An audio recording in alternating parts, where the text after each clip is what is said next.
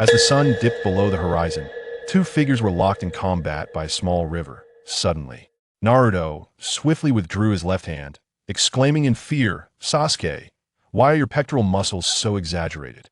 Sasuke remained silent. After the conclusion of the Fourth Great Ninja War, on the left side, 300 meters away, Sasuke stood proudly, enveloped in the Susanoo. On the right side, 300 meters away, Hinata Hyuga stood atop a massive summoning beast towering 100 meters high. In the center, Naruto stood with tears streaming down his face, lamenting, "Woe is me. I possess the heart of a harem, yet lack the fate to fulfill it." Chapter 1.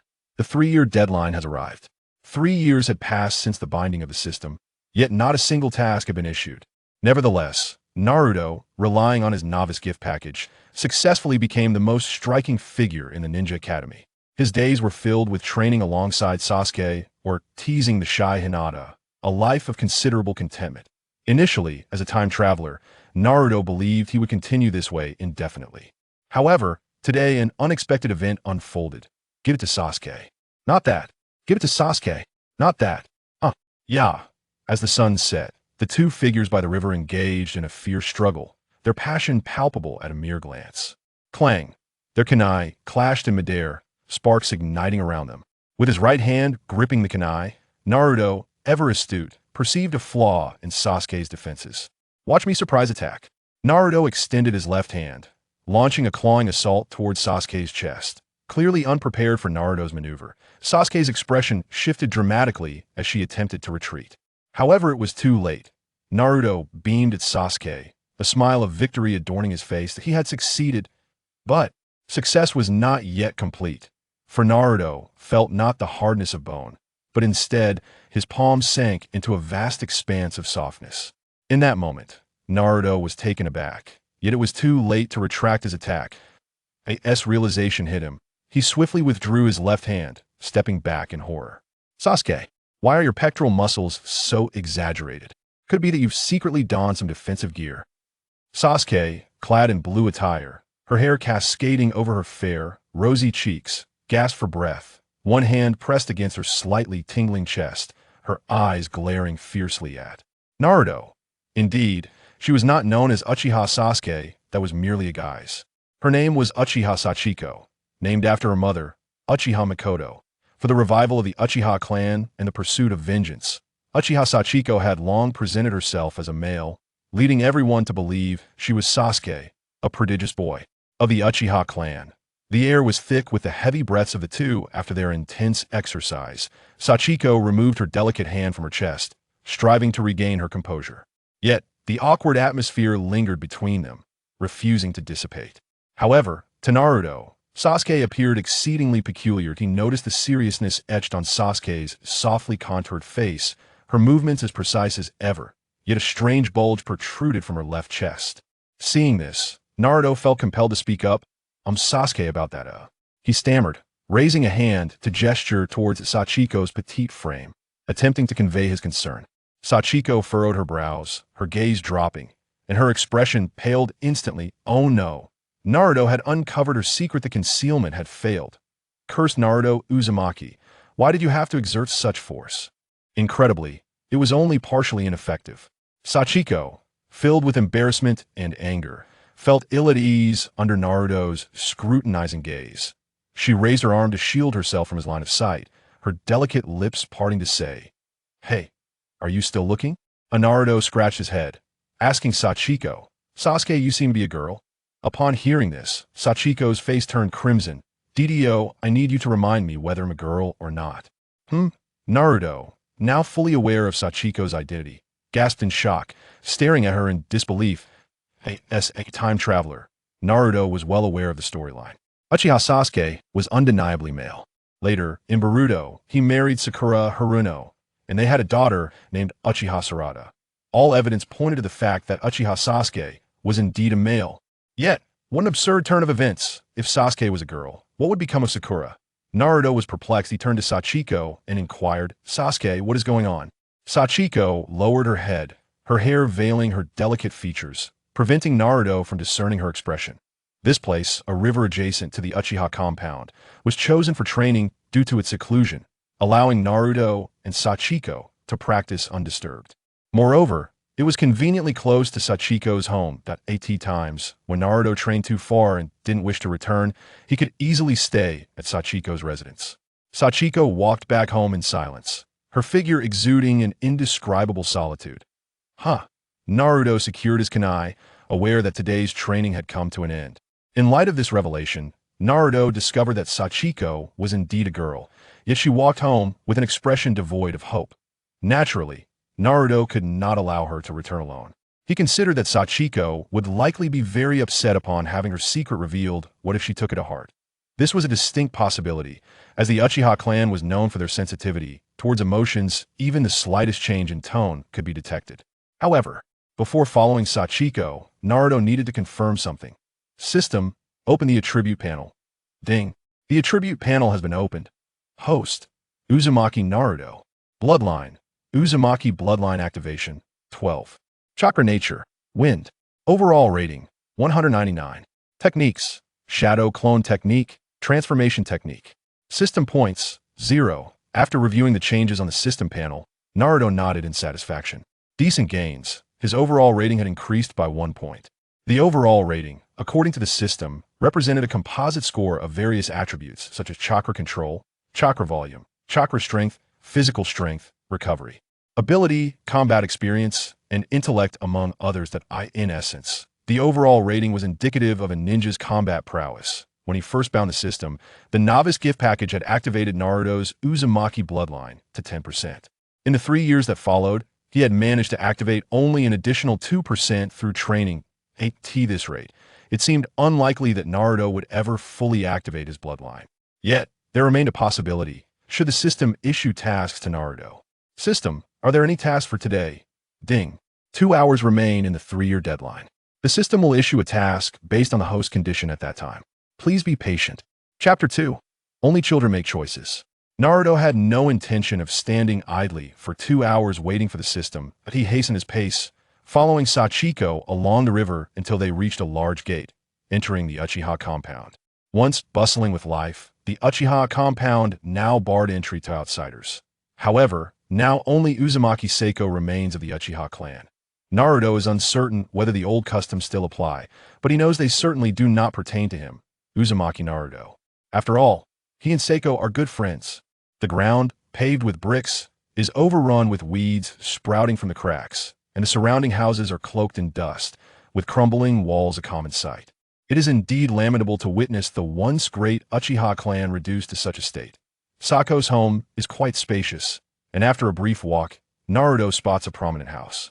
Once upon a time, he had spent a few nights here. As he reaches the door, he sees Seiko emerging from within. She no longer disguises herself as a boy. Instead, she is enveloped in a black outfit that accommodates her developing figure. If one looks closely, they might notice a hint of embarrassment on her delicate face. This is the most authentic version of Seiko. The name Uchiha Sasuke was merely a fabrication she conjured to conceal her gender. What brings you here?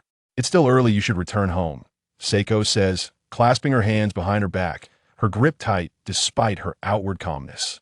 Seeing Seiko urging him to leave upon their first meeting, Naruto feels a mix of helplessness and sincerity as he responds, Sasuke, we are friends, aren't we? You can share anything with me. His earnest gaze and tone leaves Seiko feeling strangely hesitant. However, since Naruto has already discovered her true gender, her priority now is to ensure he does not divulge this secret. With that thought in mind, Seiko subtly shifts aside and invites him, come in. Inside, the room is pristine, with Naruto and Seiko positioned across from each other at a table. You're my first guest, Seiko states as she pours Naruto a cup of hot water. Time is short, and she had not anticipated anyone visiting, hence no tea is prepared. Naruto observes Seiko, finding her beautiful, her figure well. Bang! Seiko, noticing Naruto's gaze, forcefully sets the teapot on the table and, closing her eyes, asks, what do you wish to know? Naruto recognizes his rudeness, but cannot help himself. No one has ever taught him etiquette, and Seiko is a friend, after all. You can share everything you think I should know, he replies, taking a sip of the hot water. Sako's gaze drifts downward, as if she is contemplating something. My name is Uchiha Seiko, she reveals. Sasuke has transformed into Seiko, Naruto exclaims, his surprise evident. Seiko glares at him, her face a mixture of embarrassment and anger. Hey, what kind of expression is that? Flustered, Naruto wipes his mouth, astonished that Sasuke could become such a lovely girl. Perhaps it's just mealtime approaching. Seiko, please continue. You should leave. Seiko stretches lazily. I'm going to sleep. Curious, Naruto inquires, Seiko, don't you eat or bathe? And you only tell me your name? Our friendship seems rather shallow after all these years. Seiko regards him disdainfully. Didn't you say to share all that I think I can tell you? This is all I can disclose. Seiko is well aware of Naruto's nature. He is a quintessential flirt, teasing Hinata daily and even encouraging her to date Haruno Sakura, with his mind filled with lewd thoughts. Just moments ago, Seiko could tell exactly what Naruto was thinking based solely on his gaze. Typically, Naruto would regale Seiko with risque jokes, leaving her feeling utterly embarrassed yet compelled to maintain her composure. She is truly exhausted from the pretense. Perhaps this exposure of her gender will deter Naruto from making inappropriate remarks. Maybe in a way, this is a blessing? Sighing, Naruto concedes, well then, I just never expected you to be a girl. What were you thinking when we shared a restroom and I told you jokes, urging you to pursue Sakura? Seiko, expressionless, steps back, distancing herself from the perceived threat that is Naruto. She has no desire to answer his question, nor the courage to do so. Who knows how she has endured this long without revealing her secret?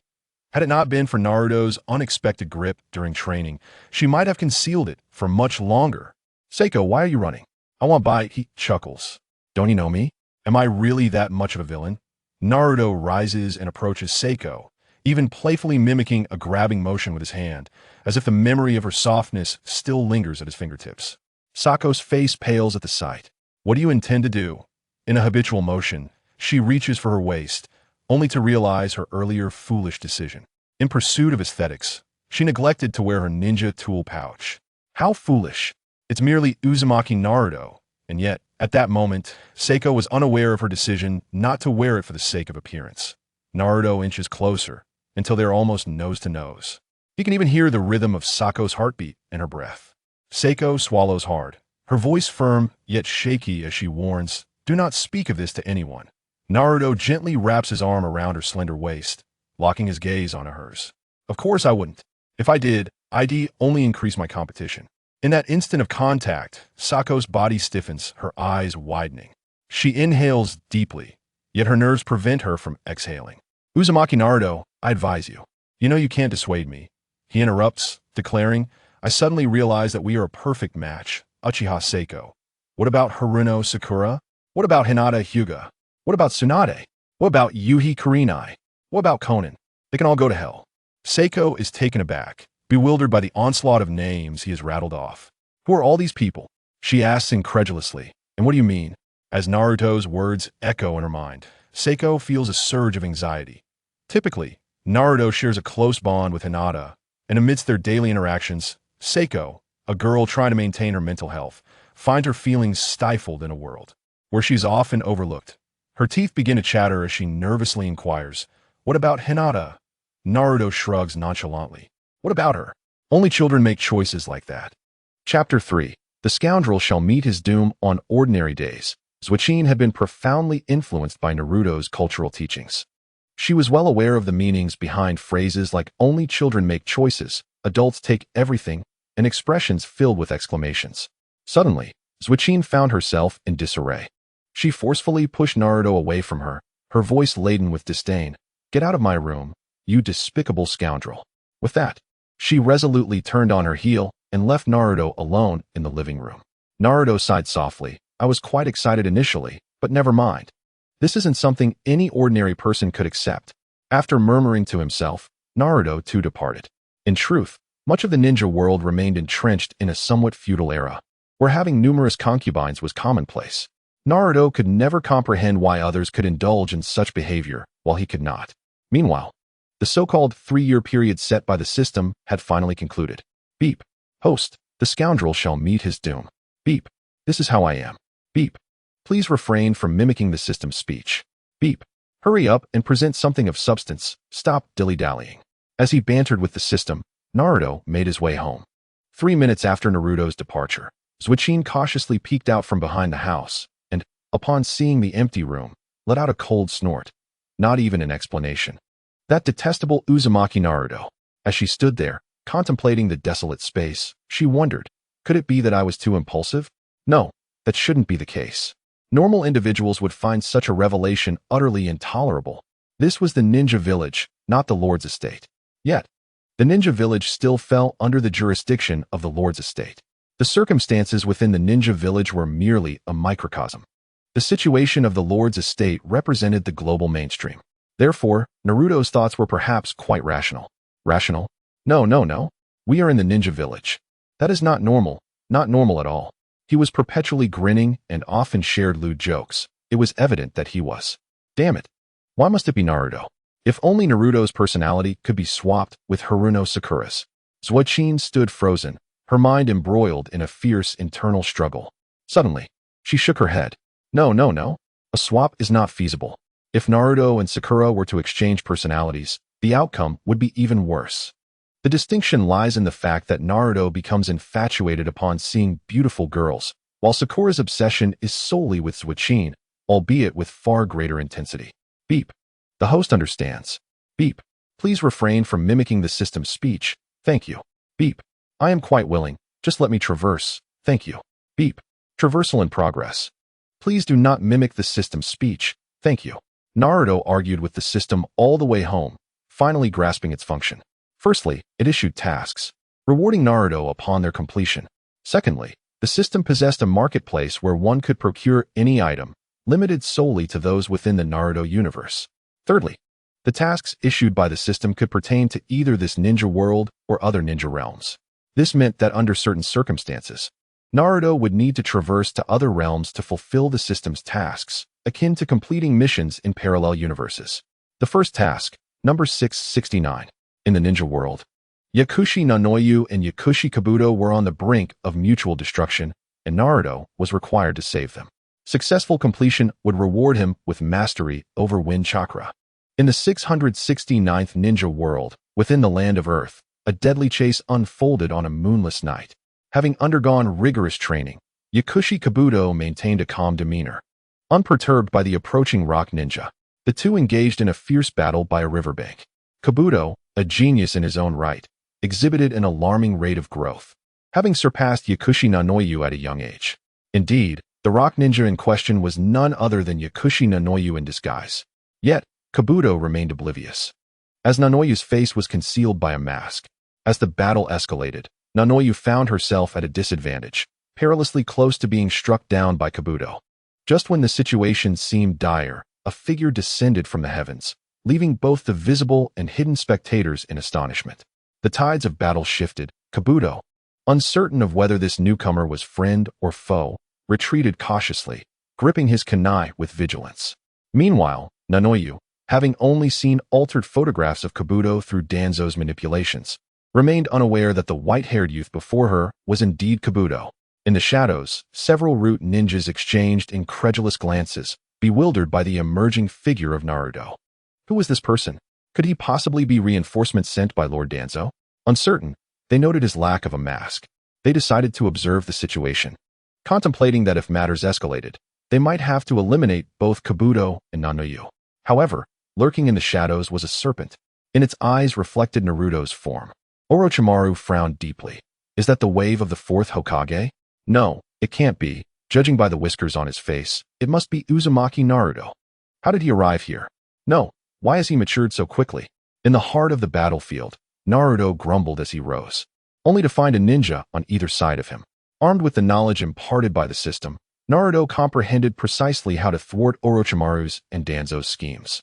Danzo's objective was to eliminate Yakushi Nanoyu and Yakushi Kabuto, as they possessed too much sensitive information and were no longer trusted by him. Meanwhile, Orochimaru coveted Kabuto's talent, wishing to recruit him as a subordinate. Now, Naruto merely needed to. Naruto turned to Kabuto and spoke directly. Kabuto, how could you lay a hand on the director? The youthful Kabuto, upon hearing his name uttered by someone of his own age, immediately heightened his alertness. On the other side, Yakushi Nanoyu trembled as she removed her mask, her eyes wide with emotion as she gazed upon Kabuto. Is that you, Kabuto? Initially, Kabuto doubted Naruto's words, but upon witnessing Nanoyu's expression, he swiftly came to a realization. In an instant, the astute Kabuto understood Danzo's plot. Yet, something about Nanoyu's tone seemed off. Naruto disregarded Kabuto and turned to Nanu, stating, "Indeed, he is Yakushi Kabuto. The photographs you saw were altered by Danzo. The real Kabuto stands before you." Naruto's declaration stunned all present, both in the light and shadows. Chapter 4. This is utterly exhilarating. Kabuto's fury surged. What? They altered my photographs. Originally, the root had permitted Kabuto and Nanoyu to communicate via letters. However, unbeknownst to them, under Danzo's directive, the root had tampered with the letters from Kabuto to Nanu, resulting in Nanu not recognizing her son upon their long-awaited reunion. Indeed, although Kabuto and Nanoyu were not biologically related, their bond was undeniably maternal. Nanoyu's reaction was even more fervent than Kabuto's. She rushed toward him. After waiting for so many years, she was not willing to delay even a second longer. In the shadows, the root ninjas exchanged glances, each recognizing the murderous intent in the other's eyes. The unexpected arrival of Uzumaki Naruto threatened to unravel Danzo's plans. Orochimaru, however, did not make a move. His original plan had been to personally reveal the truth to Kabuto, hoping to enlist him in his schemes. Yet, Naruto's interference had derailed Orochimaru's strategy. At the same time, Orochimaru felt no desire to confront Naruto. Though the reason for Naruto's sudden maturation remains a mystery, Orochimaru is well aware of the truth. Naruto is the host of the sealed-tailed beast, the formidable Nine Tails. If Naruto were to lose control, even Orochimaru would have to consider the implications for safety. The sharp whistling of shurikens slicing through the air echoed, as they completely obstructed the path of Yakushi Nanoyu. Upon witnessing this, Yakushi Kabuto's pupils contracted slightly, and he tremulously uttered a warning. "Be careful." Recognizing Nanoyu's identity, Kabuto was visibly unsettled. After all, Nanoyu is an experienced ninja. It is unlikely she would fall prey to the sudden onslaught of shuriken. With a deft sidestep, she evaded the attack and steadied herself a short distance back. In an instant, 6 masked Umbu ninjas emerged from the shadows, surrounding Kabuto, Nanoyu, and Naruto.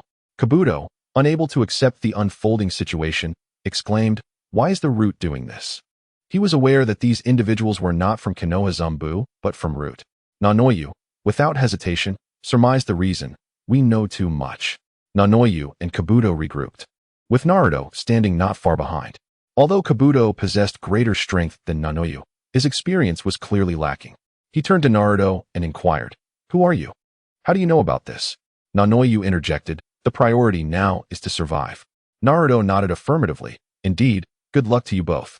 Concentrating his chakra in his legs, Naruto crouched slightly before forcefully stamping the ground, creating a crater and leaping onto a distant rock. He had successfully halted any potential conflict between Kabuto and Nanoyu. Now content to observe. If Kabuto and Nanoyu proved to be outmatched, he could intervene later. Yes, he, Uzumaki Naruto, might be inexperienced, possessing merely a surplus of chakra. Without a surprise attack, what could he accomplish? Presently, Naruto unleashed a torrent of chakra, a mere display of bravado. It is worth noting that at this moment, Naruto lacked any offensive ninjutsu. The 6 members of Root exchanged glances, deciding to momentarily spare Naruto. The eruption of chakra signified that he was not to be underestimated. Should Kabuto, Nanoyu, and Naruto join forces, they might indeed turn the tide. It was prudent to first deal with Kabuto and Nanoyu before addressing Naruto. The clash of fists and weapons intensified, revealing a clear disadvantage for Kabuto and Nanoyu against the 6 from Root. Having battled for a while, the two were gradually losing ground, with the threat of imminent death looming over them. Just when Naruto found himself in a predicament, Orochimaru made his entrance. Brandishing the Kusanagi sword, the formidable members of Root appeared as mere novices before him, swiftly dispatched with ease. Following this, Kabuto and Nanoyu regarded Orochimaru warily, fully aware of his affiliation with Danzo, leading to their mistrust. Kabuto questioned, "Orochimaru, what is your intention?" Orochimaru replied with a calm smile, "To save you." Kabuto was perplexed. How could Orochimaru, who was allied with Danzo, come to their aid? Orochimaru continued, "I require an exceptional subordinate." Exchanging glances, Kabuto and Nanoyu comprehended Orochimaru's implication. In the distance, Naruto received a system notification, "Mission accomplished, reward, mastery of wind chakra." A warm sensation enveloped Naruto's being, only to dissipate shortly thereafter. Simultaneously, he distinctly felt that the chakra within him had become exceedingly obedient. Raising his hand, Naruto attempted to concentrate chakra into it. The result was a blinding, deep blue chakra that illuminated the entire area, an overwhelming threat enveloping the surroundings. Even Orochimaru felt a shiver of foreboding at the intensity radiating from behind him. Kabuto, Nanoyu, and Orochimaru turned their gazes towards Naruto, feeling somewhat embarrassed. Naruto waved his hand dismissively, dispersing the chakra he had gathered. To his astonishment, this casual experiment yielded such results. It was exhilarating. However, the chakra release transformed into a fierce gust of wind half a meter from Naruto. A massive palm-shaped wind technique surged forth, uprooting trees and causing rivers to break. Ultimately, the technique grew in size, crashing into a distant hillside with a deafening roar. After some time, the residual effects of Naruto's unintentional attack began to subside. Nearby, a bead of cold sweat trickled down Orochimaru's forehead. If that strike had been directed at him, how could he have defended against it? No, there would be no defense. Escape was the only option. Orochimaru realized that the potency of Naruto's attack stemmed from his immense chakra. Such a young age, yet possessing the chakra of an elite jonin. Were it not for the need to suppress the nine tails within, Naruto's chakra would surpass even that of a Kage, a truly formidable prospect. A greedy smile crept upon Orochimaru's lips as he gazed at Naruto, who remained oblivious to the impact he had made on Orochimaru, which would later lead to the infamous curse mark being placed on him during the Chunin exams. Yet, such concerns were irrelevant to Naruto at this moment. After his experimentation, Naruto inquired within his mind, "How do I return? Is the host considering traversing?" Traverse. Chapter 5. I acted in self-defense in the original ninja world, at Uzumaki Naruto's home. Naruto opened his eyes, the recent events feeling like a vivid dream. Were it not for his newfound mastery of wind chakra, he might have truly believed it was all an illusion. By the way, system, does this ninja world have its own identification number? The identification number for the ninja world where the host resides is 666. Nice. System, open the attribute panel. The attribute panel has been opened. Host, Uzumaki Naruto Bloodline. Uzumaki Bloodline. Activation, 12, Chakra Attribute. Wind, Mastery. Comprehensive Score, 666 Techniques. Shadow Clone Technique. Transformation Technique System Points. 0 with the mastery of Wind Chakra. Naruto's comprehensive score skyrocketed to over 600. System, is there a specific reference value for this score? 1,000 is the standard for Kage level, 10,000 for Super Kage level, and 100,000 for Sage of 6 Paths level. What about below Kage level? Those below Kage level are deemed unworthy of this system's scoring standards. The system's arrogance left Naruto feeling perplexed. He was not yet at Kage level, so it was prudent to remain grounded. Wait a moment. Why was Naruto's score still below Kage level? He had effortlessly intimidated even Orochimaru with a mere slap when transported to another ninja world. Surely that was Kage level? The host's combat experience is essentially 0. If the host were to engage in a life and death battle with Orochimaru, the survival probability is less than 3 in 1,000. Naruto fell silent for a moment, choosing to temporarily disregard this issue. Combat experience must be accumulated over time. One cannot simply ascend to greatness in an instant. The host can complete system tasks to instantly gain combat experience. Naruto grimaced at the thought of the pain he would have to endure and asked the system, "What about tasks? This system has not yet issued any tasks. Then what is the point of this?" The following morning, Naruto was abruptly awakened by the system's incessant chatter. The task has been issued, a birthday gift for Suchin, which must be carefully chosen by the host and genuinely liked by Suchin. Task rewards, 50 activation points for the Whirlpool Bloodline and 1,000 system points. Oh dear. Does the system not realize that today is Sunday? I want to sleep in, yet you woke me up directly? The host can request to cancel the task issuance. Well, perhaps I should let it be. I was just joking, don't take it seriously. And 50%, really? It took me 3 years to accumulate just 2%. And now a mere gift can grant 50%? How unreal is that? Naruto, feeling a bit defeated, got out of bed to wash up and change. After completing his routine, he took all his savings and left his little abode. The gazes of the crowd outside were still something he found hard to adapt to. Walking down the street, Naruto noticed everyone looking at him oddly. Those disdainful glances were undeniably uncomfortable. Fortunately, Naruto was a boy capable of self-entertainment and had developed some resistance to the scrutiny of others. In simpler terms, he had grown increasingly unabashed. Speaking of which, today was July 23rd, Sachin's birthday. Naruto made his way to a gift shop, pocketing his little frog wallet, and entered with a composed demeanor. The moment the shopkeeper saw Naruto, his expression froze. He even abandoned his customers to shout at Naruto, "Get out! How dare a mere monster enter my shop?" Unfazed, Naruto shot a glance at the shopkeeper and retorted, "I'm here to buy something from you, so don't be ungrateful." If others bore no prejudice against him, Naruto could be quite mild-mannered. However, if they harbored hostility, he wouldn't hold back. Having endured the onslaught of online trolls, Naruto's words were sharp. The shopkeeper was infuriated by Naruto's audacious demeanor and grabbed a nearby stick to chase him away. Clang! Unexpectedly, Naruto brandished a kunai at the shopkeeper, saying, "Think carefully. If you attack me, I'll defend myself, and you'll be dead for nothing. If you don't want trouble, just let me shop in peace. Don't attack me when you're clearly weaker. I'm not the punching bag I was years ago." The shopkeeper, feeling the palpable threat in Naruto's words, dropped the stick and slumped into a chair, terrified. He indignantly declared, "I'll tell the third Hokage. I'll report you." Naruto scoffed at the notion. Did the shopkeeper really not grasp reality? Reporting him to the third Hokage? What a ridiculous joke. Which ninja village would punish a Jinchuriki for merely wishing to purchase something? Perhaps the third Hokage would even expel the shopkeeper from Konoha for disrupting the normal growth of a Jinchuriki.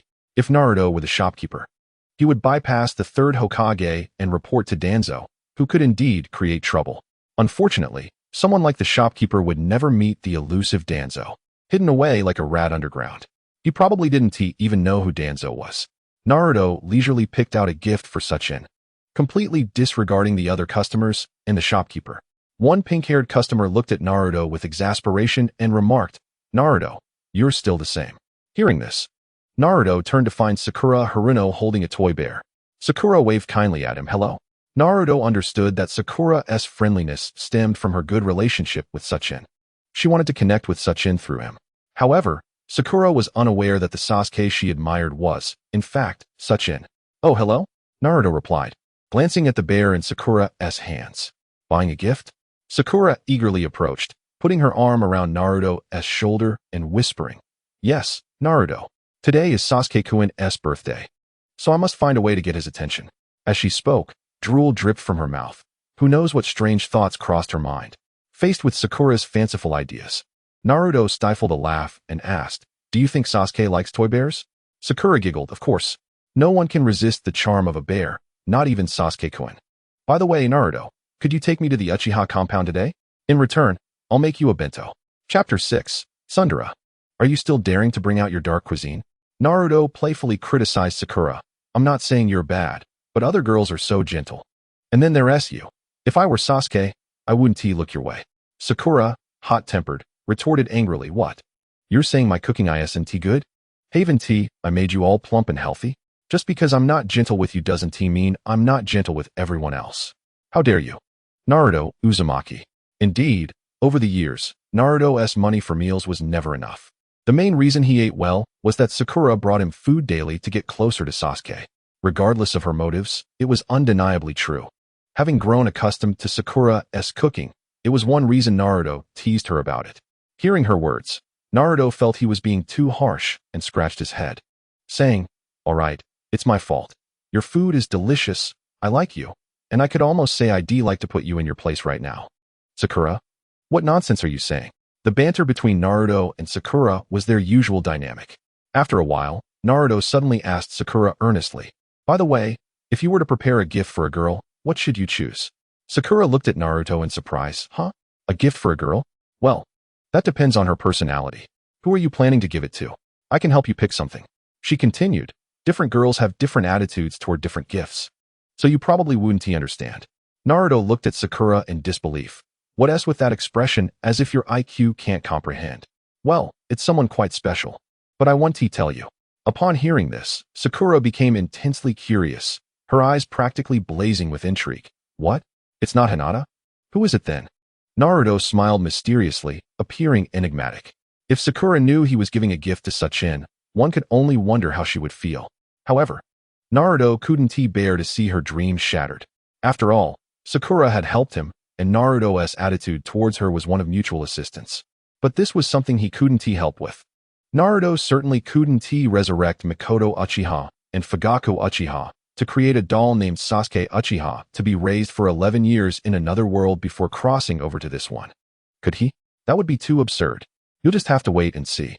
She appears in our line of sight, yet no one knows her true self. By the way, her personality is quite cold. Essentially, she is more of a tsundere. Her hobby is training to enhance her strength. So, what do you think I should gift her? After saying this, Naruto observed Sakura's expression closely. Sure enough, Sakura expressed some disappointment, saying, "What? So mysterious.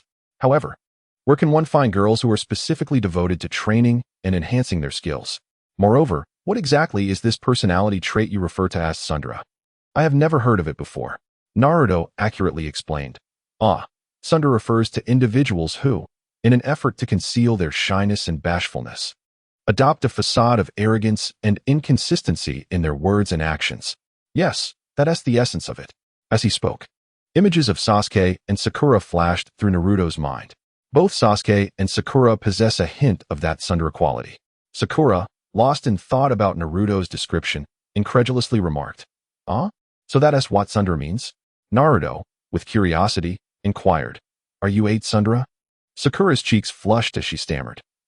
Do I seem like one?" Naruto, indifferent, replied, "Oh, I didn't notice. It doesn't seem like it." Sakura, indeed. In Naruto's eyes, only girls like Hinata mattered.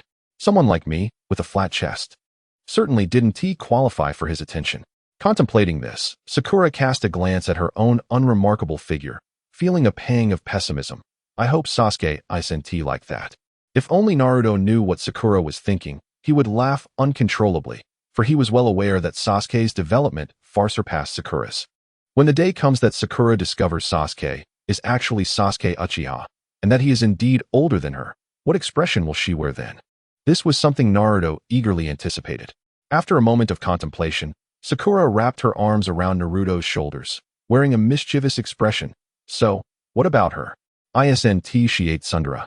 The more tsundere she is, the more you'll be drawn to her personality. What do you think will happen then? Naruto, with a hint of disdain, pushed Sakura away. So, what is the gift? Sakura, cradling her chin in her hands, blushing, mused. If it's a tsundere girl, a sweet kiss would yield the best results. Ugh, Sasuke. Naruto twitched at the corners of his mouth, his infatuation. With that, Naruto made a hasty exit. Moments ago, he had selected an exquisite little bear necklace and left behind the original price in coins. When Sakura finally emerged from her daydream, she found that Naruto had vanished. Sakura, how infuriating. Naruto actually left me here. I still need to meet Sasuke. Sakura approached the shopkeeper. How much for this little bear? Shopkeeper, this bear is not for sale. Sakura, what? Why not? Shopkeeper, because you were laughing and joking with a monster. Sakura, baka. Naruto is not a monster. It's 500 coins, right? I'll leave it here. You foul shopkeeper. Shopkeeper, this bear is not for sale. Sakura, I want to buy it. Shopkeeper, how dare you?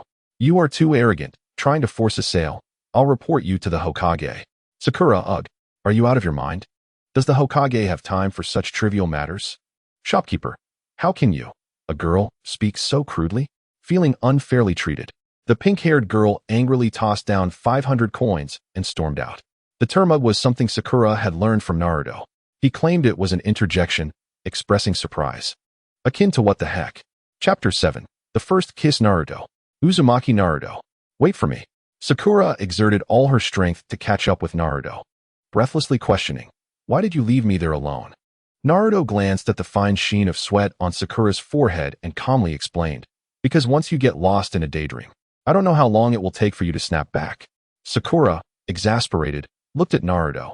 Is it really that exaggerated? By the way, you bought a bear necklace, and I bought a bear toy for Sasuke. Who are you giving yours to?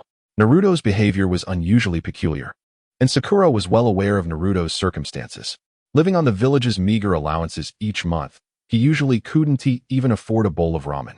If it weren't for Sakura, he would probably starve. So why would he splurge on a bear necklace? With a teasing smile, Naruto replied, "Look in the direction we're heading. Who do you think I'm giving it to?" Sakura looked up and noticed they were nearing the Uchiha compound. Suddenly, She gazed at Naruto in alarm.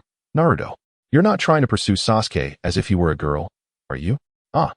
Sakura was momentarily speechless when she saw Naruto nod. Her face flushed crimson, and she trembled with excitement, even a drop of crimson liquid escaping from her nose. Naruto silently observed Sakura's reaction and sighed. Ah, so not only are you a daydreamer, but you're also a Fujoshi? Sakura, wiping away the blood from her nose, warned Naruto. Naruto, don't even think about it. Sasuke is mine. Naruto chuckled, not wishing to argue. Fine, what's yours is yours. For reasons unknown. Naruto imagined a scene where Sasuke and Sakura were married, with Sakura happily preparing the bed and waiting for Sasuke. That was a rather stimulating thought.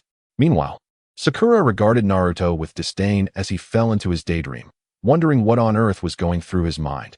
They arrived at the riverbank where Sasuke was likely training.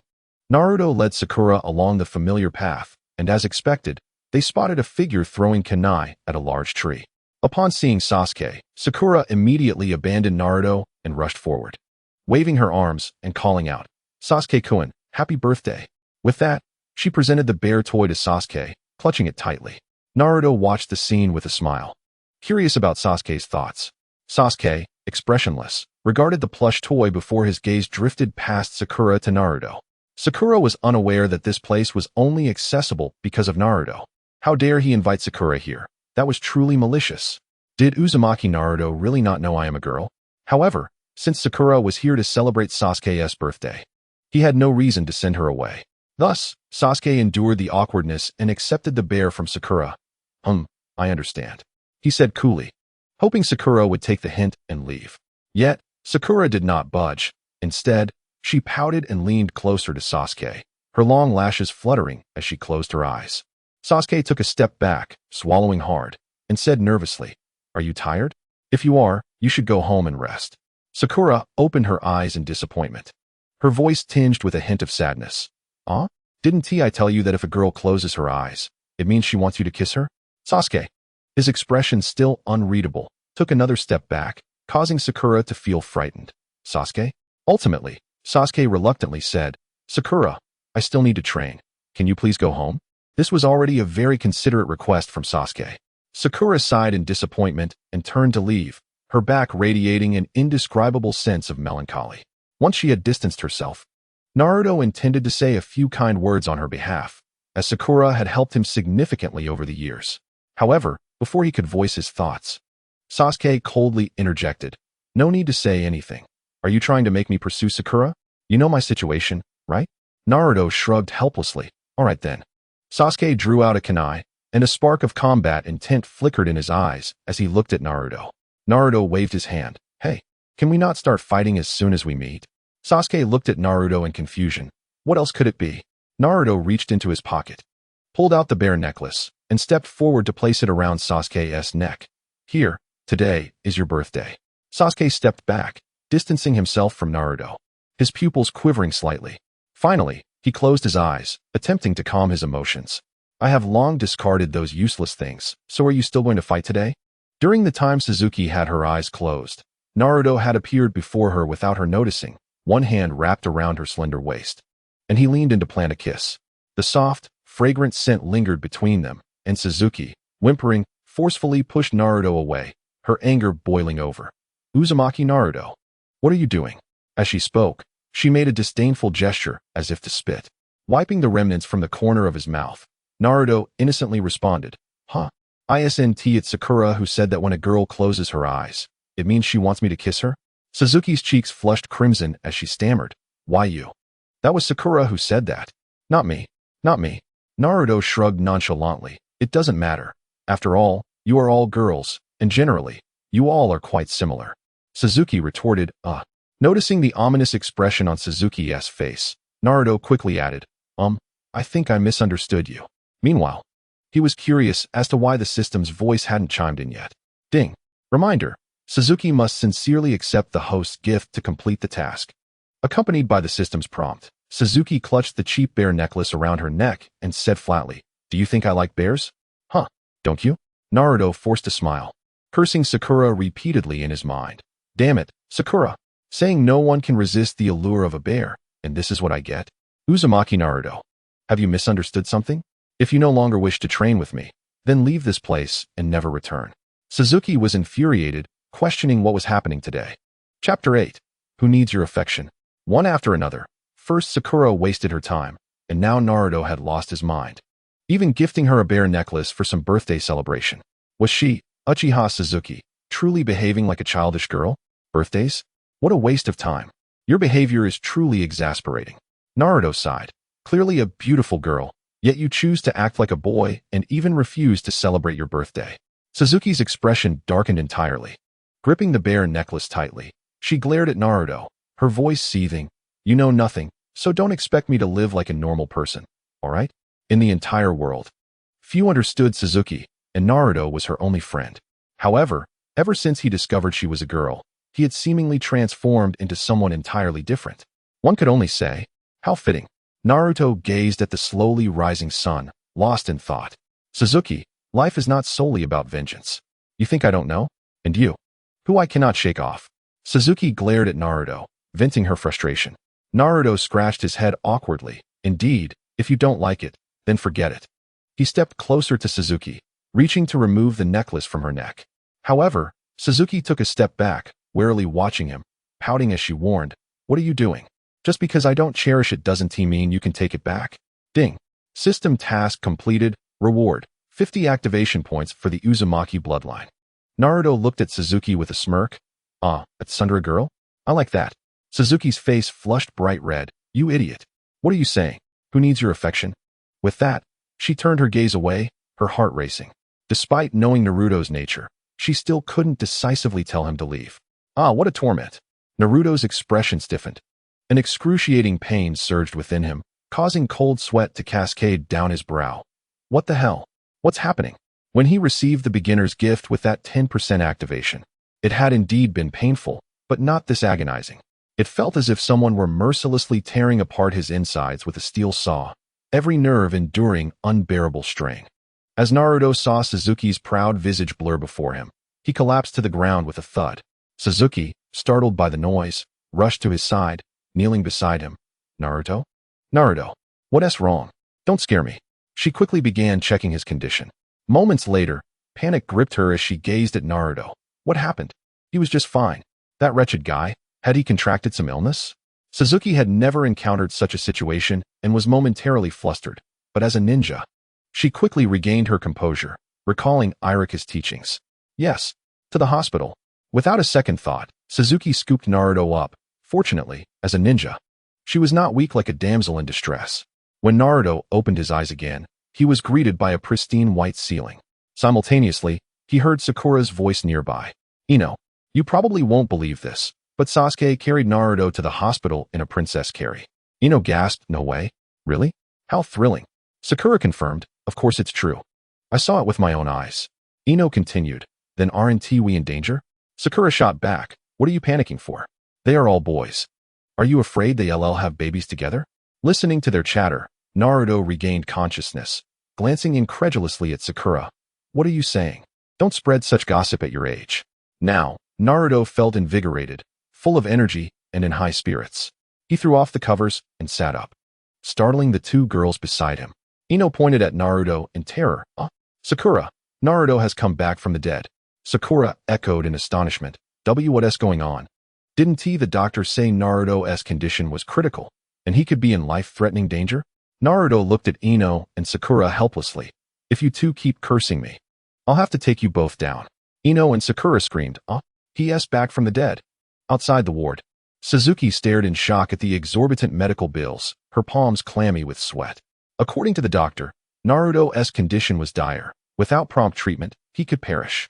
This exorbitant cost was something Naruto could never afford. Suzuki's teeth chattered as she frantically searched her mind for solutions. Suddenly, she thought of the deed to the Uchiha estate in her room. Surely it would be enough, perhaps even with some leftover. But if Suzuki proceeded in that manner, the Uchiha clan would surely become a relic of the past. In Konoha, time was of the essence. Without considering further, she trembled as she picked up a pen, preparing to sign.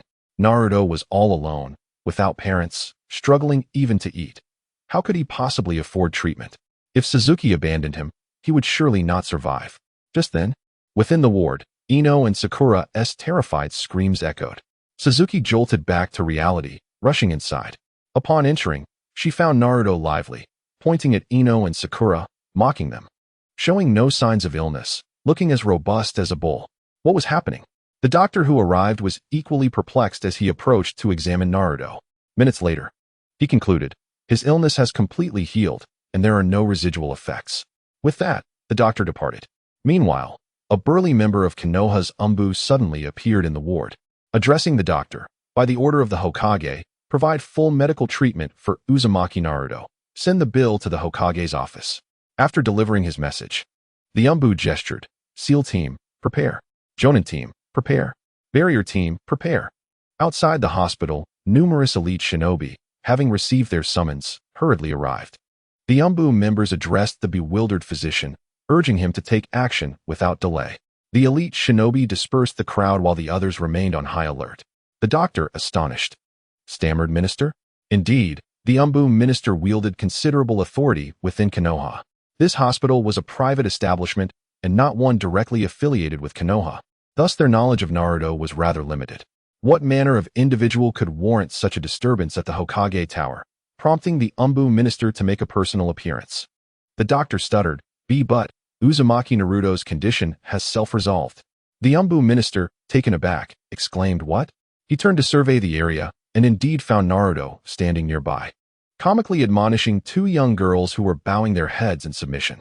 If everything is fine, why did you upload that information to a public platform? The Umbu minister shot a cold glare at the physician, who explained, when he first arrived, Uzumaki Naruto was indeed in a critical state, which prompted my actions. Meanwhile, Ino and Sakura had noticed the unfolding situation. Ino nudged Sakura with her elbow, asking, Sakura, why would the Umbu make such statements? What on earth is happening? Upon hearing this, Naruto chuckled. Isn't it perfectly normal for me to receive free treatment? That old monkey, the third Hokage, wouldn't fail at even this.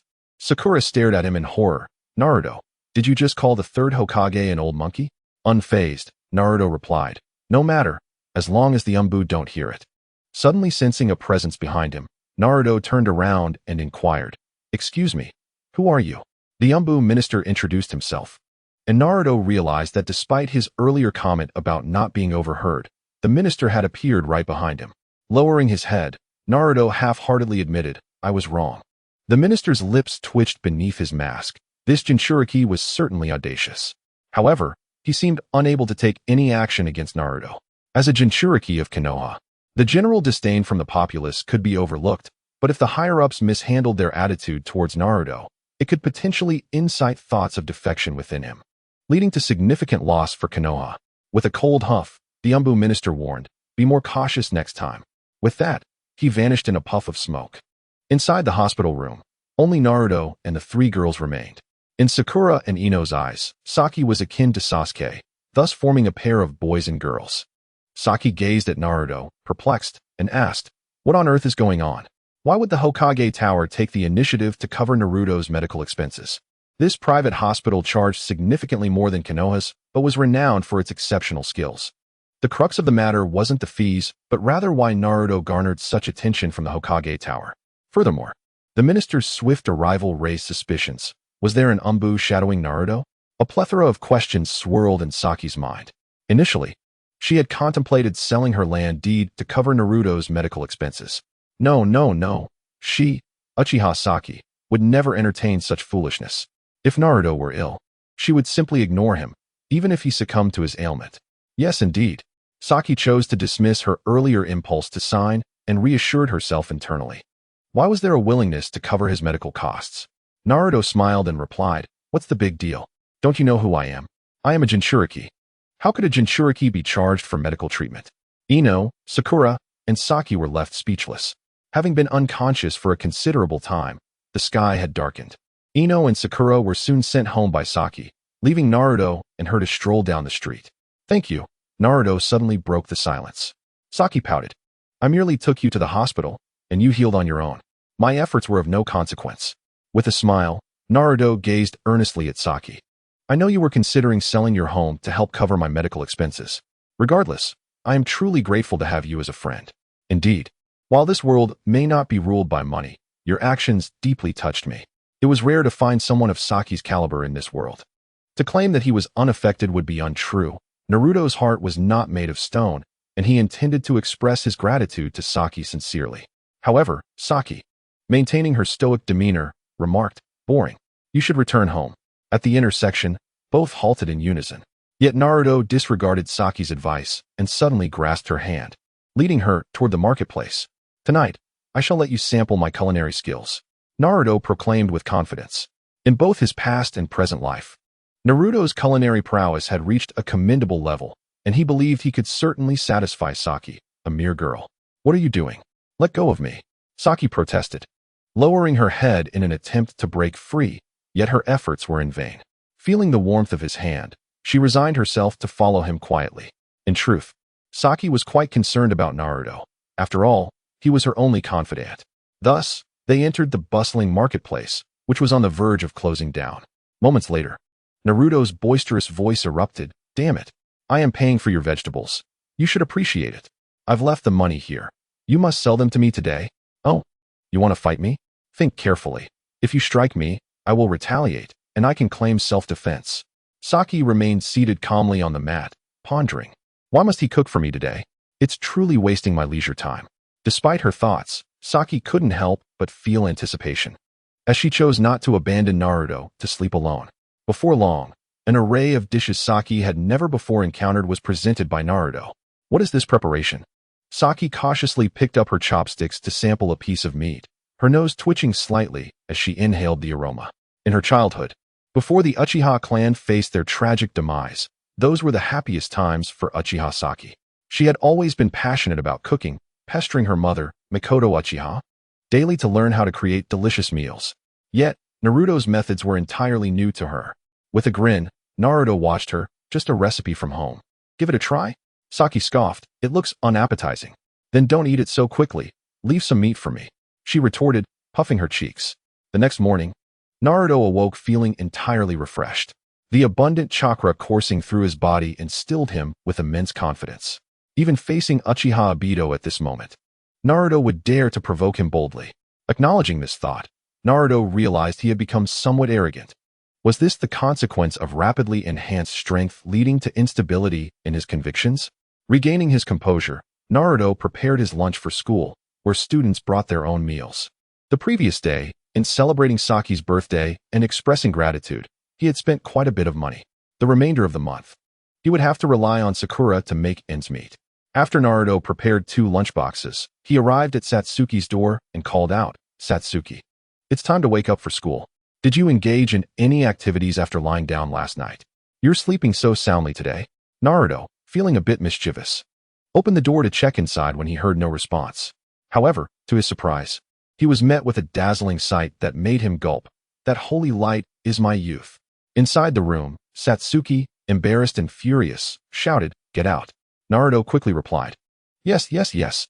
As they walked to school, Satsuki's expression had yet to return to normal. Why was Naruto so rude? Why did he barge into a girl's room? These questions plagued her mind, and she eventually concluded that Naruto was simply being himself. Suddenly, Naruto turned to Satsuki and remarked, "I prefer to wear my little underwear when sleeping. Otherwise, I feel a sense of shame. You, on the other hand, have a different preference." Satsuki, taken aback, clenched her fists and glared at him. "How dare you mention that? Let us just pretend it never happened. Don't spend the night at my place again." Seeing her unwillingness to confront the issue, Naruto nodded repeatedly. "Got it, Satsuki." This morning, Naruto intended to check on Satsuki, only to stumble upon her just as she emerged from her bed, without even wrapping the cloth she used to conceal her gender around her chest. This scene was undeniably exhilarating for Naruto, as he marveled at her soft, smooth skin. Satsuki instinctively stepped back and said, "Can you behave normally?" "I'm Uchiha Sasuke now." Naruto agreed. Right, you're Uchiha Sasuke now. Only girls can be close to you, so I feel reassured." Satsuki retorted, "What do you mean by feel reassured?" Naruto reassured her, "Don't worry, I'll help you keep your gender a secret. If it gets exposed, I'd have to contend with countless rivals. And I'd be the one who suffers." Satsuki exclaimed, "Countless?" As they walked, onlookers pointed at Naruto, and Satsuki noticed their reactions. Furrowing her brows, She observed the disdain and fear directed at Naruto and asked, Naruto, are you really a monster? The people's attitudes toward Naruto were filled with fear, contempt, and anger. Remembering the legends about Naruto being a monster and yesterday's incident of him suddenly healing, Satsuki felt puzzled. Naruto smiled and asked, what do you think? Am I a monster? Satsuki averted her gaze, closed her eyes, and gently shook her head. After spending so much time together, she understood Naruto. He was, at most, a person with some undisclosed secrets. How could he be a monster? Suddenly, a sense of danger washed over Satsuki, prompting her to open her eyes and shove Naruto away. Sure enough, Naruto had intended to take advantage of her momentary lapse. With a stern expression, Satsuki scolded, can't you stop thinking about those weird things? Naruto scratched his head and replied, you know, at our age, these thoughts come naturally. Initially, Satsuki felt a twinge of sympathy for Naruto, considering how no one wished to be seen as a monster, a phenomenon that could inflict deep emotional scars. However, witnessing Naruto's shamelessness, her fleeting pity vanished, replaced by a singular thought. Naruto is someone I must be cautious of. After walking a bit further, they stopped at a street vendor selling breakfast. Moments later, Naruto's furious voice rang out, damn it, I'm buying your breakfast as a favor, so don't be ungrateful. I've placed my money here. You'll sell it to me today, whether you like it or not. The vendor replied, I never said I wouldn't sell. Naruto, taken aback, replied, oh really? My bad, I apologize. Chapter 11. Wait, why say again? After purchasing breakfast, they encountered Sakura on the way, and the three headed to school together. The feeling of walking to school with two companions brought a wave of nostalgia to Naruto. The youth he lost in his previous life. Naruto, here as today as food supply, he thought. Following the usual routine, if you wish to get closer to someone, you must first win over those around them, right? Sakura presented Naruto with a carefully prepared lunch, which he accepted without hesitation, thanking her insincerely. Thank you, Miss Haruno. If you're ever in danger, I promise to be the first to shield you, as I am Uzumaki Naruto. Taking advantage of Satsuki's distraction, Sakura whispered to Naruto, I don't need you to shield me. I just want to know if you really gave that bear necklace to Sasuke yesterday. What method did you use? Today, Satsuki still wore that bear necklace around her delicate neck. While it might be inexpensive in value, it was evident that she cherished it dearly. This realization sent a shockwave through Sakura, intensifying her feelings of unease. Naruto chuckled, of course, I used the method you suggested. What was it you said to do with tsundere types? Hearing this, Sakura's pupils widened in surprise, realizing she might have missed something significant. What? Did you really kiss Sasuke? But you're a boy. Aren't you pursuing Hinata? And both you and Sasuke are boys. How could you not inform me beforehand? Sakura's mind raced with stimulating thoughts, causing Naruto to observe her swallow hard. With a playful smile, Naruto gazed at Sakura, his eyes shimmering with an inexplicable light. Oh, Sakura, it was your idea, and you even played the role of my wingman. If I don't take that chance, am I even a man? How can you be so sure Sasuke is a boy? As they continued their journey, Naruto and Sakura's whispers filled the air as they arrived at school. Upon entering the classroom, Satsuki quickly found a seat at the front. Sakura, ever so considerate, sat beside Satsuki, occasionally engaging her in conversation. However, it was evident from Satsuki's responses that she had mastered the art of dealing with the bothersome Sakura. As for Naruto, he turned his attention to Hinata, leaning closer to her, inhaling her enticing fragrance, and murmuring suggestive remarks. Unsurprisingly, Hinata blushed crimson, lowering her head and nervously fidgeting with her clothing as she stammered, yes. Hinata, what did you say? I didn't catch that. Could you repeat it? This caused Hinata's embarrassment to escalate, making her unable to look at Naruto. Behind them, three bewildered boys, Inuzuka Kiba, Akimichi Choji, and Nara Shikamu, watched in astonishment as Naruto deployed his charm on Hinata. Meanwhile, beside Satsuki, Sakura cautiously asked, Sasuke-kun, what happened between you and Naruto yesterday? Suddenly, Satsuki clenched her fists tightly, her lips pursed in determination as she glanced back, observing Naruto and Hinata's interactions, and thought to herself, how infuriating, how infuriating, how infuriating. Yesterday, while I was momentarily distracted, my first kiss was stolen from me. This morning, the situation escalated as I found myself being thoroughly scrutinized and even subjected to unsolicited advances to which I had not put up a serious resistance. However, Upon arriving at school, that notorious lecher, Naruto, began to tease Hinata again. Humph, Uzumaki Naruto. Merely a lackluster underachiever and a disreputable scoundrel, hardly worthy of concern. Indeed, there is no need to dwell on it. Sakura Haruno perceptively noticed the emotional turmoil of Satsuki, who appeared on the verge of tears. Although she did not fully grasp Satsuki's distress, it did not deter her from offering comfort. Clearing her throat with a gentle demeanor, Sakura reassured. If you are facing any hardships, Sasuke-kun, you can confide in me. We shall face them together. Upon hearing Sakura's words, Satsuki instinctively pondered how best to respond. At that moment, a fit of heavy breathing echoed from the doorway, and Ino appeared, breathless and indignant. Pointing an accusing finger at Sakura, she exclaimed, "You deceitful fiend. We agreed to attend school together, yet you, with your broad forehead, slyly sought out Sasuke-kun. How utterly cunning." Sakura merely smirked triumphantly, as if to mock Ino's naivety. Ino, incensed by this derisive smile, felt as though she had been made a fool, having trusted Sakura's deceitful words. As time passed, and classmates began to arrive, the classroom buzzed with activity.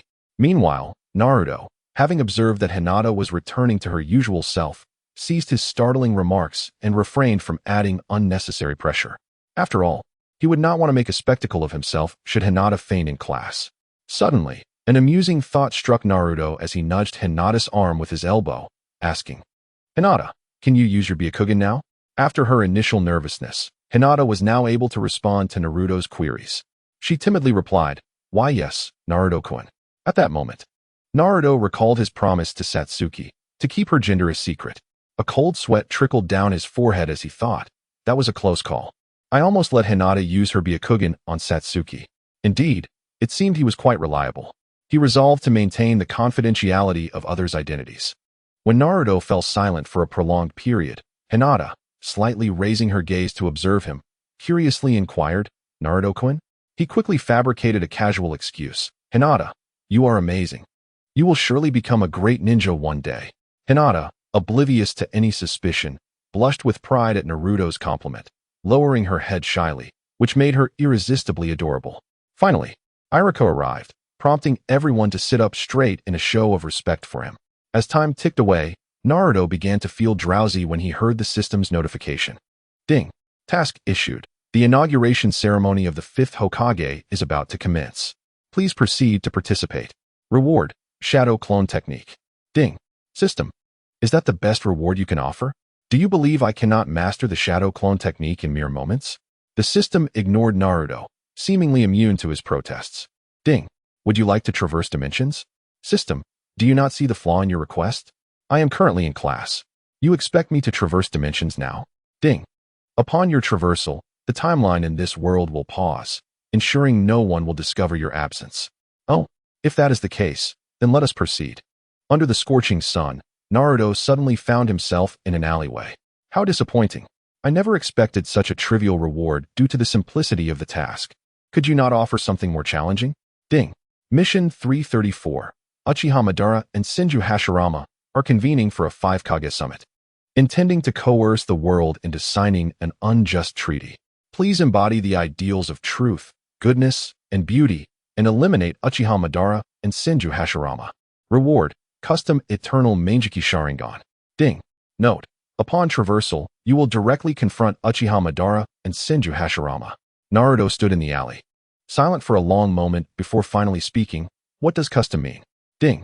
You will face all abilities of the Mangeki Sharingan and may select two. Ding! To prevent loss of life. This system will temporarily decline this task. A sinister smile crept across Naruto's face. He had anticipated that the system would not so easily lead him to his demise. With the system backing down, he felt a surge of excitement. Taunting, "System, don't back out now. I am eager to witness the legendary Madara." Ding! Would you like to traverse dimensions? Naruto, startled, exclaimed no. Quickly, reject my request. Emerging from the alley, he felt a sense of relief, musing, "Thank goodness I reacted quickly. Otherwise, traversing would have been suicidal. What are you doing here? Aren't you attending the 5th Hokage's inauguration?" Suddenly, a gentle voice reached his ears. Naruto jolted, realizing someone recognized him.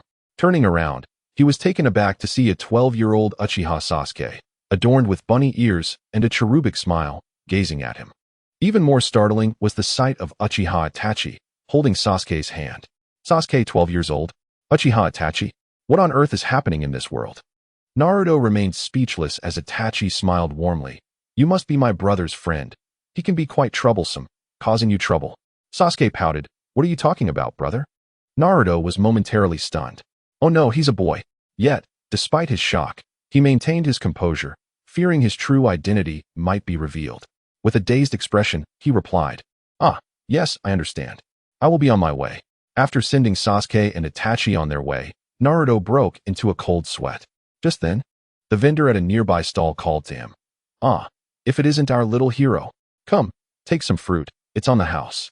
Naruto glanced at the vendor, recognizing him from his own world, but the vendor's demeanor was completely opposite. It seemed that in this world, his identity was not concealed. Naruto-kun, have you seen Itachi and Sasuke? A voice suddenly came from behind him, leaving him speechless in his astonishment. Turning mechanically, he was met with the sight of Uchiha Shursui. Not far off, voices approached. Obito, wait for me. Rin, can you show a little more enthusiasm? Maybe Kakashi has already arrived. I can't wait. Come on. It's just a father who's an Umbu captain. Once my Sharingan evolves into the Manjiki, I will surpass that arrogant Kakashi. Obito, how many times must I remind you? You must be mindful of our Uchiha clan's reputation in public. You cannot act like a sycophant. Dear, please don't be too hard on him. Obito has his struggles too. Whoa. Just then, a figure in white appeared behind Naruto. Naruto, you must not use foul language. Hinata, standing behind Neji with a cool demeanor, regarded Naruto with an expression that suggested she was not particularly fond of him. After a period of tumult, Naruto found refuge in a secluded area, where he utilized a transformation technique to assume a different identity, allowing him to emerge without attracting attention. Otherwise, the overwhelming enthusiasm of the crowd would have rendered him unable to manage the situation. What a perplexing evolution this world has undergone. In the distance, the Hokage rock loomed, featuring the visages of the first Hokage, Hashirama Senju, the second Hokage, Tobirama Senju, the third Hokage, Hiruzen Sarutobi, the fourth Hokage, Minato Namikaze, and the fifth Hokage, Tsunade Senju. It was utterly surreal. Those who should have perished were still very much alive. Naruto stared in astonishment at the familiar yet foreign faces surrounding him, cautiously concealing his identity. The Uchiha clan and the Hyuga clan had diverged from their canonical narratives.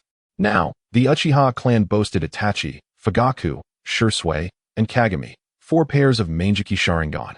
Such a peak of clan prowess raises questions about the audacity of Konoha in permitting such overwhelming combat strength to flourish. Suddenly, atop the Hokage building, a mature man clad in Hokage robes appeared. He was none other than the 5th Hokage, Tsunade Senju. Beside her stood a gathering of notable figures. The 4th Hokage, Minato Namikaze, the ninja professor, Hiruzen Sarutobi, the headmaster of the Ninja Academy, Jiraiya, the president of Konoha Technology University, Orochimaru, the dean of Konoha Medical University, Tsunade Senju, and the current head of the Umbu, Shikaka Nara, along with the leader of the Jounin class, Shikamaru Nara. In a surprising moment, Naruto witnessed Tsunade deliver a punch to Jiraiya, seemingly due to his mischievous behavior. Amid the crowd's anticipation, Tsunade declared loudly, "Under the great Buddha, all eyes are equal." The onlookers erupted in excitement, while Naruto stood bewildered. Congratulations, host. Task completed. Rewards have been distributed. The memories of the shadow clone technique flooded Naruto's mind, prompting him to mutter, "System, let me traverse dimensions."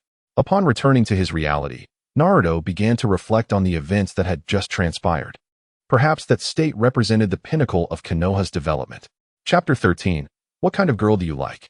In the ninja world, Naruto languished over his desk. The impassioned speech of Iruka at the podium failed to rouse Naruto from his lethargy. The 007 ninja world appeared to be quite intriguing. Contemplating other matters of the shinobi realm, he suddenly addressed the system. "System, open my attribute panel." Host, Naruto Uzumaki Bloodline. Uzumaki Bloodline. Activation, 62. Chakra Nature. Wind, Mastery. Overall score, 1688 Techniques. Clone Technique. Transformation Technique. Shadow Clone Technique System Points. 1000. Have I unknowingly become this formidable? Naruto mused, gazing at the impressive overall score. Please remain calm, host. Your comprehensive score is largely derived from the Uzumaki bloodline and mastery of Wind-type chakra. However, your practical combat experience is virtually non-existent, rendering you unprepared to challenge even the lower tiers of Hokage-level shinobi. Disregarding the system's discouraging remarks, Naruto inquired, "System, can I purchase items in the system store with my points? Open the system store for me." The system store is now open. A transparent interface, visible only to Naruto, materialized before him, showcasing a variety of items, complete with a quick search function. Regrettably, he could only procure items pertinent to the Naruto universe, with no access to devil fruits or mechs. Suddenly, he spotted an item of great necessity. 100,000 Ryo, 100 system points. System, if I purchase these Ryo, will you simply deposit 100,000 onto my desk? Affirmative. Then perhaps I shall reconsider. Naruto was currently in class. The prospect of a sudden windfall of Ryo would be both absurd and suspicious. As the seconds ticked by, and Naruto began to drift into a stupor, the long lesson finally came to an end. Next came the much-anticipated meal break. The training ground of Konoha Ninja Academy was typically deserted during lunchtime. Naruto, along with two young ladies and one girl disguised as a boy, sought solace in the training area. "Here, Hinata, these dumplings were made by Sakura. They're quite tasty," Naruto offered, placing a piece of savory dumpling on Hinata's plate before focusing on his own meal. Hinata delicately savored her food, her gaze filled with curiosity as she observed the training ground. What discovery awaited them? Inside the training area, Sasuke and Sakura stood facing each other, with a serious demeanor. Sasuke firmly stated, "Sakura, I will not be with you. You should give up." This unequivocal rejection dealt a significant blow to Sakura. However, as a woman of resolute spirit, she could not simply acquiesce. Clenching her fists, she sought to demonstrate her worth. "Sasuke-kun, what type of girl do you like? I will strive to change." Sasuke narrowed his eyes, revealing a hint of impatience. As a woman, she found Sakura's advances increasingly intolerable. A smirk crept onto Sasuke's lips as she teased, "I prefer someone powerful, and you, Sakura, barely scrape by in theoretical knowledge. If you can place in the top 2 of our class as practical exercises, I might seriously consider your proposition." A glimmer of hope sparked within Sakura, despite the odds being slim. "Sasuke-kun, let us agree on that," she exclaimed, brimming with determination. Sasuke nodded affirmatively. "Yes, let us agree on that. But until then, refrain from bothering me so frequently." Sakura nodded earnestly, retrieving her lunch from her bag. She resolved to diligently train from this day forth, aiming for a commendable second place in class before the term concluded. Then, Sasuke would no longer be able to ignore her. "Accept me, Sasuke." Such was the resolve of a love-struck girl. Sakura silently motivated herself, filled with confidence. However, Sasuke merely huffed and dismissed her presence. It was worth noting that apart from her, there was another formidable presence in the class, Naruto Uzumaki. Sasuke was well aware of Naruto's strength. Did Sakura truly believe she could best Naruto? Such thoughts were utterly fanciful. In the expansive training ground, several ninja students were partaking in their meals. Naruto turned to Sasuke and remarked, "How does it taste, Sasuke?" He winked at her, narrowly avoiding the slip of calling her Sakura in front of Hinata and Sakura. Sasuke had initially considered the delightful flavor of Naruto's bento, which suited her palate well. However, Naruto's playful antics prompted her to shoot him an annoyed glare, clearly indicating, "Be careful. If my identity is revealed, I won't let you off easily." To which Naruto quickly replied, "I will be cautious." As they exchanged glances, Sakura stared, astonished, at the subtle interplay between Sasuke and Naruto, questioning her role as a third party in this dynamic. When did Naruto and Sasuke grow so close? System task activated. Please achieve first place in the upcoming practical exercises. Task reward, 50 activation points for the Uzumaki bloodline. Upon hearing the system's voice, Naruto furrowed his brow in confusion. "System, my activation is at 62. If you grant me an additional 50, wouldn't that total 112? Note, any excess activation points will be converted at a rate of 1 activation point for the Uzumaki bloodline. 300 system points. Ah, that seems reasonable." Temporarily setting aside the system's matters, Naruto's gaze returned to Sasuke, who displayed a serene expression devoid of emotion, methodically consuming her meal with an air of indifference. Noticing Naruto's gaze, Sakura slightly cast a glance at him and asked, "Is there something wrong?" Naruto suddenly spoke up, "For today's combat exercise, I would like to borrow the title of first place. Sakura was taken aback. Huh? Hinata's reaction was similarly bewildered. This statement left Sakura quite astonished. She reached out to touch Naruto's forehead, questioning, Naruto, you're not running a fever, are you? Why would you say something so nonsensical? Even Hinata looked at Naruto in surprise. Clearly, Naruto's words seemed somewhat irrational. It is worth noting that Satsuki's prowess was acknowledged by all. Throughout the entire grade, there was hardly anyone capable of defeating her. Satsuki's position as the champion of the combat exercise seemed almost set in stone. Satsuki appeared to be provoked by Naruto's challenge. Her fighting spirit ignited. Very well, I await your challenge. Chapter 14. The more I think, the angrier I get in the afternoon at the training ground. All students from Irika's and Mizuki's classes gathered together for an intergrade combat exercise. The rules were simple, the rankings were predetermined, and anyone could challenge another. The loser would yield their position. Rankings held little significance, nor were there any rewards. Merely the 4 words, the opportunity to boast. Satsuki was in first place. Yet Naruto was not in second. Although he was somewhat of a legendary figure within the school, his reputation was built on provoking others into fights. And during the combat exercises, he performed rather passively, rarely initiating challenges, resulting in a low ranking over time. Satsuki awaited Naruto's challenge, but unexpectedly, she was confronted by someone who usually kept a low profile, Hinata Hyuga. As Hinata challenged Satsuki, both took their positions, and Irika announced, friendship first, competition second. Let the battle begin, Hinata declared. I have trained diligently, and now you shall witness the fruits of my labor. Immediately, she activated her Byakugan, her gaze steadfastly fixed on Satsuki. Uncertain of her chances against Satsuki, she was nonetheless willing to try. However, Hinata suddenly froze, her mouth slightly agape as she exclaimed, so big. Realizing her slip, her face flushed crimson as she thought, with such pressure, won't it break? Meanwhile, Satsuki was evidently angered. For Hinata had uncovered her secret. Typically, unless controlled by a member of the Hyuga clan, the Byakugan could only perceive the framework of the human body and the flow of chakra within. Given that all human beings possess chakra, the flow of chakra emanating from Satsuki's chest was markedly more intense than that of her male peers. During class, Satsuki had observed Hinata and Naruto being affectionate, and her heart was already brimming with suppressed anger. She knew this situation was entirely Naruto's fault. He had clearly provoked Hinata, yet treated Satsuki in such a manner, leaving her unable to manage her emotions, making her envious whenever she saw Hinata and Naruto together. Absurdly, while Satsuki felt jealousy, she could not voice it and had to bottle it up. Come on.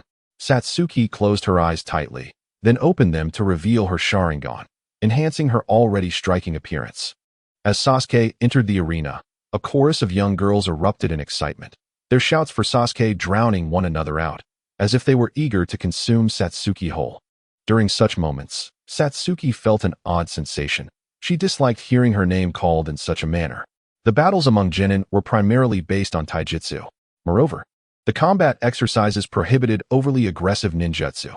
Even kunai had to be made of wood. Both Satsuki and Hinata were experts in taijutsu, and without exchanging many words, they launched into battle, each move executed with remarkable skill. Hinata managed to keep pace with Satsuki's speed. Among the crowd, Naruto watched in astonishment, having not anticipated Hinata's formidable prowess. Frequently training with Satsuki, Naruto was aware of her incredible speed, which was among the best for their age group. Especially with the assistance of her Sharingan, her reaction time was astonishingly swift. It was no wonder, considering Hinata's lineage.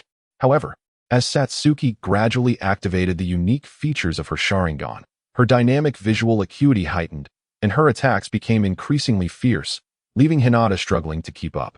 Suddenly, Satsuki delivered a solid strike to Hinata's shoulder. As Hinata attempted to stabilize herself, Satsuki swiftly lowered her center of gravity and kicked at Hinata's ankle. Naruto watched with a pained expression, realizing that Hinata had already lost due to this unforeseen turn of events. In a real battle, she would have been utterly unable to withstand Satsuki's onslaught. With a sudden surge of chakra in his legs, Naruto darted to Hinata's side, catching her delicate form just before she fell. Irika, witnessing Naruto's intervention, proclaimed, "The victor is Uchiha Sasuke." Seconds passed. Hinata, unable to meet Naruto's gaze, shyly asked, "Naruto-kun, Could you please set me down? Naruto nodded and gently released her. Damn it. From a distance, Satsuki gritted her teeth, watching the scene unfold. That Naruto Uzumaki. Truly seizing every opportunity. He treated Hinata this way, yet still acted similarly toward her. What a relentless scoundrel. Why was Satsuki unable to let go of her resentment? Naruto certainly noticed the murderous glare from Satsuki, yet it posed no threat to him. Rather, it excited him, affirming that Satsuki still cared for him deeply. Seeing Naruto still holding Hinata's hand, speaking words of concern, jealousy surged within Satsuki. In a moment of impulsiveness, she declared, Naruto Uzumaki, I challenge you. She needed to find a way to stop him.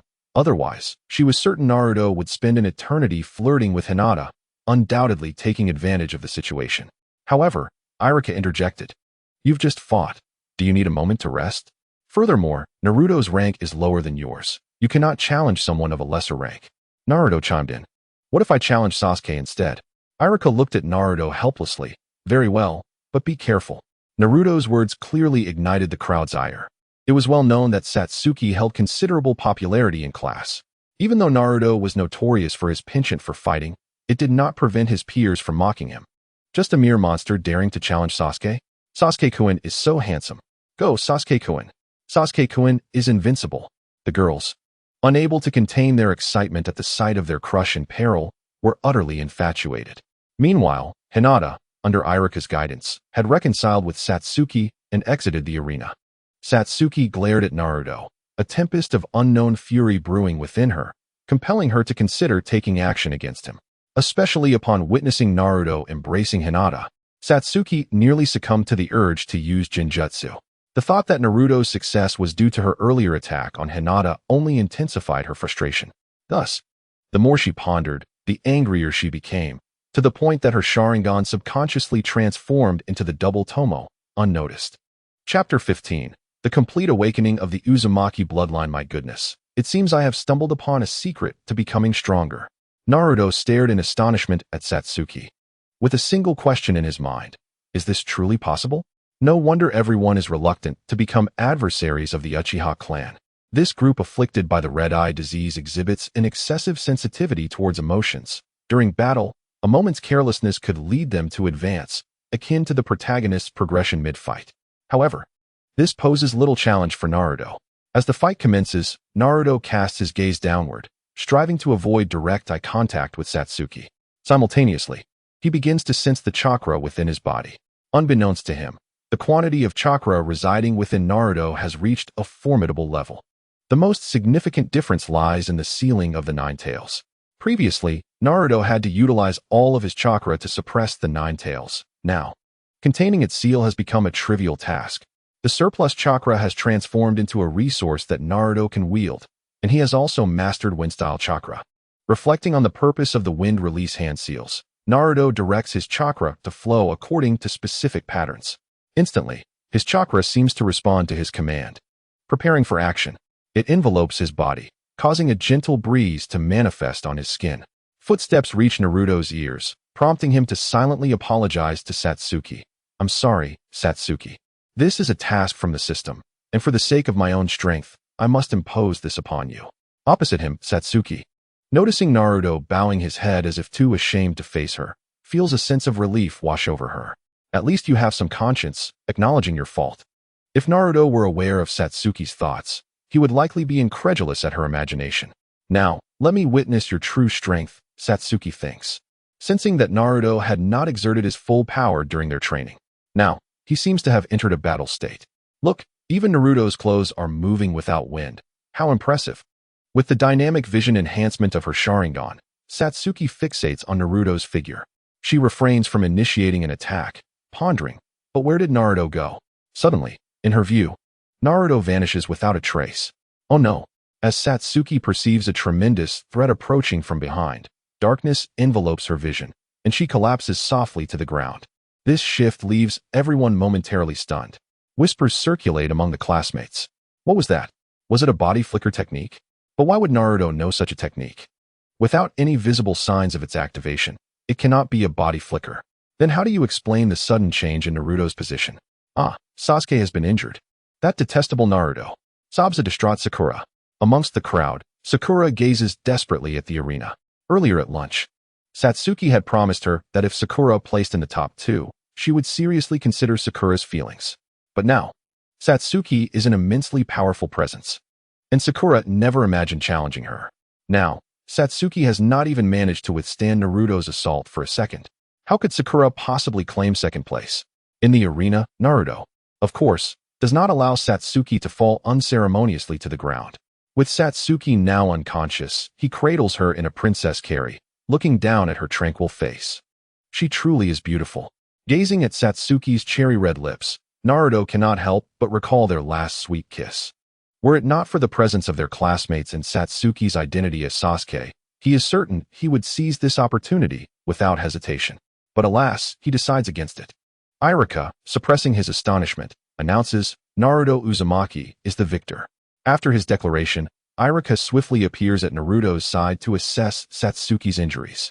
After a brief moment, confirming that she is merely unconscious, he resumes overseeing the practical exercise. Meanwhile, Naruto hurriedly carries Satsuki into the crowd, placing her in a clean spot before a notification from the system resonates in his mind. Ding! Congratulations, host, you have completed the task. Rewards have been issued. The Uzumaki bloodline continues to activate, and amid intense pain, Naruto's chakra begins to surge forth uncontrollably. The sealing space of the Nine Tails, influenced by this chakra, is reinforced time and again, driving the Nine Tails into deeper despair. At this moment, the Nine Tails is cursing its fate, exclaiming, "Damn it! After so many hosts, I've never encountered such a peculiar one." At merely a teenager, his chakra erupts with alarming frequency. Could it be that Naruto is the reincarnation of Ashura? In reality, having gained experience from the last ordeal, Naruto manages to endure the pain this time. After all, his previous activation was at 50%. This time, less chakra is required to activate the bloodline, resulting in a milder discomfort.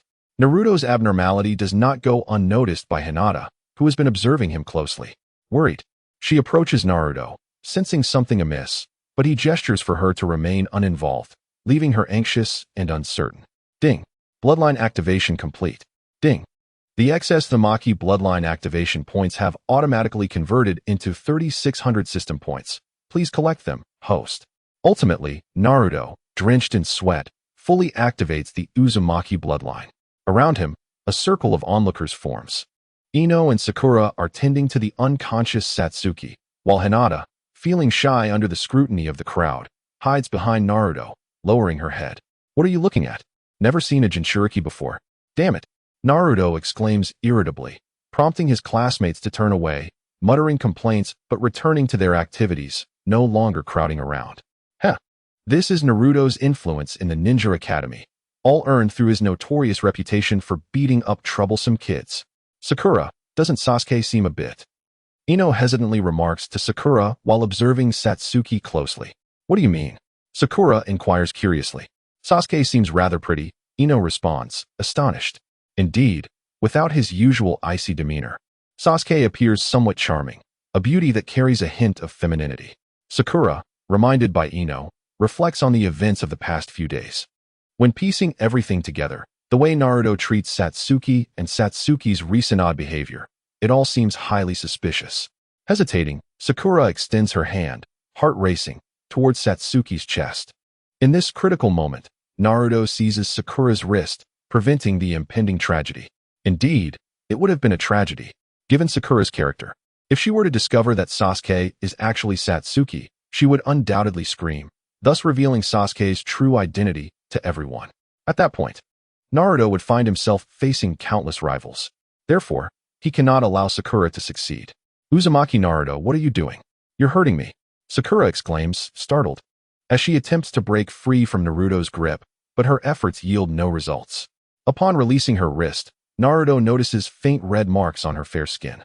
Oh, sorry. I got a bit carried away. Naruto hastily apologizes, realizing that if this girl were to retaliate, he would be defenseless. However, Sakura merely shoots him a look of indignation before pouting. How could you be so rough with me? Be careful. Before Sakura can finish her threatening remark, Naruto covers her mouth, speaking earnestly. Sakura, you know me. It wasn't intentional. I only act without restraint in urgent situations. Sakura struggles vigorously. Sakura? What are you saying? In the corner, Ino observed the playful antics of Haruno, Sakura, and Naruto, an involuntary twitch at the corner of her eye. She reached out and tapped Naruto on the shoulder, gently reminding him, "Sakura is going to suffocate from your teasing." Naruto exclaimed, "Huh? What the heck? Are you a dog?" Just then, Sakura opened her mouth, revealing a row of delicate teeth, and bit down fiercely on Naruto's index finger. He quickly released his grip, pulling his finger away to find it stained with blood, a testament to Sakura's immense effort. Fortunately, Naruto's remarkable recovery abilities kicked in, especially with the activation of his Uzumaki lineage, and within moments, his injury healed. After breaking free from Naruto's grasp, Sakura stumbled back in panic, prompting Ino to instinctively embrace her. Ino's gaze towards Naruto was filled with confusion and fear, leading Sakura, the typically strong-willed girl, to question, "Naruto, are you looking for trouble?" Naruto, equally perplexed, explained that he had just received a boost in power from the system, and in the urgency of the moment, his strength had spiraled out of control, inadvertently causing Sakura discomfort. With genuine sincerity, he apologized. "I'm sorry, Sakura. It was my fault." Sakura found herself unable to hold a grudge against Naruto for such a clumsy excuse, especially since he had been so earnest in his apology. Their friendship, built over years, was not something she would jeopardize over a trivial matter, unless, of course, that friend were to attempt to steal her boyfriend. What is stopping me? Sakura wondered, intrigued by Naruto's intervention. Could it be that Sasuke was truly a girl? Her eyes widened in horror as she glanced at the unconscious Sasuke, whose delicate features were even more striking than her own. If not for the unmistakable physical signs, Sakura might have been entirely convinced. While Naruto contemplated how to elucidate the situation to Sakura, her attention remained fixed on him. Meanwhile, Ino, unable to contain her curiosity, stealthily reached out towards Sasuke. Just as Ino's heart raced with anticipation of success, Sasuke suddenly opened her eyes, spotting Ino, and without a moment's hesitation, delivered a sharp slap to her face. The resounding sound echoed through the air, leaving Ino in a state of bewilderment, her cheeks adorned with bright red handprints. Both Naruto and Sakura turned their attention toward the commotion. Sasuke maintained her icy demeanor, while Ino, clutching her cheek, pouted at her, feeling utterly wronged. All she had wanted was to do what Sakura had hesitated to attempt, yet she ended up with a slap from someone she admired. Sasuke, regaining her composure, calmly apologized. "Sorry, I didn't see you there. I mistook you for Naruto. Why is it always me who gets slapped?" Naruto interjected with a puzzled expression.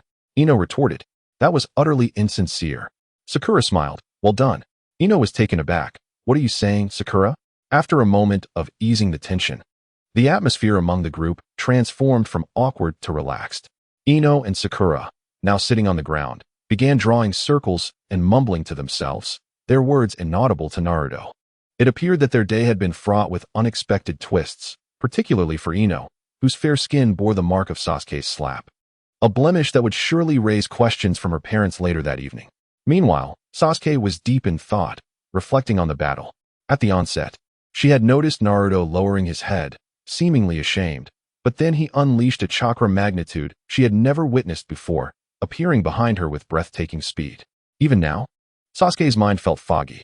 She looked at Naruto, who was attempting to apologize with a charming smile, and asked, "When did you learn body flicker technique?"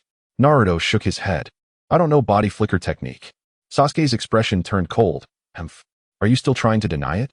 The definition of body flicker technique is a ninja's ability to enhance their speed to a point where it becomes imperceptible to the naked eye. The most common form of this technique in Konoha is the body flicker technique, which involves swapping with an object to achieve instantaneous movement. During the fight, Naruto's speed clearly exceeded the standards of this technique. Despite using her Sharingan, Sasuke could not keep up with Naruto's movements. If that wasn't body flicker technique, then what was? Naruto scratched his head, attempting to explain.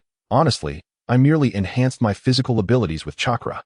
Sasuke understood Naruto's character well. He would not lie unless under specific circumstances. Thus, she began to believe him. Hesitantly, she requested, "Could you possibly?" Chapter 17. The yellow adhesive bandage. Years of camaraderie allowed Naruto to easily discern what Sasuke yearned for, yet he feigned ignorance, teasingly meeting her gaze. "Could you possibly what?" Sasuke's face darkened, emitting a soft huff. She had almost fully recovered and distanced herself from Naruto, as if he were a harbinger of misfortune. Yet, Her heart was uneasy at the thought of Naruto spending time with Hinata, fearing she might miss something or lose something precious. The practical exercises soon concluded, leading to trivial squabbles among the younger students that lacked any real significance. In light of Naruto's sudden display of strength, Iruka summoned him to the office for inquiries. However, Naruto brushed off the questions with vague responses, revealing nothing of value. This leniency stemmed from Iruka's concern for Naruto. Had it been Danzo, he would have scrutinized Naruto thoroughly. As the sun dipped below the horizon, signaling the end of the school day, Naruto trailed behind Sasuke like a persistent shadow. Hinata had already been picked up by her family, and Sakura had departed early due to obligations, while Ino inexplicably failed to seek out Sasuke. The school gate was the last place Sasuke wished to linger. Parents arrived to collect their children, creating a scene of warmth and happiness that haunted Sasuke's memories. She once reveled in such joy, carefree and blissful, learning culinary skills from her mother after school. But that happiness was shattered by Itachi's actions. Itachi. The thought of him ignited her fury. Imagine being a student, indulging in your passions, only to have your clan massacred by your own brother. Thus, days devoid of Uchiha Itachi were indeed the best days. Suddenly, chaos erupted in the crowd, drawing attention from onlookers. Naruto, recognizing a familiar voice, tugged Sasuke toward the commotion. Sasuke's expression hardened. She typically rushed past the school gate, eager to escape, but now Naruto clung to her, seemingly drawn by the spectacle. Despite her internal complaints, Sasuke followed silently, allowing Naruto to navigate through the throng of spectators. "Make way. Let me see. Let me see," Naruto exclaimed, forcefully parting the crowd, eager to witness the unfolding drama. The onlookers, initially displeased by the crowd, quickly dispersed upon realizing that it was Naruto at the center of the commotion. They murmured among themselves, casting furtive glances. However, Naruto remained unfazed, dismissing their chatter as mere nonsense. As he focused on the heart of the crowd, he discovered that the incident was indeed linked to him, and it appeared that he would not be able to partake in this spectacle. In the midst of the throng, Sakura Haruno clutched her mother's hand, staring blankly at the group of middle-aged men who obstructed their path. These men were not merely standing idle. They were fervently proclaiming Sakura's ties to Naruto, labeling her as a friend of a monster, and even suggesting that she was the monster's girlfriend. Bewilderment washed over Sakura as she pondered whether she had inadvertently provoked these individuals. Reflecting on her recent interactions, she recalled only having had a minor dispute with the gift shop owner the day before. Could these men have been sent by him? All around, the crowd pointed and whispered, their conversations buzzing like frantic bees. Sakura's frustration escalated, her face turning a deep shade of purple as she clenched her fists, channeling her limited chakra into her palms. "What are you saying?" she fumed, never expecting that her personal affairs would result in her and her mother being cornered at the school gate. The humiliation was palpable. Yet, in response to Sakura's inquiry, the men reiterated their earlier accusations. Her expression darkened further. Was this truly a consequence of Naruto's notoriety? How absurd. Rather than confront Naruto directly, they sought to vent their frustrations on innocent bystanders. Just as Sakura prepared to retaliate, a booming voice erupted from the crowd. "Damn it, you ruffians. How dare you bully my friend?" Naruto's voice thundered, capturing the attention of everyone present, including Sakura and the onlookers.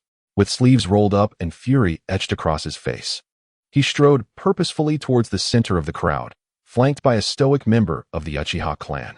"What are you staring at? Get lost and go home," Naruto bellowed, aware that the gathering eyes were merely there to witness the spectacle. Unfazed by their gaze, he decided to take matters into his own hands. Suddenly, a torrent of deep blue chakra enveloped him as he lifted his foot and brought it crashing down onto the ground. The concrete shattered like glass, sending shockwaves that caused numerous individuals to stumble and fall. Panic ensued as the crowd screamed and scattered in terror. Within moments, only the principal characters remained: Naruto, Sakura, her mother, and the group of men. Sakura and her mother, both in shock, gazed at Naruto in astonishment. What was happening? How had Naruto become so powerful? The nearby middle-aged men, having fallen to the ground, looked up at Naruto with expressions of sheer dread. The fear reminiscent of that fateful night years ago resurfaced as they scrambled to distance themselves from the source of their terror, Naruto Uzumaki. However, Naruto had no intentions of letting them escape easily. "You think you can just walk away after this?" he thought to himself, and in a flash, he appeared before them. swiftly incapacitating their arms with decisive strikes. Their cries of agony filled the air, and suddenly, several members of the Umbu appeared, along with teachers from the Ninja Academy. Naruto, Uzumaki, what do you think you are doing? The Umbu surrounded him, attempting to prevent any further violence. Yet, Naruto disregarded their words, turning to the writhing men and demanding, "Tell me, who sent you? If you refuse to speak, you will face dire consequences. No one, not even the Hokage, can save you." In the past few years, regardless of the circumstances, Sakura had aided Naruto significantly. He had come to regard her as a close ally, their friendship pure and untainted. Even before realizing that Sasuke was actually Sasuke, he had attempted to play matchmaker for Sakura and him. But why did he consider her a brother? That detail was insignificant now. What mattered was that Sakura was being targeted, and her mother was suffering as a result. Naruto could not simply stand by and ignore it. "Naruto, Uzumaki," the Umbu shouted, trying to intimidate him. Unfortunately for them, Naruto was no ordinary ninja.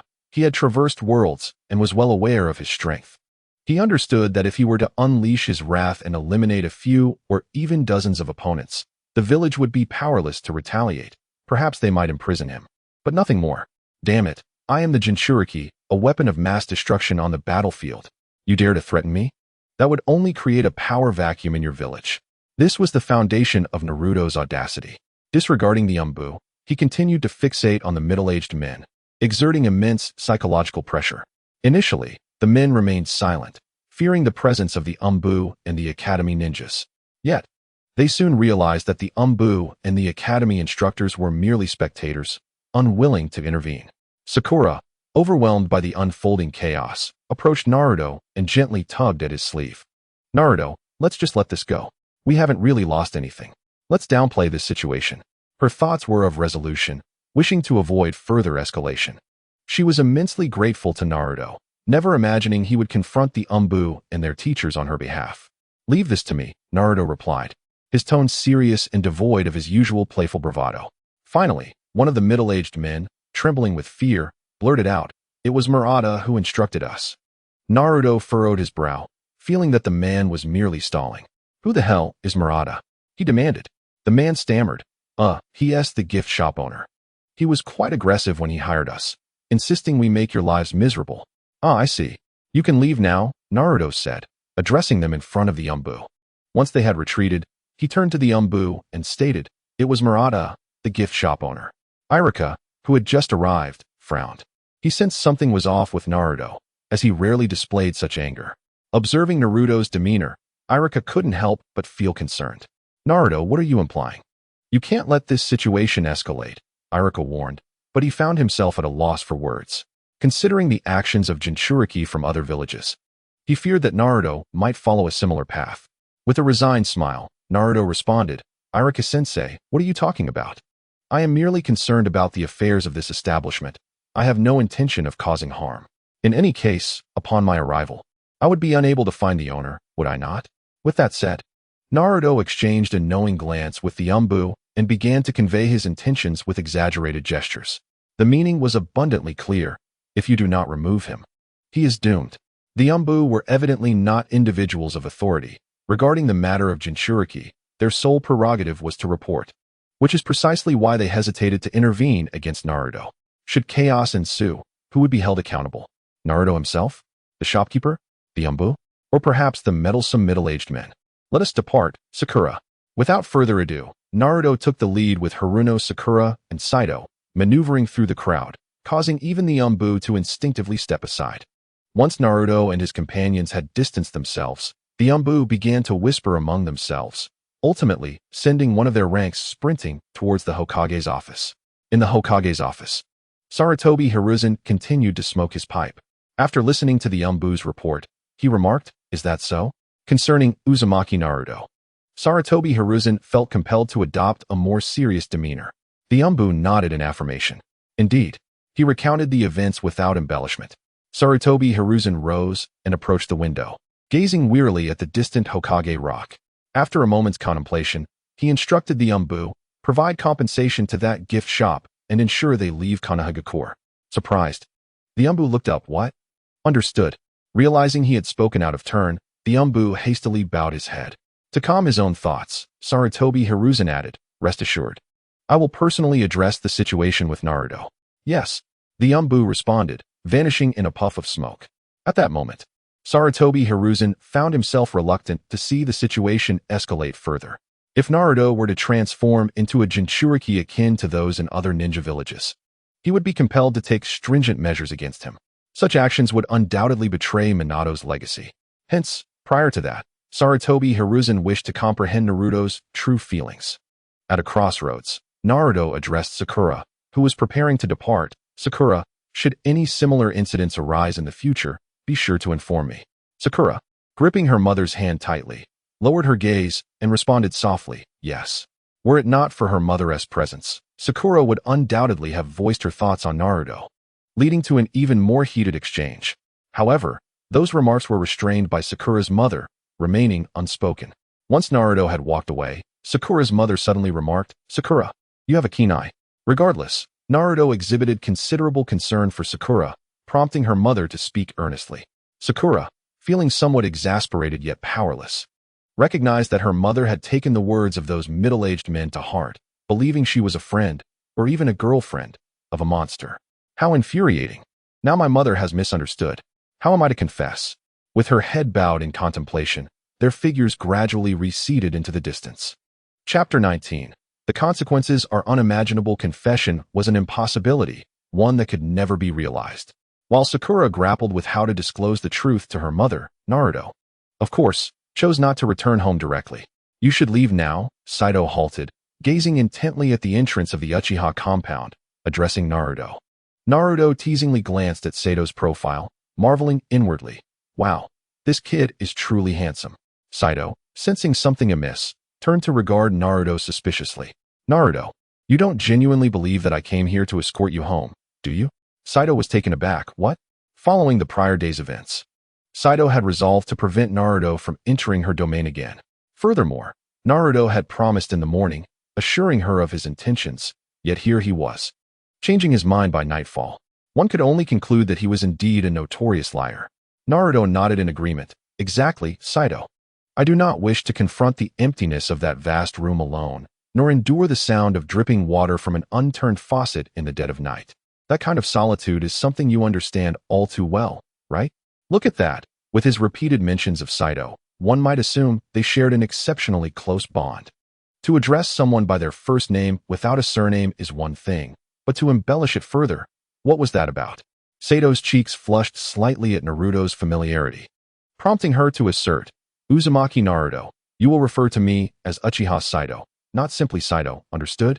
In this context, close friends could call each other by their first names, while acquaintances typically addressed one another with both first and last names. However, Naruto ignored her request, continuing to plead with a pitiful expression, "Saito, are you truly so heartless? Are you really willing to let me face such a vast room all alone? Please take me in, Saito." Saito's fists clenched tightly, and she gritted her teeth, exclaiming, "Damn it, I am trying to discuss your manner of address."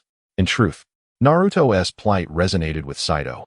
She too often faced such feelings of desolation, particularly in that enormous room, where her solitude felt unbearable in complete silence. Realizing Saito understood his point, Naruto seized the opportunity. "Saito, if you take me in, I shall promise you one thing." Saito's eyes sparkled with interest, and she momentarily set aside the issue of names, eagerly asking, "Really?" Naruto nodded emphatically, "Indeed. Absolutely. Then why is it that we train together? Yet you seem to advance much more swiftly than I. Do you possess some secret? Would you be willing to share it with me?"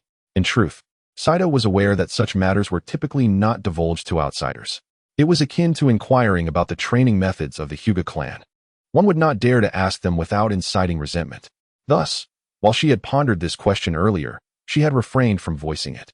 Yet now, with Naruto's invitation, she sought to glean more information. Noticing Saito's curiosity, Naruto scratched his head and explained, "Perhaps it is due to my physical constitution?"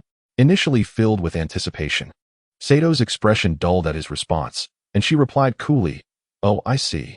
Oh, what do you mean by perhaps it is due to physical constitution? Even if it were a matter of constitution, could there be such a significant disparity? If one did not wish to share, they should not make promises. To promise and then withhold information was truly vexing." Determined, Saito turned to head home, prompting Naruto to chase after her. Saito, you must believe me. I truly have not trained in secret. It genuinely may be a matter of physical constitution. Did you not hear others refer to me as a monster? Saito paused, contemplating this notion. It made sense. Otherwise, why would others label Naruto a monster? Yet, the gap between them remained too vast, despite both having exerted equal effort. Saito found herself no match for Naruto, and such inequity in their training outcomes was difficult for anyone to accept. It was akin to working in a factory side by side, performing the same tasks, only to discover he earned several times more than she did. How could one not ponder such disparities? After a moment's reflection, Naruto suggested, how about this? I can teach you how to control your chakra. As one proficient in wind-style chakra, Naruto was indeed qualified to guide Saito in this regard. Even though Suzuki's chakra is of the lightning attribute, Naruto is capable of articulating his feelings, allowing Suzuki to conduct her own research. This approach is undeniably more effective than Suzuki's solitary exploration. Suzuki did not respond to Naruto. She merely pushed open the door and entered the Uchiha compound, leaving the door ajar behind her. With a cheerful shrug of his small backpack, Naruto followed her inside, ensuring to close and secure the door to prevent any unwelcome intrusions. As for Naruto Uzumaki, he is certainly not a villain. He is a good friend of Suzuki. Upon returning home with Suzuki, Naruto dutifully made his way to the kitchen to prepare a meal. Suzuki offered no objections, tacitly approving of his actions. In no time, a fragrant feast was ready, and the two commenced their meal as usual. Once their tranquil dining experience concluded, Suzuki promptly assisted in clearing the dishes, immediately urging Naruto to train. Naruto glanced at the darkening sky outside and hesitated, addressing Suzuki. Suzuki, is this appropriate? It's rather late, and as a lone man and woman, we should exercise some caution. Suzuki frowned slightly, sensing something amiss in Naruto's words. Naruto explained, what I mean is, as long as nothing unexpected occurs, we can train indoors. It's merely about chakra control, not the technique of shuriken throwing. Right, Suzuki? Upon hearing Naruto's reasoning, Suzuki contemplated and conceded. Very well, she replied earnestly, her expression taking on a serious demeanor. As night fell and their bellies were satisfied, desires began to stir within her, prompting Suzuki to maintain a serious atmosphere to suppress certain peculiar urges, lest the consequences be dire. In truth, Suzuki's demeanor had a palpable effect. As Naruto noticed her swallowing hard and instinctively acquiesced, all right, let us train in the living room. I will share all I know with you. The rest you must manage yourself. Chapter 20. Instilling the will of fire in the third Hokage, Naruto Uzumaki's undeniable duty indeed, as Naruto anticipated. Despite the differing attributes of their chakra, they both belong to the same fundamental essence of chakra, one of the 5 primary types, and thus shared certain commonalities. Under Naruto's guidance, Suzuki's chakra control steadily improved, reaching the point of performing hand seals with one hand within just a week. This remarkable progress revealed her formidable potential. If left unchecked, she would surely soar to unimaginable heights. Upon returning home on Friday after school, Naruto entered the kitchen as per his routine. It is often said that to win a woman's heart, one must first win her stomach. Although this wisdom was something Naruto had heard in a past life and was unsure of its validity, it undoubtedly bore some effect. Suzuki sat alone in the living room, the warm glow of dusk spilling into the yard and home, accompanied by the melodic chirping of birds from outside, and the clattering sounds of pots and pans as Naruto busied himself in the kitchen. All of this filled Suzuki with a sense of wonder. In just a few days, Suzuki had gradually grown accustomed to Naruto's presence. With another person in the house, it felt as though a sense of home had taken root. Were she alone, Suzuki would have likely opted for a cold meal and a brief training session before resting. Yet now, she found solace in simply sitting there.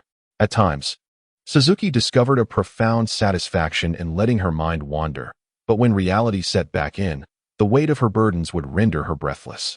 Over the past few days, the two had developed a certain synergy. Naruto cooked while Suzuki washed the dishes, their cooperation seamless. Although Naruto felt he had little left to teach Suzuki, neither mentioned the topic of his potential departure, as if both wished to forget it entirely. The following day, Saturday, with no school to attend, they rose early. Suzuki took the initiative to venture outside and procure breakfast. Why not send Naruto? Because if he went, he would likely grumble, "Damn it, I'm buying your breakfast to show you respect." Additionally, It was worth noting that a couple of days prior, when Naruto and Sasuke passed by a gift shop, it had been transformed into a pet store. What transpired in the interim was unknown to both, but they understood that the gift shop was likely no longer part of Konoha. After their meal, they proceeded to their usual training spot, only to find an unexpected guest awaiting them. Suzuki's brow furrowed imperceptibly before relaxing as she calmly addressed him, Lord Third Hokage. The moment Naruto laid eyes on the figure, he sensed impending trouble. Thus, he approached without uttering a word. Sarutobi Hiruzen smiled and nodded at Suzuki while turning his gaze to Naruto, exuding a gentle warmth. Good morning, Naruto. Naruto knew he needed to devise a strategy to navigate this situation.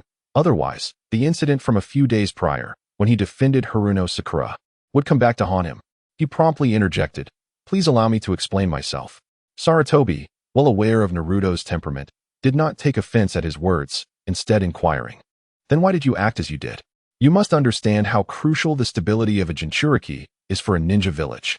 In front of Suzuki, Sarutobi did not shy away from discussing the matter openly. In truth, Sarutobi felt elated to see Naruto residing with Suzuki. While others might be oblivious, he, as Hokage, was well aware. The notion of Sasuke was non-existent. Suzuki Uchiha represented the reality. Both the Uchiha clan and the Nine Tails were highly sensitive topics. Previously, many speculated that the chaos caused by the Nine Tails was the work of the Uchiha clan. However, with Suzuki as the sole survivor, if Sarutobi could utilize this to his advantage, what might he achieve alongside Naruto? If Naruto is akin to a nuclear weapon, then Suzuki is the one who controls it. Thus, their partnership would yield a more formidable deterrent. Other Jinchuriki, when driven to madness, would indiscriminately wreak havoc. Yet Konoha's Jinchuriki, under the Uchiha's guidance, could discern friend from foe. How impressive, how terrifying.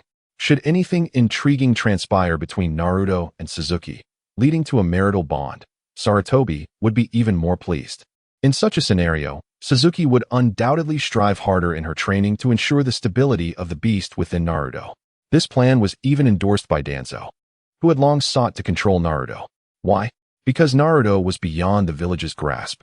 If someone within the village could control the Nine Tails, Danzo would be quite content. At that point, his only concern would be how to draw Suzuki into route. This is not a matter of Danzo's conscience awakening. Rather, it is a means to further his own agenda. With that said, let us not dwell on such topics any longer. Instead, let us observe how Naruto addresses Sarutobi's inquiries. Naruto had prepared a response in advance, spilling forth his words like a cascade. Grandpa Hokage, do you understand how outrageous this situation is? Normally, I could tolerate being labeled a monster, as I have grown immune to the kind greetings from these so-called friendly villagers. However, that day, they even dared to point fingers at Sakura. What is the defining characteristic of our village, Konoha? It is, of course, the will of fire. To regard the people of our village as companions, to consider companions as family, and to protect that family with all one's strength, regardless of age or status. This is the essence of the will of fire. Yet they disregard this and treat their families with coldness and disdain. For me, it is what it is. I have grown accustomed to it. However, Sakura Haruno is my classmate, my companion, and indeed, my family. How could I stand idly by while she is bullied, especially when this misfortune befalls her due to my actions? As a bearer of the will of fire, how can I witness my family being mistreated? Thus, it is only natural that I step forward to assist my family in overcoming this adversity. Is this what I desire to do? No. It is a duty imposed by the will of fire, a responsibility towards my family, and a determination to protect my comrades that compels me to act. As family, we must naturally strive to understand, embrace, progress, and develop together. A torrent of grandiloquent rhetoric flowed from Naruto's lips, leaving Sasuke utterly astonished. Goodness. So it turns out that Naruto Uzumaki is also a bearer of the will of fire? How did I not see this? The reaction of the third Hokage was only marginally better than Sasuke's. Now, Sarutobi Hiruzen suspected that Naruto had eavesdropped during the meeting. Naruto blinked his innocent eyes and gazed earnestly into Hiruzen's eyes, stating, "Grandfather Third Hokage, am I wrong?" The room fell silent for several seconds before Hiruzen cleared his throat. Ahem, little Naruto, you are right. But you must always be mindful of the safety of other family members, understand? Without hesitation, Naruto nodded obediently, almost convincing Sasuke that he was truly a well-behaved individual. After a few more words from Hiruzen, he concluded, "Well then, I shall take my leave. Little Naruto, do visit my home to play sometime." With that, Hiruzen departed, hands clasped behind his back, under the watchful eyes of Naruto and Sasuke. Once Hiruzen had left, Sasuke sensed that something was amiss. As she pondered, she muttered, "How did the Hokage know we would come here to train?" Naruto shrugged. "There are many Umbu hidden around us. We just cannot detect them in our daily lives." "Is that so?" Sasuke whispered, her brow furrowing slightly. It would be quite distressing to be monitored all day. Yet, Naruto seemed aware of their presence while feigning ignorance. Clearly, Naruto's understanding of the situation was far more profound than it appeared. Especially since he managed to outwit the third Hokage with just a few words, it was truly remarkable. While Sasuke was still lost in thought, Naruto mischievously grinned and declared, "Sasuke, today's training is all about practicing the escape technique. Are you ready?" Sensing Naruto's rapid approach and the outstretched arms, Sasuke's expression shifted dramatically. "What?" Instinctively, she attempted to flee. But Naruto's speed was astonishing. To clarify, this was not Naruto seeking to take advantage. They had indeed planned for this training exercise, which occurred every month on this day. Sasuke attempted to halt Naruto. "Wait, let us skip the escape training today?" Previously, Naruto had been unaware of Sasuke's gender, which was inconsequential. However, today, Sasuke felt an undeniable discomfort. Nevertheless, Naruto was already poised to strike, ensnaring her soft body like an octopus. "This is paradise," Naruto said to Sasuke. "All right, I'm ready. Let us begin." Sasuke lost her balance and fell to the ground, hoping to use her usual tactics to escape quickly, lest Naruto's wild instincts take over. After all, this place was usually deserted. The third Hokage's presence had been an anomaly, but if Naruto truly acted upon his impulses, it would be a spectacle under the watchful eyes of the Umbu. No, that was utterly unacceptable. Thus, Sasuke intensified her struggles, employing greater force and technique. Yet, she was utterly unprepared for Naruto's unexpected strength, preventing her from escaping even after 5 minutes. At that moment, Naruto was nearly lost in ecstasy. The contact of their skin, Sasuke's soft abdomen, and slender waist incessantly stimulated Naruto's senses, especially the sensation of Sasuke's futile attempts to break free, coupled with her faint fragrance. This. If Naruto were not aware of the pesky Umbu nearby, he might have succumbed to the temptation. Chapter 22. Will you marry me? "Sasuke, why do I enjoy taking advantage of you so much?" Naruto inhaled deeply, mischievously whispering to Sasuke. Exhausted, Sasuke panted softly, a mixture of frustration and embarrassment filling her heart. The thought of being observed by the Umbu was unbearable. While it was unlikely they knew her gender, she still felt an overwhelming sense of shame. She contemplated pleading with Naruto to stop, but her stubbornness prevented her from conceding. Hearing Naruto's bold teasing, Sasuke's heart raced to new heights. Ultimately, reason prevailed, and she realized that her relationship with Naruto would likely not transcend friendship. Her life belonged to the Uchiha clan, not to her alone. She had a vendetta against Itachi Uchiha and was determined to restore her clan's glory. Did she have feelings for Naruto?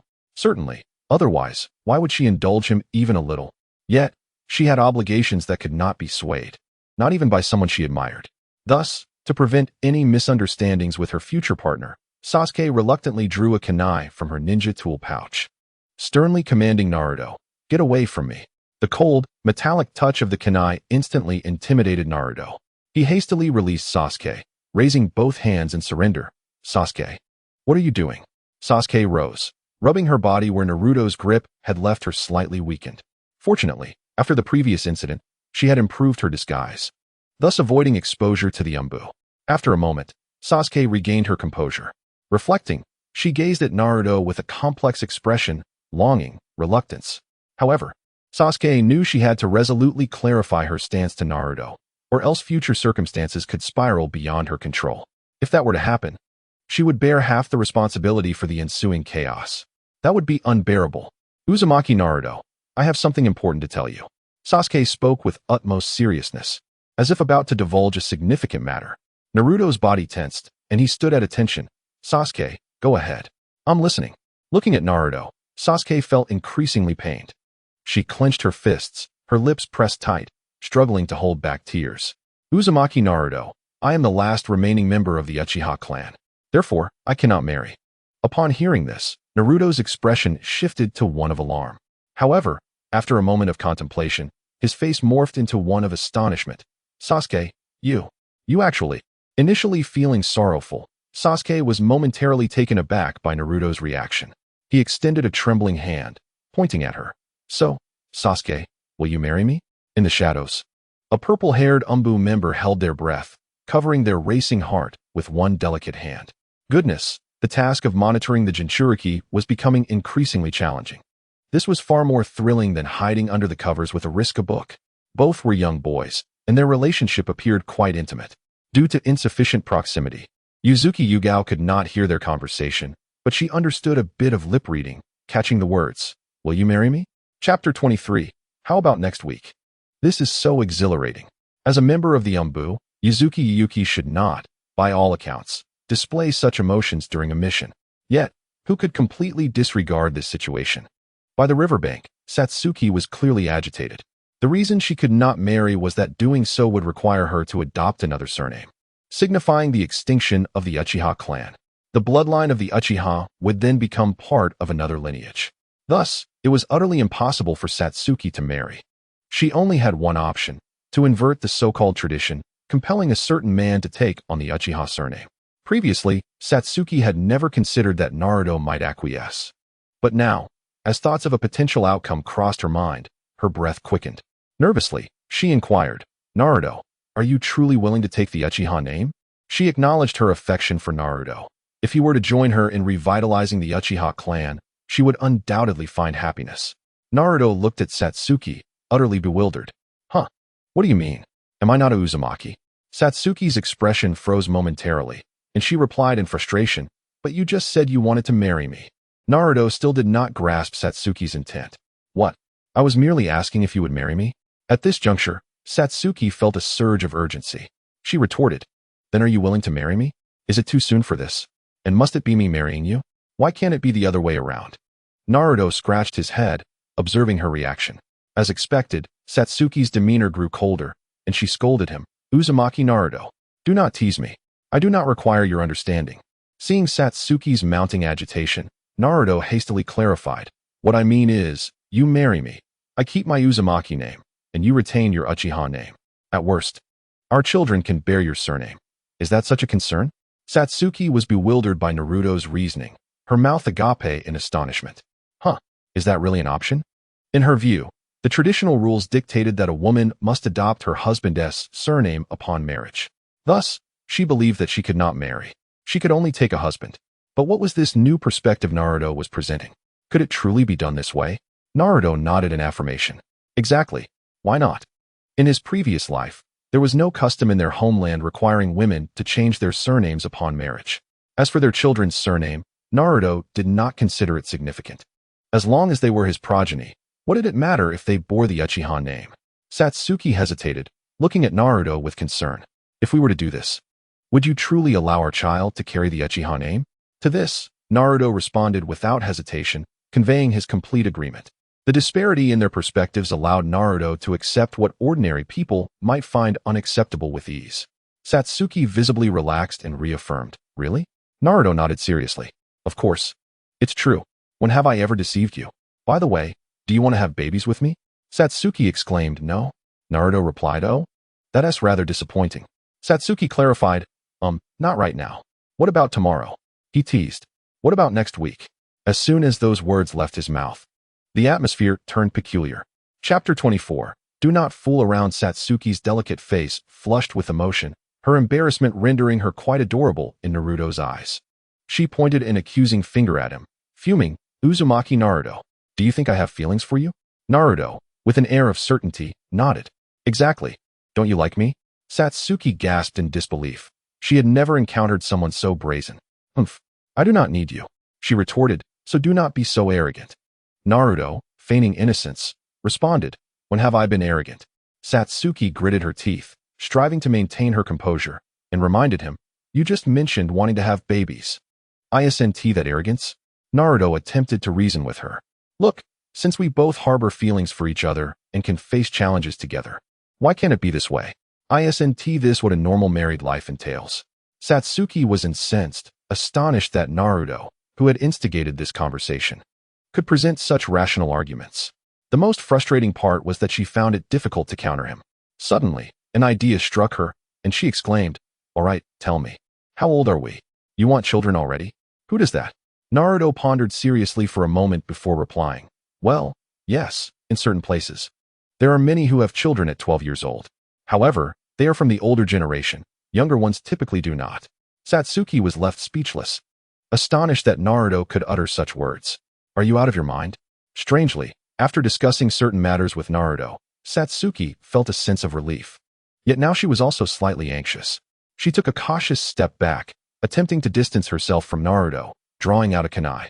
"Uzumaki Naruto, do not fool around." Seeing her reaction, Naruto smiled and approached her slowly. What do you mean by fool around? When have I ever done that?" As Naruto neared, Satsuki became increasingly alarmed. Her complexion paling as she shouted, "You scoundrel! You dare! I have not agreed to anything. We are merely friends. Just friends. Friends." At that critical moment, Naruto chose to exercise restraint. As a youth who had experienced 9 years of compulsory education, he had certain boundaries.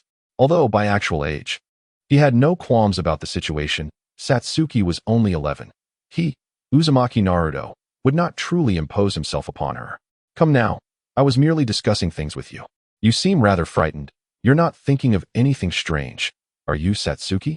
Naruto teased, observing Satsuki's increasingly flushed face, secretly reveling in her flustered state. "Oh, so you're Tsundere, are you? So aloof. Yet here you are, completely flustered." Today, Satsuki's emotions were akin to a roller coaster, oscillating between peaks and valleys. Watching Naruto wear that smug expression, Satsuki clenched her fists, gritting her teeth at his triumphant demeanor. Yet this time, she refrained from sparring with him, knowing she could not match his wit. Humph. Ultimately, Satsuki let out an exasperated huff, turning her head away from the insufferable Uzumaki Naruto. Chapter 25. Satsuki is still quite charming. Time spent in happiness is always fleeting.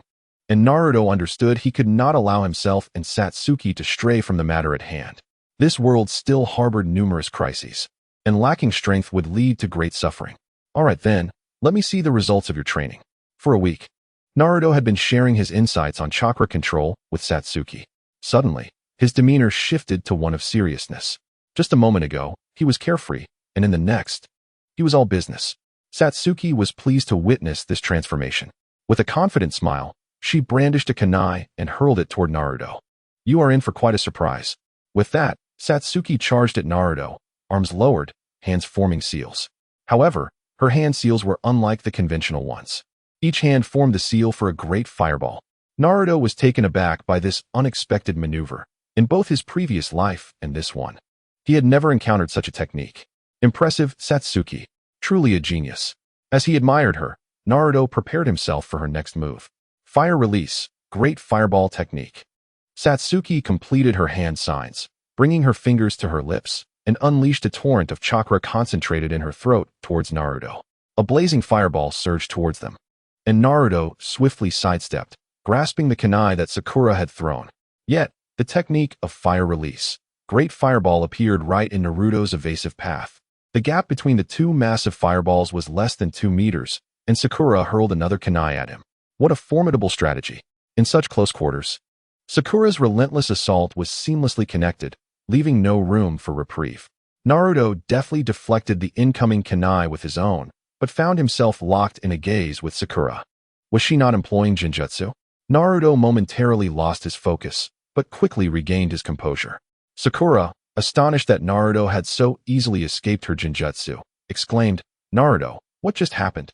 The Sharingan's Genjutsu is renowned. How could it be so effortlessly disregarded?" With a smile, Naruto vanished and reappeared behind Sakura, pressing the kunai against her pristine neck. "You've lost," he declared. A flicker of disappointment crossed Sakura's face as she glared at the two blazing fireballs ahead. "Why can you ignore my Sharingan?" she questioned, frustration evident in her voice. Naruto shook his head and explained to the perplexed Sakura, "The Genjutsu of the Sharingan is still a form of illusion. Its principle lies in the caster's ability to infiltrate the opponent's chakra, thereby manipulating its flow to achieve various effects. Your chakra is simply insufficient to influence me." At this moment, Naruto's chakra surged within him like a mighty river, impervious to the minor disturbances of a mere illusion. As the battle concluded, Sakura furrowed her brow, contemplating this dilemma. If low-tier genjutsu had no effect on someone with Naruto's chakra levels, what could possibly counteract it? Naruto remained silent, observing her thoughtfully. Her delicate features and exceptional physique, combined with her irresistible personality, rendered Sakura undeniably captivating. Chapter 26. The competition as the day of training drew to a close. Sakura surprisingly refrained from bothering Sakura. After her previous defeat at this very spot, it seemed she harbored a lingering trepidation about the place. The following day, Sakura and Naruto rose early, preparing bento boxes before heading out for breakfast and school. Notably, the previously obstinate vendors no longer resisted selling food to Naruto, perhaps due to the kunai he held. On their way to school, they unexpectedly encountered Sakura once more. The three made their way together, with Sakura relentlessly pursuing Sakura, mostly through verbal advances. Naruto trailed behind, casting a flirtatious glance at both girls. Noticing Naruto's gaze, Sakura turned around, surprised to see him raising an eyebrow at her. Before long, they arrived at school. What is happening today? Sakura wondered, spotting a throng of students and teachers gathered on the playground. Sakura, ever observant, remarked, "It's the 5th graders and the graduating class. Will likely be involved as well." No sooner had she spoken than they spotted Irika waving at them. Upon reaching the larger group, Irika instructed them to wait, as many students had yet to arrive. Surrounded by nearly 100 5th graders and graduating ninjas, they awaited the remaining participants.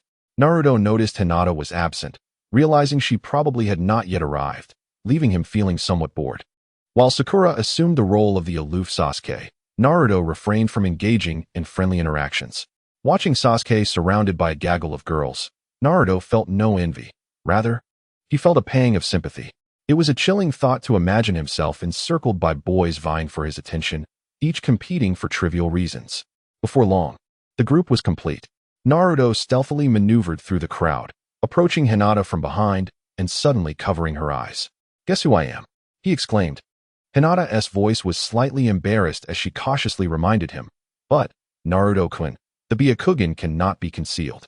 Naruto, reminded of her words, calmly withdrew his hands. As long as he remained unperturbed, the awkwardness would fall upon others.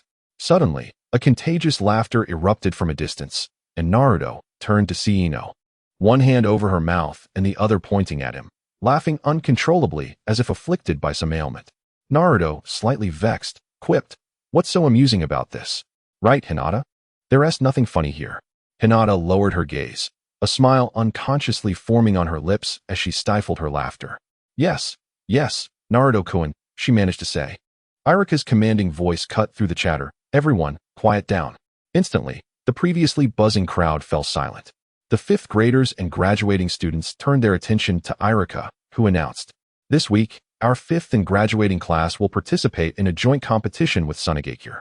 The destination is somewhat distant, so prepare yourselves mentally." Chapter 27. Sakura, are you nervous?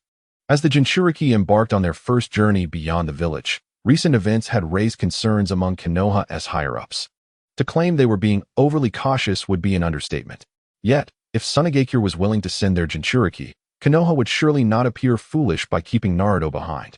Thus, amidst a significantly increased presence of Umbu, Naruto faced his first venture beyond the village. However, Naruto was not overly curious about the world beyond. He was no longer a child, and he had his own ambitions. Surrounded by admirers, Sakura stood at the center of attention, leaving Naruto unable to approach. So he chose to stay close to Hinata. The group departed the village in a grand procession. As 5th graders and graduating students were akin to workers ready to commence their duties, an incredibly significant event for Konoha, accompanied by multiple Umbu and several Jounin. The emphasis on safety was palpable. Their destination, as mapped out, lay in a dense forest in the northeastern corner of the Land of Fire. Due to the considerable number of participants, along with the varying levels of their abilities, it took them a full 2 days and nights to arrive. Along the way, they passed numerous resources and towns within the Land of Fire, alleviating any concerns on that front. However, the ninjas, unaccustomed to long marches, were utterly exhausted after 2 days of travel. Upon reaching the forest, which spanned an area equivalent to half of Konoha, the sky loomed ominously, threatening rain. Shortly after their arrival, the weary students spotted a large group of figures on the horizon. This sight invigorated everyone, and even the girls surrounding Sakura fell silent. Finally, Naruto seized the chance to squeeze beside Sakura, nudging her with his elbow. "Sakura, are you nervous?" he whispered. Unlike the original narrative, Naruto was unaware of this particular twist of events. In this reality, Sakura maintained her icy demeanor, her serious gaze fixed ahead.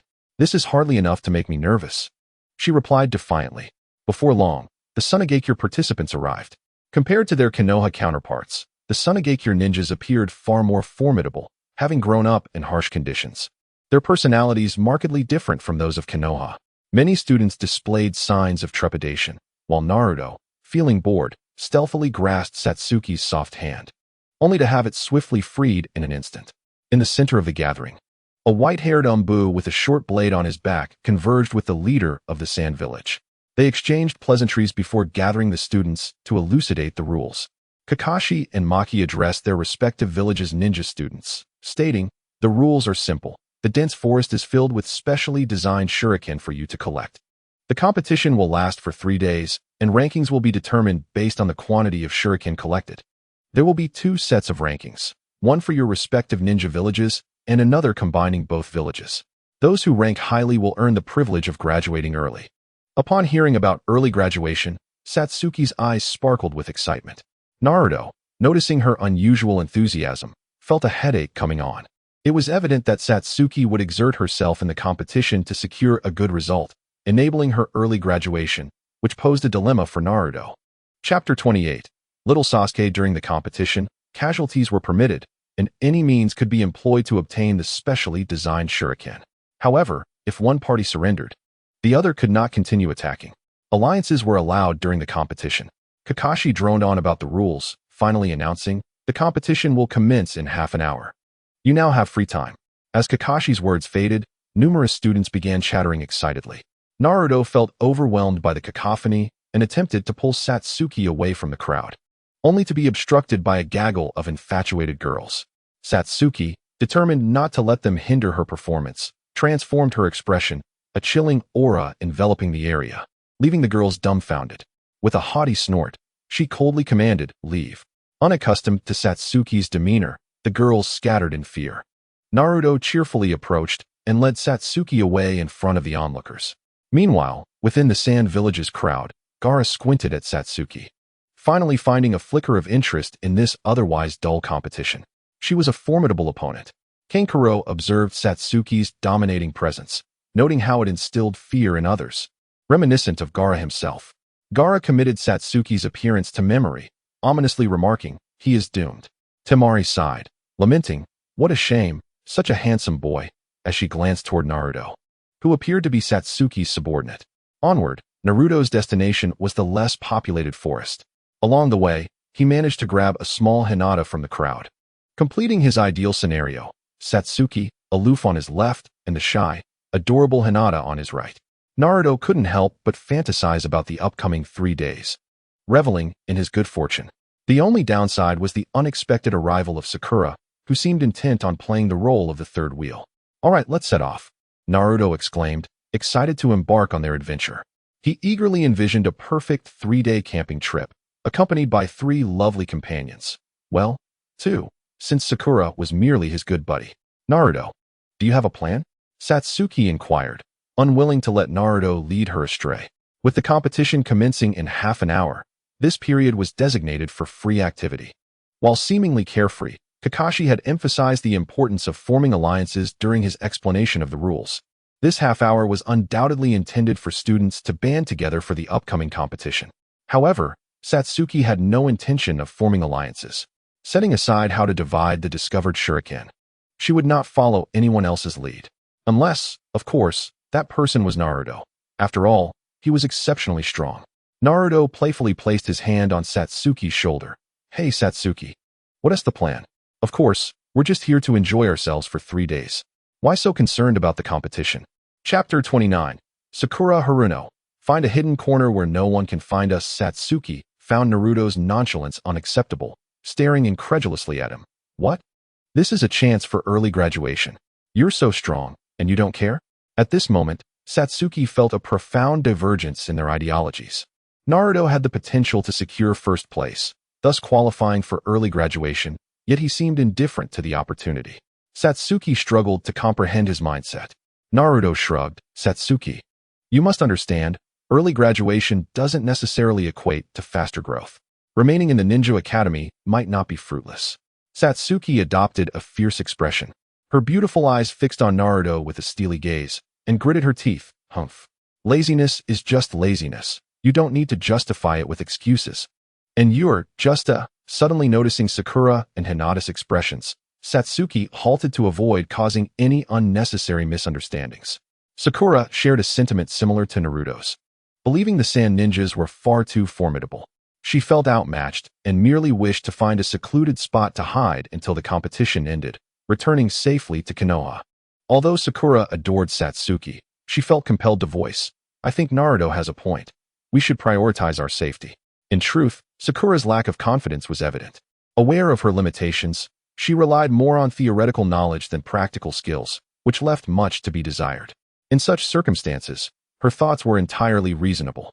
If it were Naruto, he would likely adopt the same strategy and seek refuge.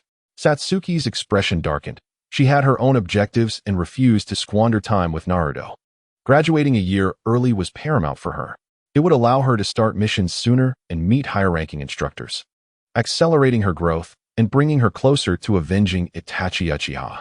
Sakura, are you really going to stay here with Naruto? Satsuki queried, fully aware that, according to Kakashi's rules, her individual strength would likely fall short in the competition. She perceived the other ninja students as liabilities. While Sakura excelled in theoretical knowledge, she could still prove useful in this context. If Satsuki could enlist Sakura's aid, it would be a viable strategy. Sakura found herself in a difficult position.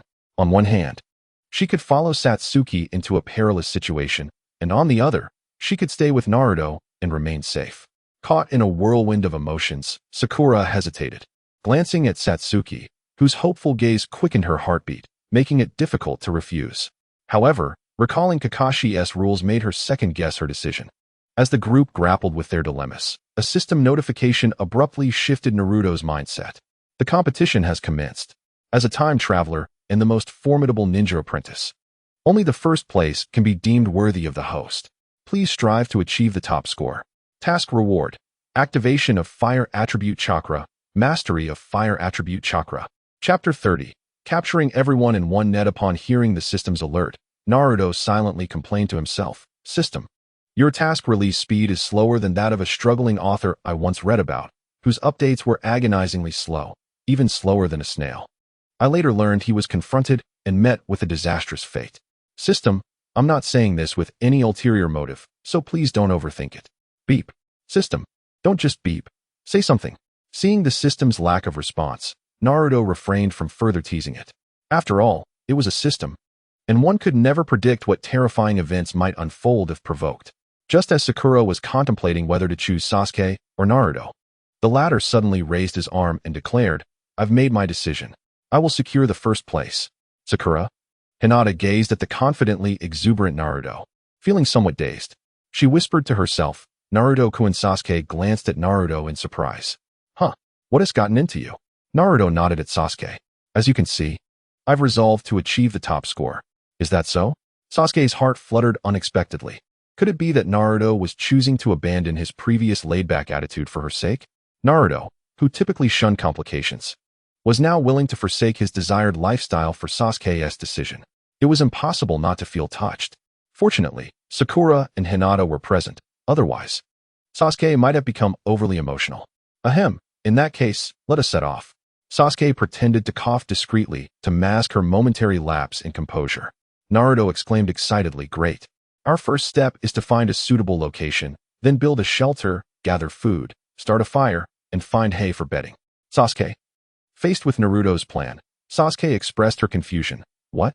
Didn't you just say you wanted to achieve the top score? Are you trying to deceive me? The earlier sentiment almost led Sasuke to toss Naruto into the river. Naruto retorted, Of course. Even if I aim for first place, ensuring our quality of life must come first. We have girls with us. What if the wind and rain damage their skin or cause breakouts? Sasuke. Hinata fidgeted with her clothing, unable to meet Naruto's gaze, yet silently thought, Naruto-kun is so considerate. Sakura instinctively touched her face upon hearing Naruto's words. relieved to find her skin unharmed, and sighed in relief. Among the girls, only Sasuke stood out as indifferent to Naruto's concerns, countering, "Naruto, what nonsense are you spouting? We are ninjas, not performers on stage." Noticing Sasuke's rising agitation, which hinted at the potential activation of her Sharingan, Naruto quickly interjected, "Sasuke, calm down. I'm serious. When the competition nears its end, we can gather at the meeting point and capture everyone at once. At that point, we can dictate our rankings." Chapter 31. Perhaps a different goal? What? Sakura exclaimed in shock, her eyes wide as she comprehended Naruto's intentions. "Naruto, are you mad? That would offend everyone." The very notion horrified Sakura, who merely wished to find a secluded spot for a couple of days and return home safely once it was over.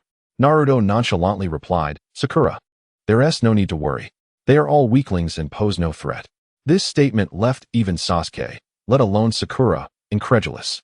However, recalling Naruto's unfathomable strength, Sasuke found herself somewhat believing his wild assertions. "All right, I declare this matter settled." Naruto clapped his hands, noticing a flurry of participants making their way to the gathering point. It was evident that the time for the competition had arrived. Most participants formed small groups, similar to Naruto and his friends. "Are you from the Hyuga clan? Would you like to join our team? We can protect you and use your Byakugan to gather more shuriken, and we promise to share 40 of the loot." Suddenly, two young boys noticed Hinata's presence and extended an invitation to her. In a competition centered around resource gathering, those with superior scouting abilities held the advantage. In an instant, all members of the Hyuga clan became highly sought after, with numerous offers of benefits to entice them. Hinata took a small step back. Casting a glance at Naruto, her intent unmistakable, she was listening to him. This made things simple. Naruto positioned himself in front of Hinata, gazing directly at the two fellow ninja students from his village. "I'm sorry, but she's with me. You should seek someone else." Naruto's demeanor was exceedingly polite. Yet the two boys, particularly the one named Susanoo, regarded Naruto with disdain. "Just a mere monster. You have no authority here. What we seek is the stance of a Hyuga clan member. Isn't that right, Mukai?" Mukai nodded, as he and Susanoo were brothers. And being from the same graduating class, they had trained for an additional year, brimming with confidence. Therefore, they sought only a Hyuga clan member. Sakura chuckled quietly. Retreating from Naruto, her gaze towards Susanoo tinged with pity. After spending much time with Naruto, she understood his temperament well. Sasuke mirrored Sakura's reaction, taking 2 steps back to avoid any collateral damage. "Is that so? In such a frenzy?" Naruto suddenly grinned menacingly at the two, raising his hand as a torrent of terrifying chakra coalesced in his palm, sending a prickling sense of danger throughout the area. All remaining students were drawn to the unusual spectacle, gasping at the dazzling chakra emanating from Naruto's hand. Is this person truly an apprentice? It seemed wise to steer clear of him. Not far away, the Sand siblings paused to observe Naruto. Kankuro, drenched in cold sweat, glared at Naruto. Could he be a Jinchuriki? Otherwise, how could he possess such immense chakra? Temari swallowed hard, turning to Gaara. "Gaara, should we really provoke these individuals? Or perhaps we should reconsider our target." Although Kankuro internally agreed, he instinctively looked to Gaara, unsure if Gaara's twisted nature would lead him to act against Temari due to her descent. Chapter 32. Kakashi, Maki, Sealing Class, Prepare. What is going on? Kankuro was horrified to notice Gaara's eyes, bloodshot, and fixated on Naruto from a distance. Even more alarming, he could see Gaara's body trembling slightly. "Gaara, what's wrong?" Temari instinctively inquired, concerned for her younger brother. Gaara offered no response to his siblings' concerns. He felt inexplicably fatigued. The Shikaku within him was terrified. The fear emanating from Shikaku was directly influencing Gaara. In an instant, Shikaku had become unusually docile. Upon reflection, this was hardly surprising. The Kyuubi's chakra was more than enough for Shikaku to handle. Yet what now? Now, the Ninetales chakra is restrained near Shikaku, utterly immobilized by Naruto's overwhelming chakra, unable even to respond to Shikaku's taunts. What does this signify? It indicates that the Jinchuriki of the Ninetales, regardless of their overall strength, possesses a chakra that instills fear in all tailed beasts. A wave of exhaustion washes over Gaara, and as Shikaku quiets down, a long-forgotten drowsiness causes a slight smile to emerge at the corner of Gaara's mouth. Finally, he can sleep. With his eyes closed, he begins to fall directly to the ground. If not for Temari's swift reflexes, Gaara might have landed face first.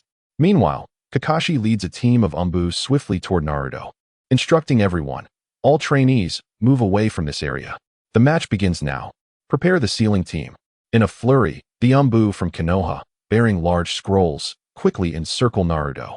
In the center, Naruto's chakra begins to be dispersed gradually. Naruto looks helplessly at Kakashi. What sealing team? What preparation? I'm not even in the midst of a tailed beast rampage.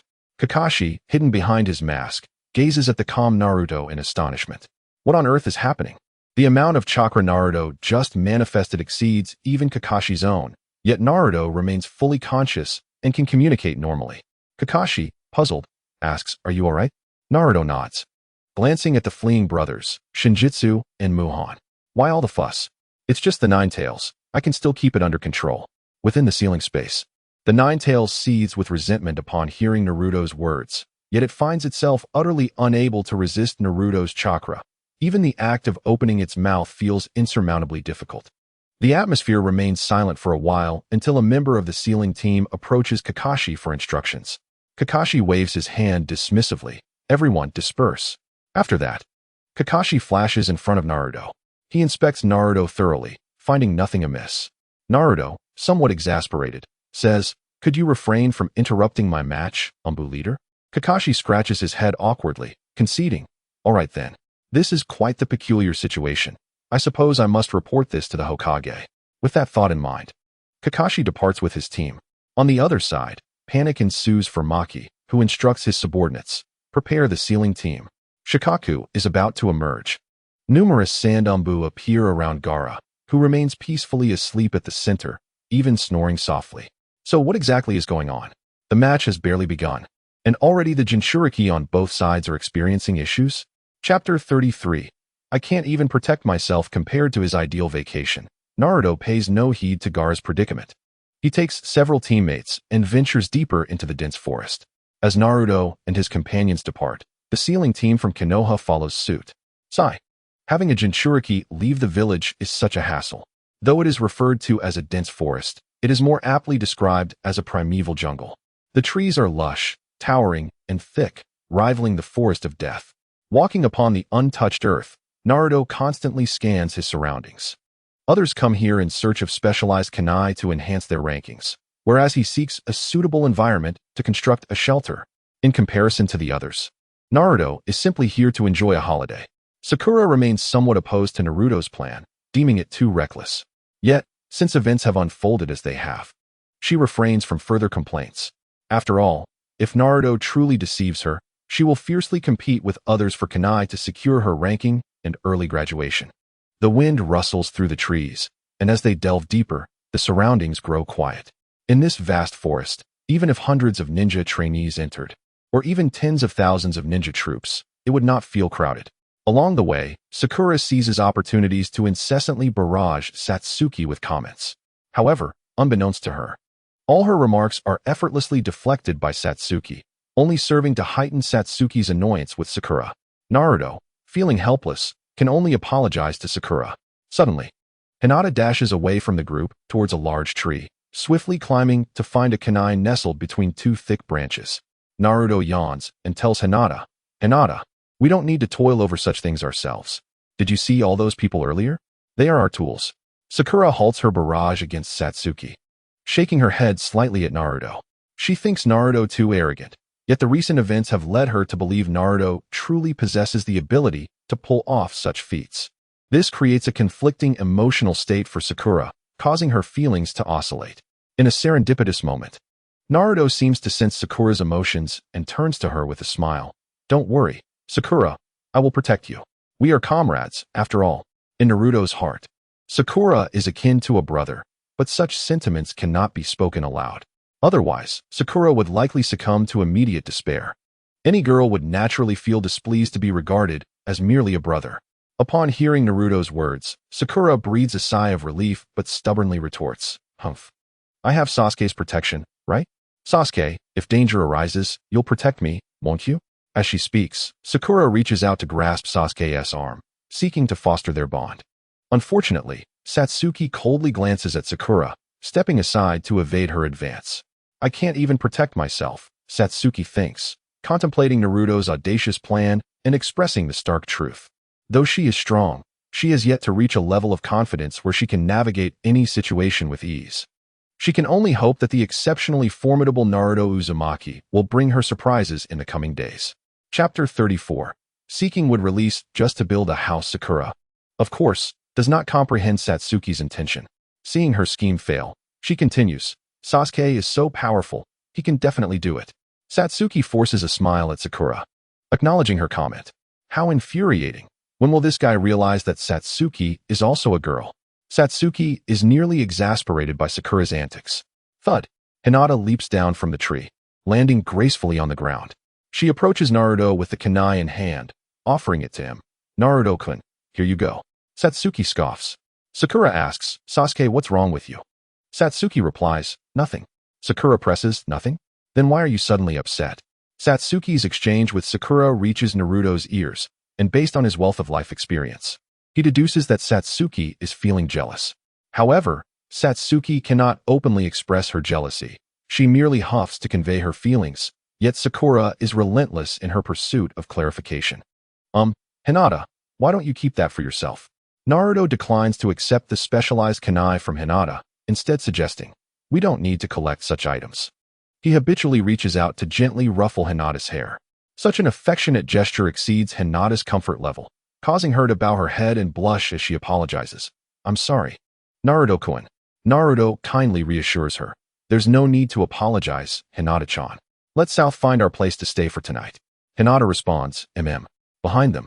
Satsuki's fury nearly overwhelms her reason. Goodness, Naruto, Uzumaki. You talk a good game, but what about reality? While teasing Suzuki, Naruto was also engaging in flirtatious banter with Hinata. The most crucial aspect was that Naruto, in front of Suzuki, was interacting amicably with Hinata. Sakura was startled by Suzuki's emotional fluctuations and cautiously inquired, Sasuke-kun, your Sharingan? Suzuki, reminded by Sakura's voice, clenched her fists, suppressing her discontent. She slowly closed her eyes, deactivating her Sharingan. Suzuki understood that she could not bear to witness Naruto and Hinata's camaraderie, as her feelings for Naruto made her envious. Damn that Naruto, she cursed internally.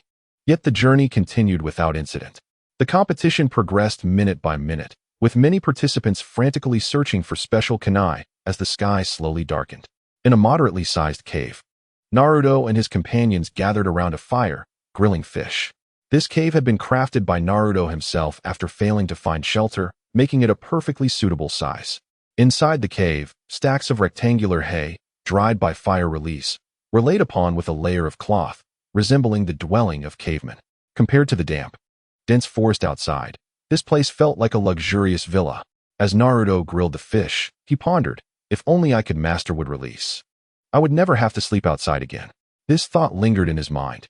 And if anyone knew that Naruto yearned for wood release solely to practice the technique of a 3-room apartment, they would surely find his aspirations astonishing.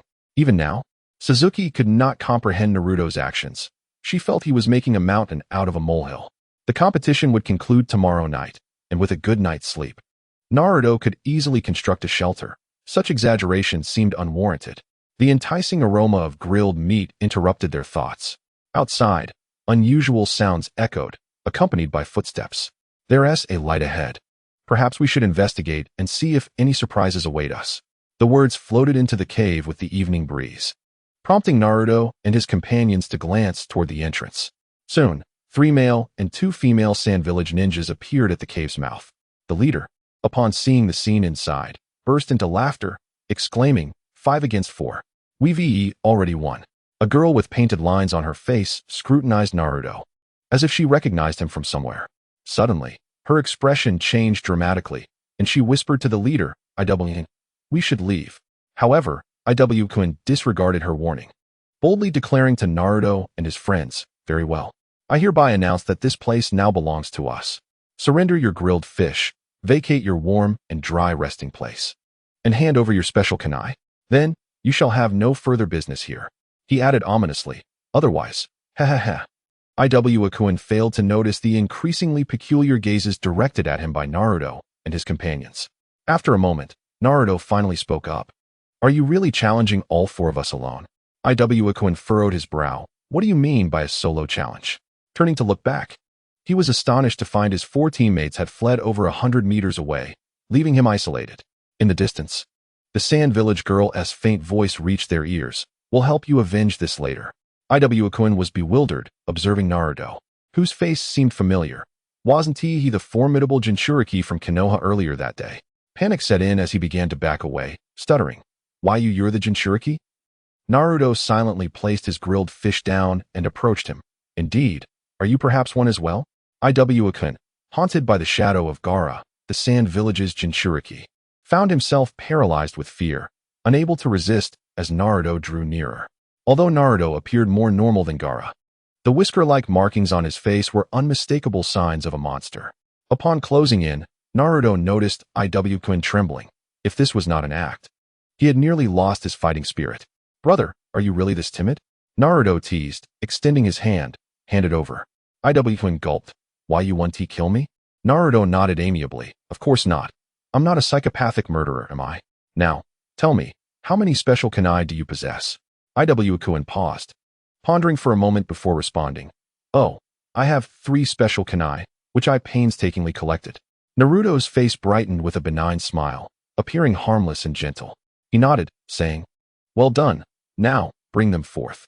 As he extended his hand, his other hand gathered wind chakra, suddenly slamming it against a nearby tree, which was obliterated by the explosive wind release, sending Iwakun into a state of terror. Iwakun, trembling, retrieved 3 special kunai from his ninja tools pouch, handing them over to Naruto without hesitation. Naruto accepted them without a hint of reluctance, then instructed Iwakun, "Now, hand over your ninja tool pouch." Iwakun complied in silence. After acquiring the pouch, Naruto rummaged through it, ultimately pulling out a yellow-covered novel and returning it to Iwakun. "I won't be needing this. You can take it back." It was quite surprising that Iwakun had brought such a novel to the competition. How lonely must he have been, grateful for the return of the novel. Naruto believed it would help Iwakun endure the long night ahead. Securing Iwakun's ninja pouch to his waist, Naruto then inquired, "Do you have any money on you?" Iwakun fumbled through his pocket, producing a few crumpled bills. "This is all I have." "Ah, a child from a poor family learns to be thrifty. Good for you." Naruto accepted Iwakun's money without counting, simply pocketing it. "Do you possess anything else? Something of greater value?" Faced with the threat of his life, Iwakun clutched a necklace around his neck, tears welling in his eyes as he choked out. "This was a gift from my mother." Naruto furrowed his brow, hesitating. "Indeed. This is a token from your mother, quite significant in its sentimental value. Perhaps you should have her gift you another identical necklace upon your return." With a swift motion, Naruto yanked the necklace from Iwakun's neck, inspecting it earnestly before commenting, "I'd estimate it could fetch 1,000 ryo at a gift shop." As he pocketed the necklace, he glanced at Iwakun, whose eyes were now bloodshot, filled with fury as he glared at Naruto, seemingly on the verge of violence. "My mother is already deceased." Iwakun clenched his fists, tears streaming down his face as he mentally prepared himself to confront Naruto. Meanwhile, Naruto awkwardly scratched his head and presented the necklace back to Iwakun.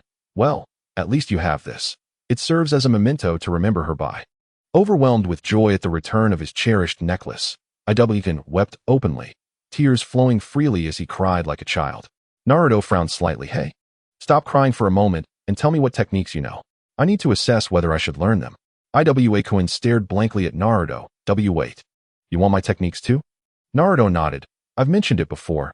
A child from a poor family learns to be thrifty. Don't be so astonished, and don't waste my time." Minutes later, Naruto completed the hand seals, reaching towards the ground. Earth release. Earth-shattering palm. With a thunderous roar, the earth before Naruto trembled violently, splitting open a fissure, leaving them in suspense as to what would follow. Naruto gazed at Iwakun with a peculiar expression. "Is this technique truly like this?" Iwakun, with a dazed countenance, nodded affirmatively. Meanwhile, he felt deeply disheartened within. The ninjutsu he had painstakingly mastered was effortlessly wielded by Naruto to a tenfold effect. With a resigned wave of his hand, Naruto remarked, "Well then, you may take your leave." Iwakun glanced down at himself, finding only a set of clothes, a necklace, and an adult-themed book, feeling utterly stripped of all else. Even the techniques residing in his mind had been learned by Naruto. Unable to contain himself, he inquired, "Does this count as robbery?" Naruto replied, I suppose it does. Now be off, lest you risk your life lingering here. Chapter 37. Haruno Sakura, the female version of Sasuke-kun? With Iwkun's sobs fading into the night, Naruto burst into laughter, unabashedly enjoying the moment. How audacious of this little thief to set their sights on him. Given the circumstances, Naruto decided against being courteous. In a swift motion, he even nearly claimed the necklace gifted to him by his mother. At that moment, Sasuke peered out from within the cave, observing Naruto's eccentric behavior. Naruto, sensing a presence, turned to find it was indeed Sasuke, prompting him to ask, What's the matter, Sasuke? Sasuke stepped closer, her voice low and teeth clenched. Do not call me by strange names in front of others. Naruto, equally lowering his tone, responded, Understood, Sasuke. Does this mean I can privately refer to you as my wife? Upon seeing Naruto's playful demeanor, Sasuke felt a moment of annoyance but quickly let it go. She had grown quite accustomed to his antics.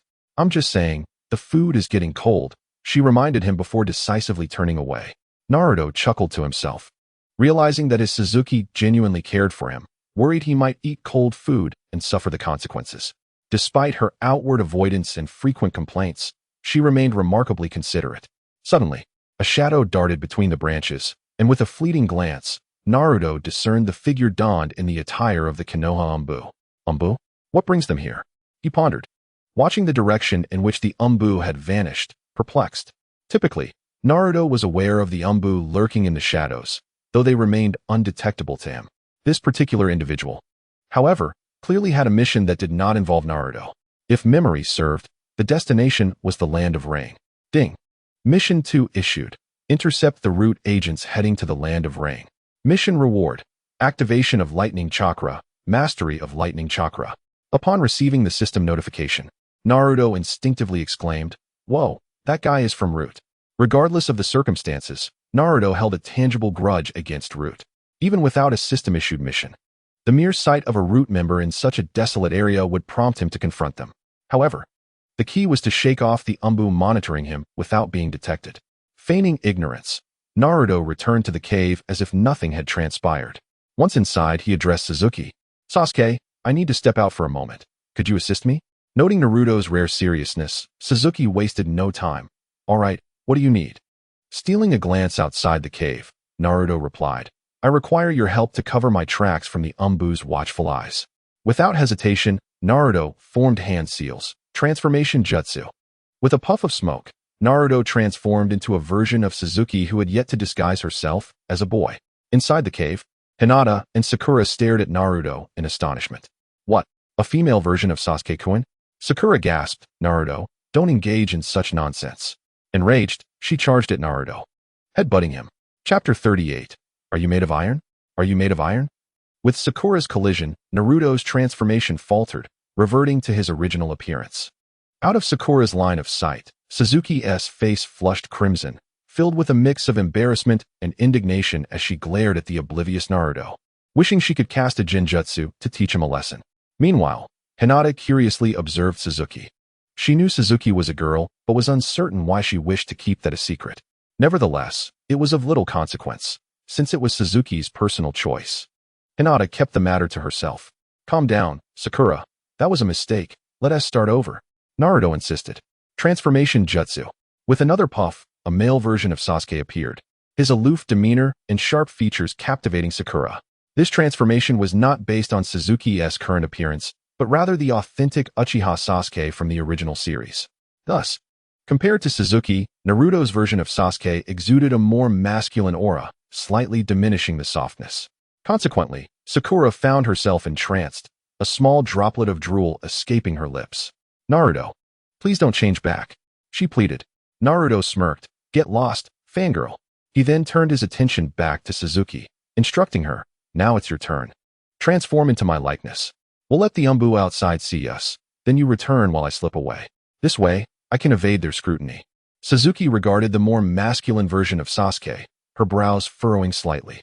To prevent Sakura from suspecting her true identity, Suzuki suddenly conceived a clever idea. With her eyes closed, she began to envision, then formed hand seals, transformation jutsu. With a puff, the noise drew Sakura's attention.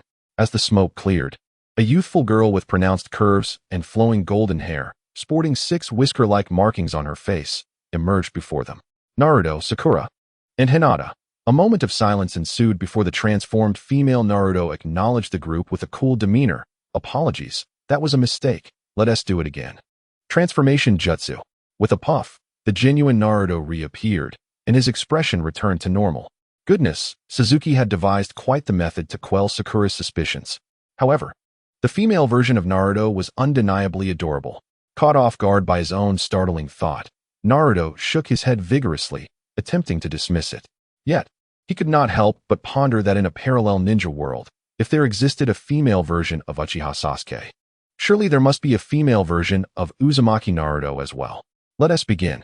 Suzuki approached Naruto, who was lost in thought, and coolly stated, regaining his composure. Naruto observed a Naruto that looked exactly like him, exuding an air of aloofness. Sasuke, could you tone down the coldness? You're making it obvious that you're not truly me.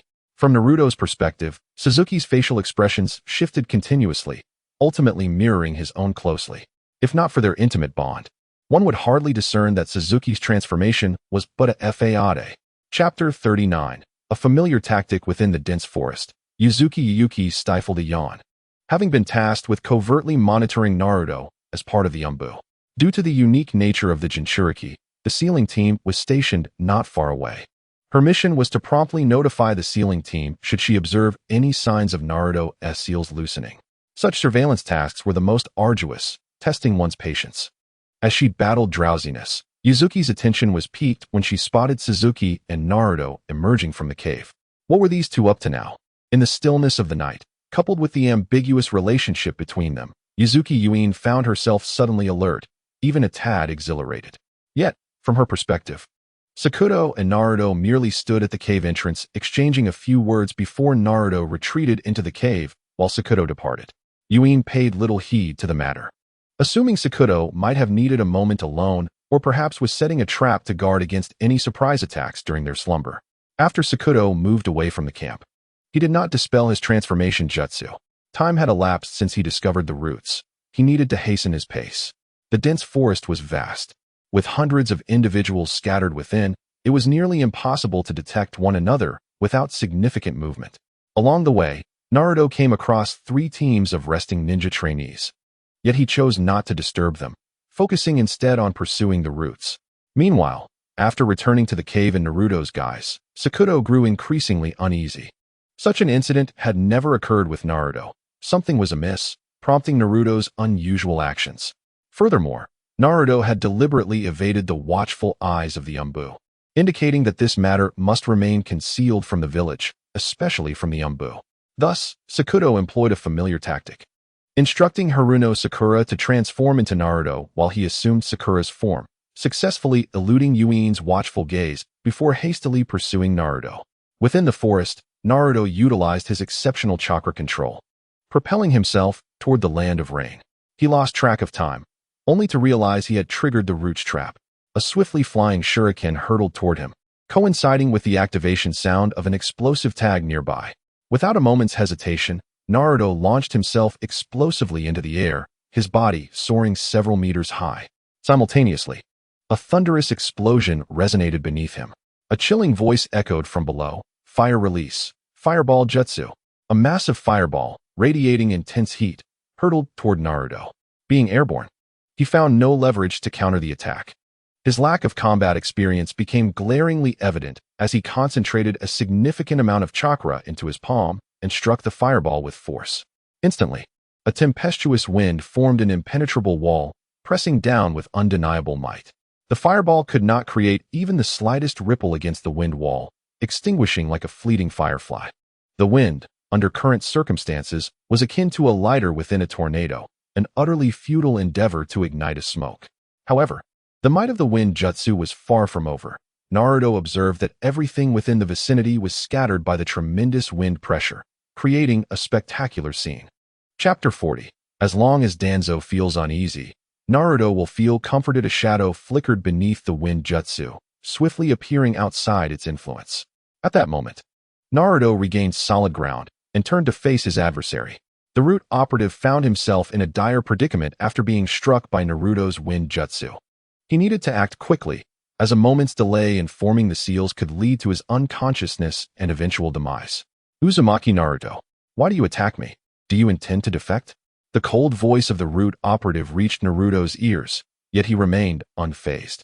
This was, after all, the vicinity near the Land of Rain, within the Akatsuki's territory. Moreover, having shaken off the Umbu's surveillance, he was surrounded by no one else.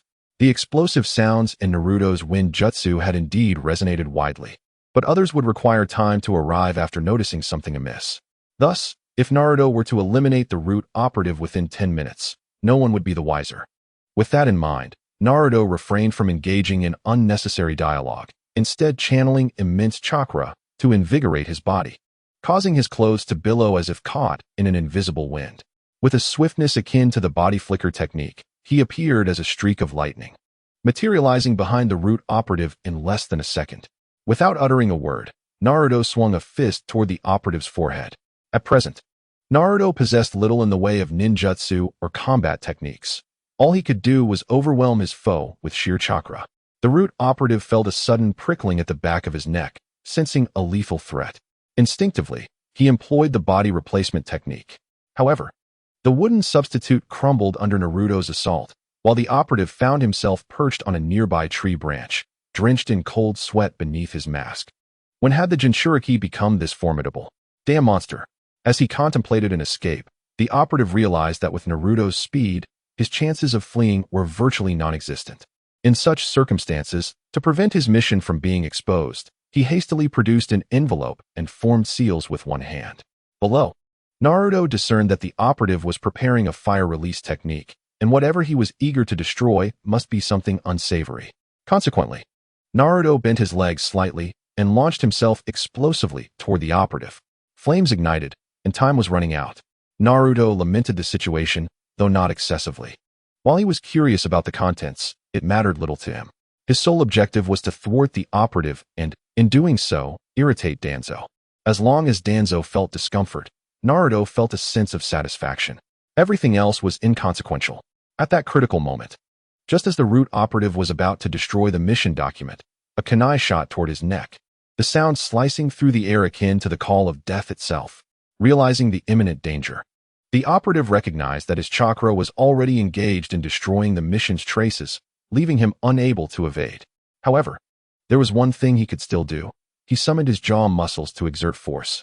Once the pressure reached a certain threshold, the cursed seal embedded within him activated, beginning to dismantle his brain. Half a second later, with the kunai deeply embedded in the root operative's neck, his mind was obliterated by the cursed seal. In the distance, Susanoo leaned against a tree trunk, coldly observing the lifeless body of the root operative as it plummeted to the ground. Chapter 41. As long as you are in Konoha, I will not depart. Xiaoqin. What brings you here? Due to inertia, Naruto skidded to a halt, careening toward Susanoo. Her previously cool demeanor shifted, and she deftly sidestepped, leaving Naruto to cling to a sturdy branch to avoid crashing. Susanoo regarded Naruto with a detached expression, as though she were already aware of his ruse. Noticing his ploy had failed, Naruto quickly rose and said, Xiaoqin, your reaction speed has improved tremendously. Susanoo replied, and at that moment, a system notification chimed in Naruto's ears. Ding. Task 2 completed. Task reward, Lightning Style Chakra activated, Mastery of Lightning Style Chakra achieved. A wave of empowerment washed over Naruto, prompting an involuntary, pleasurable sigh to escape his lips. Ah, delightful. However, this reaction caused Susanoo to distance herself from him once more, regarding him with an expression reminiscent of someone encountering a creep. Naruto, undeterred, focused inwardly on the system, commanding, open the attribute panel. Ding. Attribute panel has been opened. Host, Uzumaki Naruto Bloodline. Uzumaki Bloodline. Activated, Chakra Attributes. Wind, Mastered. Lightning, Mastered. Comprehensive score, 2489 Techniques. Shadow Clone Technique. Transformation Technique. Shadow Clone Jutsu. Earth Release. Earthquake Palm System Points. 4600 Note. The reason for being able to use Earth Release without an Earth attribute is that every ninja possesses a relatively comprehensive chakra. However, most individuals exhibit a more pronounced single chakra type. While they can utilize other release techniques, the effectiveness is not optimal. Therefore, the system's prompt indicates activation rather than acquisition. A case in point is the Copy Ninja Kakashi. Naruto smacked his lips. Although this enhancement isn't as outrageous as previous ones, it is still commendable. The so-called activation of lightning attribute chakra and mastery of lightning attribute chakra merely means that Naruto's internal lightning chakra has become more vibrant. Previously, his use of lightning release techniques was significantly diminished, but now it stands at the pinnacle of lightning release. As for chakra mastery, it pertains solely to chakra control. There is little to elaborate on this. Naruto's comprehensive score is becoming increasingly exaggerated, and the inflated nature is becoming more apparent. If Naruto doesn't learn a few more ninjutsu techniques, this inflation will likely grow even larger. Theoretically, with Naruto's attribute panel, dealing with a root ninja would be as effortless as pinching something between 3 fingers, virtually guaranteed victory. However, due to Naruto's lack of suitable ninjutsu and his virtually non-existent combat experience, the root ninja has managed to survive for this long. Sakura, seeing Naruto return to normalcy, asked, "Why did you confront the Umbu? Do you intend to defect?" In the ninja world, there are numerous Jinchuriki who have defected, and there are precedents. Sakura believed that Naruto's chances of defection were high. After all, Naruto's life in Konoha was far from pleasant. He was treated like a pariah, forced to brandish kunai just to make purchases, or else no one would sell to him. Under such circumstances, Sakura acknowledged that if it were her, she might not be able to endure such discriminatory treatment and exclusion. The thought of Naruto potentially defecting left Sakura somewhat disheartened. If Naruto were to leave, she would lose a dear friend in Konoha, the only companion she could wholeheartedly accept. However, Naruto shook his head, looking at Sakura with surprise. "What are you talking about? Sakura? How could I possibly defect? With you in Konoha, I would never leave." Sakura exclaimed, "Huh?" Upon hearing Naruto's words, she instinctively opened her mouth in astonishment. What did Naruto mean by that? Did he imply that his reason for not defecting was Sakura's presence in Konoha? Chapter 42. The mission order to Itachi from the root? No, this must be Naruto's scheme. Although life in Konoha has been harsh for Naruto, he is one who not only teases Sakura, but also Hinata. Sakura couldn't believe that Naruto would choose to stay merely because of her, just as she was lost in her thoughts. Naruto retrieved the envelope that the root had desperately tried to destroy. The corpses of the root members had yet to grow cold, but Naruto felt an overwhelming chill. These were once living beings, all trained by Danzo to become emotionless machines. Thus, the blame for this atrocity rests squarely on Danzo's shoulders. As Naruto examined the envelope, he returned to Sakura's side. Suddenly, Sakura uttered a nonsensical remark. "Really, Naruto?" He looked up to see Sakura seemingly lost in a state of profound gratitude. If he were to confirm her words, who knows how much trust and appreciation she might bestow upon him. Yet, Naruto disliked lying. He nodded, "Not entirely. There are still very important matters to attend to in Konoha." Sakura and Hinata were the individuals Naruto cared about. He needed to rectify his reputation in Konoha himself. One day, he would make those troublesome villagers understand that he was a hero, not a monster. More importantly, Danzo must die. There was no debate about that. If Naruto reached a certain point, he would prioritize eliminating Danzo. The title of the King of Konoha's scandal was earned due to Danzo's heinous deeds. Although the original work attempted to redeem Danzo, to Naruto, there was no redemption. Better to kill him than to fantasize about his potential purification. Oh well. Sakura felt somewhat dejected, but she understood. They were merely classmates, albeit with a closer relationship. Though their bond had the potential to deepen, they had never crossed that line. Seeing Naruto hold an envelope, Sakura curiously inquired, "What is that? Something from the Umbu?" Naruto had ventured out in the dead of night without food or sleep solely to eliminate that Umbu and retrieve this mission order. No matter how one looked at it, it was peculiar. Why would Naruto engage in such actions without cause? He did not conceal anything from Sakura. As he flipped through the contents, he explained, "This is a mission order from the root. He is not one of the Umbu. He belongs to the root." Sakura appeared puzzled. "Root?" Naruto nodded. "Yes. And remember, Sakura, the root is a parasite in Konoha. While Konoha requires these parasites for sustenance, the harm they cause far outweighs the benefits. Our arch-nemesis is the root and its leader, Shimura Danzo." Naruto's extensive explanation left Sakura bewildered as she struggled to comprehend. What did he mean? Wasn't her arch-nemesis Itachi Uchiha? How had it shifted to Danzo? Instinctively sensing something was amiss, she asked Naruto, "What do you mean?" Instead of answering her, Naruto stood frozen, staring at the mission order as if he had uncovered something shocking. Inside the order were several photographs of individuals who bore a striking resemblance to Sakura and a few sheets of paper filled with writing. The issue lay within these sheets and photographs. This mission order was intended for Itachi Uchiha from the root. Author's note, Chapter 43. The mission from Shizun. The first sheet contained communication between Danzo and Itachi Uchiha. The second instructed Itachi on where to deliver the upcoming intel. The third was from Uchiha Sakura. Indeed, it was clearly written, a letter from Uchiha Sakura to her brother. These large characters were precisely what astonished Naruto. Faced with Sakura's questions, Naruto instead asked her, Sakura, do you hate Itachi Uchiha? What? What are you saying? How do you know Itachi Uchiha? Sakura's emotions began to stir, and she struggled to contain herself, bombarding Naruto with questions. Overwhelmed, Naruto simply handed the papers to Sakura. She took the sheets and quickly began to read. The first sheet read, Itachi Uchiha, the village requires more intelligence. You must endeavor to complete the mission. Therefore, your work for the next 6 months will be. The second sheet stated, the location for storing intel will be checked periodically. Choose your location based on your circumstances, which is. The third sheet was addressed to Itachi. Brother, I am in 5th grade now, and I will graduate from the Ninja Academy next year. Here is a photo from a recent school competition. What do you think? Do you still like it? Hee. Lately, I've been growing tear troughs like yours. Though they are smaller. It bothers me. I don't want those kinds of things. They make me look ugly, just like you. I miss you so much. And I wonder when we'll meet again. Uchiha Sakura. Trembling with horror, Sakura pulled out 2 photographs that had been enclosed in the envelope. Beneath the radiant sunshine, a multitude of ninja students gathered on the playground. A girl with ebony hair and dark eyes smiled brightly at the camera. Most notably, there were faint tear troughs on her face. She was the class leader of the Mizuki class, the ever-ambitious Tsunun Koyan. Zhaoqin instantly recognized her. After all, this was the very Tsunun Koyan who had long enjoyed challenging herself, but had always been thoroughly defeated by her own efforts. Zhaoqin trembled all over, unable to believe what was unfolding before her. She practiced diligently every day, tirelessly striving to enhance her strength for the revival of the Uchiha clan, even going so far as to nearly forsake her feelings for Naruto. The Scarlet Sharingan emerged in Zhaoqin's eyes, a haunting sight that caused Naruto to feel a pang of sympathy. Zhaoqin, please remain calm. No matter what happens, I will be by your side, he reassured her.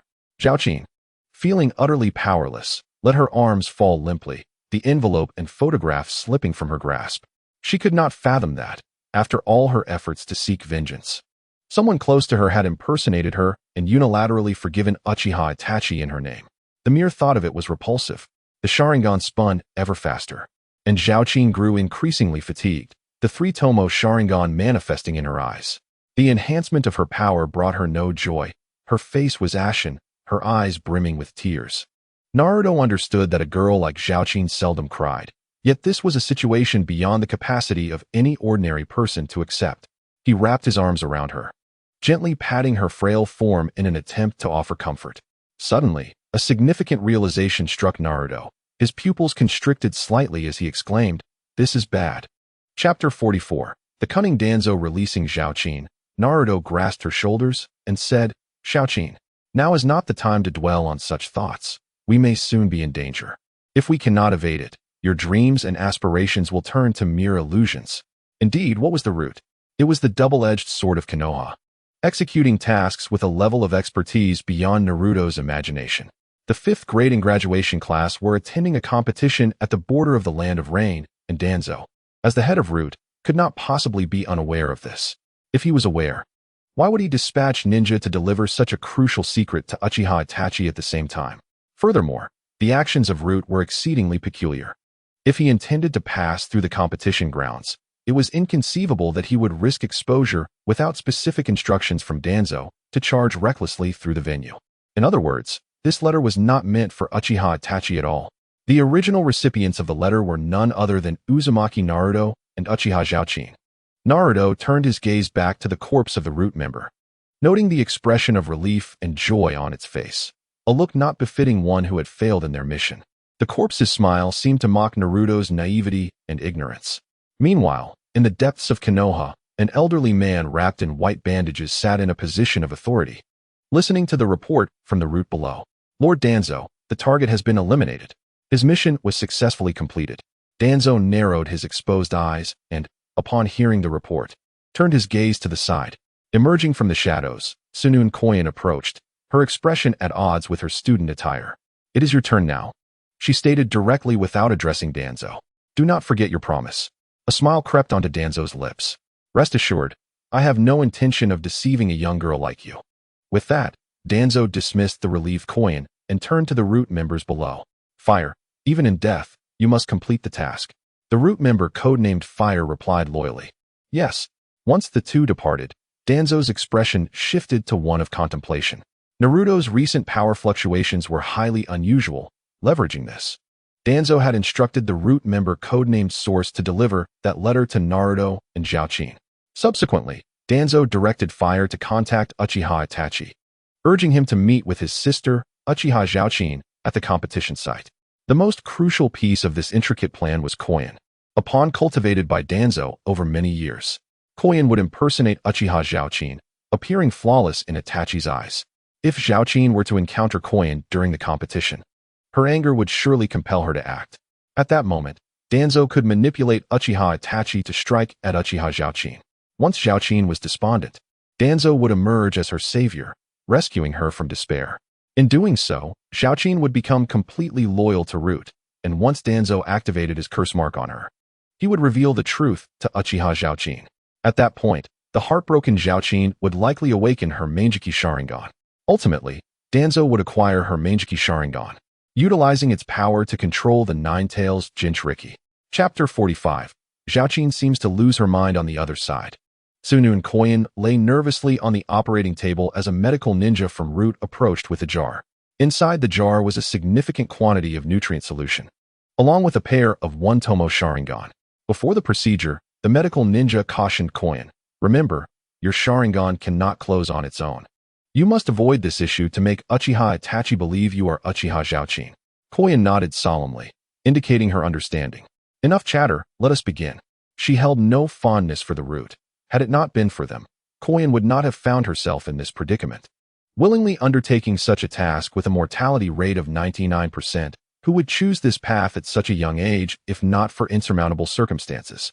Meanwhile, on the opposite side, 4 elite Root ninjas held hands, encircling the Root member codenamed Fire.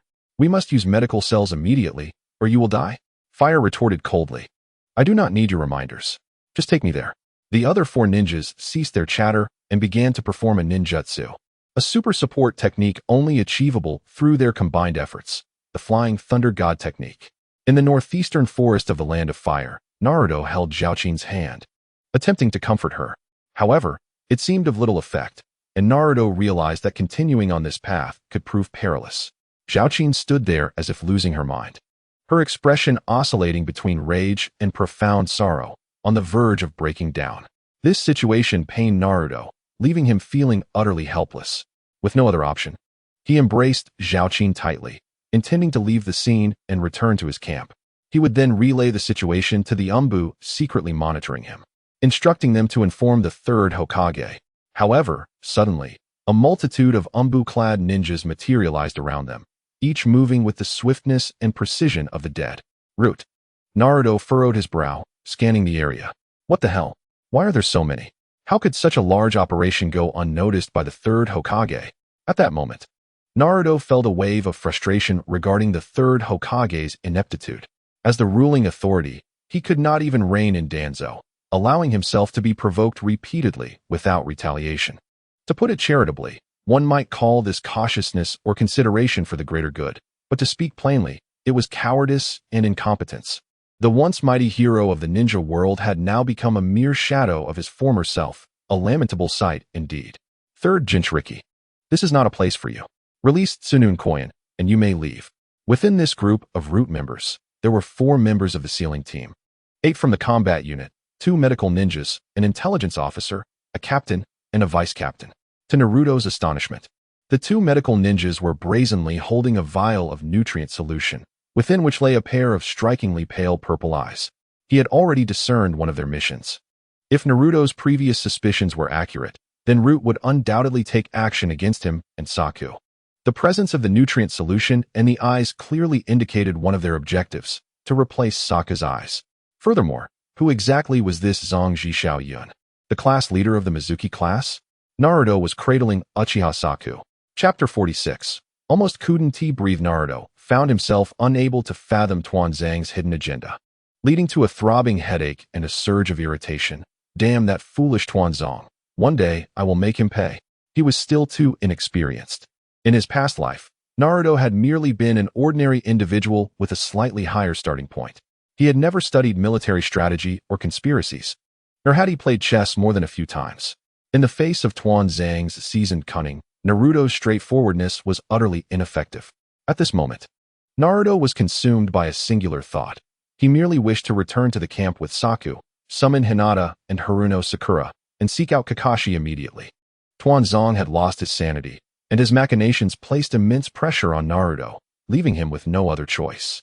In the depths of the forest, outside Naruto's camp, Atsuki Shien, her expression grim, confronted the root members blocking her path. I warn you, I am here on the Hokage's orders to guard Uzumaki Naruto. If you obstruct me, you shall bear the consequences. Just moments ago, Atsuki Shien had discovered that Naruto and Saku had vanished, only to be abruptly intercepted by the root.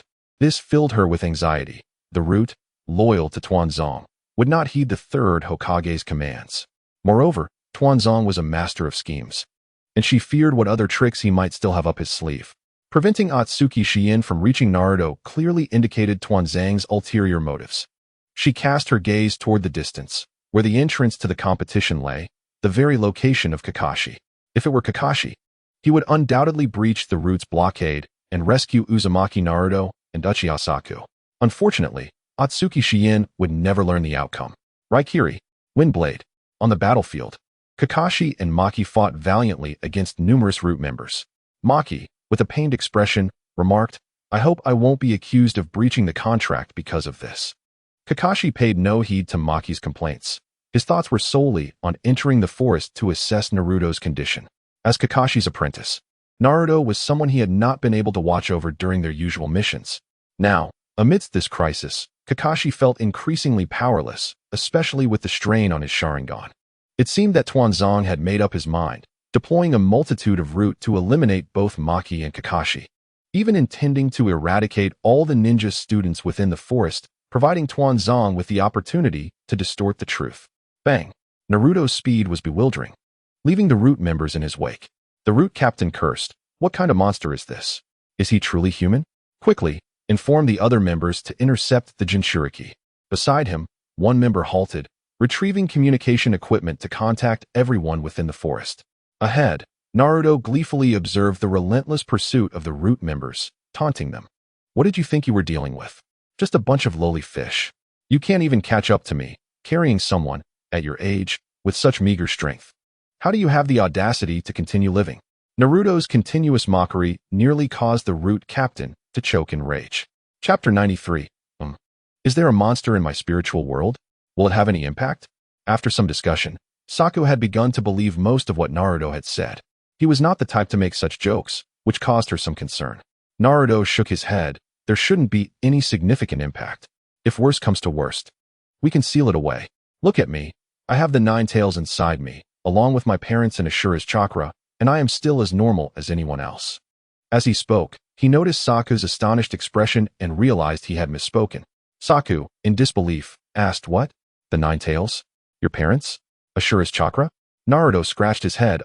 You can think of it as the souls or chakra of living beings.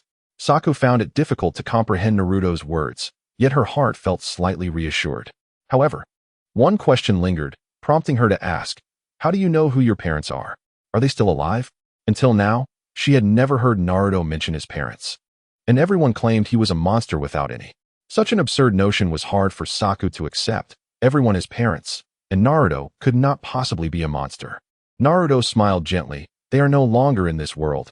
It's just a part of their chakra. To be honest, Naruto felt little emotional attachment. He had traversed into this world without ever having met Kushina or Minato. Furthermore, his perspective had always been shaped by his past life. To Naruto, Kushina and Minato might simply be characters he had never encountered in anime. However, after living here for so long, Naruto began to contemplate the love and care Kushina and Minato had for him, leading to a complex emotional relationship. Oh, I apologize. Sokka looked down, unexpectedly and sincerely apologizing to Naruto. Bringing up such matters would undoubtedly sadden him. Yet, her curiosity about Naruto's parents remained. Noticing Sokka's hesitance, Naruto couldn't help but tease. How about this? If you give me a kiss, I'll tell you. Saku's demeanor instantly cooled, casting a dismissive glance at Naruto. Then forget it. Wait. Come on.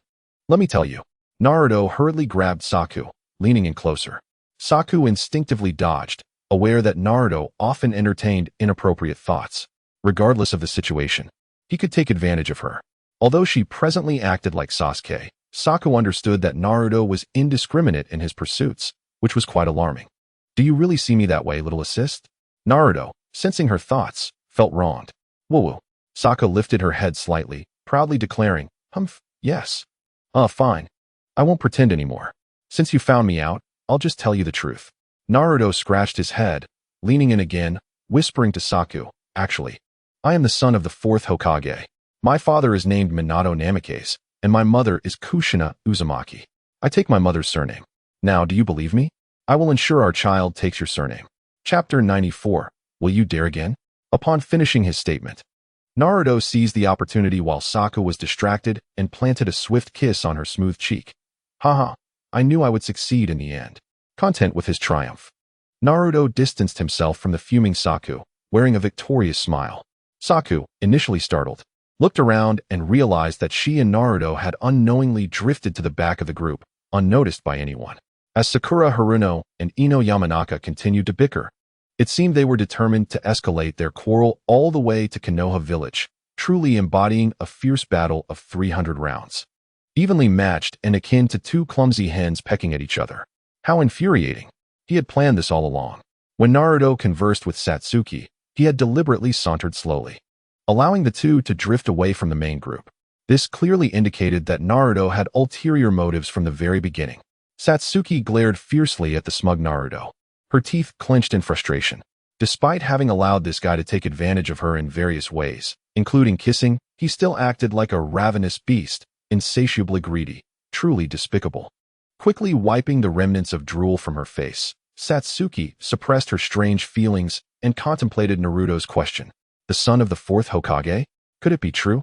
Upon reflection, he did bear a striking resemblance. As she scrutinized Naruto's face, she noted that if he were to shave, his facial structure would indeed be reminiscent of Minato Namikaze. Of course, this was merely a resemblance. After all, Minato was both handsome and powerful. Naruto could not possibly compare, even in terms of looks. This was the most straightforward thought for Satsuki. Minato was a hero of Konoha, adored by countless villagers, including both Satsuki and her mother. The mere thought of her mother prompted Satsuki to recall the time they discussed Minato, only for Fugaku to overhear, resulting in the comical sight of Fugaku's face turning purple with embarrassment. Haha. The image of Fugaku's expression made Satsuki chuckle, but a moment later, she felt something was amiss, and her smile froze. Hey, what's wrong? Naruto hurried to her side, noticing her unusual demeanor. Satsuki shut her eyes and shook her head. I'm fine. Are you a demon? She retorted, quickly dodging Naruto's playful advance. Naruto innocently replied, Didn't Sakura say that when a girl closes her eyes, it means she wants me to kiss her? In her fury, Satsuki even forgot her earlier melancholy and shouted, That was what Sakura said, not me. Not me. Naruto nodded obediently. Oh, I understand. I'll dare to do it next time. As the sun set once more at the gate of Konoha village, the students finally returned. Filled with excitement. Having been away from home for so long, they were eager to reunite with their families. Iruka addressed everyone. All right, the competition is officially over. With summer vacation approaching, please return your belongings to the ninja school by next Monday. Information regarding the competition rankings will be communicated. Moreover, for those who placed in the top 5 and wish to graduate early, you may approach Teacher Mizuki to apply. However, please remember, don't cause trouble at home during the break, listen to your parents, and help with chores instead of playing around. Chapter 95. Did I say something wrong? Hee. Half an hour later, Iruka continued his incessant rambling, as if he wouldn't stop, for 2 hours. Sakura stared blankly at Iruka and turned to Ino, saying, I can hardly bear this. Although they were rivals, Ino agreed with Sakura's sentiments. I feel the same. However, in reality, it wasn't as exaggerated as it seemed. Irika was merely concerned about potential mishaps among the students, hence his lengthy discourse. While it could be annoying, his intentions were good. As Irika delivered his closing remarks, all the ninja students perked up, attentive to his words. Well, now, let us disperse, he declared. Just then, Naruto's voice interrupted him. Ahem. Irika-sensei, you haven't assigned any summer homework yet. Uchiha Sasuke, Hyuga Hinata, Haruno Sakura, Yamanaka Ino, Inazuka Kiba, Narashiko, and hundreds of other ninja students nodded in agreement. Unfazed by the hungry gazes of his peers, Naruto mischievously asked, Did I say something wrong? Hee. In the end, Irika did not assign any homework. The reason was simple. He lacked the authority to do so. He could only assign homework to his own class and had no jurisdiction over the entire 5th and 6th grades. This turn of events was indeed fortunate for the ninja students. After dispersing, Naruto could still feel the chilling gazes directed at him from all directions, seemingly even colder than before. Fortunately, Naruto was indifferent. Otherwise, he would surely stir up a storm in Konoha. After the gathering, Naruto sought out Satsuki, hoping to find a reason to stay at the Uchiha compound. The rationale was simple. He had grown accustomed to living with Satsuki. Returning to solitude would leave him lonely. He was human, after all, not a beast. Even beasts experience loneliness. Hey, what is up? A soft voice called from behind Naruto, and he instantly recognized who it was. Satsuki, too, focused her attention, observing Naruto's reaction. As expected, he turned around in surprise and said to the girl behind him, Oh, Hinata-chan, is there something you need? Are you inviting me to dinner? Upon hearing this, the remaining classmates who had yet to leave looked on in astonishment at Naruto and Hinata. Most of them were not from Irika's class and were unaware of Naruto's pursuit of Hinata. Flushed with embarrassment, Hinata lowered her head but couldn't help but ask, I wanted to know if you're considering graduating early? Kawaii. Naruto reached out to pat Hinata's head, completely enchanted by her cuteness. I certainly have no plans to graduate early, only fools wish for that. Upon hearing this, Shikamaru, who was preparing to leave, paused awkwardly, casting a glance at Naruto before silently departing. Indeed, Nara Shikamaru, had decided to graduate early. Putting Shikamaru aside, Hinata visibly relaxed upon hearing Naruto's words. Thank goodness. Naruto couldn't resist extending an invitation. Hinata-chan, would you like to have dinner together? Chapter 96. I'll help you set up a date with Sasuke another day. Standing behind Hinata, a member of the Hyuga clan wore a grim expression, furious that Naruto dared to invite Hinata to dinner. He was itching to confront Naruto, but due to his limited authority, he held back. He was merely a branch family member and had no power over the affairs of the main family. If Hinata made a decision, he had to comply. Hinata felt a surge of excitement and nervousness at Naruto's invitation, her face turning a rosy hue, utterly adorable. However, her father, Hiashi Hyuga, had instructed her to return home immediately after the competition. Regretfully, Hinata said, I'm sorry, Naruto-kun. Naruto was not particularly disappointed, as he understood that these so-called prestigious clans had their own set of rules. In his view, such rules often did more harm than good. Setting that aside, he told Hinata, all right then, let us plan for another day. Hinata felt a twinge of disappointment, fearing that Naruto might perceive her as aloof. She quickly promised, I will personally prepare a bento for you, Naruto-kun.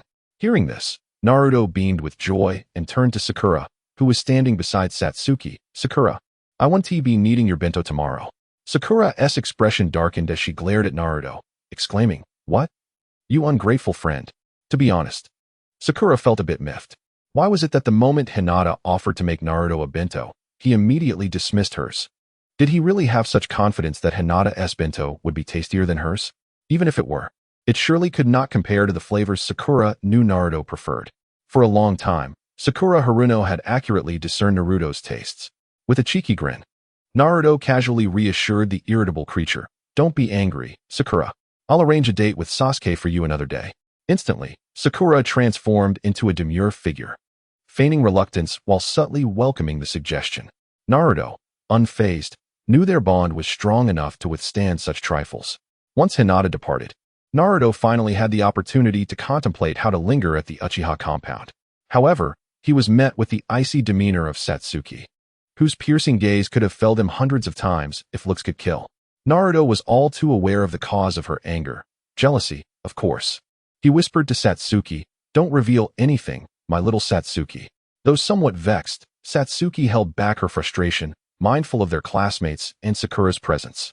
As they approached the entrance of the Uchiha compound, Satsuki noticed Naruto's intention to accompany her inside, which only fueled her ire further.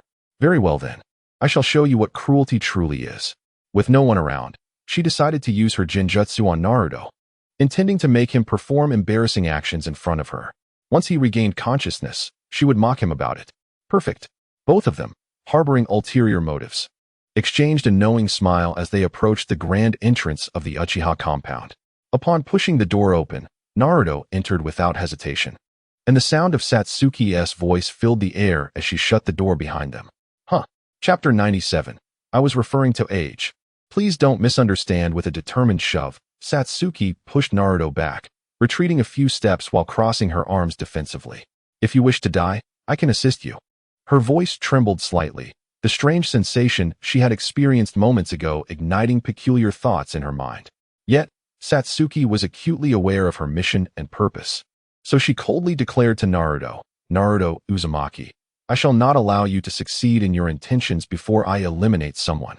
Naruto licked his lips nonchalantly and replied, No worries, you're still young, and I have no plans to succeed in the near future. Young? Satsuki's face flushed with anger as she glanced down at her slightly rumpled clothing, realizing she had overreacted. What are you staring at? Get out of my house. Naruto paused instinctively. I meant age.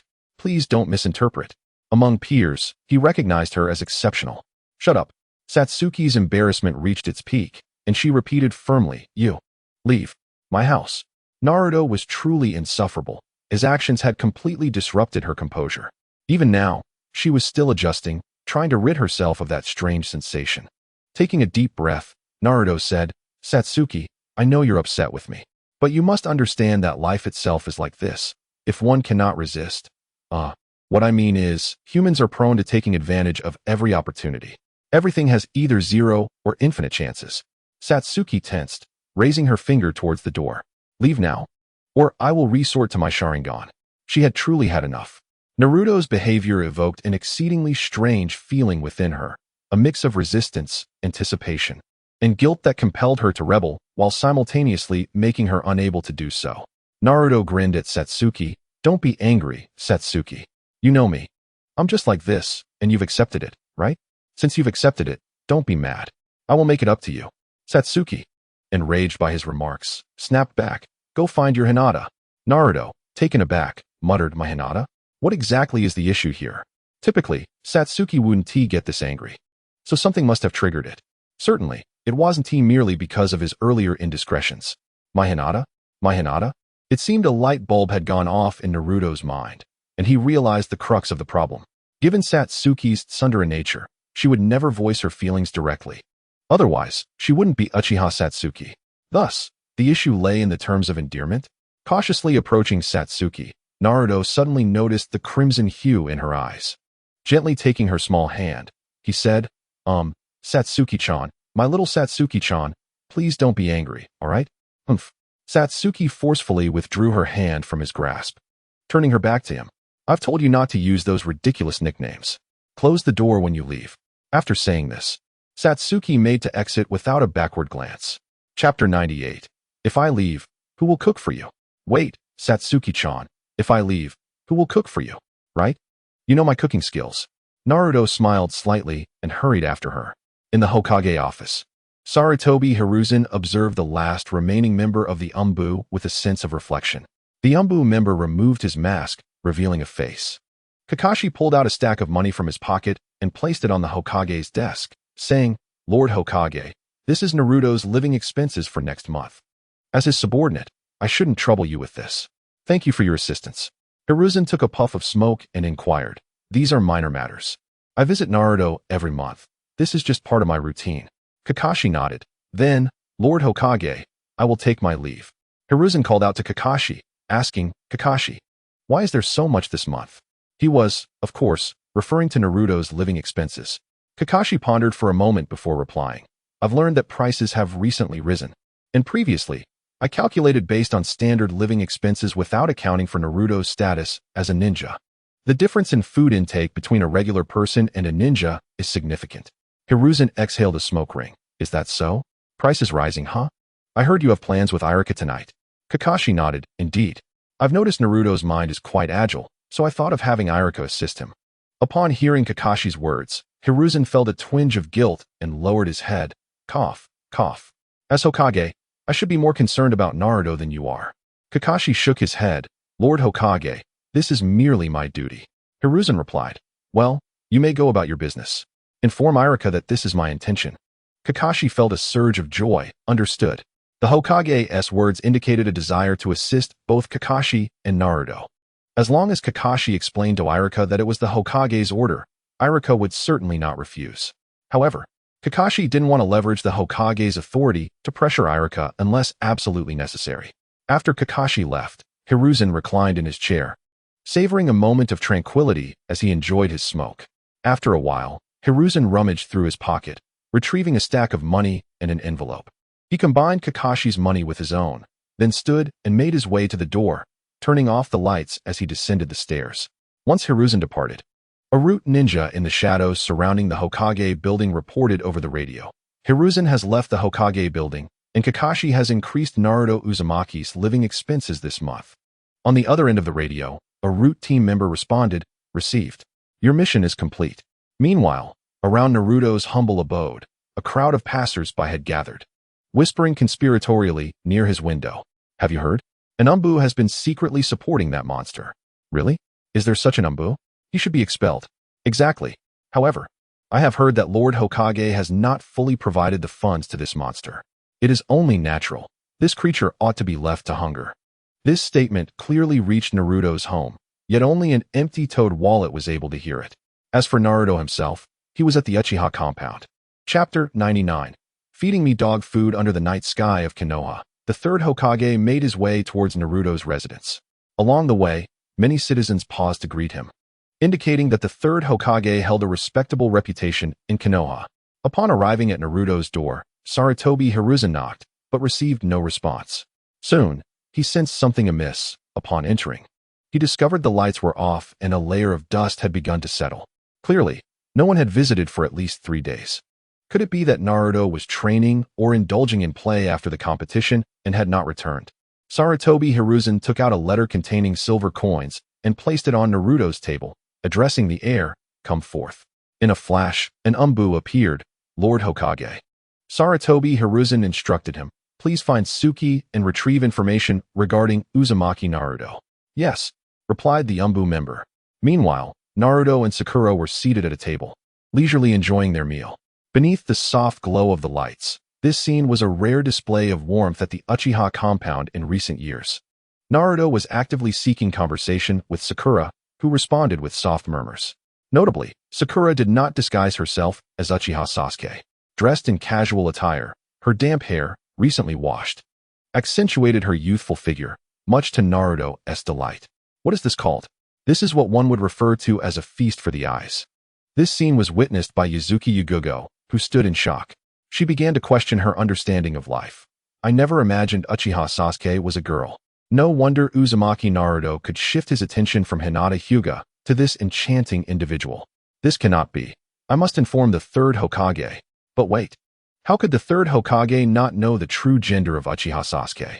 As the highest representative of Konoha, it would be quite the oversight if he were unaware. Observing the tender interaction between Naruto and Sakura, Yugugo felt an inexplicable sense of perfection in this outcome. It seemed that Uchiha Sasuke was indeed a girl, and Naruto's pursuit of her had finally borne fruit. They were living a serene married life, while she, Yuzuki Yugugo, remained an unseen observer. Yet, something felt amiss. Indeed, if Uchiha Sasuke is a girl, then it lacks excitement. Sigh, what a bore. What romance can one have at such a young age? To think I am being fed dog food. Oh, how I long for my dear Kazekage. I wonder what he is up to now. As Yugugo was lost in her thoughts, she heard rustling leaves behind her. A figure emerged, an Umbu who spoke to her. Suki. Lord Hokage has sent me to collect information on Uzumaki Naruto. After confirming the Umbu's identity, Yugugo handed over her notebook. However, after a moment's thought, she retrieved it and added a note. New discovery.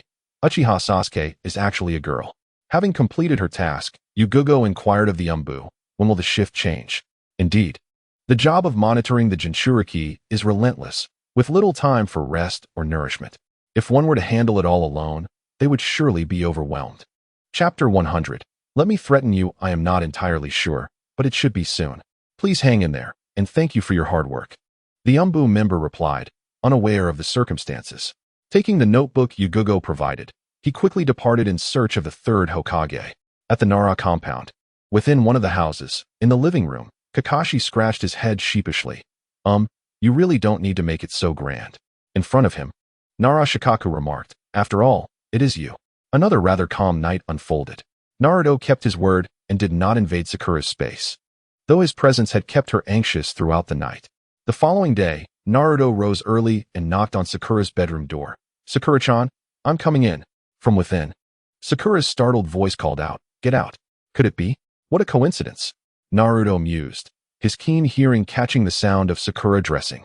Suppressing the urge to burst through the door, he waited until Sakura opened it herself. Indeed, she had concealed certain parts of her body with white cloth, and her chest appeared decidedly unfeminine. Coupled with Sakura's sharp short hair, one would hardly mistake her for a girl. It is worth noting that despite her short hair, it fell to her chin. Sakura-chan, summer vacation is approaching. Do you have any plans? Naruto asked, blocking the door. Sakura regarded him with a strange look. Why do I feel like you're up to something? A smile crept onto Naruto's face as he couldn't help but chuckle inwardly. Just yesterday, he had been told not to give her odd nicknames. Yet now, she seemed to take pride in being addressed as Sakura-chan, perhaps feeling a tinge of jealousy when he referred to Hinata as Hinata-chan. How is it that my actions can be deemed mischievous? I am simply a well-behaved child, surely. Sakura-chan, you cannot be unaware of this? Sakura smiled, her dimples charming, as she calmly asked, you? Well-behaved? Then explain why you possess over 1,000 specialized shuriken? Naruto replied, while on my way to school, I happened to run into Haruno Sakura. In reality, there were no classes that day at the Ninja Academy. Irika was merely assigning summer homework and attending to other matters. As soon as Sakura arrived, she began chattering incessantly in Sakura's ear, which soured her mood. The three of them made their way to a food stall, where Naruto confidently exclaimed, damn it, I'm buying your food because I hold you in high regard. The food stall owner responded, hey, can you rephrase that? I'm tired of hearing that line. This time, I won't resist selling you food. I just ask that you change your wording. Naruto retorted, what the hell? You always resist selling me food. I've grown accustomed to it. Now that you're directly selling to me, it feels off. Just let me threaten you. Otherwise, my obsessive-compulsive disorder will feel unsettled. The owner, Sakura, and Sakura. After purchasing breakfast, the three continued their journey to school. Along the way, they unexpectedly encountered a pineapple-headed individual. Chapter 101. Out of place, Uzumaki Naruto. Would you like to become my apprentice? Nara Shikaku's demeanor mirrored Shikamaru's. When not in work mode, he was equally laid back. Oh, so that's where Shikamaru's aversion to trouble originates. The group fell silent, and Naruto exclaimed in surprise, huh? Why the sudden proposal? Naruto felt as though he had been struck by a delightful revelation. Nara Shikaku possessed remarkable intelligence. In the original narrative, Shikaku's elevation to command the Ninja Alliance after the Raikage showcased the significance of intellect. If Naruto could learn even a few techniques from Shikaku, he would undoubtedly enhance both his strength and intellect, becoming a formidable opponent capable of outsmarting his adversaries. Shikaku casually remarked, I heard that your performance during the competition was rather impressive. So what do you say? Are you interested? Esteemed class leader, I must respectfully decline. After a moment of contemplation, Naruto addressed Shikaku. With a strategist of your caliber in Konoha, I feel an immense pride. I am self-aware enough to recognize that when it comes to strategy, I cannot compare to Shikamaru. My true calling lies in being a rightful inheritor of the will of fire, charging to the forefront to protect the family of Konoha with my strength and your wisdom. Shikaku yawned and remarked, I see, you fear complications, do you not? Naruto paused his philosophical discourse, unfazed by Shikaku's keen insight, and candidly replied, indeed, I do fear trouble. Especially since I've been pursuing a girl lately and would rather not squander time, you understand. Nara Shikaku nodded and said, ah, youth is indeed a blessing. I shall take my leave then. This allowed Shikaku to report back to Kakashi. It was evident to Naruto that he was more suited for the role of a top-tier combatant than to engage in strategic studies with Shikaku, which would be a mere waste of time. Kakashi's initiation of this discussion revealed his lack of understanding of Naruto's potential. It seemed that the duties of the Umbu were indeed quite taxing. After their brief conversation, Shikaku became contemplative. As a ninja student, Naruto not only understood his position within Konoha but also recognized Shikaku's role as the leader of the Jonin class and had an intricate grasp of the will of fire. It was evident that Naruto possessed a profound understanding of this doctrine, though whether he fully embraced it remained uncertain. In their brief interaction, Shikaku discerned a significant issue with Naruto, a lack of clear stance, which was rather grave and warranted careful observation. After Shikaku departed, the group did not linger and proceeded directly to the Ninja Academy. Upon arrival, they noted the summer assignments displayed on the blackboard, alongside notifications for those wishing to graduate early. The competition rankings were prominently posted on the classroom's outer wall, easily visible to all. Naruto's name as the top contender had been pointed out numerous times. After tidying up the classroom, they were ready to leave. The presence of parents accompanying their children created a rather dissonant atmosphere for Naruto and his friends. Chapter 102. It is daytime. Do not be so impulsive. Naruto-kun. Upon seeing Naruto, Hinata hurriedly approached him, carefully retrieving a bento from her backpack and bowing slightly as she sincerely apologized. I'm sorry for declining your invitation yesterday. Please accept this as compensation. Naruto found Hinata rather endearing, realizing that he had casually mentioned the invitation, yet she took it so earnestly. Sakura's mood soured as she observed Naruto and Hinata's closeness, her feelings of discontent escalating. Eventually, after a protracted moment, Hinata, constrained by the rules of the Hyuga clan, again declined Naruto's invitation to travel, which felt quite authentic. After Hinata departed, Naruto turned to Sakura and inquired, Sakura, would you like to join me on a trip? Suddenly, Sakura leaned in between Naruto and Susanoo, excitedly exclaiming, I'll come too. Susanoo scoffed, what a dull game. I wouldn't go. Sakura echoed, exactly, who travels these days? I want to be going. Naruto was taken aback. Sakura, weren't you just enthusiastic? The rapid shift in her attitude left even Sakura feeling a tad awkward, and she playfully stuck out her tongue. Hee, I just want to be with Sasuke-kun. And don't forget, you promised to help me set up a meeting with him. Recalling Naruto's promise from the previous day, Sakura felt a surge of excitement. If Naruto could indeed arrange a meeting with Sasuke, she would meticulously plan their activities, ensuring that the conclusion would culminate in a romantic kiss. Lost in her daydreams, Sakura was oblivious to Naruto's exasperated gaze directed at her infatuation. After leaving the Ninja Academy, the two escorted Sakura home before returning to the Uchiha compound. Noticing Naruto still holding the bento box, Susanoo couldn't help but comment, what's so special about that? It's just a meal. Naruto chuckled, Susanoo, how about you make me a bento this time? As she entered her room, Susanoo replied, I wouldn't do something so tedious. I'm going to train. Naruto found her response perfectly reasonable and said, oh, go ahead then. I'll enjoy Hinata's bento. Susanoo paused, turning to him, you promised to train with me. Naruto shrugged nonchalantly, we can do that after I finish eating, it won't take long. No, we must do it now? Susanoo suddenly turned to Naruto, her expression serious. Naruto sighed, raising his hands in surrender, fine, how do you want to train? Seeing Naruto set aside Hinata's bento, Susanoo felt a surge of joy. Though she masked it well, she instructed him, just like before. With that, she retreated to her room to remove her restraints. With the break upon them, there was no need to wear them at the Uchiha compound. Moreover, it was quite uncomfortable to constantly suppress her natural abilities. Once Susanoo had finished her business, she stepped outside to find Naruto tossing the bento box into the trash, while wiping the remnants of rice from the corner of his mouth, letting out a satisfied burp. Ah, that was delicious, Naruto exclaimed comfortably. Susanoo gazed at him with a melancholic expression, causing Naruto to feel slightly embarrassed. Susanoo, it's daytime. Don't be so impulsive. Chapter 103. If you want to learn, kiss me. Susanoo smiled warmly at Naruto, gently asking, have you had enough to eat? Naruto gulped, honestly replying, I've had quite enough. Then let us set forth. A strange crimson hue flickered in Susanoo's eyes as she tightened her lips, whispering to herself, Kamui. Naruto was bewildered. The Kamui space remained as warm and beautiful as ever. Surrounding them were patches of vegetables, all of which Susanoo adored, with a small house at the center. The gentle sunlight seemed eternal, and Naruto's figure suddenly appeared above a pond. As he plummeted, Naruto instinctively utilized his immense chakra control to gather a small amount of chakra beneath his feet. Bang! Splash! After several awkward tumbles, Naruto finally steadied himself on the water's surface. Shortly after, Susanoo emerged at the water's edge, her chin slightly raised as she regarded Naruto with disdain. If all went according to plan, Naruto would have ended up drenched. Serves him right, she thought, recalling how he often incited her jealousy while she remained passive. Never daring to demand, he distanced himself from Hinata. Wait, what is happening? Yet, upon witnessing Naruto's predicament, Susanoo's delicate features morphed into a look of astonishment.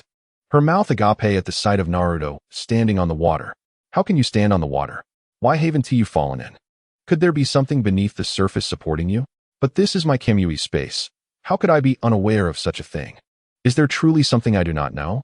Susanoo bombarded him with questions, finally dipping her foot into the pond to test if there was something supporting Naruto, preventing him from sinking. Haha. To Naruto, Susanoo's inquisitive demeanor was utterly adorable. Observing the poised young lady, he couldn't help but chuckle. Ah. What you see is the application of chakra. Do you wish to learn?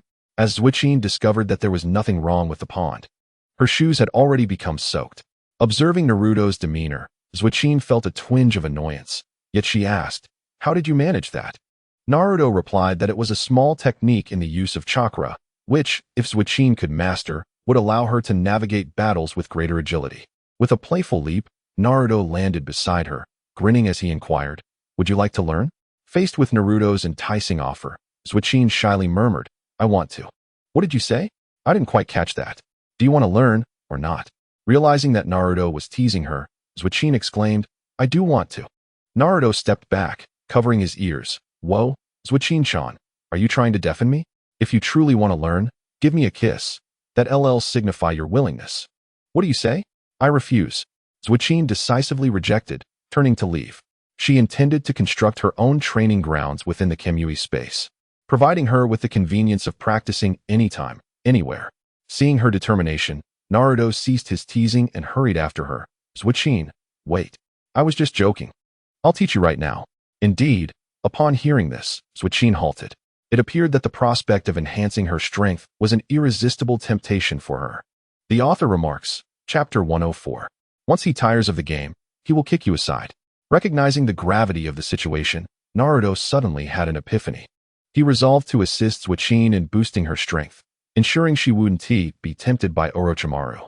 Truly, Naruto is a little genius. As this thought crossed his mind, a notification from the system chimed in. Ding. Task issued. Please assist Uchiha Susanoo in raising her overall score to 1500. Task reward. Activation of Water Attribute Chakra. Mastery of Water Attribute Chakra. Naruto internally questioned the system. Is this the graduation task and reward for beginners? Ding. The next task is confirmed. Alright. How do I find out Susanoo's overall score? Ding. The current overall score for Uchiha Susanoo is 1355. What? That high? Ding. Uchiha Susanoo's situation is akin to the host's. She possesses immense combat potential, but struggles to elevate her overall score due to a lack of battle experience. Oh, I see. Have you lost your wits? Susanoo asked, noticing Naruto's momentary daze. What was that blank stare about?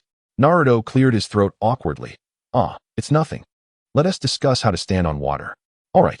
With that, Susanoo cast aside her distractions and listened intently to Naruto's instructions. Seeing her obediently attentive, Naruto couldn't help but nod. Enhancing her overall score to 1500 would be a breeze. First, chakra is remarkably effective, he began. Susanoo frowned. Get to the point. Alright. Simply concentrate chakra at the soles of your feet and maintain its output. It's best to practice tree climbing first, then move on to walking on water. With that, Naruto took Susanoo's hand and led her to a large tree. He effortlessly ascended the trunk, turning to Susanoo, just like this, give it a try. Huh. Susanoo noticed Naruto gazing in surprise behind her, prompting her to look back. In an instant, she was taken aback. There stood a figure that bore an uncanny resemblance to her. The only difference was that this version looked worn and haggard, her eyes bloodshot and dark circles prominent. Appearing as though she hadn't bathed in ages, filthy all over. Kill Naruto, Uzumaki. The Uchiha Susanoo stared blankly at this apparition, speaking in a dazed tone. He is deceiving you. Everything he has said is a lie. His kindness is merely a guise, driven by his desire for your body. When he grows weary of you, he will discard you and marry Hinata Hyuga. Consider how he was so familiar with Hinata today, disregarding your feelings. It's all a facade, all of it. The atmosphere grew bizarre, leaving both Suicune and Naruto momentarily speechless. This was Suicune's Kimui space. So could this apparition be a manifestation of Suicune's inner turmoil, akin to a demon? Suicune glared at the creature. What nonsense are you spouting? Naruto would never deceive me. The Uchiha Suicune grinned eerily, so naive. You are me, and I am you. I hail from the future, and every word I speak is a truth I have witnessed. I am you. I would not deceive you. Chapter 105. Consumed by jealousy? Naruto sensed the situation was dire and prepared to leap down in a fit of rage. However, at the last moment, he halted himself. What a close call. Almost falling into this demon's trap. If Naruto lost his temper, it would only confirm the truth of what the demon had said, inciting his own embarrassment. Naruto knew he must remain calm and exploit the demon's words for flaws, convincing Suicune of his sincerity. Ahem. Dear demon, your words are flawed. Why would I ever kick Suicune-chan aside? Only children make choices. Adults know they can have it all. Initially, Suicune felt indifferent. But Naruto's words stirred an unsettling feeling within her, though it was nearly a fact. She could not fully accept the idea of marrying Naruto while Hinata was also in the picture. However, reflecting on it, she chose not to explode in anger. After all, Naruto and she were allies against a common foe, and such disputes could wait. And why couldn't you tidy yourself up before appearing? You look so disheveled that anyone encountering us might think that we were bullying you. The demon, sensing that Naruto was not enraged but instead countering with logic, felt a pang of frustration at the failure of its plan. Yet, it suddenly grinned mischievously, gazing at Naruto with a mocking glint in its eyes as it began to fade away. In truth, its objective had already been achieved. Whether Suicune believed it or not, the demon's words would etch themselves into her memory, subtly influencing her thoughts. Immediately, Naruto interjected, Demon, don't be in such a hurry to leave. I have a question. Was it you who crawled into my bed that day? As expected, upon hearing this, the demon's retreat halted. What? Suicune felt a surge of emotions, an indescribable discomfort flooding her heart. It was as if Naruto had been claimed by another girl before her. Naruto, what are you saying? Is that thing? She crawled into your bed? Suicune could not accept this occurrence, bewildered as to how such a thing could happen. Was this what they called self-inflicted betrayal? Naruto, unaware of Suicune's turbulent thoughts, understood that a simple question could lead to complications, but hearing her words prompted him to respond. Indeed, she was even on top of me. I had no way to resist her. She was quite domineering. Nanny? The scarlet Sharingan appeared in Suicune's eyes as she glared menacingly at the so-called demon. The demon was momentarily stunned, hastily explaining, I am you. And you are me. We are one. So don't be jealous of your own feelings. What a bizarre notion. Why don't I have it? And Naruto, Uzumaki, could you please clarify your words? I did not take advantage of you. It was you who pinned me down. You cannot blame me. And the sequence of events is also incorrect. Esteemed one, please do not be angry. Allow me to explain. I first sat upon him before crawling into bed, and between us lies a single blanket. Chapter 106. The battle commences. Indeed, we are merely separated by a blanket. There is nothing between us. The creature, born from the subconscious of Zhaoqin, spoke somewhat incoherently. The moment Zhaoqin felt disdain towards it, her subconscious would seek to eliminate it, which was the source of its fear. Yet, one question remained perplexing. As a creation of Zhaoqin, it should inherently possess her thoughts. But why? Oh, why would Zhaoqin feel jealous of it? Is that so? Zhaoqin, her face darkened with fury, sought to uncover the truth of the incident. Then tell me, what transpired? The demon sighed in relief. At that moment, I intended to help you understand Naruto's feelings, so I went to inquire with him, asked a few questions, and then I left. Truly, there was nothing. To quell Zhaoqin's aversion towards it, the demon exerted considerable effort. Naturally, Naruto would not allow it to succeed, tilting his head and inquiring, Then why did you not relay the answers you received to Zhaoqin? Why? Indeed, Zhaoqin's gaze turned once again towards the demon, her anger on the verge of eruption. Why? The demon fell silent. It could not divulge the truth of its intentions. Its ultimate aim was to instigate a rift between Zhaoqin and Naruto, and then devise a means to coax Zhaoqin into betrayal thereby achieving its nefarious aspirations. Let us conclude this for today. I shall take my leave. The demon, at a loss for a better strategy, intended to make its escape. However, Zhao Qin's mood was exceptionally foul. Biting her lip, she declared vehemently, Amaterasu! Amaterasu! In unison, Zhao Qin and the demon uttered the incantation, conjuring two spheres of eerie black flames that surged towards one another, colliding with ferocity. The black flames scattered upon impact, racing in all directions. Naruto, taken aback, evaded the tumult of their battle, bewildered. What is happening? Have they truly begun to fight at the slightest disagreement? Are they not one and the same? Does this demon not fear for Zhao Qin's life? Boom. Two Susanoo figures materialized rapidly within the Kamui space. The thought of the scene Naruto had depicted propelled Zhao Qin into a frenzy, and she resolutely aimed to eradicate the creature before her, regardless of its origin or nature. She could not accept it. How dare it ascend to Naruto's bed? Unforgivable. It must perish. Zhao Qin's Susanoo expanded dramatically, her rage clouding her rationality. Her singular goal was to annihilate the entity before her. Naruto found himself in dire straits, for the battlefield was the Kamui space, which Zhao Qin could manipulate at will. The nightmare birth from Zhao Qin's subconscious possessed the same kaleidoscopic abilities as Zhao Qin and could even control the Kamui space. This resulted in a confrontation resembling a divine battle. Zhao Qin's Susanoo grew larger, arms forming as it did so. With a sweeping motion, it levitated all the water in the vicinity, the combined weight unfathomable. Zhao Qin clenched her hand, compressing the vast amount of water into a fist-sized sphere. She unleashed the compact black water sphere towards the demon with devastating intent. Chapter 107. A Combined Assault. As the black sphere hurtled through the air, the surrounding atmosphere buckled under the immense pressure, creating rippling shockwaves. Trees dozens of meters away were uprooted by the resulting cyclone. The ferocity of this assault was nothing short of monstrous. Faced with the imminent threat to its existence, the demon retaliated by uprooting a large section of earth, condensing it into a spear gripped firmly in its hand. Boom. Within the Kamui space, the combatants' powers surged exponentially. The battle between these extraordinary beings was unparalleled. Yet Naruto, a time traveler, found himself scrambling for cover. The irony was that he could not evade the onslaught. Why was Zhao Qin capable of manipulating matter within the Kamui space? It was not as though Obito had this capability. Could it be? System, Zhao Qin has grown this formidable, and yet her comprehensive score remains under 1500? Ding. Note, only the comprehensive score from the real world counts towards effective task progress. While dodging the residual blasts, Naruto pondered, that makes sense. In my dreams, I am omnipotent, yet my score does not rise. Suddenly, a Susanoo appeared behind Naruto, charging directly towards him.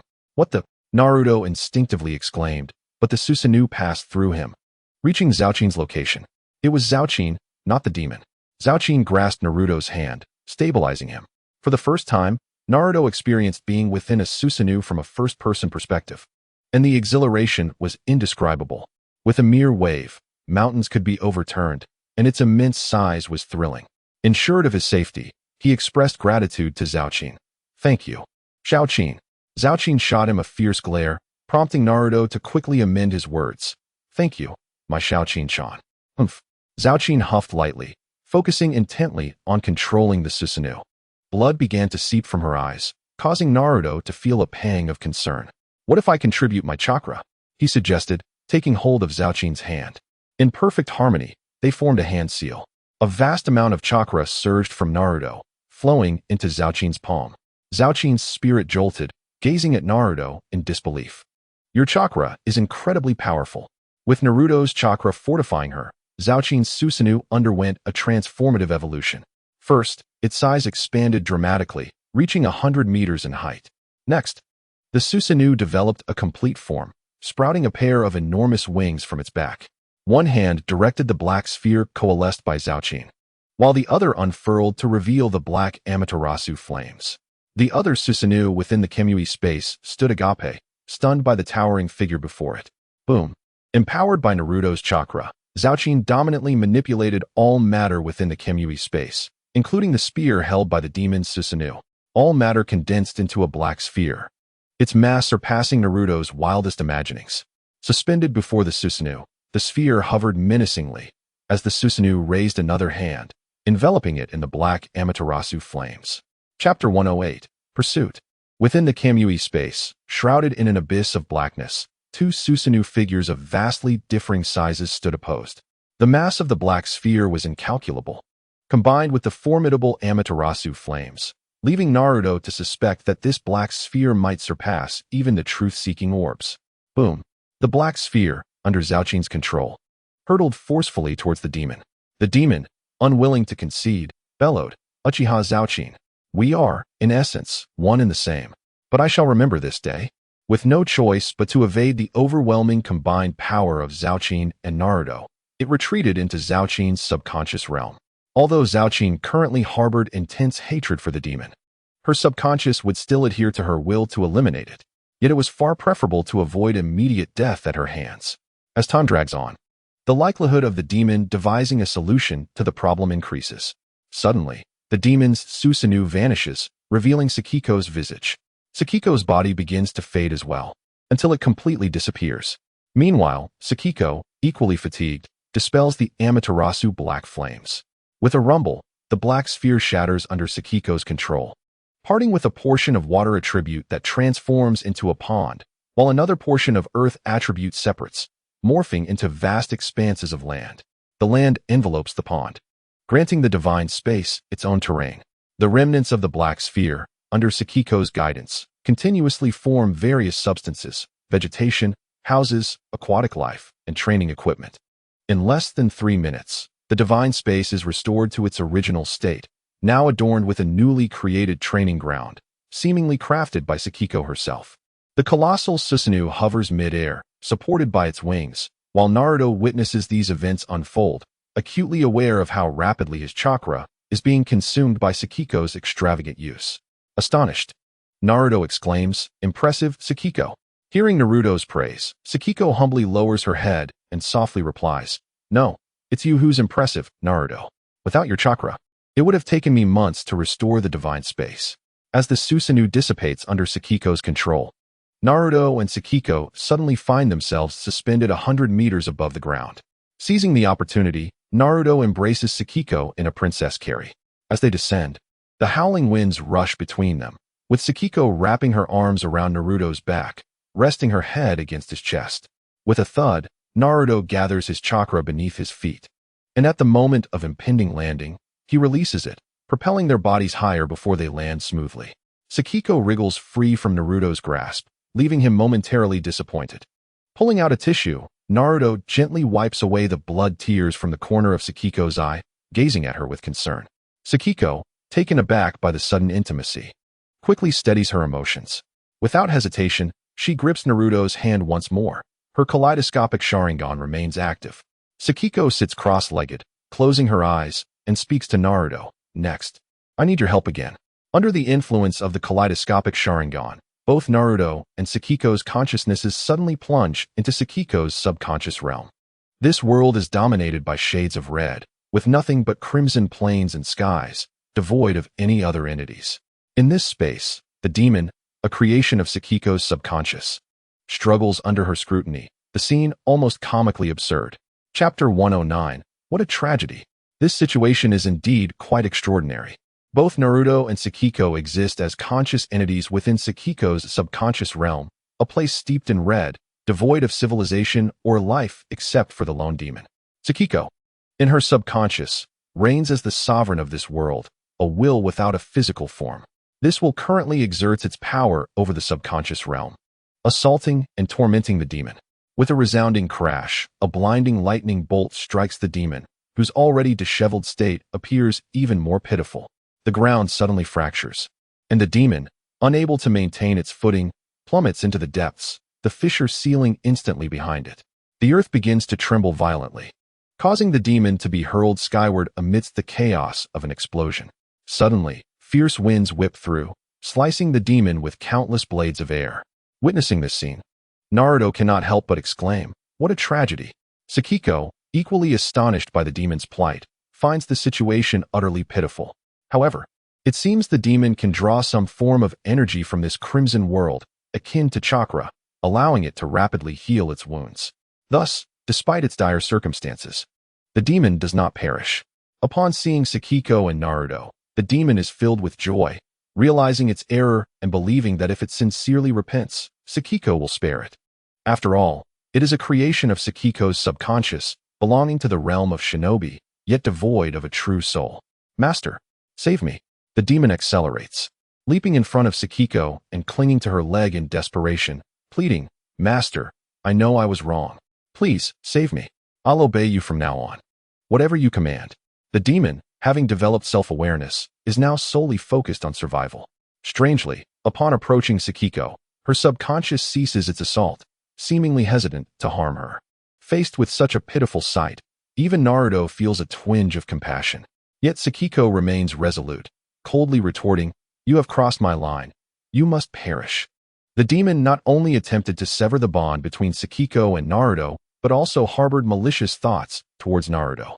For this reason, Sakiko will not show it mercy. Familiar chakra converges around Sakiko's form, prompting Naruto to look at her in surprise. Despite their bodies not making contact, how can Sakiko wield his chakra?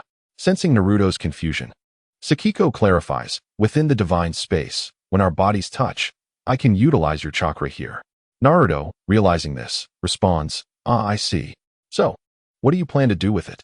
Observing the demon's continued pleas for mercy, Naruto inquires curiously. The demon is now completely restrained within Sakiko's subconscious realm, where she is akin to a deity. Chapter 110. Thank you, Master. Of course, I will eliminate it. Such behavior is unforgivable.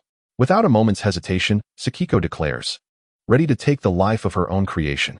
Naruto watches in dismay, while he admires Sakiko's unwavering resolve. He can't shake the feeling that he is drifting further away from Hinata. Just hearing Naruto mention such matters incites Sakiko's ire. If there comes a day when Naruto truly brings Hinata home, Sakiko would undoubtedly succumb to darkness, annihilating both Naruto and Hinata in a blaze of Amaterasu, a scene that would be quite brutal indeed. Thus, Naruto attempts to quell Sakiko's anger, cautiously suggesting, well, I think the demon has a point. If you keep it alive, it might prove useful. Upon hearing Naruto's words, the demon's eyes sparkle with hope, nodding fervently, exactly. Look at me. My power will continually enhance in accordance with yours, meaning I will always remain on par with you. If you encounter an unbeatable foe or face troubles, I can assist. Rest assured, I will be dutiful. If you tell me to go west, I will never stray east. Naruto, in agreement, adds, yes. Think about it. During your battles, you'll essentially have a 2-on-1 advantage, which is quite exhilarating. Even if you don't trust it, you can always weaken it to the brink of collapse, using it as a power bank. The demon was deeply moved when Naruto spoke on its behalf. Although it did not understand what a power bank was, it realized that if Sakuchin truly regarded it as one, it would survive.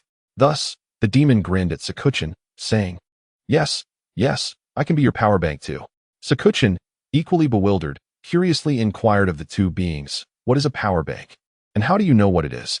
As she spoke to the demon, her wariness intensified. This creature knew all her secrets and had done something so reprehensible to Naruto, it could not be allowed to live. The demon, taken aback, responded, huh? You don't know what a power bank is either? Actually, I don't know either. What is a power bank? Both Sakuchin and the demon turned to Naruto, who awkwardly scratched his head and explained, a power bank means that when you're in battle and have no chakra left, you can continue fighting using this demon's chakra, effectively giving you 2 reservoirs of chakra. In any case, don't dwell on such details. The pressing matter is how you intend to deal with this demon. The demon cautiously addressed Naruto. I'm not a mere item. I am an individual, and when you speak of me, you can refer to me as rather than it, all right? I have self-awareness. I am a person, yes. That's correct. Sakuchin hesitated for a moment, sensing something amiss. Why would Naruto suggest not killing the demon? Had he lost his mind? Nevertheless, since it was Naruto's idea, she resolved to give the demon a fair chance. Sakuchin declared to the demon, I can spare your life. But I have conditions. The demon, seeing the possibility of survival, disregarded its image and wept, appearing quite pitiful. Thank you, my esteemed one.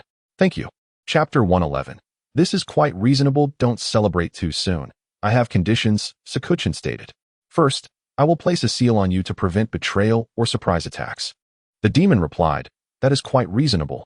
I would ask the same. Second, you must obey my commands completely. The demon agreed, that is quite reasonable. I would ask the same. Third, you absolutely cannot approach Naruto Uzumaki. He is mine. The demon hesitated but acquiesced. Alright. Fourth, you can only operate in my vicinity. You cannot stray far, otherwise how will I know if you are plotting against me? The demon nodded. That is quite reasonable. I would ask the same. Fifth, in short, you must be obedient, refrain from actions that are inappropriate, do not use my appearance to cause trouble, and do not act in my name. The demon retorted. You might as well kill me. Fine. Sakuchin responded. My esteemed one, I was joking. I agree to all conditions, no matter how many, the demon exclaimed. Sakuchin observed the demon's distress and suggested, if it causes you such pain, perhaps it would be better to start anew. My esteemed one, I have no soul. If I die, I cannot be reincarnated. I beg you.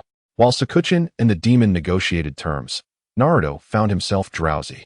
At last, when they concluded, the demon turned to Sakuchin and said, My esteemed one, since you have agreed to let me live, why not give me a name? Sakuchin pondered briefly before declaring, From now on, you shall be called Little Black. Little Black nodded enthusiastically. All right, my esteemed one. Naruto could no longer contain himself. Sakuchin's naming skills were utterly ridiculous. And even more absurd was how easily Little Black accepted it. Little Black is such a lovely name, Naruto praised Sakuchin. Little Black cast a complex gaze at Naruto. Filled with various emotions, she too found the name rather mundane, but felt powerless to reject Sakuchin. Do you think so too? That is wonderful. Sakuchin was genuinely pleased with the name Little Black, and upon hearing Naruto's agreement, she could not help but feel elated. Naruto, Little Black, emerging from the subconscious realm. The trio found themselves in the Kamui space. Upon exiting the Kamui space, they arrived at the Uchiha compound in Konoha. The Uchiha compound was relatively deserted. Thus, Little Black's presence posed little risk of exposure. As soon as they emerged, Little Black excitedly looked at Sakuchin. My esteemed one, can I go out to play? Having just come into existence, Little Black had not had much interaction with the world, relying solely on Sakuchin's memories to understand it. Now, the prospect of witnessing the world with her own eyes filled Little Black with immense joy. She resembled a newborn infant, although she appeared as a young girl. Her heart brimmed with curiosity about everything. Sakuchin glanced at Little Black and instinctively sensed her mischievous nature. No, you must wash up first. Sakuchin noticed Little Black was filthy yet seemed oblivious, even wanting to venture out to play. If anyone were to see her in such a state, they might think Sakuchin was a slovenly individual. More importantly, if someone were to see her, it might raise questions about her gender. Chapter 112. A bird wouldn't even defecate, here Little Black exclaimed, oh, and headed straight for the bathroom. My esteemed one, can I wear your clothes? Mine are dirty too. After I bathe, can I go out to play? How far can I go? Can I catch birds, my esteemed one? Rest assured, my esteemed one. I won't be seen by anyone. After all, the Uchiha compound is deserted. Amidst her incessant calls of my esteemed one, Sakuchin nearly felt as though she had adopted a daughter. She turned to her room, retrieved a set of clothes, and placed them at the bathroom door, saying, These are your clothes. After completing her task, Sakuchin approached Naruto, expressing her exasperation. I have a feeling she will be a handful. Listening to the splashing sounds of Little Black bathing, Sakuchin felt a twinge of annoyance. If Little Black were to accompany her, the Uchiha compound would have an additional inhabitant. Sakuchin would need to arrange a room for Little Black, care for her, and Little Black might disrupt the world she shared with Naruto. Indeed, unbeknownst to her, Sakuchin had grown accustomed to Naruto's presence. If he were to leave suddenly, she would find herself rather disoriented. Now, with Little Black's arrival, the saying three make a crowd held true. The home had suddenly become more lively. Most importantly, Sakuchin was aware that Little Black was a creature born from her subconscious. Therefore, it was highly likely that Little Black harbored some peculiar feelings toward Naruto, and if she was not careful, it could lead to unpleasant scenarios. This was indeed a likely situation, considering Naruto's indiscriminate nature. You cannot approach Little Black, understand? Sakuchin warned Naruto, her concern evident. I fear she may pose a threat to you. Yes, that is how it is. The jealousy was unmistakable, and Naruto could not possibly miss it. He chuckled, playfully ruffling Sakuchin's hair. Don't worry, I understand. His words carried a deeper meaning, and it was uncertain whether Sakuchin grasped it. You must be tired. Why not rest for a while? Naruto suggested, noticing Sakuchin's fatigue. After enduring such prolonged battles, her body desperately needed rest. Sakuchin did not argue, but anxiously reminded Naruto. You must not watch Little Black Bath. Naruto laughed. Of course I won T. Though he said this, he secretly thought, TSK, Sakuchin, if you hadn't reminded me. I might have forgotten. After ensuring Sakuchin was comfortably settled in her bedroom, Naruto retreated to the living room alone. He certainly did not sneak a glance. He was an honorable person and had promised Sakuchin, thus he would not betray her trust. Although Xiao Hei and Zhuqin bear an uncanny resemblance to each other, the true nature of Xiao Hei remains a mystery even to Naruto Uzumaki. Regardless of his prowess, it is implausible for Naruto to transcend the boundaries of species. Such an act would be utterly devoid of ethics. To elevate Xiao Qin's overall rating to 1500, she must engage in substantial combat. Contemplating the system's tasks, Naruto deduced that mere training would yield meager benefits. It appears I must seize an opportunity to venture outside the village with Xiao Qin. However, as the Jinchuriki, I face stringent scrutiny from certain individuals, which is rather exasperating. Chapter 113. Crow Ka? Never mind, I won't dwell on it. Naruto found the situation rather troublesome, and after much contemplation, he could not devise a strategy to persuade the third Hokage to permit him to take Zhuqin away from the village for a time. As for Danzo, it was even less likely.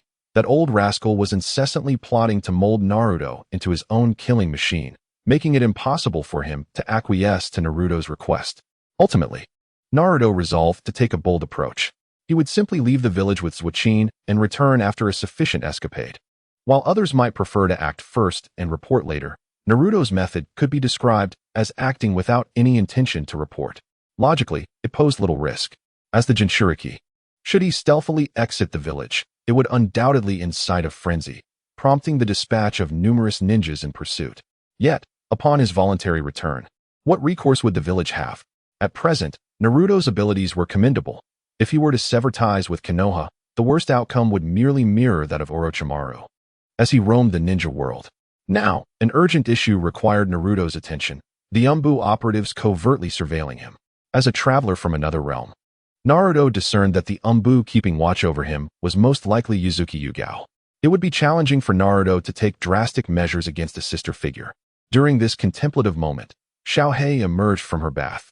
Her appearance was nearly identical to Zhuqin's, yet her demeanor was distinct. With damp hair uncombed, she eagerly donned the clothes Zhuqin had prepared for her, bouncing through the hall towards the courtyard.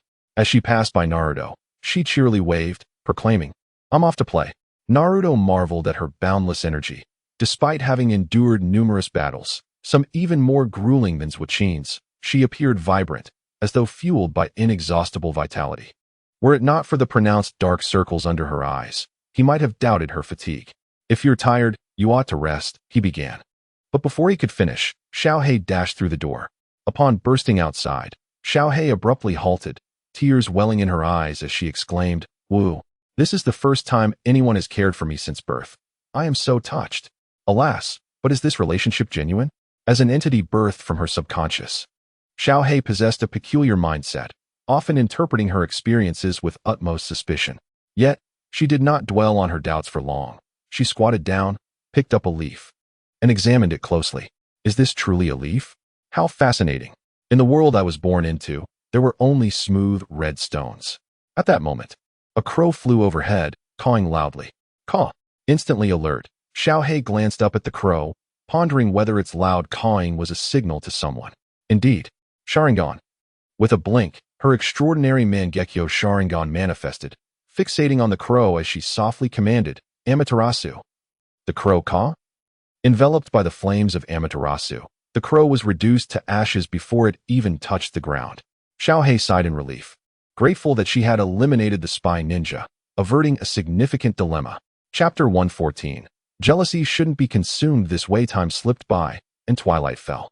In preparation for their impending venture, Naruto summoned Xiao Hei to rest briefly, ensuring she wouldn't succumb to fatigue and jeopardize their mission. Upon awakening, he shared his plans with Zhuqin. Zhuqin, the most expedient method to enhance your strength is undoubtedly through combat. Our sparring hardly counts, that is mere play acting. If you heed my counsel, we shall surely face numerous pursuers, and then the real fun will begin. Zhuqin, momentarily taken aback by Naruto's words, ultimately decided to trust him, asking, "Very well, when shall we set forth? What of the Umbu? From which direction shall we exit Konoha?" Xiaohei, yawning nearby, subconsciously questioned Naruto's intentions. This was the essence of her existence. Though she harbored doubts, she refrained from expressing them, intimidated by Zuochin's presence. Naruto turned to Zuochin, inquiring, "Will your Mangekyo Sharingan allow you to control the Umbu?" Zuochin tilted her head slightly. "Are you questioning the Sharingan? If so, very well." Naruto shrugged, leading the two women into the courtyard, where he called out, "Hey, I have something to convey to the third Hokage." In an instant, an unfamiliar Umbu materialized nearby. "What is it?" As a member dispatched by the third Hokage for protection, no, for surveillance, it was unsurprising that the Umbu would recognize Naruto's awareness of their presence. Naruto grinned at the Umbu without speaking. Zuochin had prepared an illusion, and she directed her gaze at the Umbu's mask in tandem with Naruto. The Umbu felt disoriented, soon succumbing to unconsciousness. "Impressive work, Xiaoqin." Naruto couldn't help but praise her. Zuochin seemed pleased, urging, "Let us hurry. It won't be long before someone discovers him." Under the cover of night, the trio cautiously evaded the station ninjas and successfully reached the outskirts of Konoha. Noteworthy was the moment they passed Sakura Haruno's home, where Naruto dispatched a shadow clone to deliver a message. "Sakura, I've arranged a meeting with Sasuke for you. He wants you to meet him in the land of snow in 3 days. There you have it. I have fulfilled my promise." As the shadow clone dissipated, furious shouts erupted from within Sakura's household. That infuriating Naruto. "You haven't even told me where the land of snow is." But that matter is for another time. The trio exited Konoha with relative ease, though the specifics of that ease would be left to the station ninjas lying along the route to explain. In the northeastern forest of Konoha, 3 figures emerged, perched upon the branches of a great tree. This area lay far from the mainland, and even those ninja hastily returning to Konoha under the cover of night would not detect their presence. Zuochin glanced at Xiaohei, who stood shoulder to shoulder with Naruto, and suddenly inquired, "Can you return to your world?" Xiaohei, puzzled, asked, "To my subconscious realm?" Zuochin nodded, her expression impassive. A sudden realization struck Xiaohei as she understood the root of the concern. Since she and Naruto had grown so close, was Zuochin feeling jealousy? Jealousy, my dear, is not to be consumed in such a manner. Author's note, Chapter 115. Can you summon coins out of thin air? Once Xiaohei entered her mental realm, Zuochin felt a wave of joy wash over her. Now it was just she and Naruto, free from external interruptions. How delightful. Uncertain of potential pursuers trailing them, Zuochin and Naruto quickened their pace, traversing the Konoha forest throughout the night. Until dawn, Sakuchin and Naruto arrived at a small town, intending to rest for a while. They had left in haste, forgetting to bring many essential items. Naruto felt a sense of familiarity with the street, wondering if it was perhaps Short Book Street. Given the abundance of casinos, it was Sakuchin's first time leaving the village, and she lacked experience, aside from a few ninja tools. She didn't even have a single coin to her name. What should they do now? In this state of confusion, Sakuchin instinctively decided to heed Naruto's advice. After pondering for a moment, Naruto asked Sakuchin, "Do you have any storage scrolls?" Sakuchin replied nonchalantly, "I don't know how to use them, so why would I carry one?" "Well, I guess we'll have to see if there's a ninja tool shop around here," Naruto said, scanning the street in search of one. However, such establishments were scarce in this area, as the density of the ninja world was insufficient to support their existence. Nevertheless, fortune smiled upon them after searching for a while, and they finally found a well-stocked ninja tool shop. The hour was still early, and the shop was not yet open, but that didn't deter Naruto. After knocking with no response, he forcefully opened the door. A plump middle-aged man in a shirt hurried out from within, and upon seeing Naruto, he impatiently exclaimed, "Where did this little brat come from? Breaking my door? Do you have a death wish?" Not one to shy away from confrontation, Naruto shot back, "Stop whining. I'm here for ninja tools. I'll pay for the door, just tell me if you have any storage scrolls." Seeing potential business, the shopkeeper's demeanor softened considerably. It would be foolish to turn away a paying customer. However, he hesitated, saying, "Storage scrolls? Those are quite difficult to sell, so I usually don't stock them. But I can check the warehouse, just wait here." The owner waddled off, rummaging through the back, and finally produced a dusty storage scroll the size of a palm. 100,000 Rio. "Thank you for your patronage." The shopkeeper was in good spirits. Storage scrolls were vital strategic resources during wartime, and ninjas who could utilize them were invaluable. It is no exaggeration to say that the worth of a storage scroll was exceedingly high, accompanied by substantial profits, which delighted the shopkeeper. Naruto nodded but did not immediately pay. He picked up the scroll for inspection. The shopkeeper remarked, "Storage scrolls are quite durable. Don't let my small shop fool you. I never deceive my customers. The quality is guaranteed." After confirming there were no issues, Naruto addressed the system. System. Purchase 1 million Ryo. Ding. Host consumes system points, 100. Purchase of 1 million Ryo successful. Suddenly, a cube of Ryo appeared on the counter, leaving both Sakuchin and the shopkeeper wide-eyed in disbelief. Maintaining his composure, Naruto calmly took out 100,000 Ryo and handed it to the shopkeeper, sealing the remainder within the storage scroll. The shopkeeper had never encountered such a situation before and exclaimed in shock, "Little brother, can you conjure Ryo out of thin air?" Chapter 116. Sakuchin in women's clothing. Though Naruto did not deliberately conceal anything, he also refrained from exposing the existence of the system. Rolling his eyes, he replied, "Of course not. That requires a price." After securing the storage scroll, Naruto continued, "How much for soldier pills? And what about explosive tags, kunai, and shuriken?" The shopping continued. And ultimately, Naruto spent 310,000 Ryo, successfully acquiring a storage scroll, enough soldier pills to feed both of them for a month, 50 explosive tags, 50 kunai, and 100 shuriken. With the shopkeeper beaming, Naruto and Sakuchin exited the ninja tool shop. Naruto was aware that the shopkeeper had made a decent profit off him, but he did not mind. After all, it was the man's business. "If you are purchasing a storage scroll just to store items, I can easily assist you by storing them in Kimui's space," Sakuchin suddenly reminded Naruto. Touched by her words, Naruto considered it, but ultimately decided against it. Using the Manjiki Sharingan even slightly would lead to diminished eyesight. For the sole purpose of storing items, he was reluctant to let Sakuchin utilize Kimui. "Do not use the Manjiki Sharingan too frequently, or you may go blind," Naruto advised gently, patting Sakuchin's head. Sakuchin scoffed, thinking, "Humph, going blind from overusing the Manjiki Sharingan.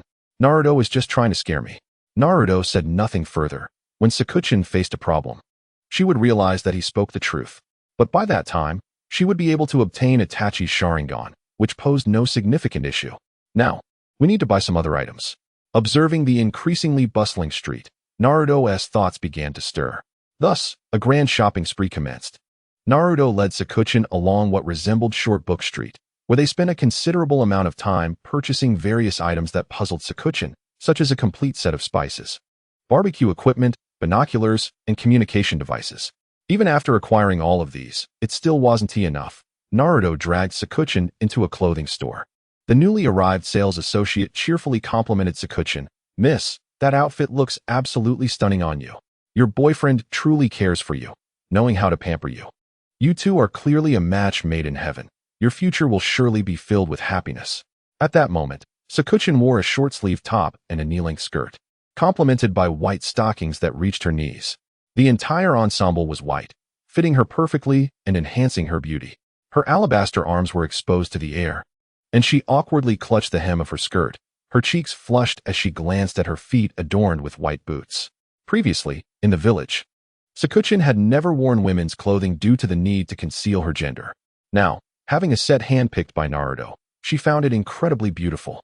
Yet she felt quite out of place, especially with the absence of any binding sensation across her chest, which made her anxious about being discovered. Moreover, having never worn a skirt before, she was perplexed by the purpose of safety shorts. The knee-high stockings made her acutely aware that wearing them would undoubtedly attract Naruto's gaze, leaving her utterly bewildered. Naruto's eyes sparkled as he admired the lovely Sakuchin, unable to resist exclaiming, "Ah, you are so kawaii." The sales associate was right. Based on the comments, the following adjustments have been made, changing from 4 chapters of 1,000 words daily to 2 chapters of 2,000 words. Chapter 117. Little Black. She must be an undercover agent. Amaterasu. Inside the store, Naruto was helping Sakuchin try on clothes. Outside, the sound of a carriage approached. Shortly after, an elderly man entered. He approached the sales associate and asked, "Are the props for our production ready?" The sales associate smiled and nodded, signaling him to speak with the manager inside. The old man glanced around the hall and suddenly noticed Sakuchin trying on clothes. Without hesitation, he approached her and Naruto, saying, "Hello, young ones. Would you be interested in joining our production team?" Naruto, feeling perplexed, replied, "What production team?" The elder smiled kindly and explained, "Allow me to introduce myself. I am Sanadaiki, a director. Our latest film is in need of someone to play the role of a princess's bodyguard, and I believe this young lady is perfect for the part. If you are willing to participate, everything else can be discussed. Naruto narrowed his eyes, instantly discerning Sanadaiki's intentions. This man was a director, looking to fill a vacancy in his crew, and had identified Sakuchin as a fitting candidate. Sakuchin had no interest in acting. She coldly rejected the offer, stating, "No, thank you." Mitsutai Ichiro exhibited a look of disappointment, yet he did not dwell on it excessively. Since others did not agree, there was little he could do. The role of the princess's guard was not only limited in presence, but also sought after by many. And he was not lacking in actors. Very well, should you change your minds, feel free to contact us. Here is my business card. Mitsutai Ichiro extracted a card from his pocket and handed it to Naruto before turning to enter the building, as he still had tasks to attend to. The custom props from the production team had yet to be collected. Naruto glanced down at the card and immediately recognized the film's title as somewhat familiar. Could this be the mad director from the Fenghua Xiaoxua crew?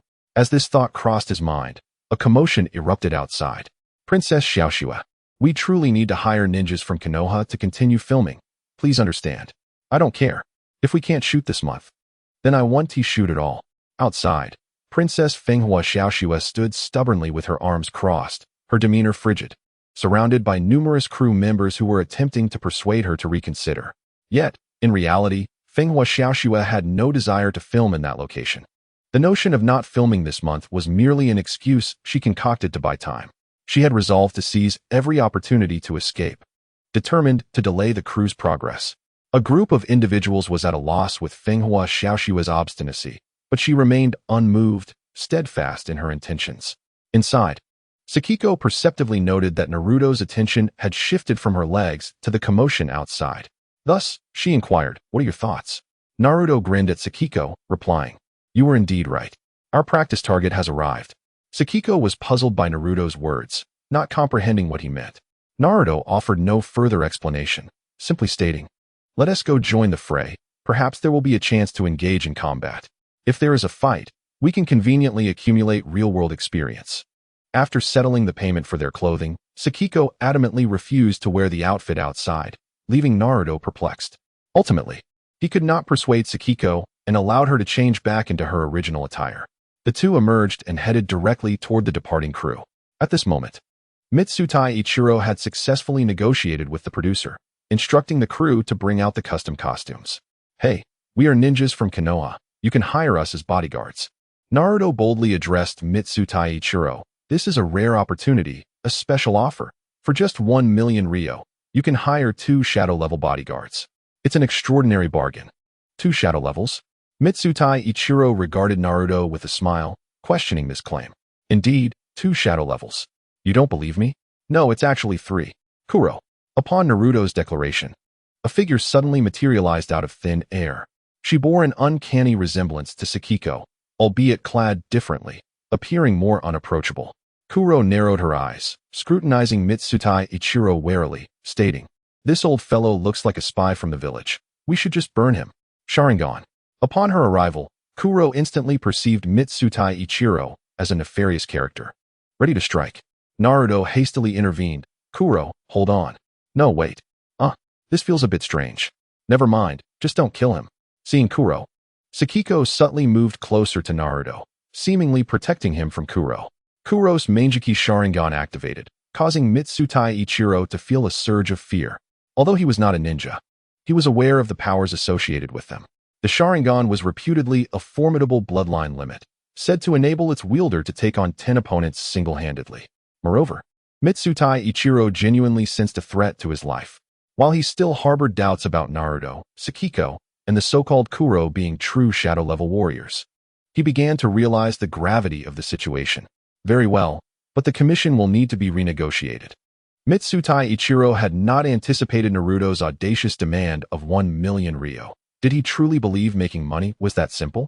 Naruto, uninterested in the monetary aspect, straightforwardly remarked, "If you find that too expensive, we can settle for just 50,000 Ryo." Mitsutai Ichiro's expression shifted to one of disbelief. Meanwhile, the assistant director, equally astonished, interjected, "Is the flexibility really that vast?" Once the financial terms were agreed upon, the atmosphere became amicable. However, an unsettling voice interrupted. Humph. Such a low price surely means they are not formidable ninjas. When danger arises, they might not even be able to protect themselves, let alone us. I believe we should hire proper ninjas from Konoha instead. They don't even have headbands. How can they be considered ninjas from Konoha? Upon realizing the ninja issue was about to be resolved, Fenghua Xiaoxua seized the opportunity to stir trouble, thinking that if she could drive Naruto and his companions away, it would further prolong her delay. Responding to Fenghua Xiaoxua was Kuro, her Manjiki Sharingan glinting coldly, her tone devoid of emotion. This sister may be beautiful, but she is clearly sabotaging the contract. She must be a spy from another faction. In that case, Amaterasu. Chapter 118. With you like this, it will be difficult for me to take you on adventures in the future. Nanny? Although Fenghua Xiaoxua was unaware of what Amaterasu entailed, her instincts warned her of impending danger. She involuntarily recoiled, only to witness terrifying black flames materializing and hurtling toward her. Seeing this, Sakiko became flustered.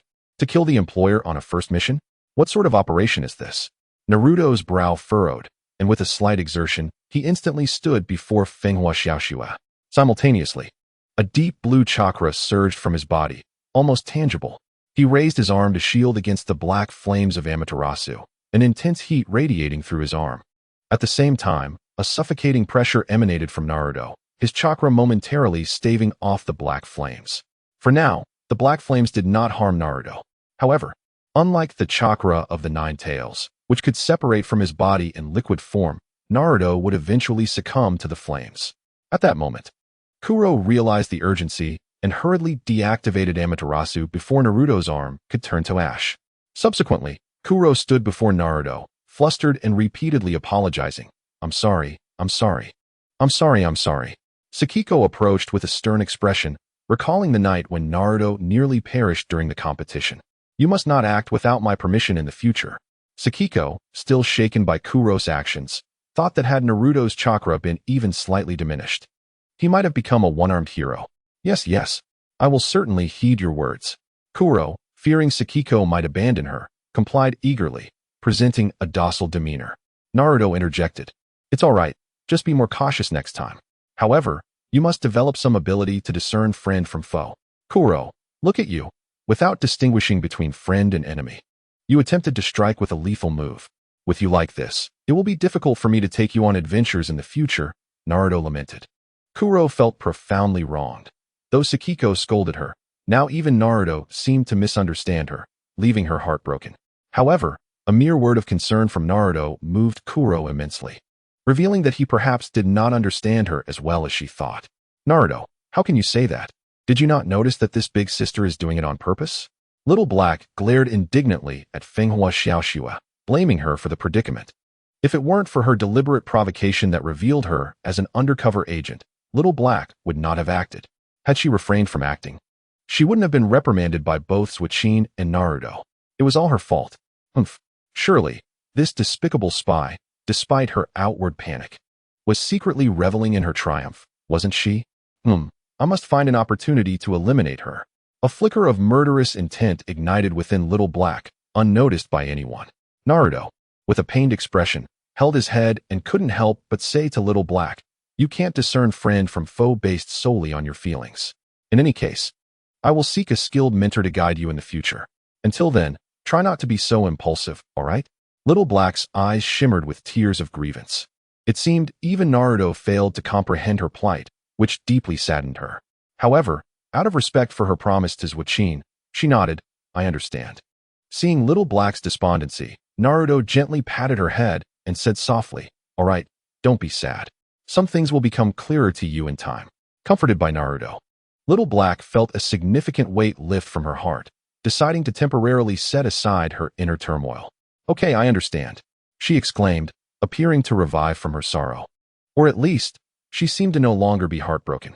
Suicune, though dissatisfied with the scene, refrained from voicing her displeasure. What could she say? While Little Black's actions were misguided, she had already been admonished, and the best approach was to offer a reward after a reprimand. After all, any creature pushed to the edge would leap over the wall. Nonetheless, Suicune was still quite annoyed and directly addressed Fenghua Xiaoxua, saying, our abilities are not for you to ponder. Just play your part well. Her words were unyielding, although they nearly jeopardized their employer. It was due to the employer's failure to cooperate that the entire blame could not be placed on Little Black. Little Black's character and thought processes were inherently influenced by her subconscious, leading her to assume the worst in situations. In this context, Fenghua Xiaoxue's continued remarks could be seen as a provocation to Little Black. Fenghua Xiaoxue, while somewhat spoiled, had recognized the capabilities of the 3 children before her, and thus, even when threatened, she merely wore a displeased expression without resorting to excessive language. Wouldn't it be better for everyone to find a way out and resolve matters amicably rather than plunge into mutual destruction? However, as fish, Naruto and his companions were unlikely to perish, while Fenghua Xiaoxue's net was destined to break. With the inclusion of Naruto and his companions, the production team decided to change their course, opting to return to the harbor and take a boat to the land of snow for filming. The storyline, initially delayed by Fenghua Xiaoxue for months, seemed poised to unfold ahead of schedule. Naruto was unaware of the potential repercussions this shift might bring and did not care. As long as his strength increased, he felt capable of adapting to any changes without feeling bound to the original narrative. 3 days later, in the morning at the campsite, tents were pitched amidst the dense forest, and the morning dew had yet to dissipate, with the air fresh and the temperature pleasant. After waking and washing up, Naruto lazily emerged from his tent. As he had done in the previous days, he approached Suichin's tent, intending to invite her to breakfast. Little Black, however, was still required by Suichin to reside within the Kimui space, where food was abundant and danger non-existent, although it could be a bit dull. Just then, a staff member from the production team rushed over, shouting, "Princess Xiaoxue is missing." Simultaneously, the sound of shurikens slicing through the air echoed from all directions. A swarm of umbu suddenly appeared, surrounding the production team and Naruto. The crew, startled awake by the unexpected presence of so many Konoha umbu members, gasped in shock. Santon-e turned pale and said to the leading umbu, "Ninja, we have not taken any actions detrimental to Konoha." The umbu's operational style differed from that of the root, retaining some flexibility.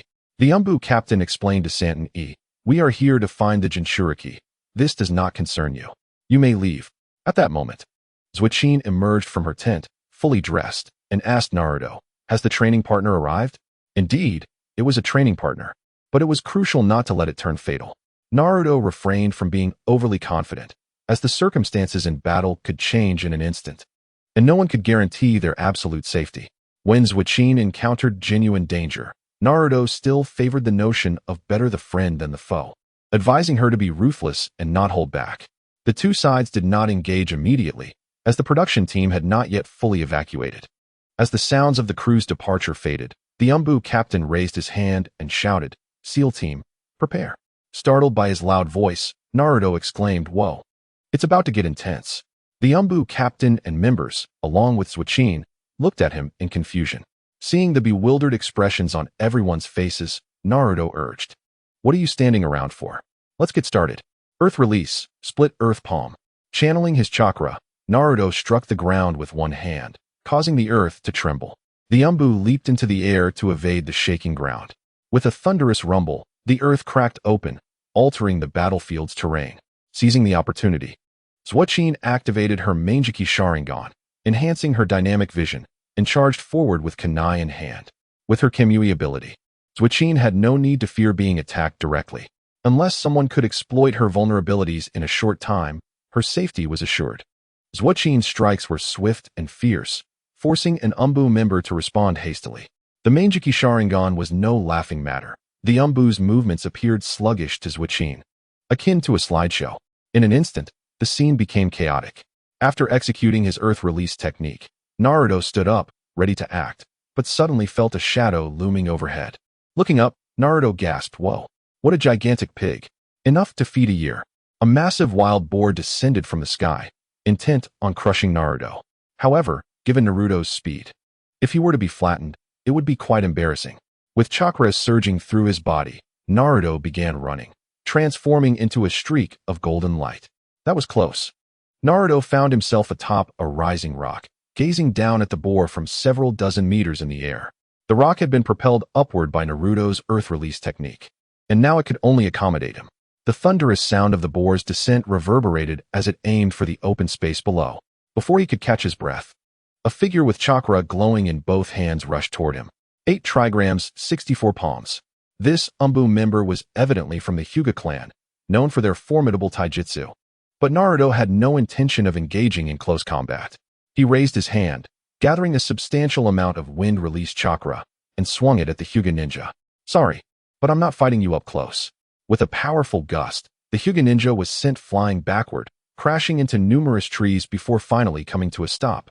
Bloodied and incapacitated, the wind release had disrupted the terrain, and ninjutsu began to rain down on Naruto from all directions. Naruto inhaled sharply and once again utilized his impressive speed to evade the incoming attacks. Meanwhile, the surroundings of Naruto were once again enveloped in darkness. A colossal pot, measuring several dozen meters in diameter, descended upon him. With no time to evade, Naruto found himself trapped beneath the pot, instantly sensing his chakra being siphoned away. Wait a moment, why do these Umbu seem different? Naruto felt a sudden unease. In his previous life, while watching anime, these Umbu were nothing more than mere bystanders, easily dispatched with a flick of the wrist. Yet, what was the situation with this group? Could it be that they had dispatched an elite team to pursue him? The Jinchuriki? In truth, the Umbu were a gathering of prodigies, many renowned powerhouses having once served within their ranks. This revealed that the Umbu was an inscrutable organization. Never mind. Spotting a gap at the edge of the pot from which searing flames surged, Naruto resolved to crush his opponents with his formidable chakra. Concentrating chakra into his fist, Naruto leapt and struck the top of the pot. Bang! The potent chakra erupted, shattering the pot into smithereens. The flames were thwarted by the turbulent air, failing to approach Naruto at all. The Umbu captain, witnessing this scene, couldn't help but flinch, feeling a sudden urge to command a retreat. Such a fighting style was reminiscent of the legendary Hashirama Senju, who, in battle, would forego intricate schemes and simply overwhelm opponents with raw chakra. Any stratagem would prove futile. Even the most expansive ninjutsu or a strategy of sheer numbers would be rendered ineffective. On the other side, Satsuki was engaged in combat with an Umbu member and felt no pressure at all. In fact, she found it rather effortless. Satsuki understood that the Umbu were not targeting her, but rather Naruto. Hence, the task of this Umbu was likely just to delay her. If that were the case, Satsuki moved with astonishing speed, closing the distance and utilizing the power of her Manjikyu Sharingan at such close range. Amaterasu. However, the Umbu member was already on guard. The instant Satsuki uttered the words, he had successfully completed his body flicker technique. The black flames of Amaterasu fell upon a nearby tree trunk, igniting it swiftly. Truly, they were the Umbu. Satsuki focused on the cat-like mask of the Umbu, striving to calm herself and devise a strategy for victory. With Naruto in no immediate danger, Satsuki didn't need to keep a constant watch over him. Her current objective was to eliminate this Umbu as swiftly as possible. Don't even think about using Jinjutsu on me. Uchiha brat. I'm blind. The Umbu member suddenly spoke, interrupting Satsuki's thoughts. Satsuki felt a surge of anger. What? A blind man can hold his own against me? After years of training, how could she find herself challenged by someone so seemingly disadvantaged? Yet, Satsuki took a deep breath, realizing that the Umbu's comment was likely a tactic to buy time or disturb her focus. Sure enough, it came. The Umbu moved with incredible speed. And in the moment Satsuki was momentarily distracted, he began to act. By the time she reacted and saw the Umbu charging towards her, it was already too late. Satsuki could see the Umbu's movements clearly but was unable to respond in kind. The reason was simple. Her body's reaction time could not keep pace with the dynamic vision of her Manjikyu Sharingan or the speed of the Umbu member. Chapter 120, Satsuki. Steady now, don't fall, Susanoo. A corporeal chakra framework suddenly manifested around Satsuki, causing the Umbu to momentarily falter before abandoning his original attack trajectory and retreating swiftly. Just moments ago, the Umbu had been armed with only a kunai, hardly capable of inflicting harm upon Susanoo. What kind of little genius would attempt to strike Susanoo with a kunai? That would be tantamount to courting death, wouldn't it? The Umbu couldn't help but mutter under his breath, contemplating their counter-strategy. No, if they couldn't win, should they call for reinforcements? But that wouldn't work either. Their allies were currently preoccupied with the Jinchuriki, facing even greater pressure than themselves. It seemed they could only stall for time. At this moment, Naruto had come to a profound realization regarding the strength of the Umbu. Clearly, these were not ordinary Umbu, but rather elite members selected through rigorous screening. After all, during his previous encounter with the Root, Naruto had not felt nearly this level of difficulty. Perhaps these Umbu were all composed of Jonin-level shinobi. I must have underestimated the village's regard for Jinchuriki. As Naruto mused this, he observed numerous Umbu halting their offensive. The Umbu captain removed his mask, revealing a face marred by scars. Goodness, just moments ago he had suggested taking me as a disciple, and now he is leading a team to hunt me down? Naruto recognized this individual as Nara Shikaku and couldn't help but voice his thoughts. Nara Shikaku lazily addressed Naruto. We are not here to hunt you down. Rather, under certain circumstances, we will protect you. Naruto twitched at the corners of his mouth. Protect? What a joke. Had it not been for Naruto's formidable strength, he could have very well become a roasted corpse from that previous onslaught. Seeing Naruto's expression, Nara Shikaku felt increasingly exasperated. As the leader of the Jonin class, he had donned the Umbu mask to create a facade of not having left the village. However, the situation appeared far from ideal, and Naruto's attitude was quite evident. Could it be that my previous speculation was indeed true? Can you tell me why you chose to defect? Without Nara Shikaku's command, the Umbu members, who were disguised and unaware of the situation, ceased their attacks against Naruto. The residual effects of the ninjutsu faded, and the scene fell into an unusual silence. Meanwhile, Satsuki's opponent had also leapt back several paces, distancing himself from her and denying her any chance to strike. Satsuki glared viciously at the white-haired Umbu. Her teeth clenched in frustration. This guy was as slippery as an eel. Initially, Satsuki had found him easy to handle, but that had clearly been due to his earlier leniency. Naruto looked at Nara Shikaku with a perplexed expression.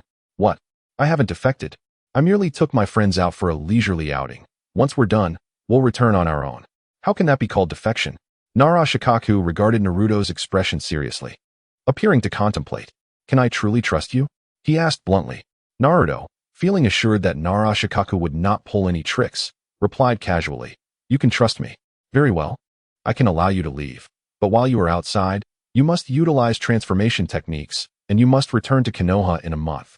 Due to the news of the Jinchuriki leaving the village, we can only conceal it for 2 months. At this, Naruto was left utterly bewildered. Huh, really? Did I hear that correctly? You are actually allowing me to leave? Nara Shikaku nodded. If it were the third Hokage, he likely would not have done so. But I know that if you keep your identity concealed, you will face no danger within 2 months. Naruto still felt a twinge of doubt. Is that so? Nara Shikaku confirmed. Indeed, you may go. Just remember our agreement. The gravity of Nara Shikaku's decision was evident, as not a single Umbu member voiced dissent. If it were a matter of insufficient authority, Naruto's gaze flicked to the white-haired Umbu not far away. If he wasn't mistaken, that was Kakashi. Even an elite Jonin like Kakashi had not opposed this decision, which was simply unbelievable. Clearly, Nara Shikaku's judgment was highly respected. Are we truly free to leave? Naruto still felt something was amiss, utterly incredulous. I am a Jinchuriki. Didn't you say that even the third Hokage would not allow me to leave? Why was it that he could so easily permit Naruto's departure?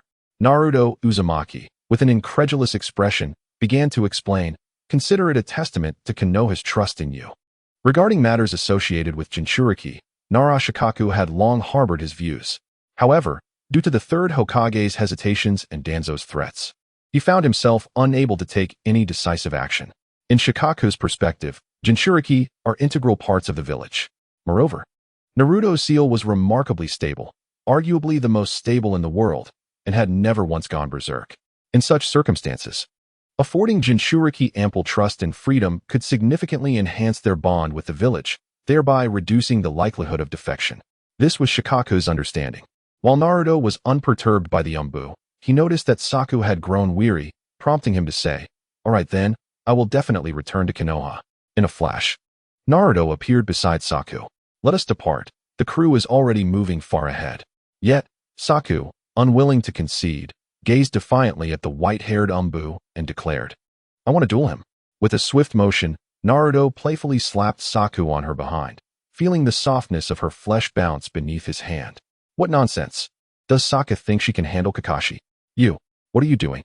In the midst of a public gathering, Saku felt utterly embarrassed, particularly under the watchful eyes of so many Umbu.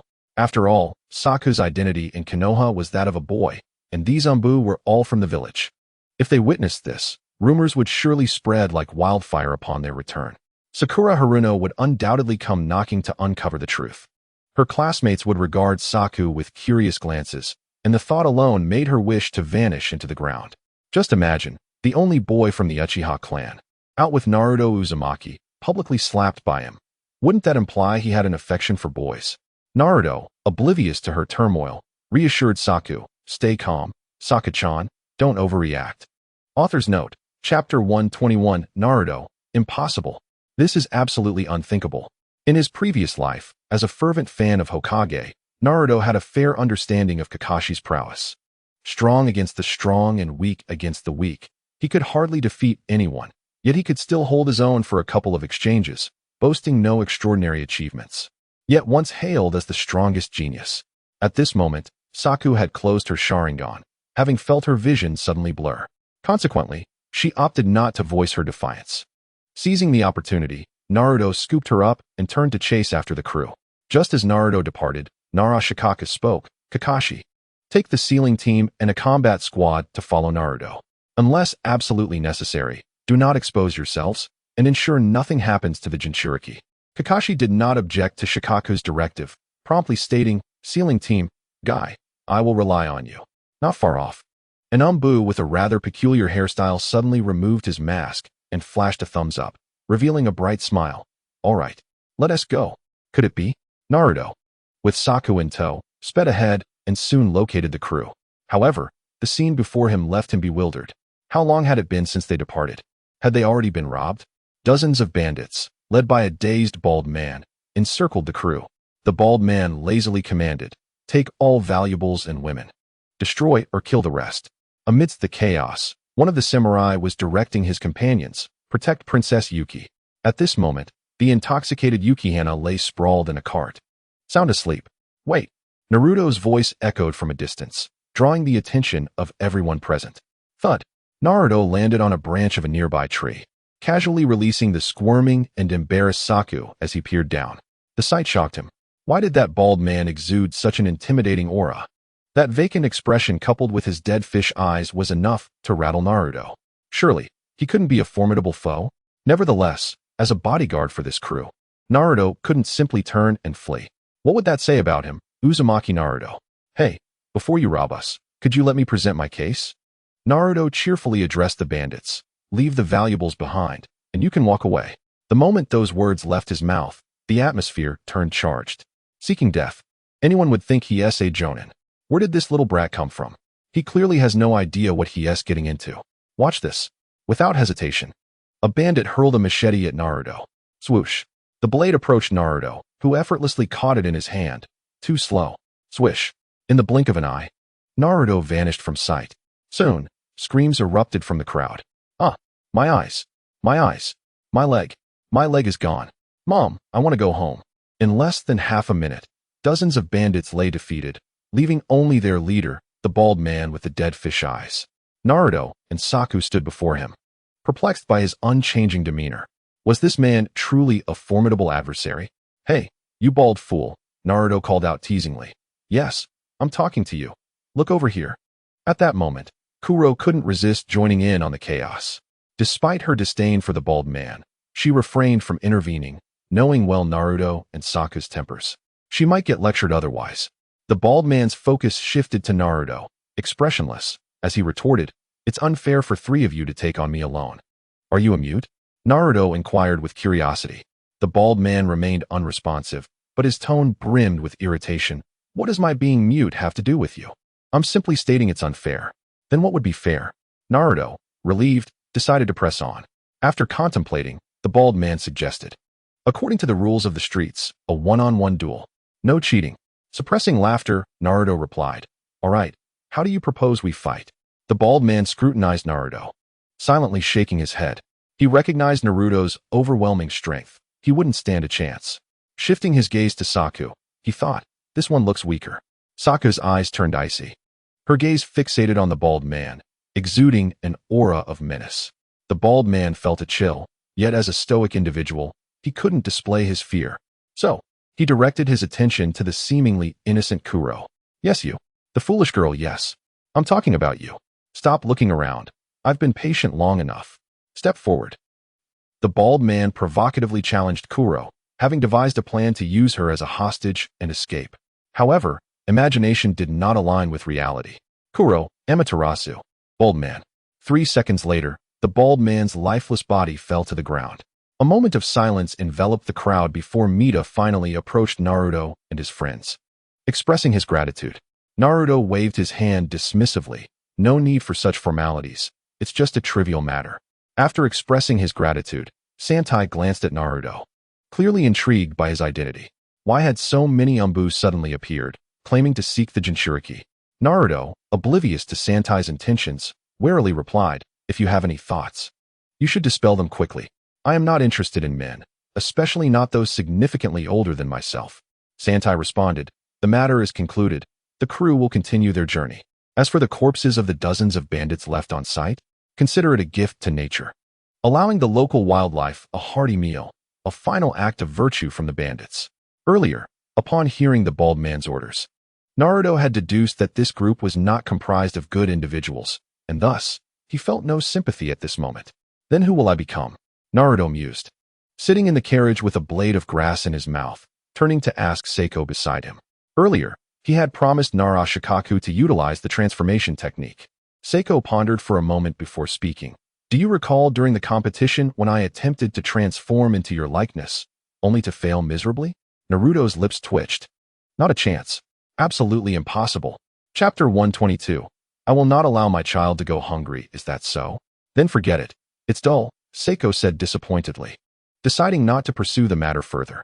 Regardless of how Naruto transformed, Seiko was resolute in keeping any potential threats away from him, such as Kuro and the girls, Kazahana and Koyuki. The reason for Kazahana and Koyuki's presence was not that they were interested in Naruto, but rather that Naruto himself was a wild card. What if he treated Kazahana the same way he treated Seiko? Seiko had come to accept Naruto to a certain extent, believing that no one could withstand his advances for longer than she had. Naruto grinned at Seiko, his eyes gleaming with a mischievous light. Instinctively, Seiko distanced herself from him, cautioning, what are you planning? Naruto replied, I have my intentions, but alas, you're still too young for me to act on them. Seiko. Little Seiko. I am willing to transform into that form, but you must agree to one condition, Naruto said, rubbing his hands together with an impish look. Seiko's brow furrowed slightly, recalling the previous incidents with Naruto, and her expression soured. What you choose to transform into is none of my concern. Why must I agree to something just because you decide to take on that shape? Faced with her questions, Naruto remained unfazed, replying, of course, it concerns you, little Seiko. Just imagine, if I transformed into someone like Sasuke Uchiha, would you still travel with me? Would you feel good about it? You wish to see me in women's attire. And I have some reasonable requests in return, don't you think? Seiko instinctively considered his words. You make a good point. But no, I will not let you win. It doesn't matter what form you take. Naruto remarked, since I cannot gain any advantage from Seiko, I shall not push too far, as that would only provoke her. After a brief pause, Naruto suddenly declared, all right, I have made my decision. I shall transform into Uchiha Sasuke. Seiko. With a swift series of hand seals, Naruto envisioned the image of Sasuke from his past life and executed the transformation technique. As the mist dissipated, a version of Seiko, now resembling a handsome Sasuke devoid of softness, appeared. Seiko's eyes widened as she beheld Naruto's transformation into a male version of herself, feeling inexplicably uncomfortable. I agreed to your request. Change back. Seiko blurted out. Naruto, embodying Sasuke's visage, coldly retorted, humph. Boring fool. Seiko was genuinely taken aback by the scene. Though she often played the role of a boy, she was indeed a girl. To witness someone transform into her male counterpart, mimicking her expressions and tone, was perplexing. Are you serious? However, this Sasuke was not the genuine article, but Naruto masquerading as him.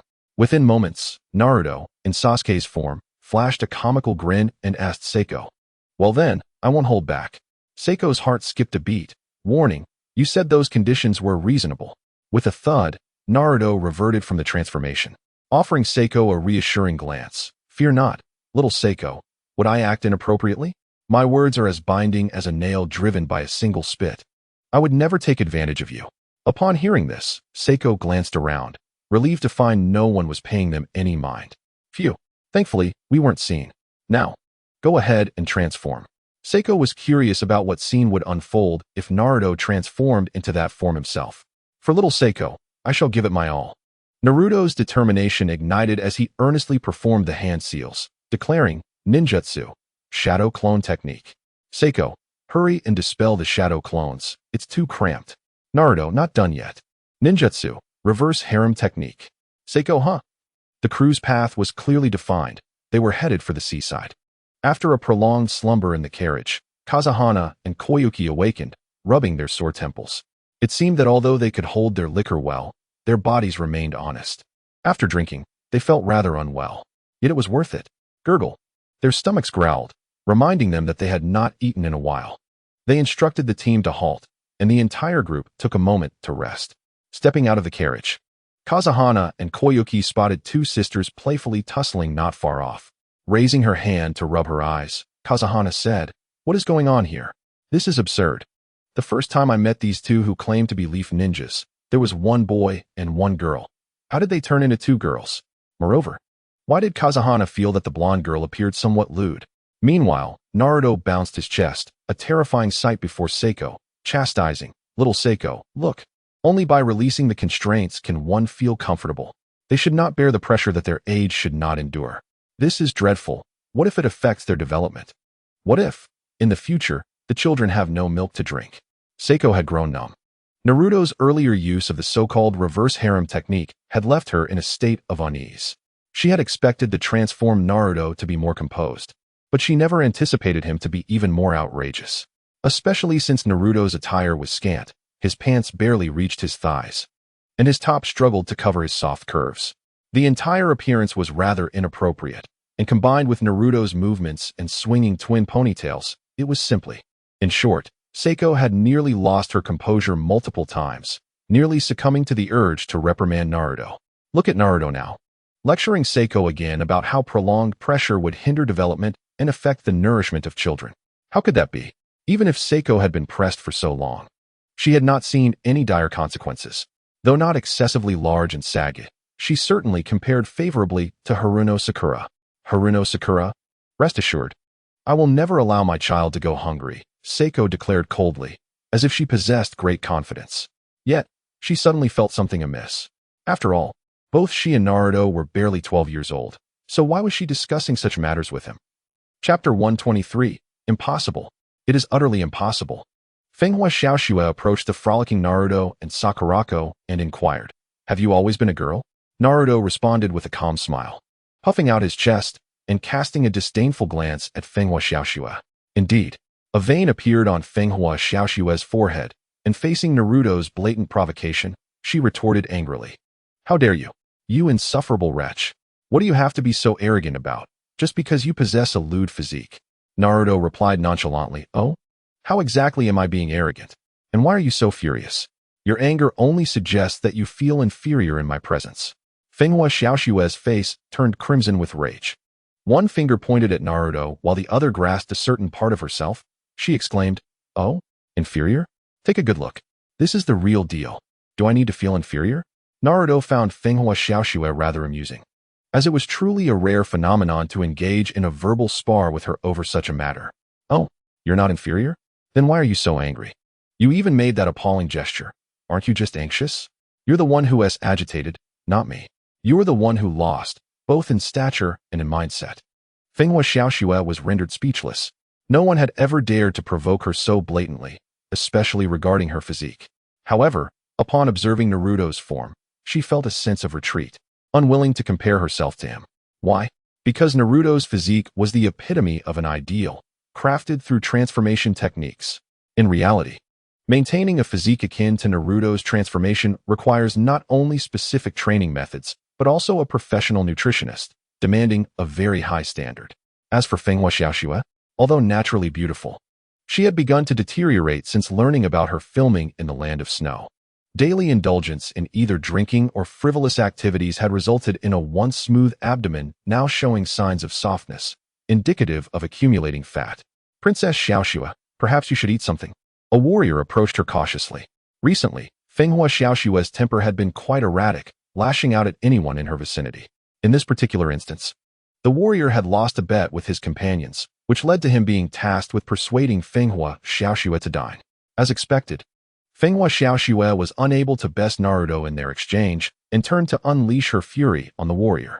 The warrior's complexion turned pale, but he refrained from commenting. After all, Fenghua Xiaoxue was the cherished star of the crew. If he wished to keep his job, he had no choice but to endure. Sakurako, witnessing this spectacle, couldn't help but remark to Naruto, "Is it truly necessary for you to squabble with a young girl?"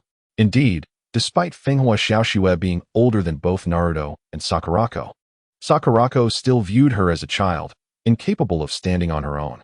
This individual was not only capricious, but also lacked the ability to empathize. Sakurako believed that if a dire crisis were to arise, the only one who would risk their life to save Fenghua Xiaoxue would be her loyal subordinate. Naruto replied, "She is not merely a young girl, she is a princess. It's merely that she has been facing her nightmares lately, which has made her irritable." Reflecting on Fenghua Xiaoxue's portrayal in the film, Naruto offered a word of fairness on her behalf. Moreover, it would not be long before she ascended to the role of empress. Indeed, the moment Naruto decided to accompany the crew to help Sakurako gain combat experience, Fenghua Xiaoxue's ambitious plans were doomed to fail. Humph, Sakurako scoffed, displeased that Naruto was siding with an unfamiliar, melodramatic girl, and turned back towards the carriage.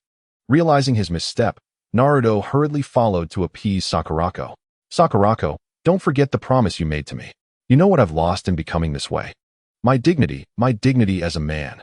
That night, the crew set up camp. It was anticipated that after a full day of travel the next day, they would return to the seaside, locate their ship, and then head directly to the land of snow. Unless unforeseen circumstances arose, Fenghua Xiaoxue would undoubtedly cause a stir that night. After having slept so much during the day, the night would be her time to be vivacious.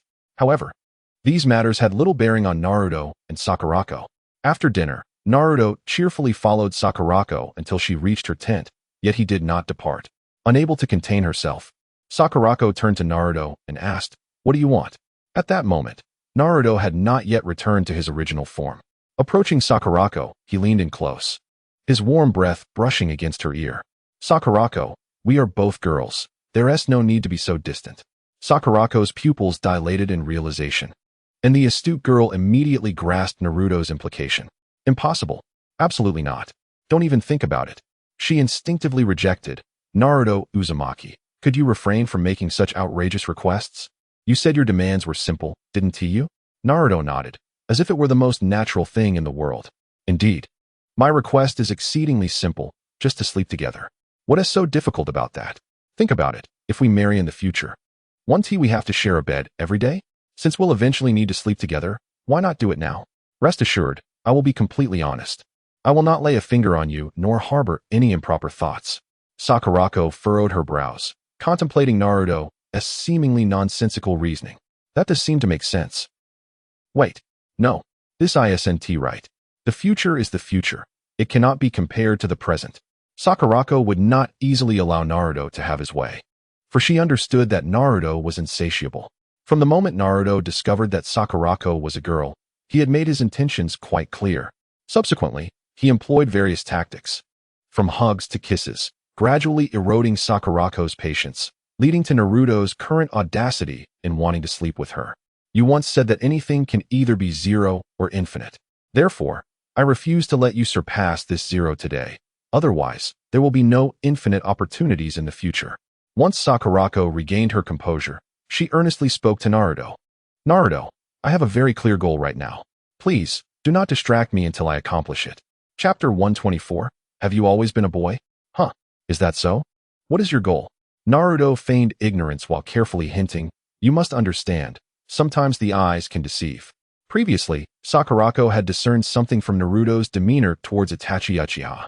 Now, with Naruto's insinuation, it seemed as if he held some secret knowledge. Sakurako fixed a serious gaze on Naruto. "What do you know?" Naruto recognized that it was not the right time to divulge more secrets to Sakurako. At present, she was not yet mature enough. Learning certain dark truths might prompt her to act impulsively. To prevent such outcomes, Naruto sought to guide Sakurako psychologically, encouraging her to ponder the underlying truth of the situation. Consequently, The revelation would be less jarring than if it were delivered abruptly. Seeing his plan thwarted, Naruto scratched his head, reverted to his original form, and then gazed at the sky, casually changing the subject. Speaking of which, it's quite dark already. I think I shall retire for the night.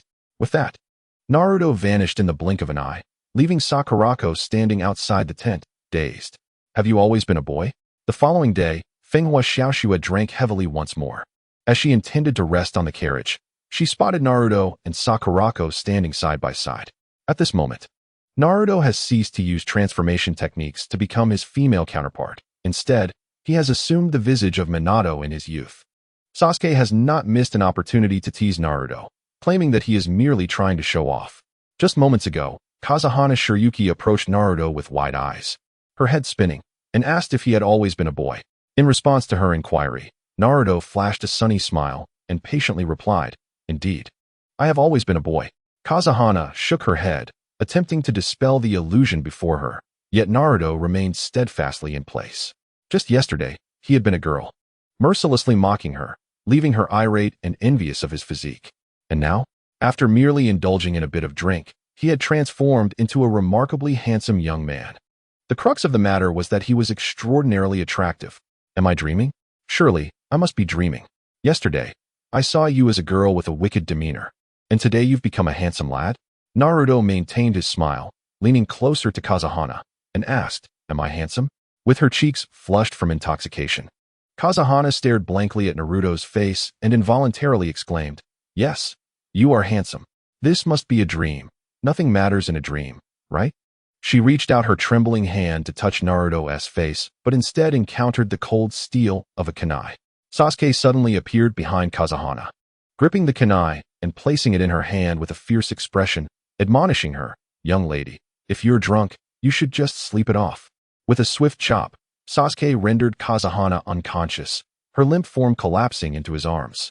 This scene caused a stir among the nearby medical ninja, who gasped in horror. "Ninja-sama, can't you be gentler? Our princess is delicate. She's merely intoxicated after a few casks of wine. Have you no sympathy? What if something happens to her?" Sasuke created shadow clones to carry Kazuhana to rest, while he proceeded to lecture Naruto. The essence of his message was that as a boy, Naruto should protect himself when out in the world and not allow other girls to take advantage of him. "Ah, I really like this side of you, Sasuke-chan," Naruto remarked, unable to contain his amusement at Sasuke's frustration. Consequently, Sasuke stammered, ultimately trailing off. A moment later, Sasuke suddenly paused. Noticing her unusual demeanor, Naruto inquired, "What's wrong?" Sasuke gazed at a nearby carriage with a complex expression and sighed. "The princess you mentioned just called me daddy." Naruto erupted into laughter, unable to stop, which caused Sasuke's cheeks to flush red. However, her mood turned somber. Eventually, Naruto's laughter diminished to a halt, and he too wore a complicated expression. "Oh, how amusing. Sasuke, it seems you have a daughter now." Sasuke remained silent, merely holding Naruto's hand as they awaited the departure of the crew. After a brief interval, Sasuke spoke again. "Naruto, how common is this situation in the world?"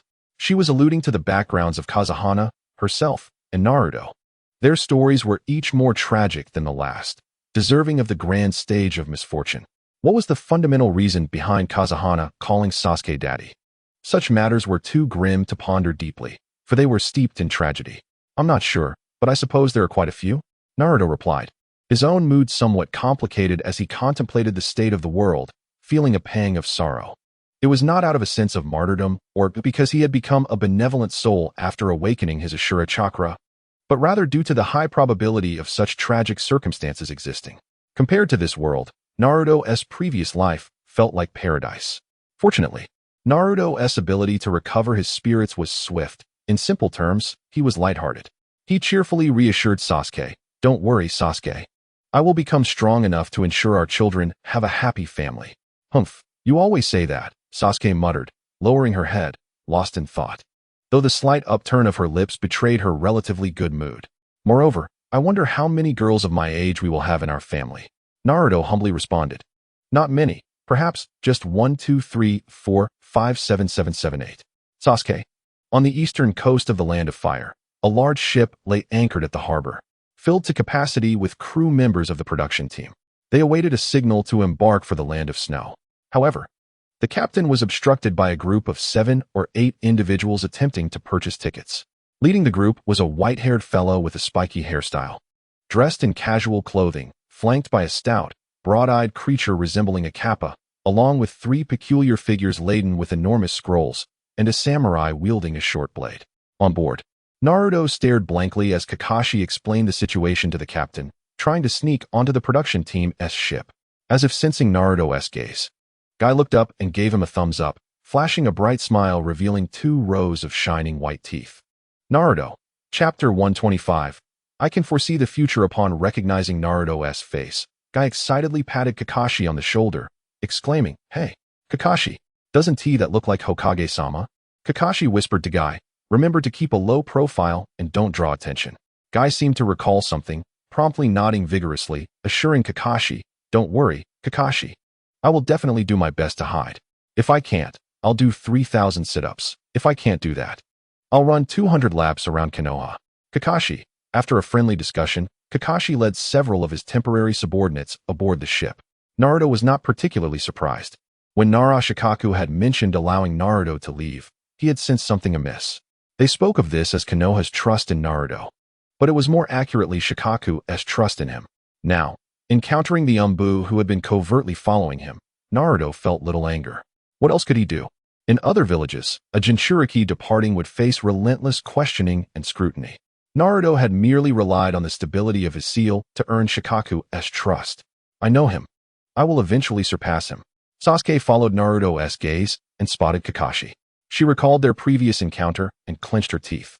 Naruto remarked, "Sasuke, don't expect to gain any advantage from him in the short term. Kakashi's strength is neither weak nor particularly strong, especially considering his terrifying battle experience and the versatile use of various jutsu. Had Kakashi not fallen into despair later on, he might have grown into a second Hashirama Senju. This is not mere speculation.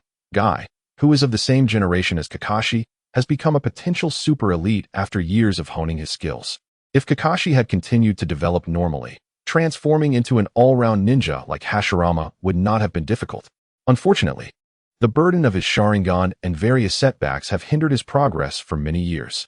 Nevertheless, even so, Kakashi remains a standout among elite jonin, easily recognizable at a glance. Sasuke, feeling dissatisfied, could not comprehend why Naruto held Kakashi in such high regard, especially since this white-haired ninja seemed feeble. In a direct confrontation, Sasuke felt she could effortlessly dispatch several Kakashis. Their last encounter had merely been a result of her overconfidence and failure to use her full strength, allowing Kakashi to counter her with ease. "I possess the kaleidoscopic Sharingan. Thus how could I possibly be bested by a one-eyed individual?" Speaking of which, the mere mention of the one-eyed man further incensed Sasuke. During their earlier confrontation, Kakashi had claimed to be blind. Sasuke had pondered this for quite some time, ultimately falling into Kakashi's ploy to buy time. Yet, in retrospect, although Kakashi was not blind, it appeared that one of his eyes was indeed impaired. While the condition beneath his forehead protector was indiscernible to Sasuke, its concealment suggested either a bloodline limit or indeed blindness. Among the many ocular bloodline limits in Konoha, the Hitaki clan was certainly not among them. Hence, Sasuke concluded that Kakashi was merely a one-eyed dragon indeed. Naruto's lips twitched slightly as he cast a sidelong glance at Kakashi's tilted eye mask. Regardless, no amount of explanation now would suffice. If one wished to challenge Kakashi, they must first be capable of defeating the Windflower Fury. Admiring the beauty of the ocean, Naruto remarked to Sasuke. Sasuke, slightly perplexed, inquired, "Windflower Fury? Who is that?" Naruto, unperturbed by the potential exposure of information, explained, a fanciful novice in black technology." This statement held validity, compared to the likes of Hashirama Senju and Orochimaru, or even the tools of the land of craftsmen. The technologies of Windflower Fury were utterly unimpressive. Chakra armor? It was both hideous and weak. One could only say that Windflower Fury, despite its early ambitions, lacked any significant reputation. To aspire to conquer the world? Such aspirations were not merely dreams. They were absurdities that hardly belonged in the realm of dreams. Windflower Fury? Is he quite formidable? With the emergence of news regarding an opponent, Sasuke resolved to gather more intelligence about Windflower Fury from Naruto. This knowledge could potentially enhance their chances of victory. In Naruto's mind, the image of Windflower Fury surfaced. And he evaluated, just a minor nuisance, so do not feel pressured. Is that so? Then I shall rest easy. However, how did you come by such information? Sasuke questioned. Her curiosity piqued. After all, we have been together these past few days, and you had no time to gather intelligence, especially running all the way to the land of snow for it. Naruto scratched his head. Well, I can foresee all of everyone's information. Sasuke responded. Do you believe that explanation holds any weight? Naruto declared, I can predict the future. Sasuke conceded, that sounds somewhat plausible. Meanwhile, Windflower Snow, who had just awakened and was now thoroughly incensed due to the ruckus, stepped outside to find Naruto and Sasuke engaged in light-hearted conversation. They were discussing matters concerning Windflower Fury. It was essential to note that Windflower Fury was, in fact, the very nightmare of Windflower Snow, the root of her dread regarding the land of snow. Hearing Naruto belittle Windflower Fury, labeling him a mere nuisance, made Windflower Snow feel quite irked. It was not that she sympathized with Windflower Fury. Rather, if Windflower Fury were merely a nuisance, what did that make her? A victim of his bullying? A mere shrimp? Windflower Fury was invincible. She would never venture to the land of snow. Clenching her fists, Windflower Snow proclaimed her resolve to Sasuke and Naruto. Sasuke remained silent, observing Windflower Snow quietly. Naruto, too, held his tongue, and the atmosphere grew tense and awkward. After a moment, he cleared his throat to alleviate the discomfort. Ahem. This vessel is bound for the land of snow. Windflower Snow frowned. I shall not be going. With that, she stormed off in a huff. She could scarcely imagine that the hired ninjas were two fools who dared to deem Windflower Fury a nuisance and sought to escort her to her demise. Windflower Snow was not yet ready to meet her end.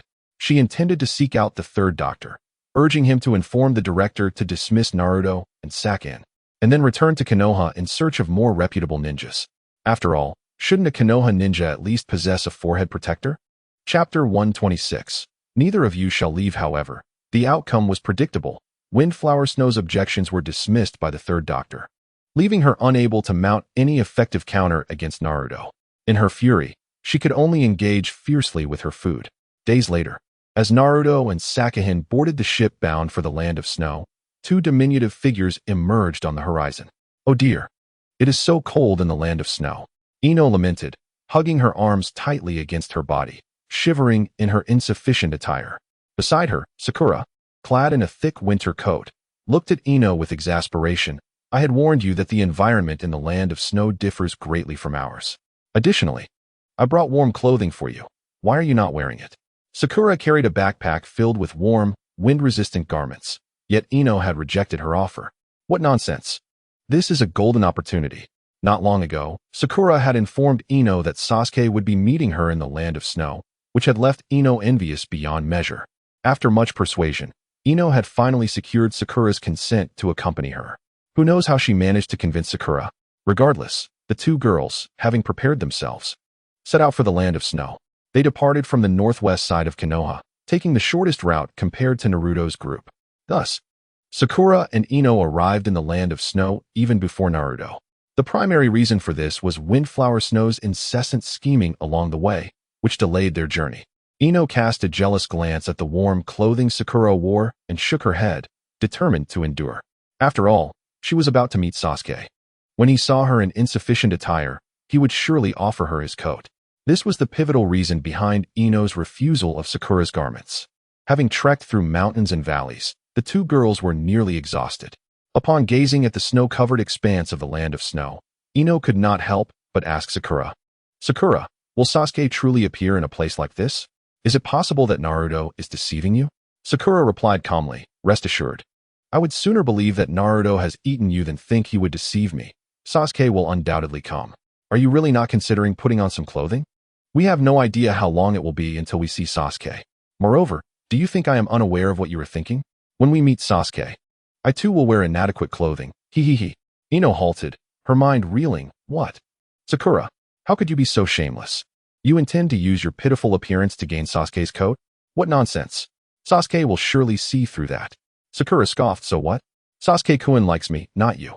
Even if he knows, he will still choose me. Ino retorted, huh? Where does your confidence come from? I am not any less than you. Sakura replied. So do you want the clothes or not? Ino conceded, yes. After a while, Sakura and Ino finally spotted a location that seemed inhabited. Indeed, it appeared to be a base covered in snow. Suddenly, a petite girl clad in unknown armor appeared before Ino and Sakura, blocking their path. Kaze Tsubaki, with her pink hair, scrutinized Sakura and Ino with cold eyes, demanding, "Hey, you two ninjas, why have you trespassed into our forbidden territory?" Ino stared incredulously at the girl's chest, asking, "Little girl, what have you been eating to grow so?" Now 14 years old, Kaze Tsubaki's stature was somewhat disheartening. She appeared younger than her age, yet her development had not faltered. This led to Ino's perception that Tsurugi Fubuki appeared younger than her actual age. Yet she was far more developed, which greatly frustrated Ino. Haruno Sakura, on the other hand, remained composed. She apologized, saying, "Little sister, I'm sorry. We are here looking for someone and did not realize this was your forbidden area. We will leave immediately."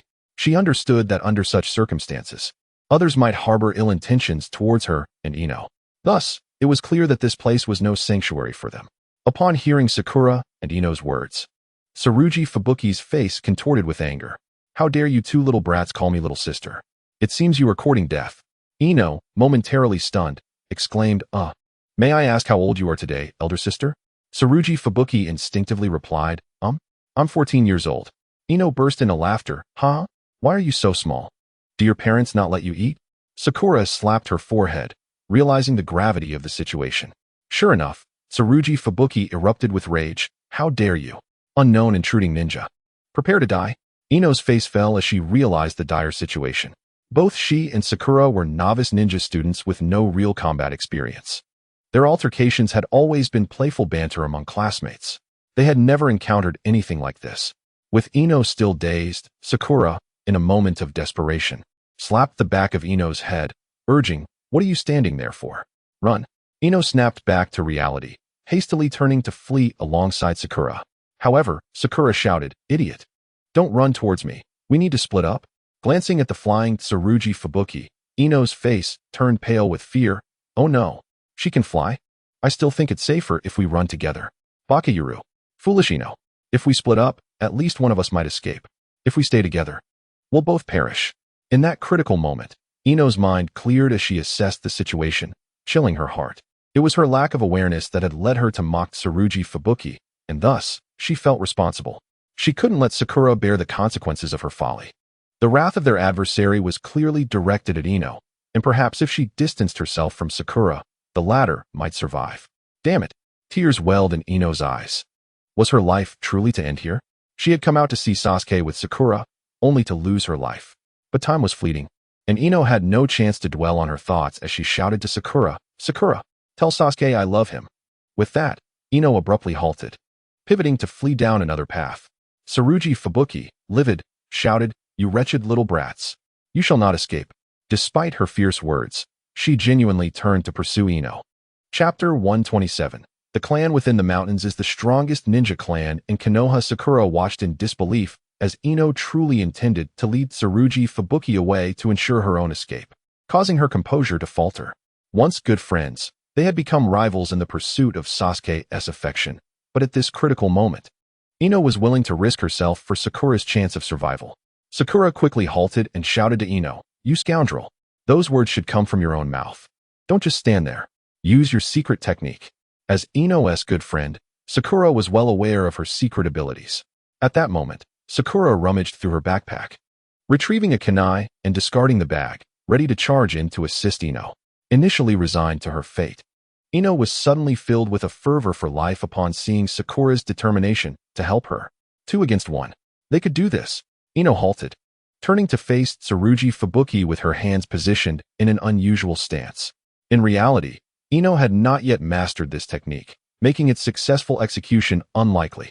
However, driven by the hope of survival alongside Sakura, she focused her entire being on the enemy and her chakra, declaring, "Mind-body switch technique." In that instant, Ino collapsed into the snow. Tsurugi Fubuki's eyes widened, then went blank, and after a moment, she turned to Sakura and said, "Hurry, possess me." Sakura's lips twitched as she exclaimed, "Didn't I tell you not to use that word?" Frantic, Tsurugi Fubuki urged, "Quickly, don't waste time. I can't hold on much longer." Sakura retorted, "Then don't move so much." Tsurugi Fubuki replied, I can't control this flying thing. Just hurry and possess me. Sakura exclaimed, how can I possess you? My throwing technique is horrendous. I might not even hit you standing still. And now you're flailing about in the air. How am I supposed to possess you? I'm losing control. Frustrated, Sakura focused and hurled the kunai with all her might. However, it fell short, landing far from Tsurugi Fubuki. Tsurugi Fubuki gasped, Sakura, where's your strength when you hit me? It was too late. Tsurugi Fubuki, unable to control her trajectory, plummeted towards the ground. Meanwhile, Ino was freed from Tsurugi Fubuki's body. From a distance, Ino climbed out of a snowbank, brushing the snow from her face and shouting to Sakura, run. However, Sakura did not heed Ino's warning. Instead, she pointed at Tsurugi Fubuki, exclaiming, look. Ino followed Sakura's gaze and nearly burst into laughter. Tsurugi Fubuki, having just regained consciousness, saw the ground rushing towards her and, in her panic, failed to react in time, crashing into the earth and bouncing back up, sliding several meters before colliding with a large tree, finally coming to a halt. Ino couldn't help but exclaim, what a disaster. At that moment, Sakura reached Ino's side, asking, are you okay, Ino? Ino casually replied, I'm fine. By the way, should we check on her? Sakura pondered for a moment before saying, if we leave, she might freeze to death. Tsurugi Fubuki had remained still for a while, seemingly unconscious. In such frigid conditions, losing consciousness could lead to a fatal end. Ino and Sakura exchanged glances, and without a word, they approached Tsurugi Fubuki. Upon reaching her, Ino remarked, what a poor child. Sakura noted the blood trickling from Tsurugi Fubuki's forehead. Her body slumped against the tree, unconscious. What should we do? Ino asked. Sakura considered the situation before responding, we need to get her out of here. You carry her. Why me? Ino innocently raised her hand. I don't want to. She nearly killed us both. Sakura's lips twitched. I need to carry the backpack, and since this was my idea, you should at least do some physical labor. Reluctantly, Ino approached to lift Tsurugi Fubuki, only to find she couldn't move her at all. Her strange attire is too heavy, Sakura suggested.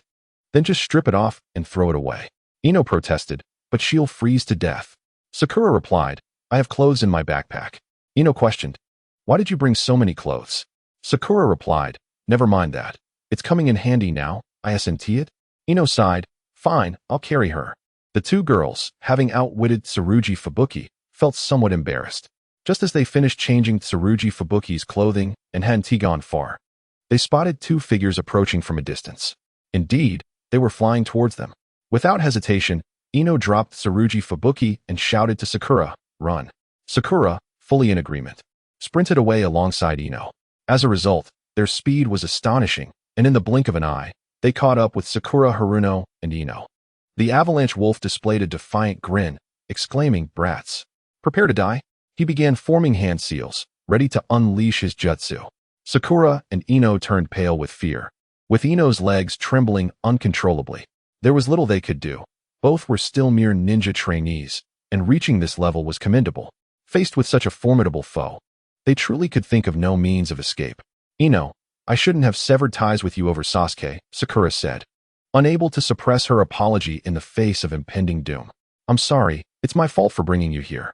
You must forgive me. Ino, shivering, replied, it's all right, Sakura. At least we'll die together. Konoha will avenge us. Just then, Avalanche Wolf halted his jutsu, the gathered chakra nearly overwhelming him. He looked at Sakura and Ino in astonishment. What did you say? You are from Konoha? Sakura, sensing an opportunity, replied swiftly, yes, indeed. We are from Konoha. We are both ninja trainees. She pointed at Ino. Look at her. Her name is Ino Yamanaka, the daughter of the Yamanaka clan leader. I assure you, she is precious, and her father dotes on her. If you kill her, the Yamanaka clan will not let you go. They are the strongest ninja clan in Konoha, with dozens of elite jutsu users. Chapter 128. The Haruno clan is the strongest ninja clan in Konoha. Avalanche Wolf's expression turned sinister. Oh, are you threatening me? Then I shall simply kill you instead. Sakura was taken aback, while Ino, in despair, exclaimed, I promise to avenge you someday. Sakura retorted, Ino, can you not say something useful? I swear I will avenge you. Ino insisted. Oh right. Suddenly, Ino pointed at Sakura and said to Avalanche Wolf, look at her. Her name is Sakura Haruno, the daughter of the Haruno clan leader. I assure you, she is precious, and her father dotes on her. If you kill her, the Haruno clan will not let you go. They are the strongest ninja clan in Konoha, with dozens of elite jutsu users. Avalanche Wolf's eyelids twitched as he roared, trying to deceive me. You all shall die. Sakura quipped, Konoha will avenge us one day. Ino pondered, did I say something wrong? At that critical moment, a majestic blue chakra giant suddenly appeared. Boom. The colossal Susanoo descended behind Avalanche Wolf, sending a torrent of snow cascading toward the group. The chakra giant raised its gigantic arm and struck down upon Avalanche Wolf. A cold voice emanated from the giant's head, do not harm my friends. Avalanche Wolf felt the sky darken above him and looked up to see the enormous hand descending. What the hell is that? His jaw nearly dropped in shock as he hastily tried to form hand seals, stammering, ice release. Hail Winter Bear. However, the Winter Bear was far less formidable than Avalanche Wolf, and he crumpled to the ground, paralyzed with fear, like a wretched soul awaiting death. Yet, despite its size, Susanoo moved with incredible speed. By the time Avalanche Wolf reacted, he had no time to execute his jutsu. Bang! Susanoo's hand struck the ground where Avalanche Wolf and the Winter Bear stood, causing the earth to crack and a massive crater to form. The force of the blow was devastating, and both Avalanche Wolf and the Winter Bear perished on the spot. Haku, Sakura, and Ino were propelled away by the immense shockwave. But just as they were about to hit the ground, two figures appeared, swiftly catching them without harm. Sakura found herself in Sasuke's embrace, her excitement overwhelming as she momentarily forgot the peril they had just faced. Sasuke-kun, you're here. Meeting you makes it all worthwhile, no matter the risk. Smack. Ouch. Sasuke-kun. Sasuke's grip loosened, and Sakura fell to the ground, landing hard. Despite her predicament, he coldly remarked, you haven't secured a top 2 position yet. In truth, Sakura's infatuation with Sasuke left Sasuke feeling perplexed, even tempted to reveal the truth to her, urging her to abandon her obsession with the so-called Sasuke. There was no Sasuke in the world, only Sasuke. Meanwhile, Naruto, having steadied himself, placed 2 little Lolas on the ground, only to be met by Ino's starry-eyed gaze fixed on the handsome blonde. Ino's heart raced at the sight of this unexpected hero. Previously, her pursuit of Sasuke stemmed from a desire to compete with Sakura, but now, she realized what love truly was. Blushing, Ino stammered, thank you for saving me. What is your name? Naruto, noticing Ino's admiration, offered a gentle smile, sunlight filtering through his golden hair and illuminating her face, nearly causing her to swoon. Hello. I'm Minato Namikaze, Naruto's brother. Ino struggled to contain her excitement.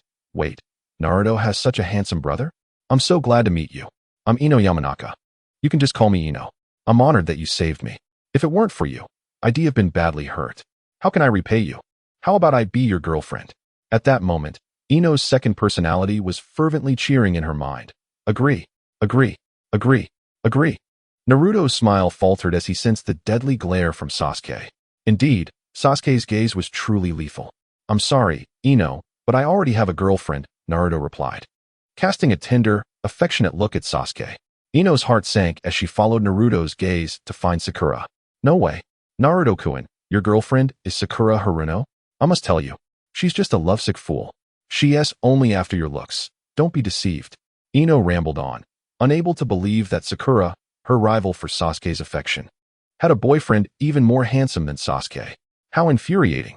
That wretched girl, shamelessly looking at both sides. Just moments ago, she had contemplated sacrificing herself for her.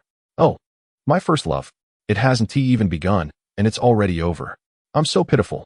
Naruto momentarily ignored the dazed Ino, turning his attention to the pink-haired girl at his feet. By the way, who is this? Despite her heartache, Ino was eager to respond. Oh, her name is... I don't know. She's just a big sister who's underdeveloped everywhere except for her chest. Naruto's eyes lit up with excitement. Oh, really? A legal loli? He flipped Haku over in the snow, revealing her true appearance. Naruto, due to the lengthy passage of time, Naruto found himself incessantly pondering the name of this individual. He could only recall that this person seemed to be one of the subordinates of Windflower Fury, and perhaps had a name that included snow. Once everyone had settled down, Black approached with the Susanoo and hurriedly arrived at the scene. Upon her arrival, she directly addressed Sakura and Ino, exclaiming, Sakura, Ino, are you alright? Chapter 129. Hello. My name is Uchiha Satsuki. Black's voice captured the attention of Sakura and Ino. The two of them turned to look at her simultaneously, yet remained speechless, staring blankly at Black's visage. Presently, Black appeared as a young girl, her appearance remarkably akin to Satsuki. Consequently, Sakura trembled as she raised her hand, slowly pointing at Black. You? Sasuke-kun? No, Sasuke-kun is right beside me. What is going on? Moreover, you saved us, and it seems you know us. Yet I have no recollection of you. Sakura's worldview nearly shattered as she racked her brain for an explanation. Ultimately, she could only watch as Black gracefully approached her. Gently nudging her shoulder, Black playfully stuck out her tongue and said, "Hello, my name is Uchiha Satsuki. I am the sister of Uchiha Sasuke." Sakura was utterly baffled. Huh? Sasuke-kun has a sister? How was I not aware of this? And Naruto actually has an older brother? Naruto, carrying the crane-wing Susanoo, joined Ino and Satsuki, chiming in with a playful tone. Indeed, I am Naruto's brother, named. Suddenly, Sakura leaned closer to Naruto, squinting to scrutinize his features. Are you not Uzumaki Naruto? What are you pretending to be? Sakura exclaimed in a state of distress. Naruto awkwardly scratched his head, dispelling his transformation technique. Did you figure it out so quickly? Ino stared blankly at Naruto. Huh? You are Uzumaki Naruto. Upon learning the truth, Ino began to weep, lamenting, my youth, my first love, my Prince Charming. Naruto, is it really that tragic? It's just a bit unattractive. What's the matter? Can I not be looked at? Naruto found himself somewhat empathetic towards love-struck individuals, as he was one himself, recognizing that infatuation and these two were essentially the same. However, Naruto could not comprehend why Ino was so overly emotional. Imagine if Naruto were saved by an extraordinarily beautiful sister. While he would undoubtedly be grateful, even considering a vow of loyalty, discovering that the beautiful sister was, in fact, merely ordinary would not shake his core feelings. Not to mention Ino's reaction, which seemed as if her world had crumbled. Satsuki interjected, "Humph, ignorant fool." Satsuki suddenly spoke, yet the nearest Sakura had no idea to whom she was referring.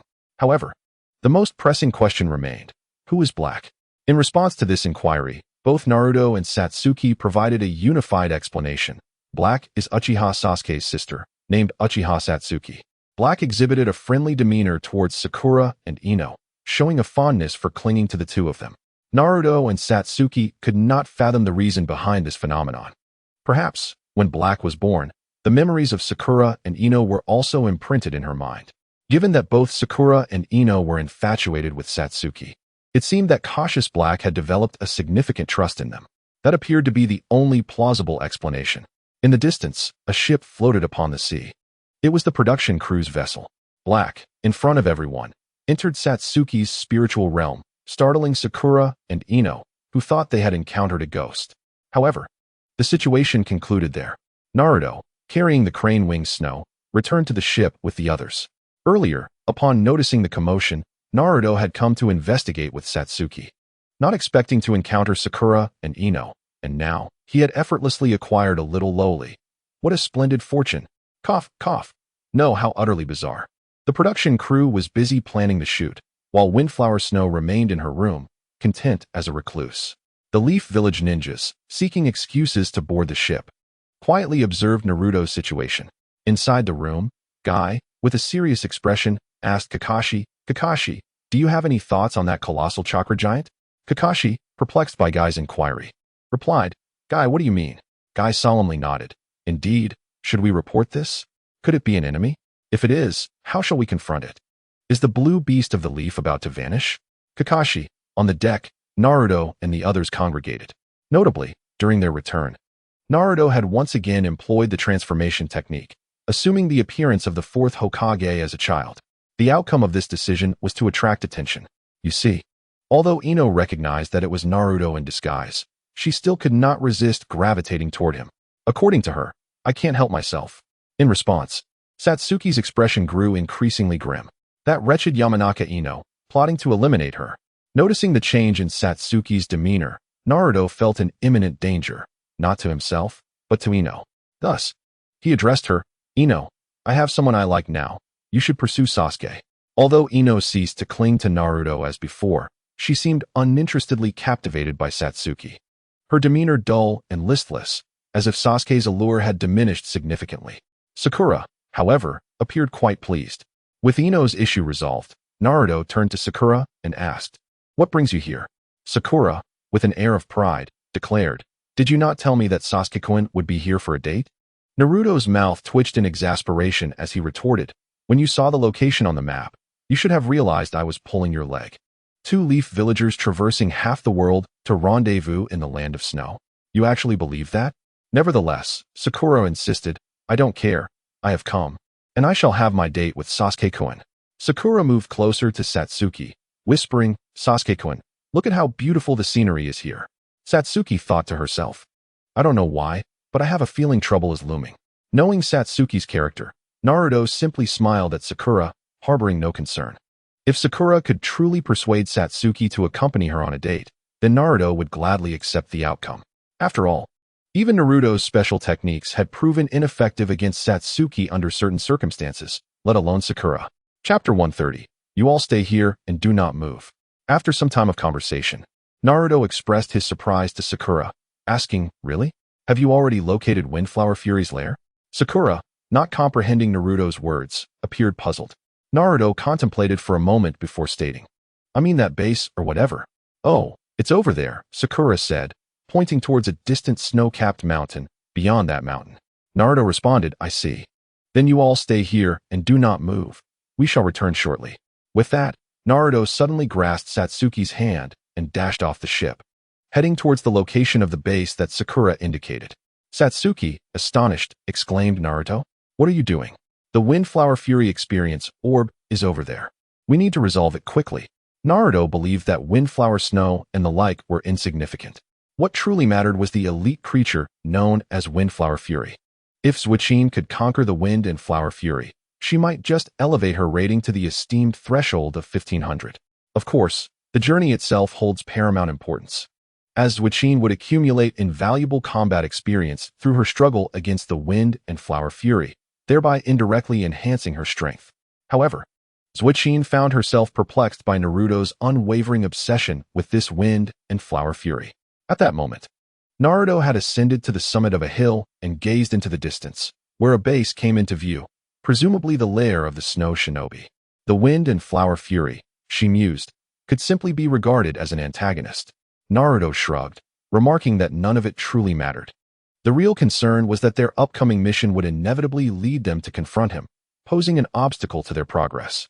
Thus, in order to prevent the Leaf Ninjas aboard the ship from claiming the glory, they decided to eliminate the monsters first. Susanoo found some of Naruto's terminology rather baffling, yet she paid it no mind, knowing that with time, she would come to comprehend these expressions. Just as Naruto had previously uttered certain catchphrases, she would eventually grasp their meanings. Now, she focused intently on the horizon, where the ninjas had begun to assemble. A multitude of white figures surged from the base, gathering in an open area.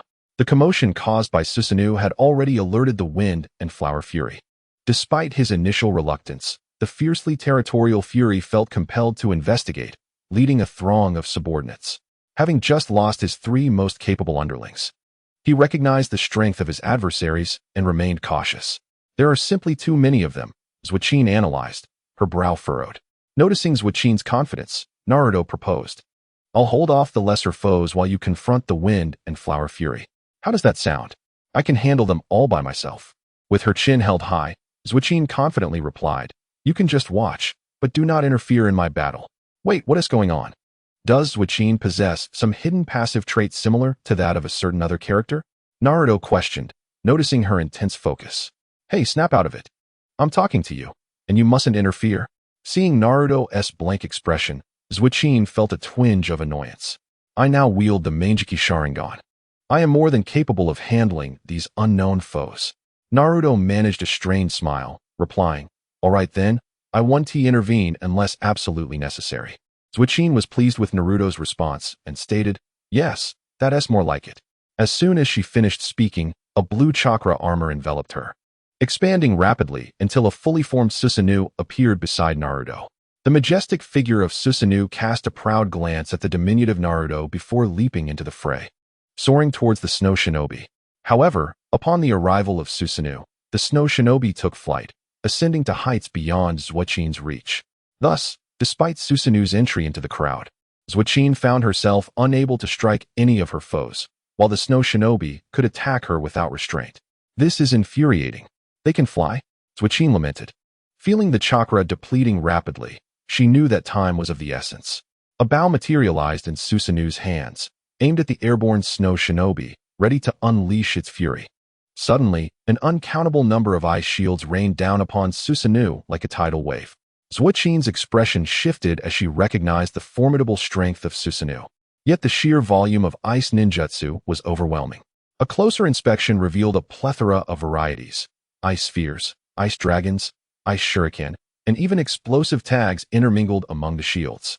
Faced with such a deluge of attacks, Zuo's inexperience became evident, causing her to falter. This was not the Kamui space. This was reality, where she could not manipulate matter. Wait, Kamui space? In a moment of desperation, Zuo transported the entirety of Susanoo into the Kamui dimension just as the multitude of ninjutsu and explosive tags descended. The earth trembled violently. From a distance, Naruto watched with bated breath. Zuo had recklessly charged into battle, serving as a target for the flying snow shinobi. Fortunately, with Susanoo at her side, Naruto felt a measure of reassurance. The spectacle of the ninjutsu bombardment was awe-inspiring, drawing the attention of those aboard the ship. Kakashi, leading the Leaf Ninjas, hurried to the scene while Sakura, Ino, and Guy remained behind to protect the crew.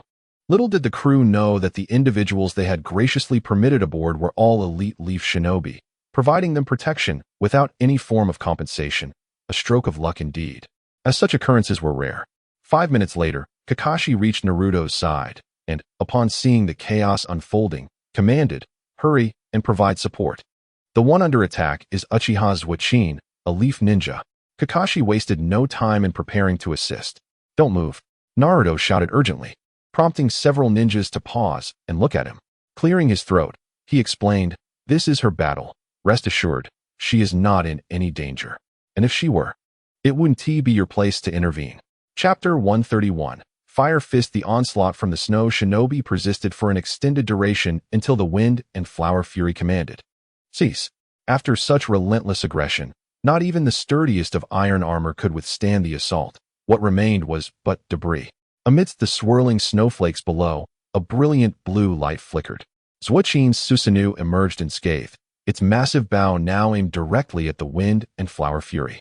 Below, Zuo began to feel the strain. Her chakra was waning, and she could no longer sustain the transformation of her ocular power. Time was running out. Just moments ago, she had boasted to Naruto that she could single-handedly take on the entire snow shinobi and the wind and flower fury.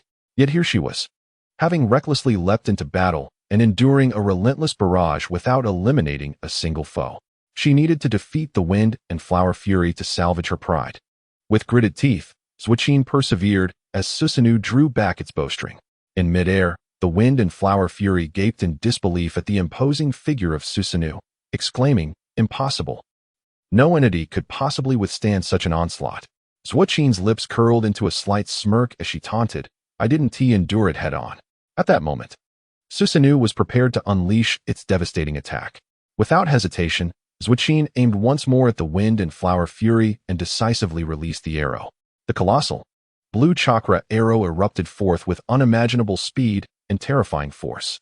The wind and flower fury's face contorted in rage as he faced an attack of unparalleled might, realizing that his once reliable chakra armor seemed utterly insignificant. Ice release, double dragon blizzard.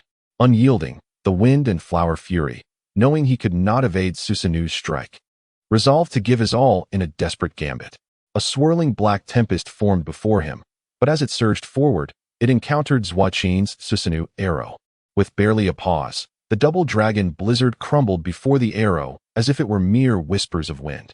The moment the double dragon blizzard collided with Susanoo, it was forcefully cleaved from the center, transforming into a colossal gust of wind that radiated outward, yet it failed to alter the trajectory of Susanoo's arrows. With a thunderous roar, the arrows struck Fenghua Nu Teo, ascending at a steep angle of approximately 4 to 5 degrees, and upon reaching an altitude of 10,000 meters, they erupted violently, unleashing a blue spherical chakra that expanded relentlessly, devastating everything within its radius. After half a minute, the howling winds surged downward, triggering an avalanche on the higher peaks. as all observed this miraculous spectacle in awe. Zuchin, witnessing the extraordinary effect, could not suppress a smile. Umph. This is the power of the Uchiha, the might of the Sharingan. Suddenly, a sharp pain surged through her kaleidoscope Sharingan, accompanied by a blurring of her vision. A single tear of blood cascaded down her cheek, prompting Zuchin to hastily cover her bleeding eye, muttering in confusion, "Damn it, could it be that Naruto was right? Using the Sharingan excessively really could lead to blindness?" It was at that moment she recalled Naruto's warning to her, to avoid using the Sharingan unless absolutely necessary. For the kaleidoscope Sharingan was immensely taxing, and overuse could indeed result in blindness. At the time, she had dismissed his words, even deeming him alarmist. Yet now, having experienced the consequences, she realized Naruto had spoken the truth. Susanoo's form began to diminish, ultimately unable to uphold its limbs, merely managing to envelop Zuchin. The snow ninjas, quick to react, exchanged glances and, with silent understanding, initiated their assault on Zuchin. Ice release, 1,000 ice needles. Ice release, ice dragon bullet technique. A flurry of icy attacks surged towards her. At this moment, Zuchin's Sharingan had yet to recover, and she was unable to utilize Kimui. Faced with such a barrage of ninjutsu, she had no choice but to endure. The explosive tags and icy jutsu rained down upon her Susanoo, which was battered mercilessly by these tidal waves of assault, swaying from left to right, leaving a multitude of cracks across its surface. Zuchin's heart raced in terror. Should Susanoo fail, she would be subjected to the horrific onslaught. At that moment, she cursed her circumstances. If only her enemies could not fly. If only she had chakra left. Zuchin remained defiant, convinced that as long as she possessed a sufficient amount of chakra, she could easily vanquish her foes. Alas, she lacked both conditions. In the distance, Naruto's figure raced towards her. Upon catching sight of him, Zuchin felt a wave of relief wash over her.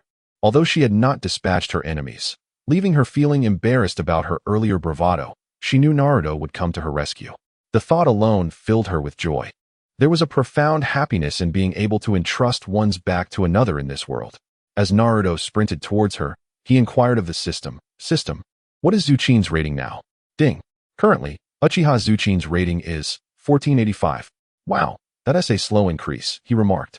But never mind, Zuchin is on the verge of collapse. I'll set aside the system tasks for now. With renewed speed, Naruto surged forward, stirring the surrounding snowflakes as if he were a high-speed train, growing ever closer. He clenched his right fist, gathering a vast amount of fire-release chakra. His hand glimmered with a faint redness, and a searing heat enveloped the area. Fire Fist. With a sudden punch directed skyward, he shouted the name of his technique, which had just come to mind. Boom. They say water extinguishes fire. But that is true only when the fire lacks sufficient intensity. With Naruto's terrifying chakra potency and volume, an ascending fist-shaped fire technique surged forth, effortlessly melting all ice attacks. Zuchin's eyes sparkled with delight as she exclaimed, "You're here."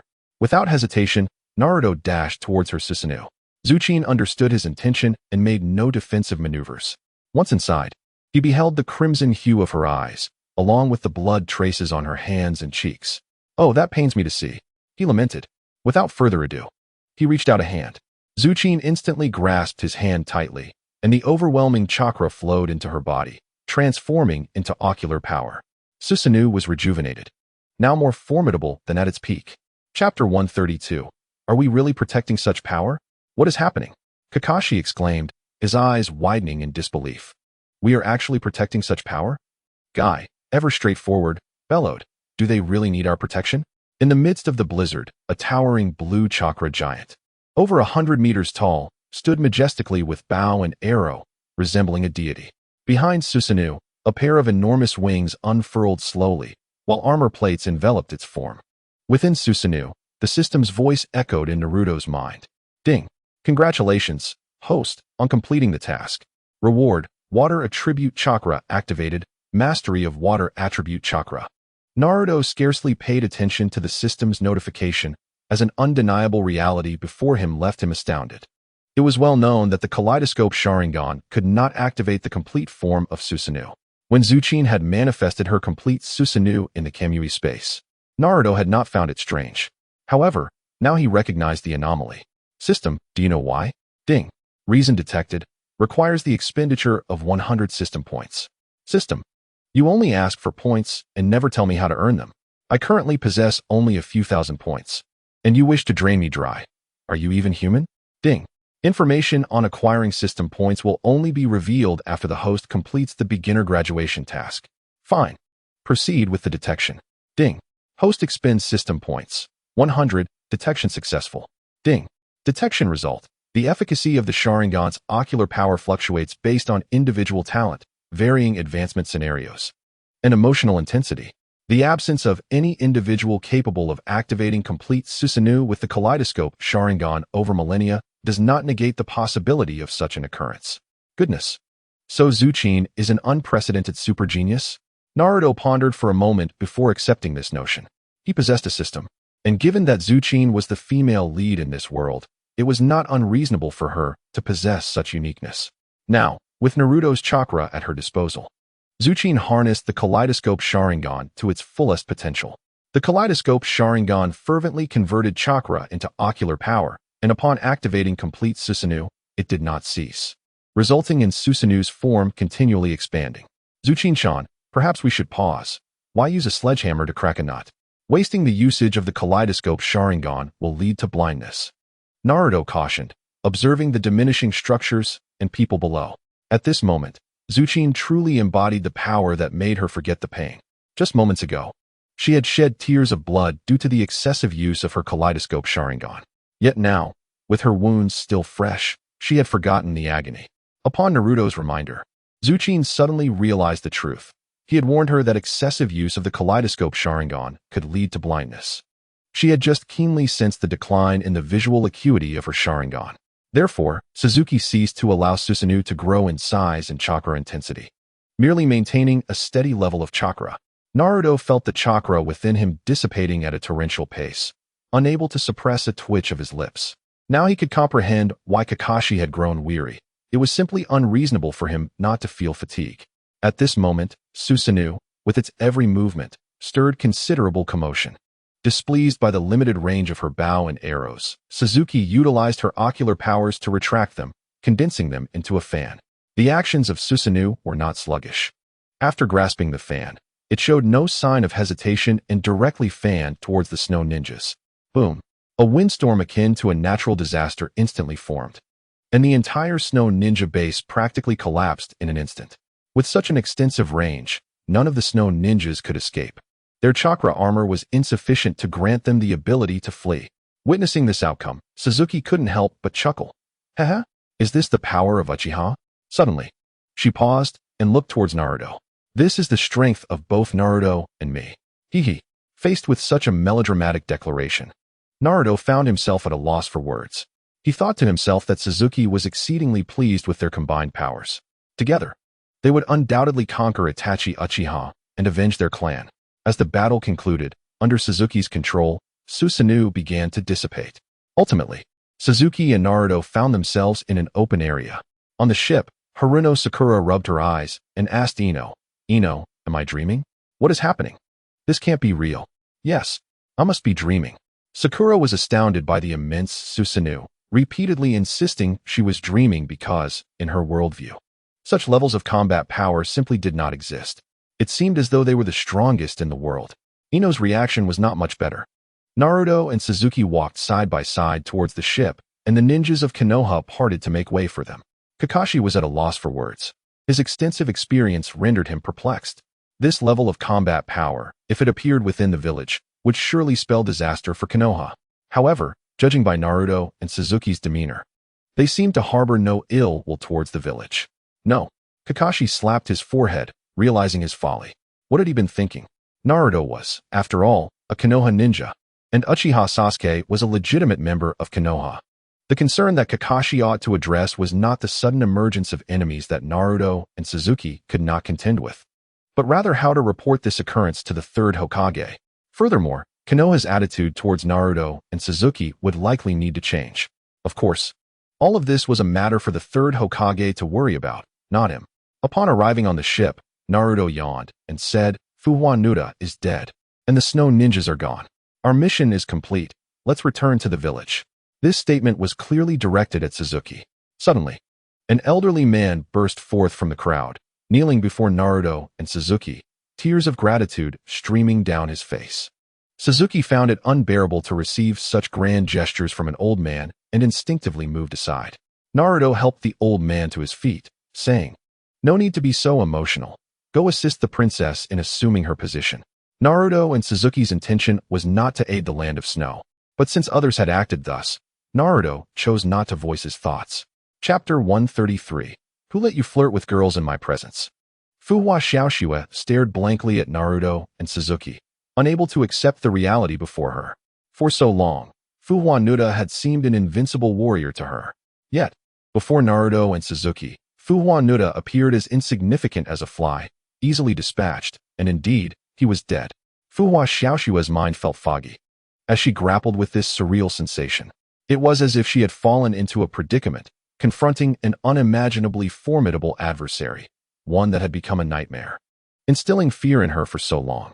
And then, one day, this seemingly invincible foe was effortlessly vanquished by two divine beings descending from the heavens. All shadows and hardships evaporated in an instant, leaving Fuhua Xiaoxue in a state of bewildered joy. It felt as if she and Naruto, along with Sasuke, were not even inhabiting the same world. In any case, Fuhua Xiaoxue's emotions were extremely complex. It was not until all the Konoha ninjas began their journey home that the third doctor found Fuhua Xiaoxue, prompting her to realize she had yet to express her gratitude. However, what good would expressing gratitude do? Others would merely reciprocate politely and then soon forget. Therefore, it would be more fitting to wait until she had settled in the land of snow and then make a special trip to Konoha. Otherwise, it would seem exceedingly rude.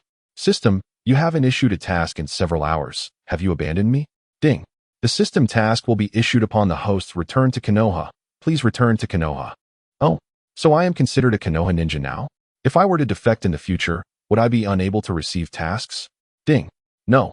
Aboard the ship returning to Konoha, Naruto tossed and turned, unable to sleep, so he began to chat with the system. Outside, a commotion erupted, prompting Naruto to leap from his bed and push open the door. The noise originated from another room, which housed only one person, a patient. Peering through the crack in the door, Naruto spotted a pink-haired little girl gazing around in a daze. Susanoo Hiki's head had been bandaged, yet she still felt considerable pain. After all, having her head collide with the ground was no trivial matter. Her survival was a testament to her formidable constitution. A gust of cold wind swept through, causing Susanoo Hiki, who had just sat up, to shiver and obediently return to her warm bed. She remembered chasing someone when a sudden dizziness overwhelmed her, and she lost all recollection. When she finally regained consciousness, she found the ground rushing towards her, and before she could react, her head collided with the earth, rendering her unconscious. The people here had bandaged her wounds and had not restricted her movements. They did not appear to be ill-intentioned, she reasoned. Creak. The door swung open, and Susanoo Hiki quickly turned to see a yellow-haired boy entering the room. Naruto addressed her, "You're awake?" Susanoo Hiki frowned and demanded, "Where's this place? Who are you?" Seeing the other party's surprisingly amiable demeanor, Naruto couldn't help but chuckle. "This is a ship bound for the land of fire, and I am Naruto Uzumaki. Oh, I forgot to mention something. Fuhua Nuda is dead. Your two teammates are also dead. All the snow ninjas are gone, and you are the only one left. That's about it." Susanoo Hiki stared blankly at Naruto before suddenly exclaiming, "What? Impossible. This cannot be true." Her voice was loud enough to attract everyone's attention. Before long, many people entered the room. Haruno Sakura, Ino, and Shikamaru had been together since boarding the ship, and they appeared to be getting along harmoniously. It seemed that Shikamaru had become a close friend to Sakura and Ino. Kakashi, wearing his Konoha Umbu mask, also appeared, and Suzuki arrived last, somewhat delayed. It is not that Zuichin is slow to react, but rather that she needs to take some necessary measures before venturing outside. Naruto, with a grin, said to Ichue Shui, "What I said is correct. There is no need for me to deceive you. We are from Konoha, and I am the third generation of the ultimate weapon, the Jinchuriki, and the most handsome man in the village. Do you truly believe that your so-called snow ninja village can rival Konoha?" Upon noticing the sudden influx of people and realizing that Naruto's words held a certain validity, Ichue Shui felt a surge of confidence in her village. Yet she was acutely aware that they were up against the world-renowned #1 ninja village. "So, where are you taking me?" She could not help but inquire. Naruto smirked coldly. Of course, we are taking you to Konoha prison. You must understand that the bachelors there have not seen a girl in years. He-Ichue Shue's face turned pale with despair. You Konoha scoundrels. I will not let you succeed. With that, she charged towards the wall. Naruto, quick on his feet, caught her just in time, saying, Don't panic. I was just joking with you. Why the dramatic reaction? Zuochin, Haruno Sakura, Ino, and Xiaohei looked on, while Kakashi sighed in resignation and told Naruto, Let me handle this. If Naruto continued his antics, He-Ichue Shue might not withstand the humiliation and could resort to drastic measures. Having had his fun, Naruto, seeing He-Ichue Shue still shaken, willingly stepped aside for Kakashi. Wearing the Konoha Umbu mask, Kakashi exuded a greater sense of intimidation than Naruto's irreverent demeanor. Once Naruto steadied himself, he felt something brush against his waist, and 2 fingers pinched a piece of flesh. Wait, no way. Naruto's eyes widened, his muscles tensing, and he dared not make a sound. He glanced at the calm Zuochin, who had just withdrawn her hand, and softly said, Xiaoqin, you still have something to agree to with me. Don't be so arrogant. Zuochin calmly shot him a sideways glance, retorting, Humph. Who told you to flirt with girls in front of me? Naruto replied, Xiaoqin, I was wrong. I won't flirt with girls in front of you again. Hearing Naruto admit his mistake, Zuochin's mood lifted, although she still felt something was amiss. Naruto, suppressing laughter as he looked at the satisfied Zuochin, thought to himself, Haha, as long as I don't flirt with girls in front of you, what is the issue? After Kakashi's professional interrogation, He-Ichue Shue, unable to withstand the pressure, answered all of Kakashi's questions. Ultimately, Kakashi decided, Then, you will return with us to Konoha, where our 3rd Hokage will make the final decision regarding you. Upon hearing this, Naruto felt a surge of pride for Konoha's members. Why? The power of our will of fire is no trifling matter, especially with the seasoned leader, the 3rd Hokage. Hiruzen Sarutobi. Surely he could guide a young girl towards redemption, right? Of course, if redemption proved impossible, they could always hand her over to Danzo for a cursed seal, thus ensuring her loyalty to Konoha, at least in essence. After the matter was settled, there were no restrictions placed on He-Ichue Shue. They were surrounded by the vast ocean, and even though she could use ice techniques, it would be nearly impossible for her to reach the mainland before exhausting her chakra. As everyone dispersed, Naruto lingered behind Zuochin, reluctant to part ways. He embraced her from behind, greedily inhaling the sweet fragrance of youth, and said, Xiaoqin, just this once, please? Everyone had already returned to their rooms. Zuochin felt somewhat uneasy due to Naruto's embrace, shifting restlessly, almost breaking his hold. Naruto, didn't I tell you not to disturb me until I deal with that man? Their voices were barely above a whisper, clearly wishing to keep this moment concealed. Naruto dismissively replied, I'm merely holding the fragrant and soft Xiaoqin while I sleep. I'm not doing anything else. How could that be considered a disturbance? Zuochin ceased her struggles and hesitantly asked, You really want to do anything else? Naruto beamed, Of course not. After all, I'm less than a beast. What do you mean? Zuochin was taken aback, and Naruto began to spout some odd phrases. He explained, in circumstances where one could take advantage, if one does. That's called a beast. If one refrains, then they are lesser than a beast. Now you understand, right? And given how much I cherish you, do you think I would dare to take advantage of you at your age? Zuochin's heart raced, her clenched fists betraying her inner turmoil. Under Naruto's persuasive words and reassurances, she finally relented. Then, just this once. The moment the words left her lips, Zuochin felt herself lifted off the ground. It turned out Naruto had picked her up and was heading toward the room. Panic surged through her. What was happening? This was not what she had envisioned. Naruto. You. Before she could finish, Naruto pushed open her door and stepped inside. With a firm kick, he shut the door behind them and headed straight for the only bedding in the room. They had both bathed before sleeping, or at least Naruto had. Zuochin's habits were less certain, but given her personality, she likely had as well. This streamlined their interaction, allowing them to skip to the main event. Naruto.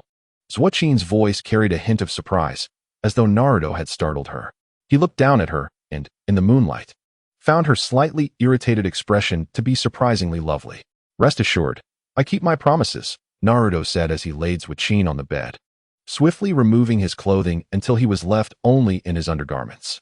Diving into the still warm bedding, he urged the dazed Zuochin, Don't just sit there. It's freezing outside, come in. As he spoke, He shifted back to make room for her. Suicune sighed in resignation, accepting the outcome of the day. She slowly crouched down and lifted the covers. Are you not going to take off your clothes? Naruto asked. The next morning, as Naruto opened his eyes, he felt refreshed. In his arms, Suicune was still fast asleep. Rubbing her smooth little belly, he leaned over and planted a kiss on her cheek. You're still not awake? Naruto smiled at the adorably pretending to sleep Suicune, finding her utterly charming. As a ninja, one should be able to awaken at the slightest sound. Yet even Naruto's kiss failed to rouse her. How could he believe it? Well now, aren't you the one who claims not to wake? Holding Suicune, he slowly slid his hand up her abdomen, feeling sensations that were indescribably pleasant. Getting warmer, yet you still pretend to sleep? He leaned closer to her ear and whispered, if you keep pretending, I might not be so courteous. Indeed, Suicune instantly opened her eyes and grabbed Naruto's hand, pulling it out from beneath her clothing. All right, I've fulfilled my end of the bargain. You can leave now. And remember not to get caught. Suicune jumped out of bed, clad in her pajamas. Not deterring Naruto's admiration, gazing at her curvaceous figure, he couldn't help but click his tongue. What a pity. You must keep hiding. Otherwise, I'd surely have millions of rivals. In this life and the last, Naruto may not have been an experienced man, but he had certainly seen enough to know the nature of things. Those who have experienced life often say that physical appearance is inconsequential, as darkness renders all faces alike. What truly matters is the physique. Yet now, with both beauty and form, Suicune brings joy to Naruto. Indeed, it is a cause for celebration. Hurry. Suicune could no longer contain herself. Naruto lingered, heightening her anxiety. The longer they tarried, the greater the risk of discovery loomed. Last night, it had taken her considerable effort to finally drift into slumber, and once Naruto departed, she yearned for another brief repose. Naruto, stretching lazily, remarked, what is there to fear? After donning his attire, he and Suicune approached the door, cautiously pushing it ajar. Peering outside, Naruto found the corridor deserted. See, there's nothing to worry about. We won't be caught. Before he could finish, Suicune shoved him out, and he turned to see the door slam shut behind him. Ah, splendid. Naruto strolled back to his room with a light step. Had it not been for his still diminutive physique and the incomplete evolution of his latent powers, he would not have succumbed to sleep so easily. The next few days proved futile in persuading Suicune to allow him entry into her room. Her intentions were crystal clear. The initial acquiescence was merely a promise made to Naruto, and beyond that, her resolve was unyielding. Notably, Naruto did not transform into the youthful visage of the fourth Hokage, but opted to present himself in his true form, a privilege granted by Kakashi, who deemed that Naruto's strength rendered him impervious to any existential threats. At noon, the group arrived at the gates of Konoha, where the station ninjas allowed them passage without obstruction. The moment they crossed the threshold, a notification echoed in Naruto's mind. Ding. The final task for beginners has been issued. Please cultivate as many ninjutsu techniques as possible. The difficulty of the techniques is unrestricted, and the time limit is 2 months. After 2 months, the system will issue corresponding rewards based on the quantity of techniques mastered. Naruto paid heed to the system's prompts in his mind, though he refrained from direct communication with it, for he was on his way to meet the third Hokage. The sudden disappearance of the Jinchuriki had bewildered the Umbu who were monitoring him, and it was imperative that he addressed this matter personally with the Hokage. Suicune, meanwhile, felt a wave of relief as she resumed her journey home without even bidding farewell to Naruto, a fact he understood all too well. Little Black, after saying goodbye to Haruno Sakura and Ino, followed Suicune. The duo departed together, while Kakashi disbanded his Umbu team, with even Guy opting to return home for some rest before seeking out Kakashi later. Thus, everyone scattered to their respective homes. Only 3 remained: Kakashi, Naruto, and Tsuruya Fubuki. Tsuruya observed the bustling streets of Konoha with curiosity, exclaiming, "This truly is the land of fire." The throngs of bustling pedestrians and ninjas were a testament to Konoha's might, surpassing her expectations. Like a child in a new city, she found herself fascinated by every detail. In the world of shinobi, the technological advancements, ninja prowess, and customs varied immensely between nations, making her reaction entirely understandable. The trio made their way deeper into Konoha until they reached the Hokage Tower. At this juncture, Tsuruya felt a surge of anxiety and tugged at Naruto's sleeve, whispering, "Hey, what is your Hokage like?" Naruto turned to her and grasped her apprehension. If this were to involve Fenghua Nuteo, what fate awaited Tsuruya? The answer was obvious: immediate demise. Naruto chuckled. The Hokage is merely a lecherous old man, lacking in virtues and overflowing with vices. He has a peculiar affinity for youthful appearances like yours. Tsuruya's face paled at his words, her anxiety mounting. She resolved that if the Hokage was indeed as Naruto described, she would rather perish than let such a man have his way. How revolting! However, Tsuruya failed to notice Kakashi trailing behind, exuding a mix of exasperation and amusement at Naruto's disparaging remarks about the Hokage. Yet, Kakashi withheld his comments, knowing they were soon to arrive at the Hokage's office. As expected, the first words upon arrival would likely be, "Thank you for your hard work, Kakashi. You may return home and rest." Upon entering the Hokage's office, Naruto was taken aback to find Jiraiya lounging comfortably in a chair beneath the window, while the third Hokage, Sarutobi Hiruzen, attended to documents at his desk. "Jiraiya has returned?" Naruto murmured, lethargically announcing, "I'm back." Hiruzen set down his papers, scrutinizing Naruto's demeanor for any abnormalities, and, finding none, he breathed a sigh of relief. As for Tsuruya, she was instinctively overlooked by Hiruzen. Kakashi stepped forward, presenting the prepared mission report. "Thank you for your efforts, Kakashi. You may return now and rest." Hiruzen stated. "Yes, Hokage-sama." Kakashi internally lamented, "Did I miss a word?" After Kakashi left, Hiruzen turned his attention to Jiraiya, who, perceiving the cue, stretched and declared, "So, you must be Uzumaki Naruto?" Naruto met Jiraiya's gaze, his expression blank. "And you are?" Truth be told, Naruto harbored no desire for any connection with Jiraiya. He had grown accustomed to his solitary life, relishing the freedom it afforded him. Jiraiya flamboyantly introduced himself. "Allow me to present myself. I am one of the legendary Sannin, the great sage Jiraiya." Naruto. Tsuruya. Naruto stared at Jiraiya, unamused, and Tsuruya mirrored his sentiment, feeling a sense of despair. Was Konoha truly this eccentric? Would her fate be death? Yet the kindly old man nearby made her ponder if Jiraiya was indeed the lecherous figure Naruto portrayed. An awkward silence ensued as Jiraiya gradually subdued his antics, stating, "From this day forth, I shall be your guardian." Naruto retorted, "Get lost." Jiraiya and Hiruzen. "Huh? How can a child speak so crudely? It seems I have neglected your upbringing." He exclaimed, "Come with me.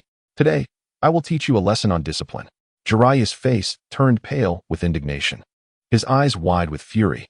Suddenly, Hiruzen, who had been perusing documents, interjected urgently, "Jiraiya, stop." Chapter 136, Dare to Deceive Me? Jiraiya turned around in astonishment to gaze at Sarutobi Hiruzen. "Old man, what are you talking about?" Hiruzen wiped the cold sweat from his forehead and replied, "The original plan is temporarily cancelled. You may leave now." Jiraiya exclaimed, "What? That's impossible. I didn't have time before, but now that I'm back, I refuse to let Naruto endure those torturous days any longer." Naruto is the son of Minato, who is also Jiraiya's disciple. To be honest, if one were to trace it back, it was Jiraiya who named Naruto. Over the years, Jiraiya had tirelessly roamed in search of the so-called child of prophecy, never once returning to see Naruto. Finally, having the chance, Jiraiya even intended to take Naruto along on a journey to seek the child of prophecy. Hiruzen's expression turned serious as he said, "You should leave first." Seeing Hiruzen's grave demeanor, Jiraiya composed himself and thoughtfully responded, "Very well, but I wish to know the outcome." Hiruzen nodded slowly, and only then did Jiraiya leave with satisfaction. In the room remained Naruto, the third Hokage, and Tsuki Hikaru. Suddenly, Hiruzen seemed to just notice Tsuki and inquired, "Young lady, do you have something to discuss?" He had not yet finished reading Kakashi's mission report and was unaware of Tsuki's purpose for being there. Feeling embarrassed on Hiruzen's behalf, Naruto watched as Tsuki sighed and spoke in a complicated tone, "I am your captive." Upon hearing this, Hiruzen lowered his head and quickly skimmed through the mission report, finally grasping the entire situation. Nodding, he temporarily set aside Tsuki and turned to Naruto, saying, "Naruto, over the years, Konoha has wronged you. In truth, your father is the fourth Hokage." Naruto, feeling a bit displeased by Hiruzen's words, retorted, "Just say what you need to say. There's no need for beating around the bush." Ahem. Interrupted so bluntly in front of others, Hiruzen's face turned red as he said, "Well, Naruto, since you are safe, I need not worry about you. What I mean is, Konoha has owed you too much over the years. If you have any requests, feel free to state them." Hiruzen's words were carefully considered. Naruto pouted, reluctant to engage with these politicians. However, recognizing that Hiruzen had indeed helped him, he refrained from losing his temper. I don't have many demands. The only thing I want is to borrow Kakashi for a few days. How about that? Considering the tasks from the system and Kakashi's reputation, Naruto intended to seize this opportunity for some advantage. If Kakashi could accompany him for a while, Naruto was confident he could excel in completing the system's tasks. After all, the system had stated that the more jutsu Naruto learned, the richer the rewards would be. Hiruzen appeared puzzled and asked curiously, "Oh, Kakashi?" Naruto nodded, "Exactly. I want to learn jutsu." Hiruzen suddenly realized that at Naruto's age, children are often in a highly impressionable phase regarding jutsu. He suggested, "Then why not have Jiraiya teach you?" His abilities surpass Kakashi's by a considerable margin. "That won't do," Naruto countered. "I'm looking for quantity, not quality." In terms of quantity, Jiraiya cannot possibly compare to Kakashi. "No, I want Kakashi." Naruto was not one to mince words with Hiruzen, knowing the old man was clever enough to potentially trap him in some scheme. Just moments ago, he had heard Hiruzen tell Jiraiya, the original plan is temporarily cancelled. Subsequently, Hiruzen aimed to win Naruto's favor and enhance his sense of belonging to Konoha. Why? Because after witnessing Naruto's true strength, Hiruzen understood that failing to do so might lead Naruto to defect. Although Naruto would not betray them unless cornered, Hiruzen's concerns were justified. Is that so? Then it shall be Kakashi. Additionally, when you have the time, please visit the Umbu to retrieve what belongs to you. Hiruzen's words were laden with support for Naruto. However, Naruto was well aware of his intentions and did not hold back. Nodding, he replied, "Understood." While Hiruzen still viewed Naruto as a child, he had adjusted his attitude regarding Naruto's strength. Once Naruto's matters were settled, Hiruzen turned his attention to Suki. Clearing his throat, he drew a slight shiver from Naruto's pupils.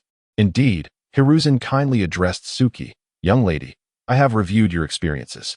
I would like to ask if you would be willing to join Konoha? We members of Konoha are like family. We support and understand one another." It seemed that the situation would not remain calm for long, prompting Naruto to quietly slip away. Upon exiting the Hokage building, he finally had the opportunity to delve into the system tasks. System, does your task mean that the more jutsu I learn, the richer the rewards? Correct. Is there a standard I can refer to? Learn 5 jutsu for a level score. Reward, 5,000 system points. Learn 10 jutsu for a level score. Reward, 5,000 system points. Self-selected level jutsu 1. Learn 15 jutsu for a level score. Reward, 5,000 system points. Self-selected level jutsu 1. Learn 20 jutsu for a level score. Reward, 5,000 system points. Self-selected super jutsu 1. Learn 30 jutsu for a level score. Reward, 10,000 system points. Self-selected non-physique bloodline limit 1. Reminder, upon reaching the level score, each additional jutsu learned will yield an extra 2,000 system points. The maximum system points obtainable through this task is 100,000. Reminder, rewards for each scoring stage can stack. As Naruto walked down the street, he suddenly halted and asked the system, in other words, if I learn 65 jutsu within 2 months, I can obtain 100,000 system points, along with 3 different levels of self-selected jutsu and 1 self-selected bloodline limit? Correct. Wow, are you out of your mind? A familiar voice broke through his thoughts, drawing Naruto's attention back to reality. He turned around to see Suki glaring at him, fuming, "You little liar, how dare you deceive me?" Chapter 137. I still need to get off work to accompany my girlfriend to the movies. Suki, frustrated, rubbed her forehead, looking indignantly at Naruto. With matters to attend to, Naruto was not keen on interacting with the legally questionable loli and waved his hand dismissively. "Go play somewhere else." Suki retorted, "What did you say? You dare call me a child? Do you even know how old I am?" Naruto glanced at her chest, which seemed disproportionate to her height, and replied, "For someone your age, you are indeed rather developed." Suki was infuriated. Was this really Konoha? Why were there so many oddballs here? Hiruzen was somewhat serious. But that Jiraiya, the so-called Toad Sage, was clearly a lecher. And now, the older man was a pervert, and the younger one was as well. Her face flushed. Suki wanted to argue with Naruto. However, an Umbu behind her interjected, "Let us hurry up. I need to take you to your residence. I still have to get off work to accompany my girlfriend to the movies." Suki exclaimed, "What? It's still noon, and the weather is scorching." Naruto began to reminisce about the weather of the land of snow as he lay on a bench beneath a large tree, contemplating his upcoming plans. Within the span of 2 months, he aimed to master 65 ninjutsu techniques. To those in the ninja world, this seemed like a fantastical notion. However, for Naruto, it did not appear to be an insurmountable challenge. His chakra control had reached a commendable level, and his understanding of chakra was profound. Logically, as long as Naruto comprehended how chakra operated and the necessary hand seals, he would be able to successfully perform ninjutsu. Hence, his next task was to seek out the chakra operation methods and hand seals for various ninjutsu. It was time to find Kakashi. Rising from the bench, Naruto thought to himself, Kakashi is the one who has copied numerous ninjutsu techniques using his Sharingan. It is said that he possesses over 1,000, which would be more than sufficient for my needs, and I could even choose which techniques to learn. The only question that loomed was the location of Kakashi's residence. Just as this thought crossed his mind, he heard an enthusiastic shout nearby. Yash, Kakashi, I'm coming. Let us engage in a spirited duel. A flash of green light zipped past Naruto, and he instinctively recognized it as Might Guy. Without hesitation, Naruto gathered chakra in his legs and swiftly followed Guy. At the Hitaki residence, Kakashi had changed into casual clothes and was reclining on his bed, joyfully perusing a novel penned by Jiraiya. Just as he was about to indulge himself, a large head suddenly appeared at the window. Kakashi, duel with me. Startled, Kakashi dropped his book and glanced at Guy with exasperation, lazily suggesting, how about we duel tomorrow instead? Guy, filled with indignation, retorted, Kakashi, how can you squander such vibrant youth? If we are to duel, it must be today. Kakashi's normally listless eyes widened even further. The sweltering heat made him drowsy, and he found it difficult to muster the energy to duel with someone like Guy.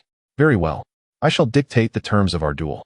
Guy, brimming with excitement, exclaimed, Great, you set the rules.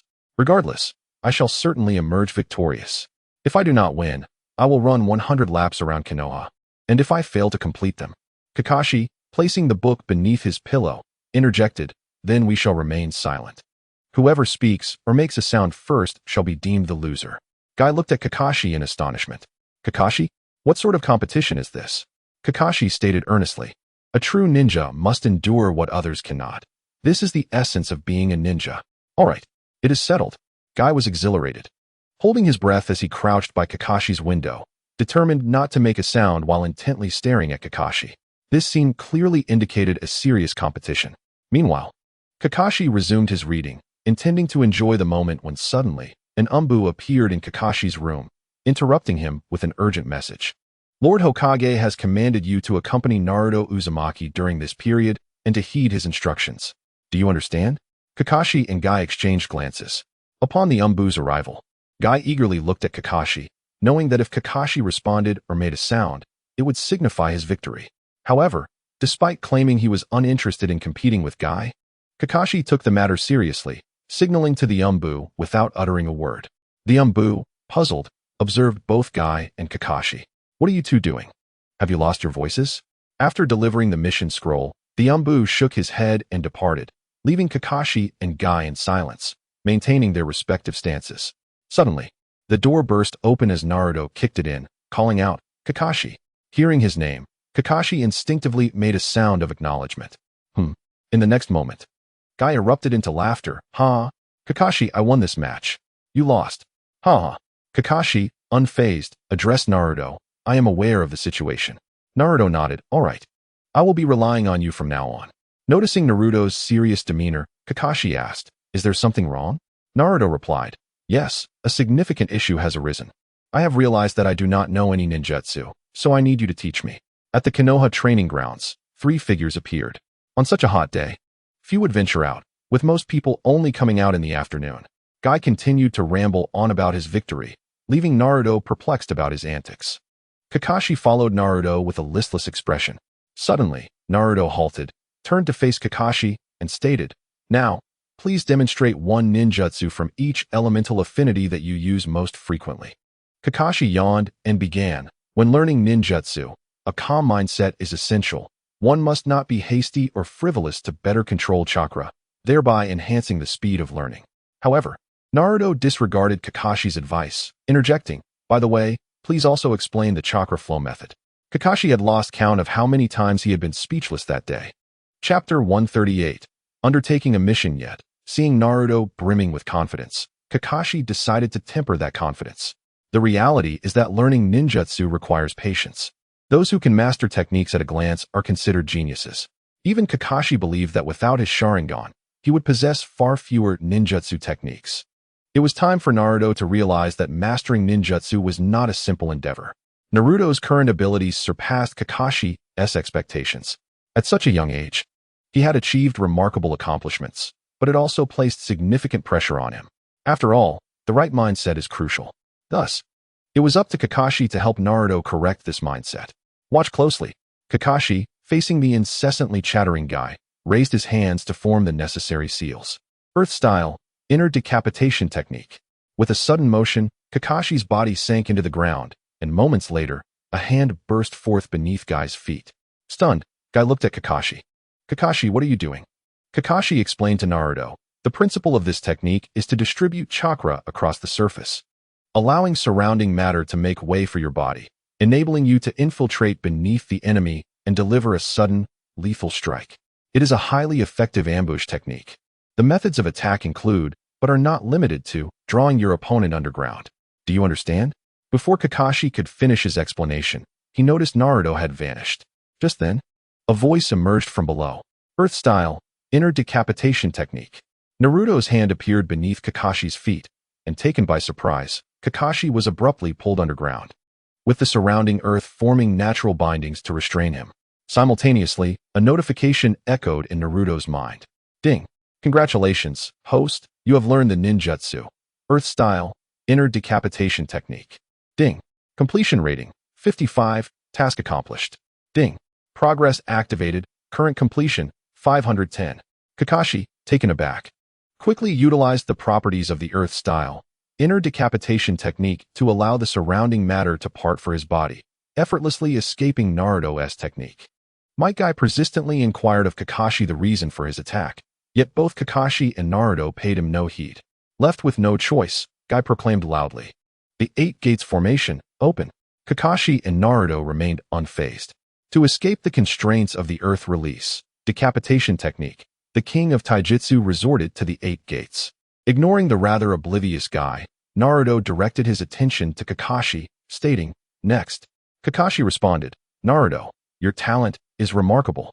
I must concede that you are likely the strongest prodigy in the history of Konoha. However, the efficacy of ninjutsu does not lie in quantity. It is the techniques that you can adeptly employ in battle that constitute your true combat prowess. Thus, I suggest you master the earth release, decapitation technique before we proceed. Upon hearing Kakashi's words, Naruto felt that Kakashi was being rather tedious. The points Kakashi made had already been covered in Irika's lessons. Naruto did not believe he would have many opportunities to utilize the earth release technique after mastering it. Currently, he was learning these ninjutsu merely to fulfill the system's tasks. Naruto's fighting style was not akin to that of the second Hokage, Kakashi, who meticulously calculated every move. Instead, Naruto's approach would resemble that of Hashirama Senju, given that his current circumstances were not dissimilar from those of Hashirama in the past. Is that so? Understood. So, can you teach me the next ninjutsu? Naruto did not issue his request in a commanding tone. Despite having the authority of the third Hokage, he respected Kakashi, who had always treated him well. Kakashi sighed and continued to form hand seals. Water release, water dragon bullet technique. A robust water dragon coalesced behind Kakashi, crashing forward into the wooded area. With a thunderous uproar, a massive tree trunk was shattered by the tremendous force, causing the entire tree to topple, water splashing everywhere. After executing the technique, Kakashi explained, the essence of the water dragon bullet technique lies in dispersing chakra around you, condensing it into water outside your body, and then guiding the attack's direction with your chakra. Listening to Kakashi, Naruto imitated him, forming hand seals while his chakra seemed to move with a life of its own, responding to his will. Water release, water dragon bullet technique.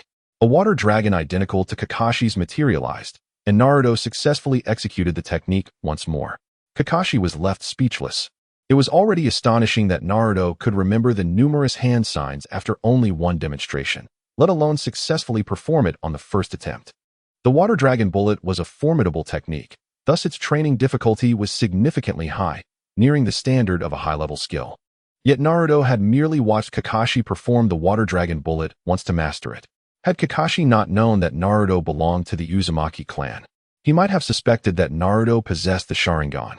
Ding! Congratulations, host, for mastering the ninjutsu, water release, water dragon bullet technique. Ding! Level completion rating, 610. However, Kakashi's astonishment was far from over.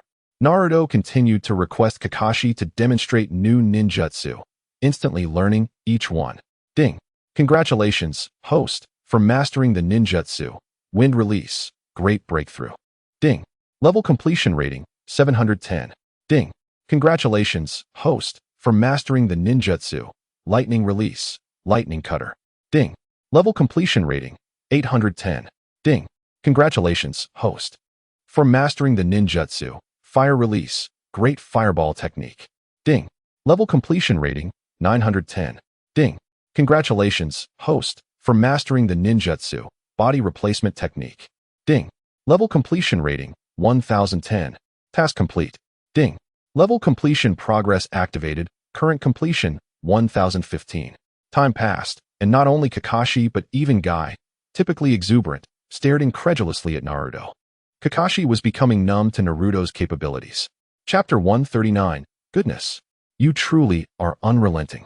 Several hours later, Naruto concentrated his chakra into his hand, spinning it vigorously without the aid of any hand seals.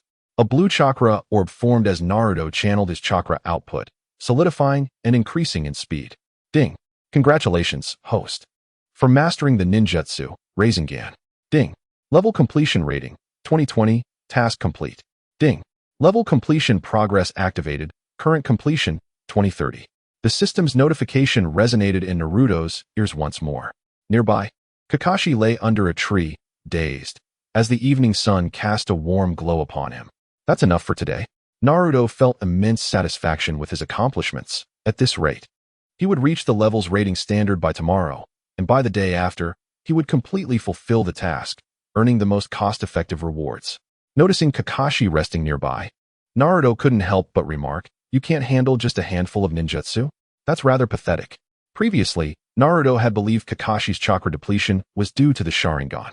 However, he no longer believed that Kakashi's chakra was insufficient.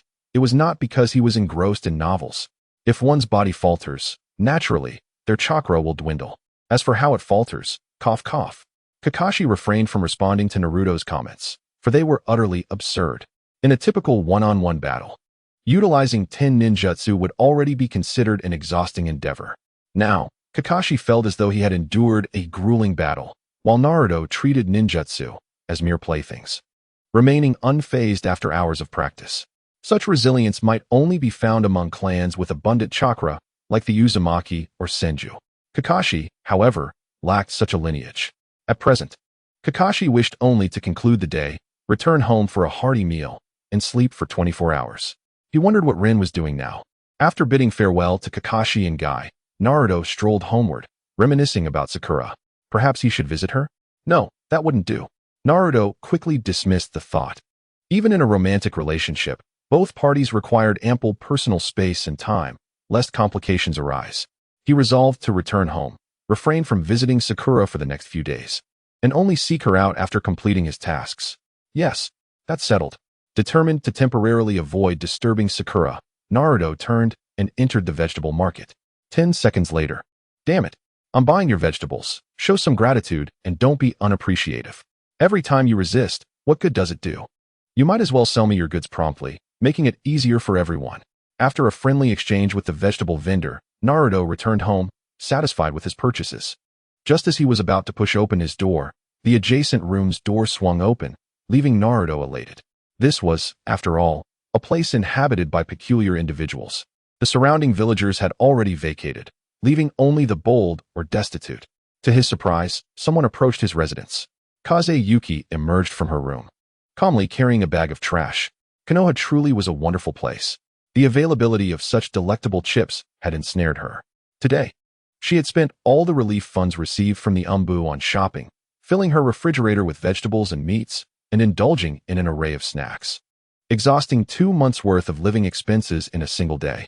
Yet, Kazuyuki felt no concern. She possessed ninjutsu and could easily undertake missions to earn money. Currently, she was enamored with Konoha, finding life here utterly delightful. Compared to the Hidden Leaf Village, the land of snow resembles a refuge for the displaced. In contrast to Sarutobi Hiruzen, Kazuhana Yuta appears to be a nefarious overlord, mercilessly exploiting his subordinates. Thus, the Hidden Leaf Village is truly exceptional, a cherished home, beloved by all. The only drawback, however, is the realization that I must reside next to a little lecher, Tsuruya Fubuki. Upon seeing Naruto carrying groceries as he opened the door, felt a wave of frustration. Just moments ago, she had contemplated visiting her soul neighbor. For it is said that distant relatives cannot compare to nearby friends, and maintaining good relations with neighbors is essential. But lo and behold, her neighbor is none other than Uzumaki Naruto, that little scoundrel. Unfazed, Naruto remarked, TSK, have you already transformed into a recluse upon arriving in the leaf? Eating so many chips, you're bound to become a heavyweight. Tsuruya Fubuki glanced down at her garbage bag, filled with an abundance of chip wrappers. But that was hardly a justification for Naruto's comment. She retorted vehemently, you little brat. I advise you not to be so abrasive. I want to turn into a fatty. Humph, we shall see.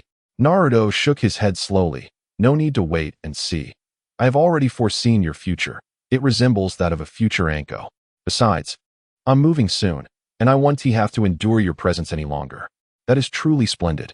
While having a legally recognized loli as a neighbor could be a delightful prospect, Naruto was quite content with his life as it stood. His aspirations were to marry Sakura and Hinata and raise a few children, leaving all the frivolous pursuits to others. Upon hearing Naruto's words, Tsuruya Fubuki suddenly inquired, "Oh, you're moving?" Naruto, perplexed by her question, nodded in affirmation. "Did you not hear the third Hokage? I can inherit the family fortune." Tsuruya Fubuki was immediately exhilarated. "So, does this mean you are quite wealthy?" Naruto replied, I suppose one could say that." With that, Tsuruya Fubuki released her grip on the garbage bag and approached Naruto with a playful smile. "Hey there, handsome. Given our long acquaintance, might you lend me some money?" There was nothing shameful about borrowing money. Although Tsuruya Fubuki could earn her own allowance to buy chips, it required time. And she yearned to see 5 bags of chips awaiting her on her bed that very night. How amusing that just moments ago she had called him a little pervert. Naruto was taken aback by Tsuruya Fubuki's sudden shift in demeanor, thinking her utterly shameless. She giggled. "So, will you lend me some? I can even offer you interest." Naruto, not particularly concerned about such matters, decided to lend her some money since Tsuruya Fubuki had been so upfront. Without a doubt, he knew she intended to spend it on snacks. He asked her, "How much do you need?" Tsuruya Fubuki replied, "How much do you have?" Naruto exclaimed, "Wow, you really are quite bold. Systems optional ninjutsu and bloodline limit rewards. Those interested may leave comments." The deadline is July 20th, 2021 at 8 p.m. Chapter 140. Mission accomplished, rewards received indeed. We are comrades traversing the same journey. Why should I stand on ceremony? Tsuruya Fubuki, eager to obtain her snacks, had no qualms about what she said. However, Naruto was not easily swayed.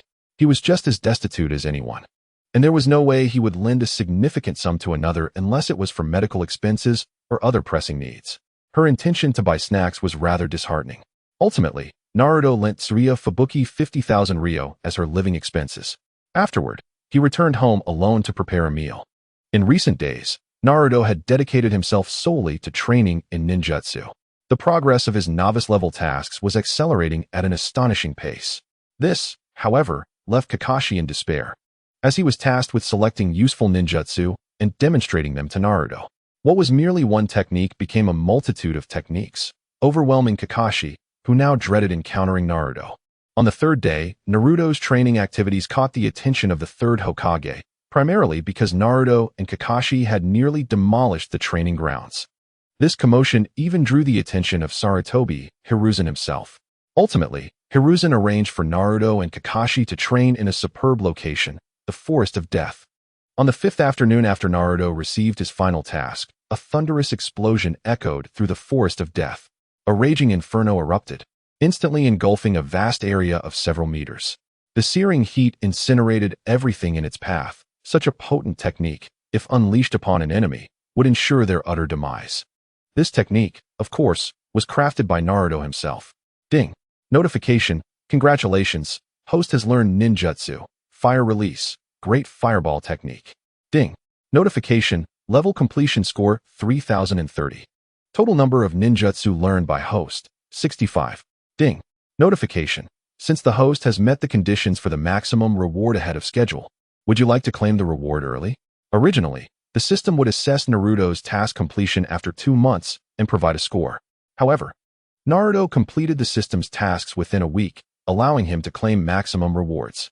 Thus, the system prompted Naruto to consider claiming his reward early. Yet, as he was in the forest of death and accompanied by Kakashi, he opted to postpone claiming it. After finishing, Naruto turned to the side to see Kakashi lying exhausted. He said, "All right, you need not come tomorrow." Kakashi, who had been resting under a tree, perked up at Naruto's words. "Really?" Naruto nodded, confirming, "Yes, truly. My objectives have been achieved." Kakashi was instantly elated, a wave of emotion nearly bringing him to tears. The past few days had been unbearable. In past battles, there had always been moments to rest, as even adversaries needed respite. Yet, in these recent days, aside from eating and attending to basic needs, his time had been wholly consumed by Naruto. Once his chakra replenished, it was immediately exploited by Naruto without mercy. This relentless situation left Kakashi feeling as if he had endured years of warfare. "Thank you, Uzumaki Naruto." Kakashi expressed his heartfelt gratitude before vanishing in a flash of body flicker technique. Naruto, witnessing this, frowned. Well, you can still utilize body flicker technique. It seems I underestimated your chakra reserves." Yet, Naruto bore no ill will. After all, Kakashi had taught him dozens of ninjutsu in recent days. Furthermore, Naruto had also independently grasped numerous techniques. For instance, the entire series of Rasengan techniques had been mastered by him. Now, Naruto had acquired 5 elemental Rasengan and Great Rasengan, capable of utilizing 5 different chakra types to perform them. The Rasengan alone had contributed 10 task completions to Naruto, a staggering achievement. Were it not for time constraints, Naruto could have relied solely on the Rasengan to complete the system's tasks and secure the highest score rewards. Mastering ninjutsu felt gratifying. Glancing at the dilapidated training grounds, Naruto swiftly departed, intending to return home to finalize the system's tasks. Notably, Naruto's residence had undergone a transformation, evolving from a remote shack to a grand house in the village's center. Initially, upon witnessing Naruto frequenting the 4th Hokage's home, many expressed their discontent. In light of recent events, numerous individuals have approached the 3rd Hokage, expressing their belief that Naruto has insulted the 4th Hokage and suggesting that he deserves the death penalty. However, the outcome was quite evident. The dissenting voices were swiftly silenced by the Anbu before they even reached Sarutobi Hiruzen's ears. Those who opposed Naruto either found themselves stripped of their residency in Konohagakure or had their businesses shut down. In more severe cases, they were outright expelled from the village by the Anbu. This phenomenon prompted bold speculation among the populace. Some observed a striking resemblance between Naruto and the 4th Hokage, leading to conjecture that Naruto might indeed be a descendant of the 4th. Yet, no one was willing to accept this notion. Or perhaps they simply dared not to believe it. In any case, Naruto's standing within the village had markedly improved. After all, anyone even remotely connected to the 4th Hokage was warmly welcomed. A princess from a foreign land, once saved by the 4th Hokage, would be graciously received. And here was Naruto, merely suspected of being the 4th's descendant, with no one daring to label him the Ninetales any longer. This illustrates how significant the 4th Hokage's legacy is within the hearts of the villagers. Upon returning home, Naruto secured the doors and windows, then sat alone in the living room to engage with the system. System, claim my rewards. Ding. Congratulations, host, you have completed the task. Task rating, ding. Congratulations, host. You have earned rewards totaling 100,000 system points, 1 choice of advanced ninjutsu, 1 choice of super ninjutsu, and 1 choice of non-physical bloodline limit. Naruto had never received such an abundance of system points before and hastily said, "System, open the attribute panel." Ding. The attribute panel has been opened. Host, Uzumaki Naruto. Bloodline, Uzumaki bloodline, activated. Chakra attributes, all 5 attributes, fully mastered. Comprehensive rating, 77/77. Techniques, body flicker technique, shadow clone technique, Rasengan series, totaling 65. System points, 102,900. Chapter 141, Illusory Chakra Crystal, rebirth technique, spiritualization technique. Naruto was bewildered by his sudden wealth. Experiencing an overnight fortune was something he was now deeply acquainted with. Previously, during his novice phase, the accumulation of system points was painfully slow. Yet now, he had received a staggering 100,000 points, leaving him at a loss regarding how to spend them. By the way, system, what was that item worth 50,000 system points that could defend against most illusions? Ding. Illusory chakra crystal. Yes, that's the one. Give me. Suddenly, Naruto calmed himself, took a moment to steady his excitement, and inquired, System, would you recommend purchasing this item? To be frank, this item required a hefty sum of 50,000 system points, a substantial cost, even for Naruto. While there might be other means of defending against illusions. Ding. The illusory chakra crystal is the optimal defense against illusions. It possesses a comprehensive capability to withstand various types of illusions. And the claim that it can defend against most illusions holds true because nothing in this world is entirely absolute. Ding. Note. Once the host equips the illusory chakra crystal, the probability of being affected by illusions cast by other entities drops below 1 in 50 billion. System, enough of that. I'll buy it. Naruto felt a wave of relief wash over him. With a mere 1 in 50 billion chance of being successfully affected by an illusion, even if someone were exceedingly fortunate, he could accept that outcome. Ding. The host consumes 50,000 system points. Purchase of the illusory chakra crystal successful. In an instant, a red, diamond-shaped gem, roughly the size of his thumb, appeared in Naruto's hand. Observing the so-called illusory chakra crystal closely, he sensed a mysterious power emanating from it, continuously influencing the chakra coursing through his body. Even without wearing it, merely holding it allowed him to feel his chakra flowing in an irregular manner, and at a considerable speed, no less. He planned to give Sasuke a chance to test the formidable power of this expensive stone. With 50,000 system points remaining, Naruto was reluctant to exhaust them all at once. After all, should he encounter unforeseen circumstances requiring a significant amount of system points, being unable to procure them would be quite distressing. This was wisdom gained from his past life. Wealth should not be squandered, as it might prove invaluable in times of need. Now, onto the main topic. System, don't I still have choices for advanced, super, and elite ninjutsu? Ding. Correct. Note, ninjutsu encompasses all chakra techniques available to the user and is not solely confined to traditional ninjutsu. Oh, I see. Can you show me what advanced ninjutsu I can choose? Ding. Searching for all known advanced ninjutsu. Ding. Search complete. Please make your selection, host. A multitude of intricate diagrams and texts suddenly arranged themselves neatly before Naruto. The number of advanced ninjutsu options was staggering, exceeding 30,000, overwhelming him. The ninja world had existed for so long. Who could say whether there were other similar professions dominating the world before the Warring States period? Who could ascertain if others from the Tsutsuki clan had arrived prior to Kagaya, taking all their chakra and departing? It was unclear whether even more enigmatic races had traversed the ninja world before the Tsutsuki clan, treating it as a breeding ground or experimental base. In any case, the techniques compiled by the system were a testament to the many years the ninja world had existed, encompassing all the transformations throughout the ages since the emergence of humanity or the first extraterrestrial beings. For instance, the very first technique was shockingly titled the peeping technique. Upon reading its description, Naruto found it rather risque, having been created over 50,000 years ago by a man named I Am Old called Pervert, who could use mystical energy to project scenes from other locations onto a crystal ball before him. This bore an uncanny resemblance to the third Hokage's crystal ball. As Naruto continued to peruse, he grew increasingly bored. These techniques seemed largely impractical. In terms of power, they were far inferior to a casual slap from him. While they were indeed useful, their overabundance left him with a dilemma. He could only select one. Feeling a headache coming on, Naruto recalled Sasuke's visage. Following the use of his Manjiki Sharingan, Sasuke's eyesight had begun to deteriorate. Could he perhaps find an advanced medical technique capable of healing the eyesight of a Manjiki Sharingan? System, can you assist me in locating a medical ninjutsu that treats the Manjiki Sharingan? Ding. Searching for advanced medical ninjutsu. Search complete. Ding. Advanced medical technique. Rebirth technique. Ding. Rebirth technique description. Utilizes a part of the injured person's body as a medium to alter the cellular ratio for wound healing. During treatment, The injured must lie within a specific technique formation and require exceptional chakra control and precise cellular ratios. Ding. Note: the rebirth technique is grounded in scientific principles, thus enabling the regeneration of a pair of normal eyesight, although the original powers of the Mangekyou Sharingan will not be inherited. Upon hearing this, Naruto felt no further indecision. Very well, I choose this one. Ding.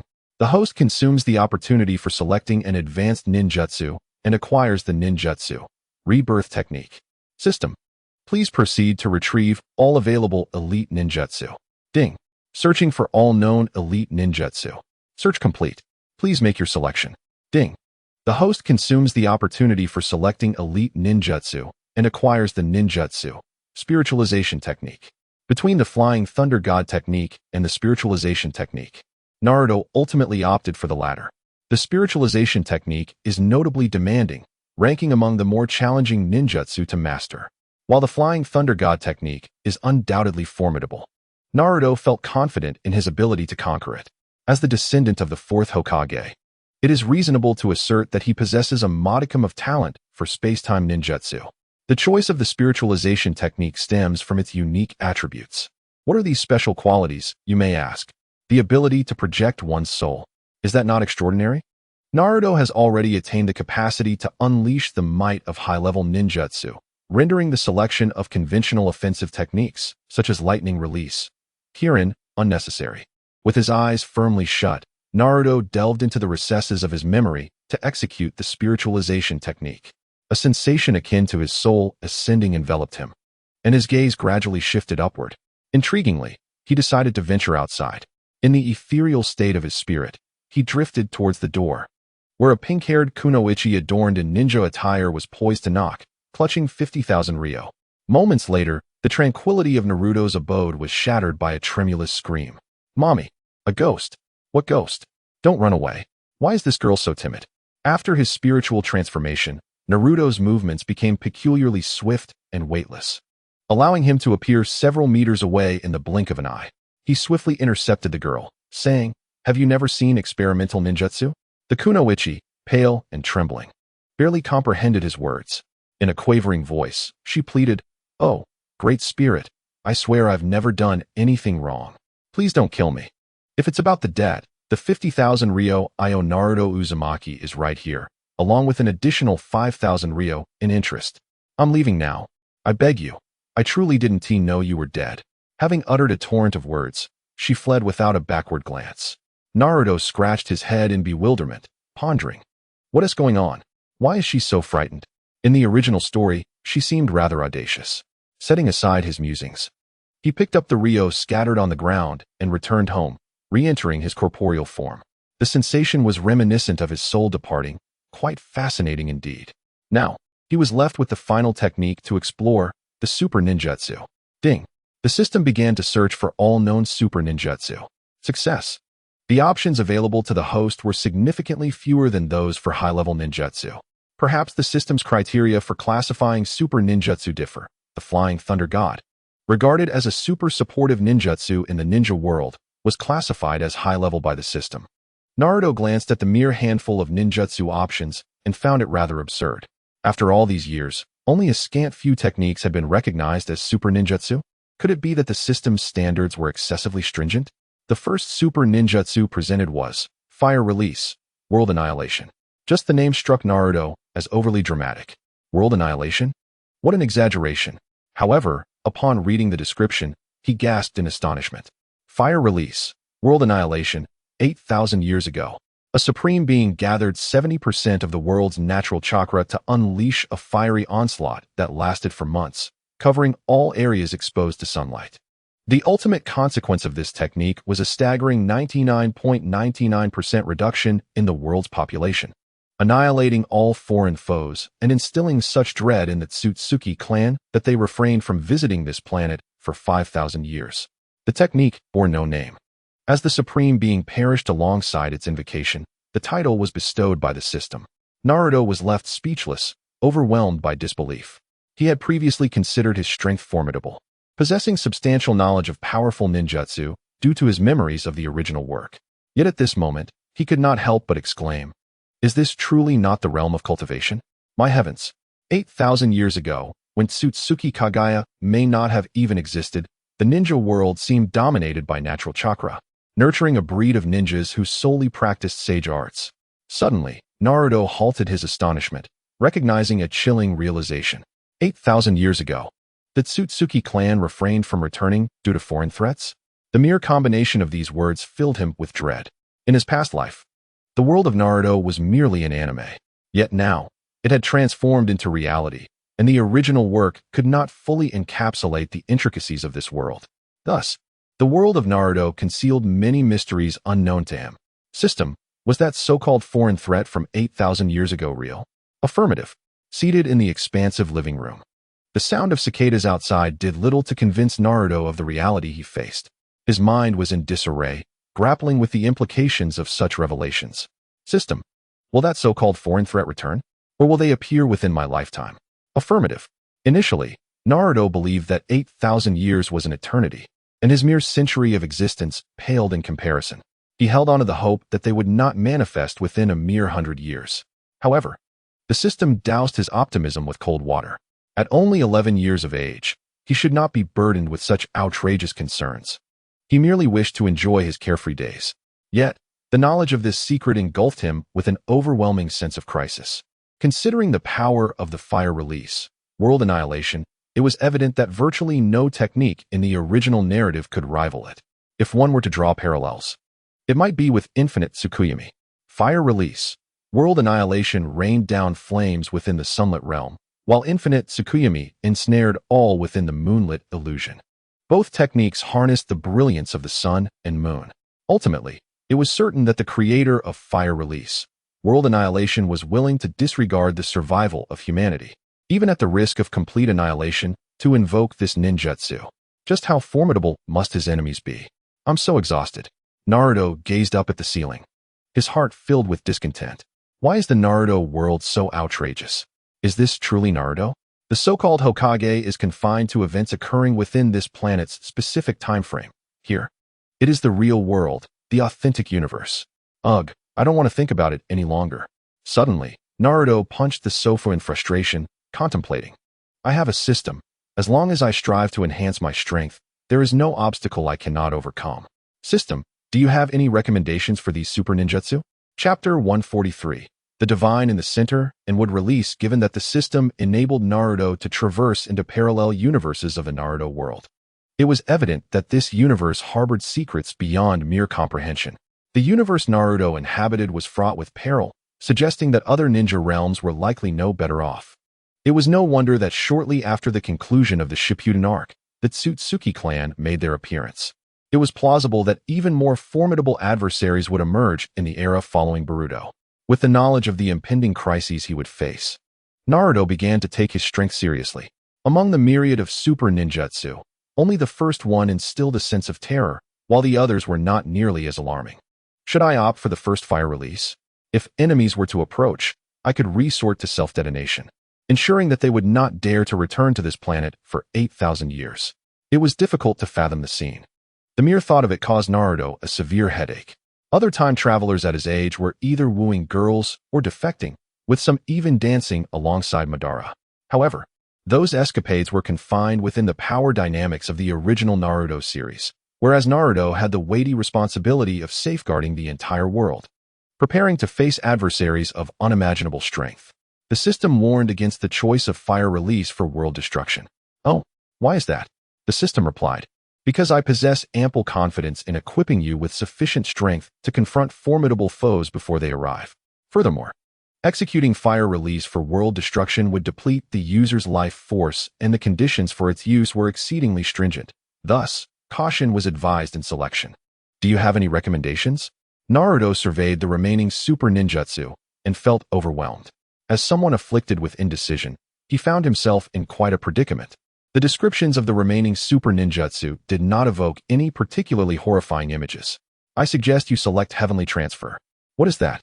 Naruto inquired, intrigued by the description. Heavenly Transfer. One of the supreme abilities of the Rinnegan is a super ninjutsu that falls within the domain of bloodline limits, capable of transferring oneself and others to alternate spaces, rendering escape virtually impossible for those transferred.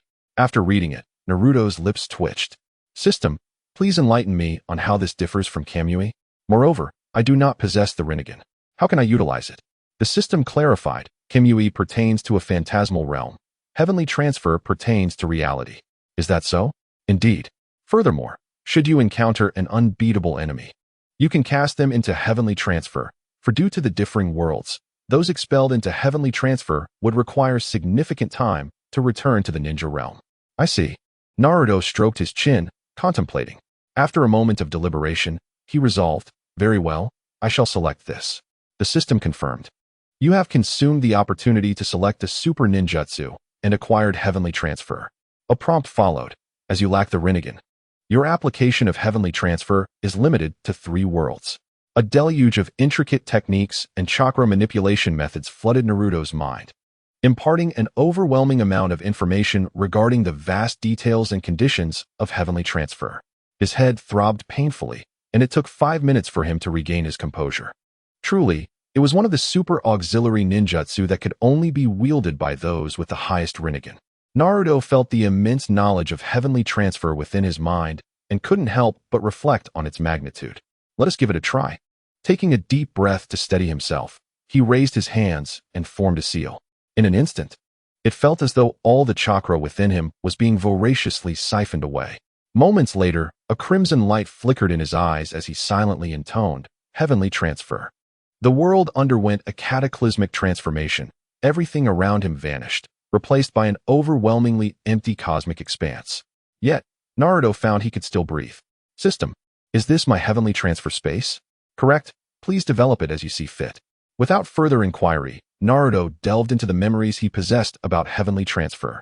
In the pitch-black void, he waved his hand, and a radiant light pierced the darkness, marking his inaugural arrival in this space. A vast area emerged, entirely under Naruto's dominion. Countless chunks of earth began to materialize, his chakra depleting rapidly. These earth blocks floated upwards, fell downwards, and spread outwards. The space of heavenly transfer resembled a colossal, formless egg within the universe, and Naruto wielded control over all that lay within it. The earth blocks surged towards the periphery of the egg, compressing and amalgamating. Ultimately, land formed in every direction from Naruto's position. This space lacked sky, ocean, or any semblance of gravity. Thus, up, down, left, or right could all be land. Naruto had his reasons for this arrangement. System, replace the non-physical bloodline limit with would release. The term non-physical bloodline limit was self-explanatory, indicating that it could not include the Sharingan or Senju bloodlines. Rather, it referred to the special transformations resulting from the fusion of 2 chakra natures.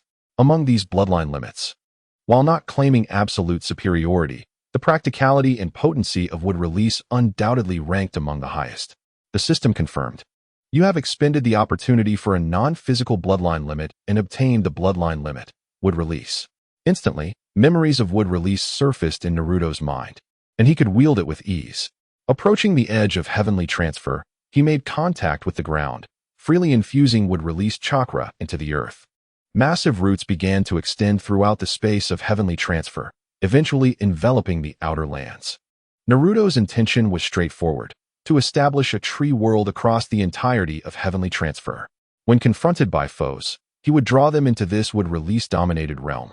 And when the time came, he would unleash a floral tree world, leaving enemies with no escape.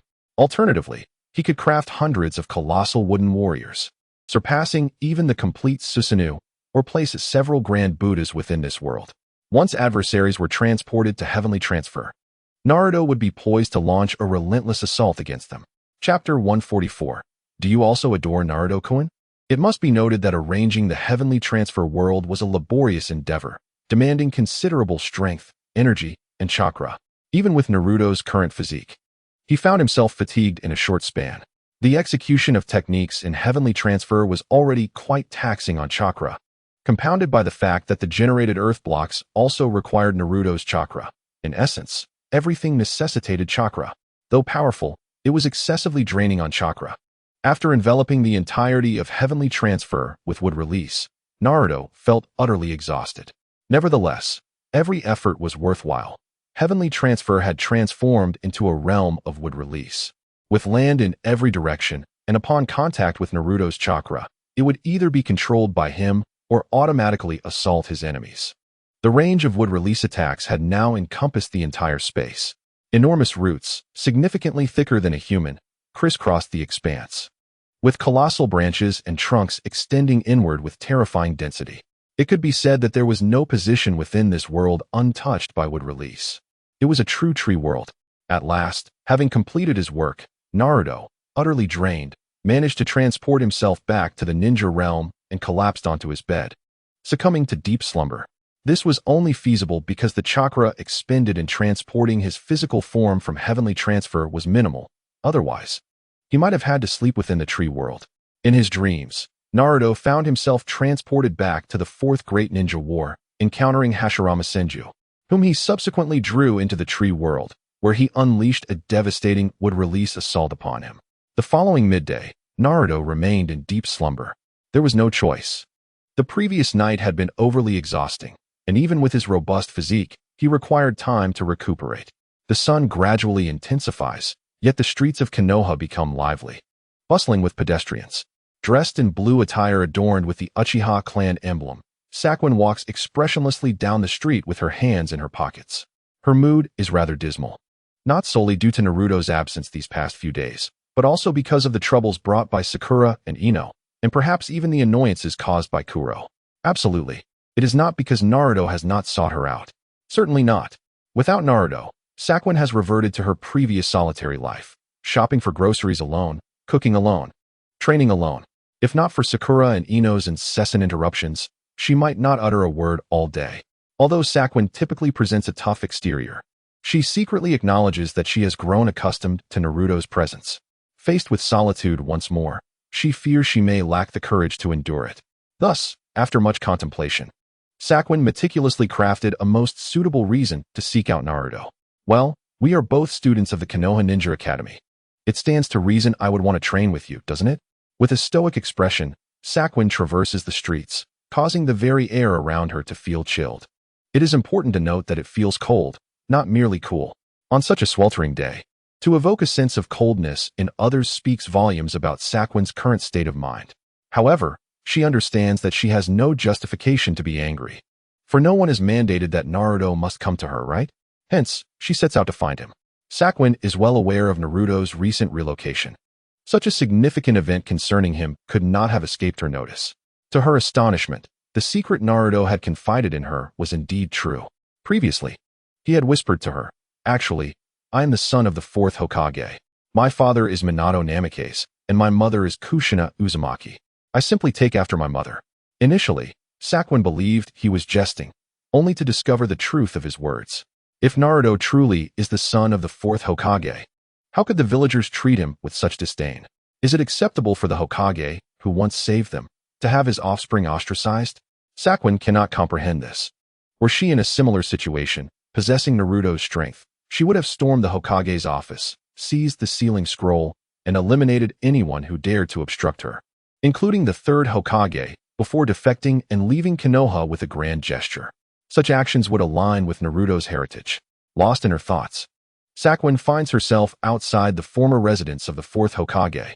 To her surprise, she spots another girl, the heiress of the Hyuga clan. At that moment, Hinata Hyuga hides behind a wall, gazing blankly at a particular spot on the house, her eyes betraying a hint of bulging veins. Witnessing this, Sakura feels a surge of irritation. It is common knowledge that Naruto harbors feelings for Hinata, and during her time with him, Sakura has intentionally overlooked Hinata's existence. She was on the verge of accepting this reality, yet the audacious Hinata dares to engage in such behavior? This infuriates Sakura. Naruto is hers. And how dare someone else spy on him? The Byakugan of the Hyuga clan certainly proves to be quite effective. With an expression devoid of emotion, Sakura appears behind Hinata, her voice calm, yet unsettling. Startled, Hinata, with her Byakugan activated, fails to notice Sakura's approach, demonstrating just how engrossed she was. This secluded area, relatively devoid of people, is precisely why Hinata chose to observe Naruto's situation here.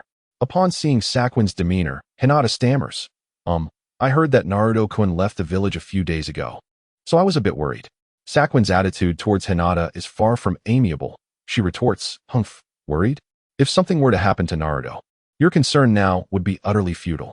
Hinata, being of a more introverted nature, blushes at Sakwin's words and lowers her gaze, explaining. It's just that there are some matters at home, so I couldn't accompany Naruto-kun. Humph, the wretched Hinata Hyuga is merely making excuses. It must be just that. Sakwin's mind races as she searches for Hinata's faults, comparing herself with her. This is a rather typical response among girls. Two beautiful women, even if strangers, will inevitably find themselves sizing each other up upon an unexpected encounter, considering both of them are enamored with the same individual. The rivalry could escalate to the point of igniting a war in the ninja world. By the way, Uchiha Sasuke-kun, do you also have feelings for Naruto-kun? Chapter 145, A Gift of Heads Yada. What nonsense are you spouting? I'm a boy.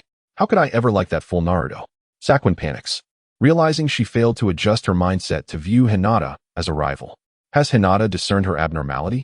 Hinata hesitantly glances at Sakwin's flat chest, astonished. This development can indeed be compared to mine. This is still the result of constant suppression. Without it, could it be?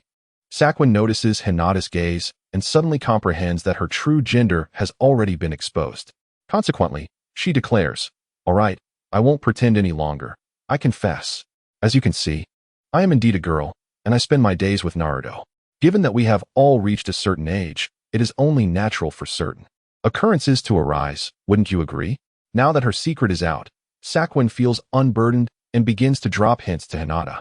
Upon hearing Sakwin's words, Hinata's expression turns to one of shock, her face displaying a mix of sorrow and disappointment.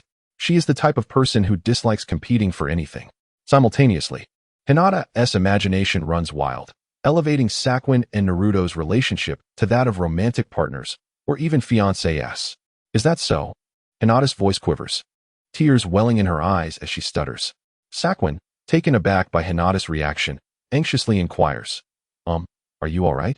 Hinata wipes her tears and bows apologetically, saying, I'm sorry for intruding on your boyfriend. It was my mistake. I will do my best to distance myself from Naruto-kun. What?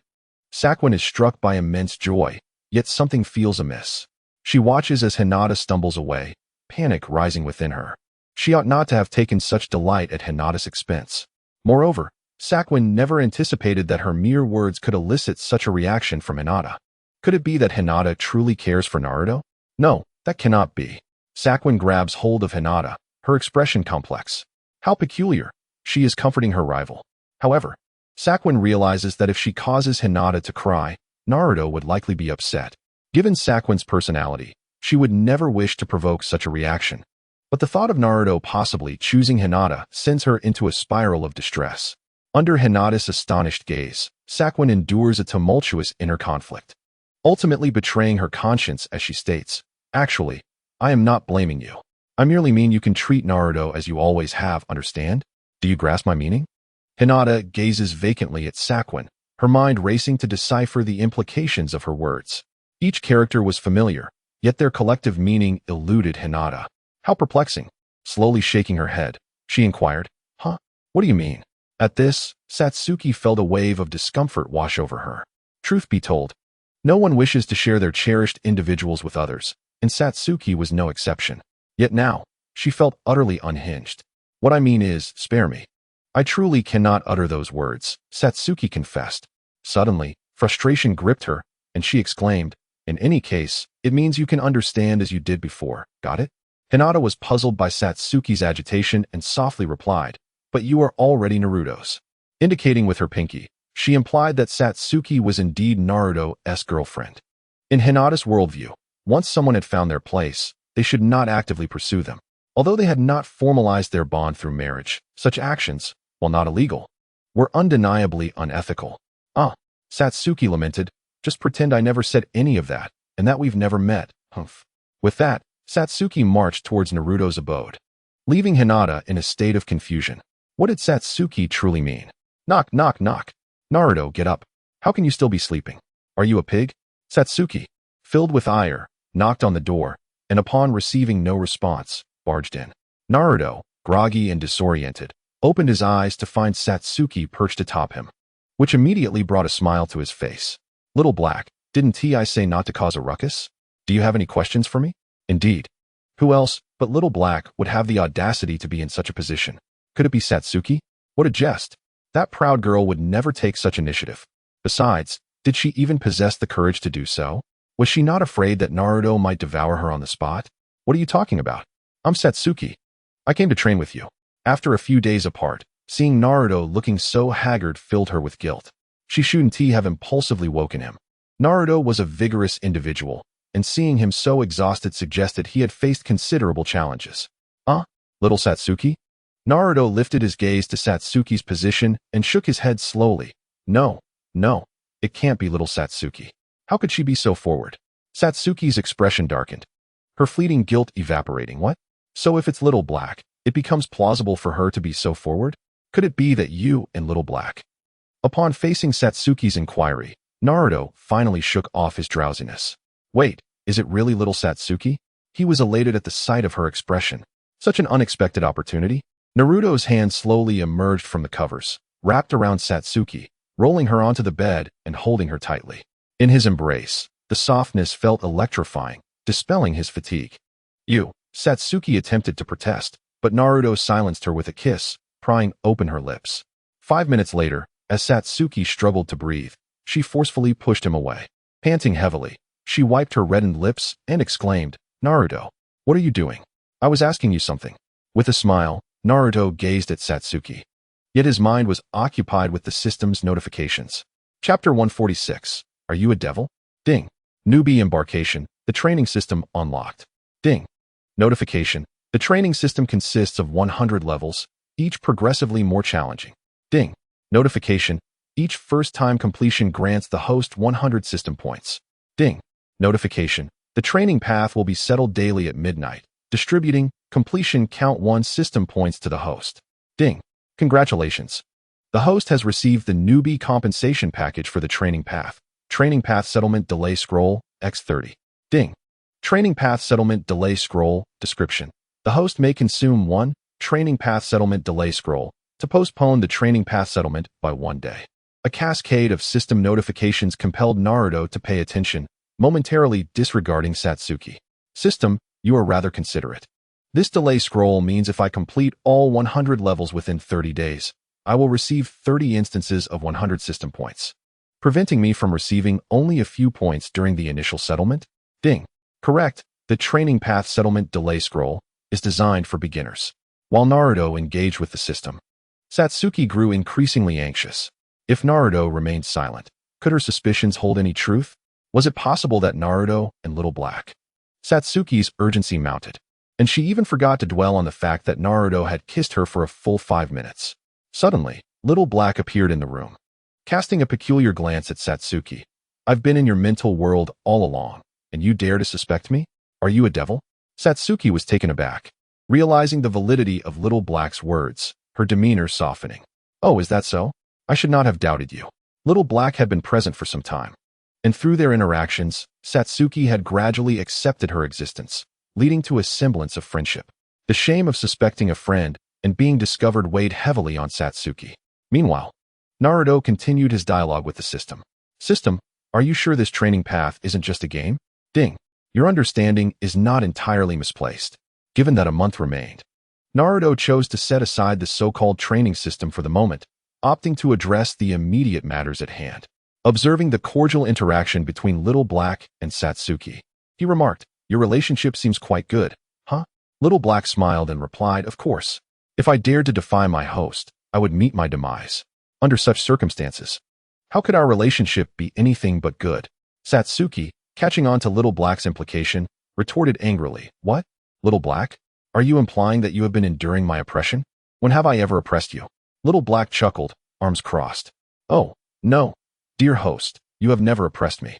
You never mandated that I could only play for 2 hours a day, nor did you limit my visits to Sakura and Ino to once a week, or allocate me a meager allowance of 50,000 Ryo per month. Taking a deep breath, Satsuki explained, Little Black, my restrictions were to prevent others from discovering you. Unfazed, Little Black replied, I'm not afraid of being discovered. The people in this village are pathetically weak. I could handle them all by myself. Satsuki countered. But you cannot be so arrogant. If discovered, it would disrupt my life with Naruto. Naruto mused. Wow, Little Black has such an inflated sense of capability. What is more concerning is that Satsuki seems to agree with her. Does she also think she is capable? This left Naruto feeling quite troubled. Having learned of the existence of even stronger forces, Naruto felt deeply dissatisfied with his and Satsuki's combat abilities. Satsuki's demeanor, as if she were the strongest in the world, filled Naruto with dread that one day, if she ventured out or undertook a mission, he might receive news of her demise. Hey now, let's not argue. There are always those stronger than us out there, Naruto advised Satsuki and Little Black. One should remain humble. Without understanding another's strength, it's wise to be cautious. That way, one can live longer. At the very least, one wouldn't have to return home limping with broken legs. Satsuki and Little Black exchanged glances, pondering his words. The two individuals gazed at Naruto with expressions of astonishment and confusion, their faces reflecting a unanimous sentiment, as if to say, Naruto, what are you talking about? I am invincible. Who could possibly break my legs? Well, it seems this flaw of yours is beyond correction. Naruto replied, exasperated, come. Allow me to take you to a splendid place. Within the realm of the Heavenly Sovereign, Naruto had already orchestrated the Wood Realm. His intention was to create a world that would serve as his personal abode. Before Suzuki and Kuro could pose any inquiries, Naruto declared, Heavenly Sovereign. With that, everything around the trio vanished, transforming into a vast expanse of the cosmos. Astonishingly, they felt no chill and were able to breathe. Suzuki stared in disbelief at the void surrounding them, asking, is this Kamui? Naruto clarified, not quite Kamui, but something akin to it. He refrained from asserting that it was far superior, knowing that Suzuki would undoubtedly want to compare their abilities, which would complicate matters. With a wave of his hand, a beam of light illuminated the entire Heavenly Sovereign realm.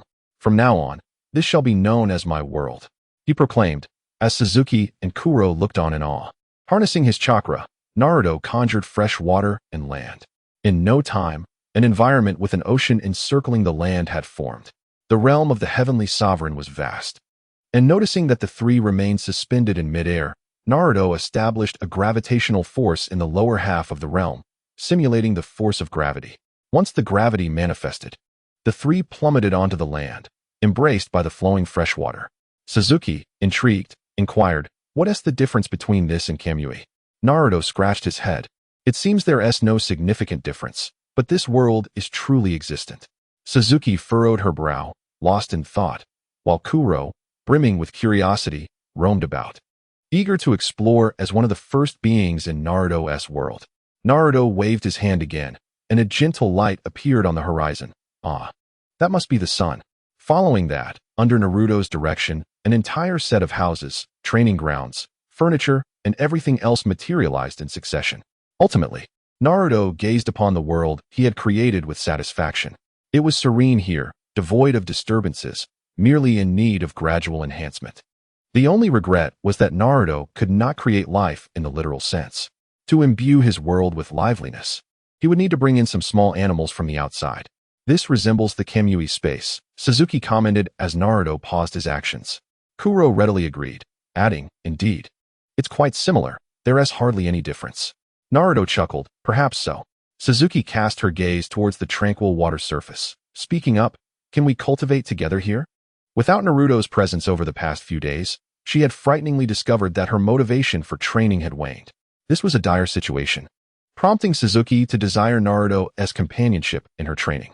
When this topic arose, Naruto excitedly urged Suzuki, yes, quickly cast an illusion on me with your Sharingan. Within Naruto's ninja tool pouch lay a stone capable of defending against illusions. He had yet to witness its power, and now seemed a perfect opportunity to test it with Suzuki. Suzuki regarded Naruto with a puzzled expression. What? Did you just say to let me cast an illusion on you with my Sharingan? Naruto nodded confidently. Indeed, hurry. Suzuki hesitated. Naruto, you must understand that the power of illusions is formidable. Are you certain? Naruto, aware of Suzuki's concerns, assured her, rest assured, I will be fine. Reluctantly, Suzuki closed her eyes. When she reopened them, her Sharingan was activated. Kuro observed the scene from a distance, casting a glance at Naruto laced with skepticism, as if questioning, is this guy foolish? Illusion, Sharingan. Suzuki declared earnestly, her intensity palpable. Naruto chuckled inwardly, with a probability of 1 in 50 billion. Can you truly eliminate me? With such odds, how could you possibly defeat me? He even envisioned Suzuki's astonished expression and prepared to console her afterward. However, Naruto's body stiffened abruptly, his consciousness plunging into a pitch-black void. Here, the Nine Tails was absent. This was evidently not a ceiling space, but rather a mental realm. What the heck? System? What is happening? Ding. As you can see, you have fallen under an illusion. Ding. This is the scene in reality. Suddenly, a luminous screen appeared before Naruto, displaying the image of himself, Suzuki, and Kuro within his world. His physical form stood eerily still, his eyes adorned with spinning three-tomo Sharingan. Once, Obito had employed this very technique to control the Nine Tails. Yet now, Naruto found himself ensnared by it as well. He watched as Suzuki, filled with concern, caught his falling body and shook him gently. Meanwhile, he lay unresponsive, akin to a lifeless creature. System, is this truly a probability of 1 in 50 billion? Ding. The system does not deceive the host. Naruto's expression darkened. System, what is going on? Ding. The host is under an illusion. Naruto exclaimed, I must voice this now. And loudly. System, how can you claim I fell under an illusion with such a probability? Ding. Correct. You. The system's voice remained devoid of emotion, yet to Naruto, it felt oddly self-righteous.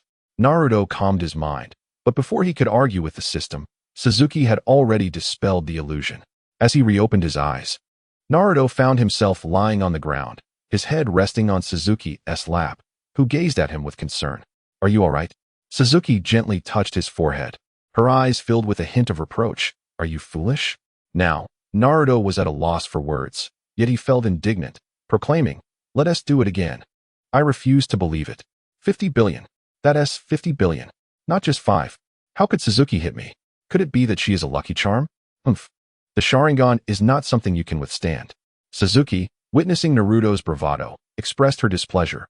Why do you insist on tormenting yourself? Ultimately, Suzuki refrained from casting another illusion on Naruto, knowing that excessive exposure to illusions could render one foolish. After much persuasion from Naruto, Kuro filled in for Suzuki and cast an illusion on him. This time, unexpectedly, Kuro's illusion had no effect on Naruto whatsoever. Seeing Naruto so smug, Suzuki, feeling defiant, attempted to cast an illusion once more, but the outcome was evidently ineffective. Meanwhile, in the real world, Hinata had been searching Naruto's home for most of the day. Just moments ago, she had seen Suzuki enter Naruto's house, push open his door, and lean on him, whispering a few words. Then, Suzuki found herself pinned to the bed by Naruto, who showered her with kisses for 5 minutes, leaving Hinata blushing fiercely, while also feeling a surge of discomfort within. Shortly thereafter, Hinata noticed that both Naruto and Suzuki had vanished. Indeed, they had completely disappeared. Originally simmering with jealousy, upon witnessing this scene, Hinata hurried to Naruto's home in search of answers. Yet, she found nothing. Could something have happened? Hinata paced anxiously in Naruto's room, eager to share her thoughts but hesitant, fearing it might be a secret belonging to Naruto. As the evening wore on, her anticipation turned to despair when Naruto didn't arrive, compelling her to notify Konoha. Suddenly, Naruto and Sakura appeared in the room, with Sakura appearing weary and flushed, a strand of black hair clinging to her pale forehead. Hinata's vivid imagination began to spiral out of control, especially given Sakura's unsolicited presence in Naruto's home.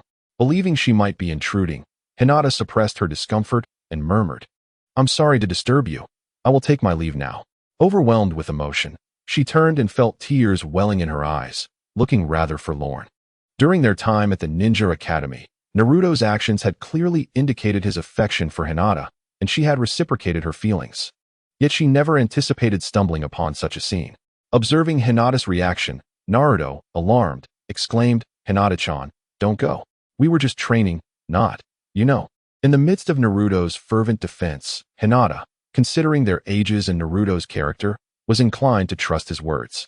After sending Sakura and Hinata, along with little Kuro, on their way, Naruto noticed something intriguing. When he explained the situation to Hinata, Sakura did not react as dramatically as she usually would. This seemed to be a promising beginning. Later that night, after a meal and a brief rest, Naruto contemplated the new system he was engaging with. This system was his latest avenue for acquiring points, and he couldn't afford to overlook its significance. However, the rate of point acquisition was rather slow. While clearing a stage for the first time granted 100 system points, The daily distribution was limited to the number of stages completed, which felt insufficient. Yet, Naruto maintained a sense of optimism. Although the rewards were scarce, they accumulated over time. System, activate the training system, he commanded. With the system's response, a luminous interface appeared before him, displaying a total of 100 stages, each accessible with a simple click. Ah, it seems tonight will be a sleepless one, Naruto mused.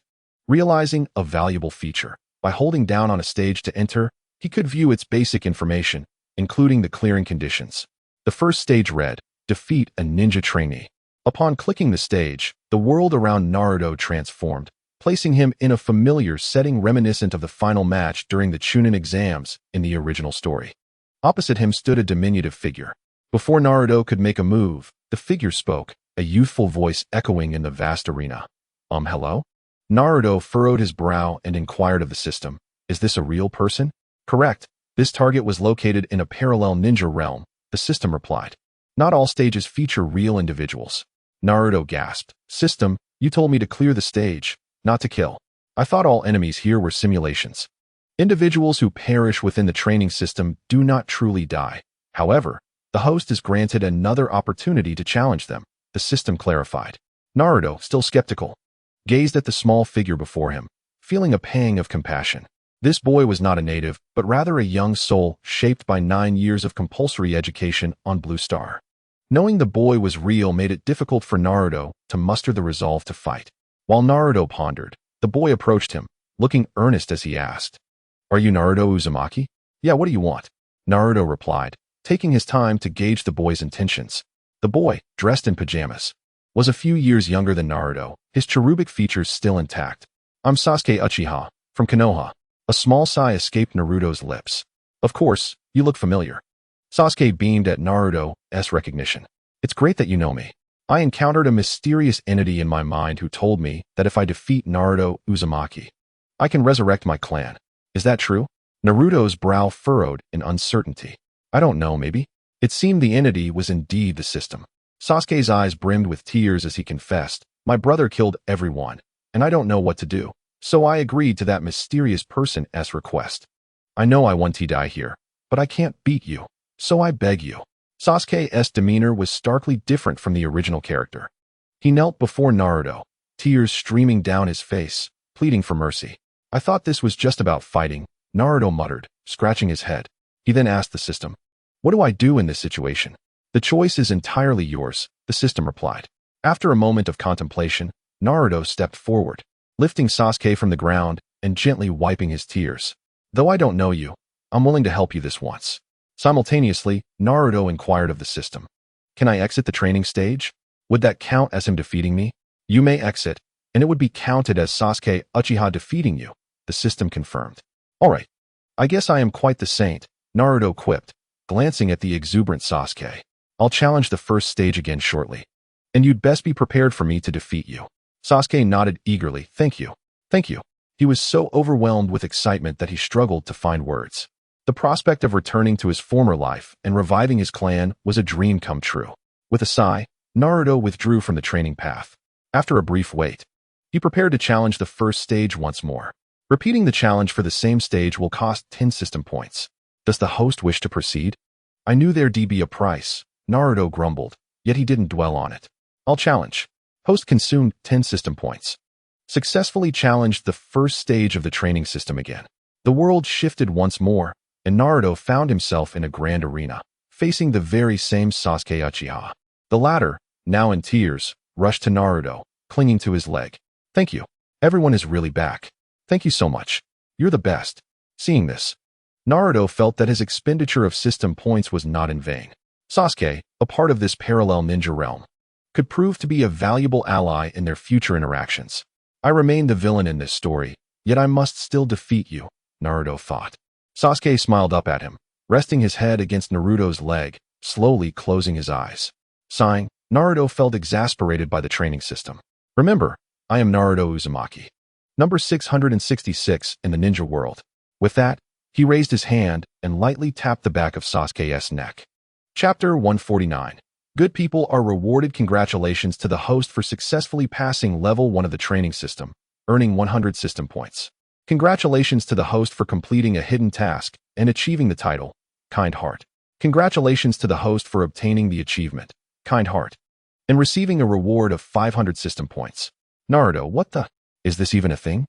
Initially, Naruto merely felt pity for Sasuke and acted out of kindness, but to his astonishment, he turned 10 system points into 50 times that amount.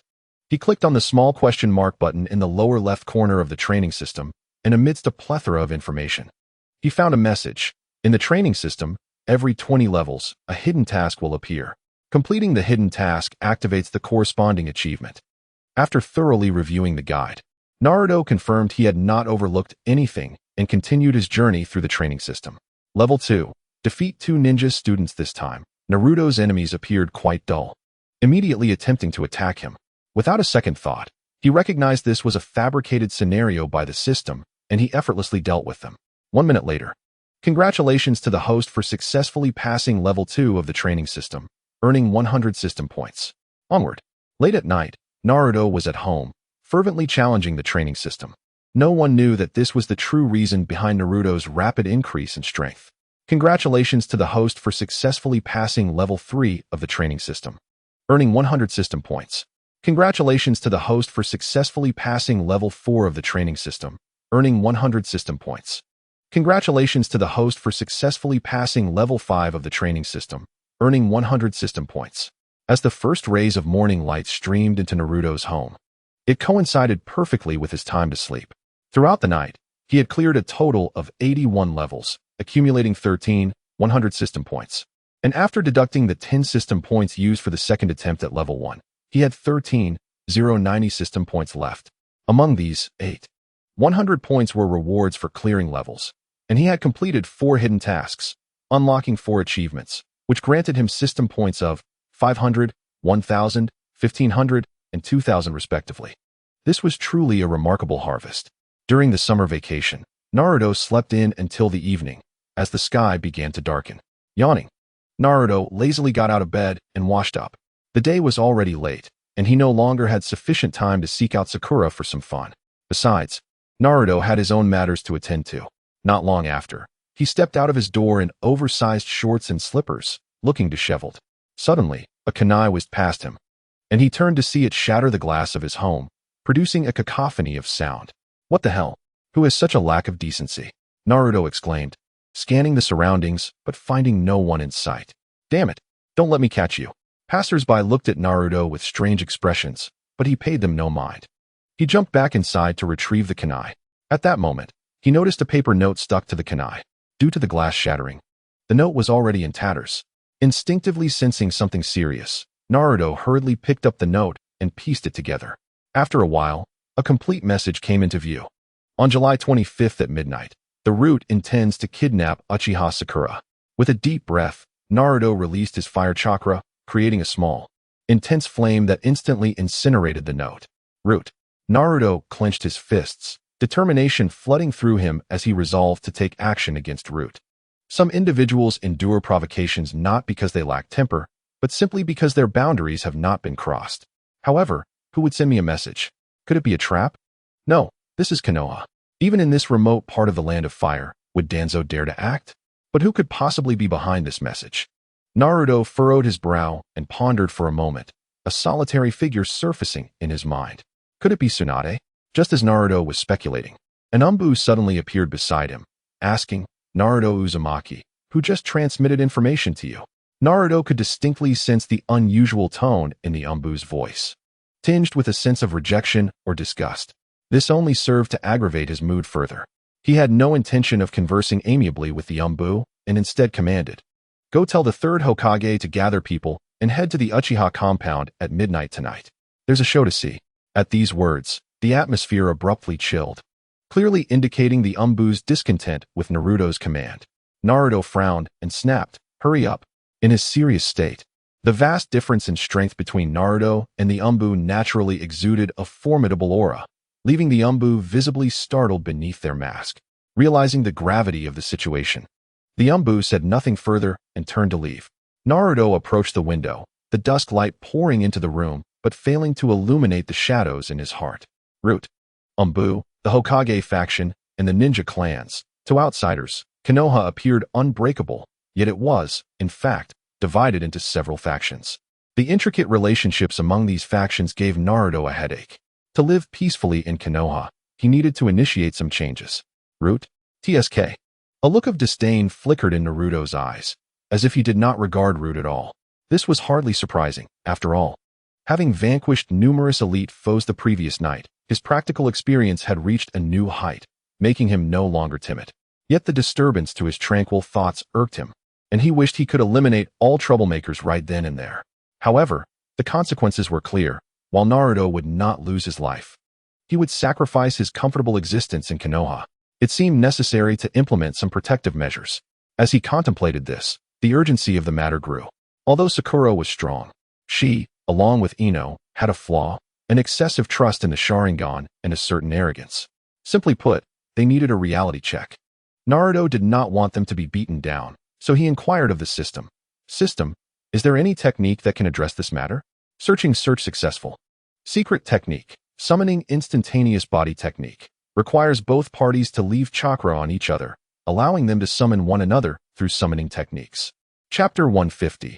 You do not truly understand the will of fire. Congratulations to the host for consuming 5,000 system points and successfully purchasing the secret technique, summoning instantaneous body technique. System, open the attribute panel. The attribute panel has been opened. Host, Naruto Uzumaki Bloodline. Uzumaki Bloodline, activated, Kekkai Jinkai, would release chakra attributes. All 5 elements, fully mastered. Comprehensive rating, 10, 333 techniques. Rasengan series, healing regeneration technique. Spirit transformation technique, heavenly rain, summoning instantaneous body technique system points. 60, 990, a comprehensive rating reaching the level of Kage is quite commendable. Naruto felt a sense of satisfaction regarding his current strength. Subsequently, Naruto's figure vanished. In the stillness of night, Naruto arrived at the Uchiha compound but did not rush to reveal himself. Instead, he concealed himself in the shadows. Ino joyfully played in the yard in front of her home, still fascinated by small creatures and plants, intently studying a colony of ants for half the day. Suddenly, a figure appeared on a branch near Naruto's hiding spot, which he keenly detected. The opponent's position shifted once more, reappearing beside Naruto. Sarutobi Hiruzen, clad in his Hokage robes, concealed himself alongside Naruto. Surprised by Hiruzen's solitary arrival, Naruto displayed a hint of astonishment. Observing Naruto's expression, Hiruzen spoke. Having too many people makes it easy to expose ourselves. Are there any of your people from Root? As he uttered these words, Hiruzen's eyes instinctively narrowed. Konoha possesses 2 particularly significant armed factions, the Umbu and Root. Among these, Root is known for its stringent regulations. As Hokage, Hiruzen is privy to some of Root's secrets. It can be asserted that placing spies within Root is nearly impossible. However, the fact that Naruto was aware of Root's movements astonished Hiruzen. Despite Naruto's considerable strength, he is merely a child, less than 12 years old, capable of infiltrating Root. This is something the other 4 major ninja villages could not achieve. Naruto, sensing Hiruzen's wariness, replied in disbelief. How should I know? I was just about to leave when I received a warning. A kunai had a note attached, but it bore no signature. Hiruzen's heart raced. Though he maintained a composed exterior as he remarked, it appears the situation within Root is far from stable. Indeed, a member who is aware of Root's operations must hold a significant position, possessing considerable authority in certain aspects. Yet, to think such a member is merely a pawn for someone else is truly alarming. If it were wartime, Hiruzen would have undoubtedly lost his temper. The infiltration of spies within high-ranking officials is a disgrace to the entire village. The 2 ceased their conversation and remained silent, waiting for Root's arrival. However, as time passed, no sign of them appeared. Hiruzen did not question the accuracy of Naruto's information. He merely speculated. Could it be that Root intentionally allowed you to learn of this information? If so, their plans would be exceedingly difficult to decipher. With Umbu surrounding Naruto, if Root had deliberately informed him, they must have also been aware that Hiruzen had received the same news. There's no need to wait. No one is coming, Hiruzen declared, vanishing into the courtyard. Almost instantly detected by Zaken. Zaken, dressed casually and wielding a ninja blade, appeared at the entrance of the hall. Upon seeing her, Naruto sighed and made his presence known. Naruto? Zaken's expression softened, her tension easing. As the last member of the Uchiha clan and a girl, Zaken had always been wary. The darkness of the world extends far beyond what is visible. The unseen terrors are even more formidable. Zaken had even contemplated using Uchiha Itachi as a breeding tool. How much worse must it be for politicians? It seems they will not be coming. Naruto turned to Hiruzen and remarked, "How can you endure this? Root is up to something, and you were entirely in the dark until I informed you." The implication was clear. Are you the Hokage, or is Danzo the true Hokage?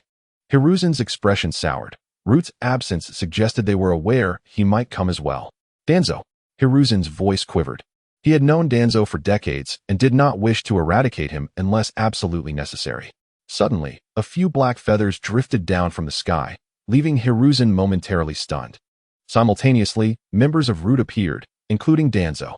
Danzo knew that Jinjutsu would have no effect on the Uchiha, especially not on one with a Mangekyou Sharingan.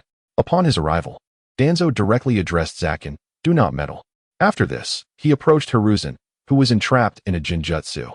Meanwhile, Naruto, quick-witted, pretended to be ensnared by the illusion.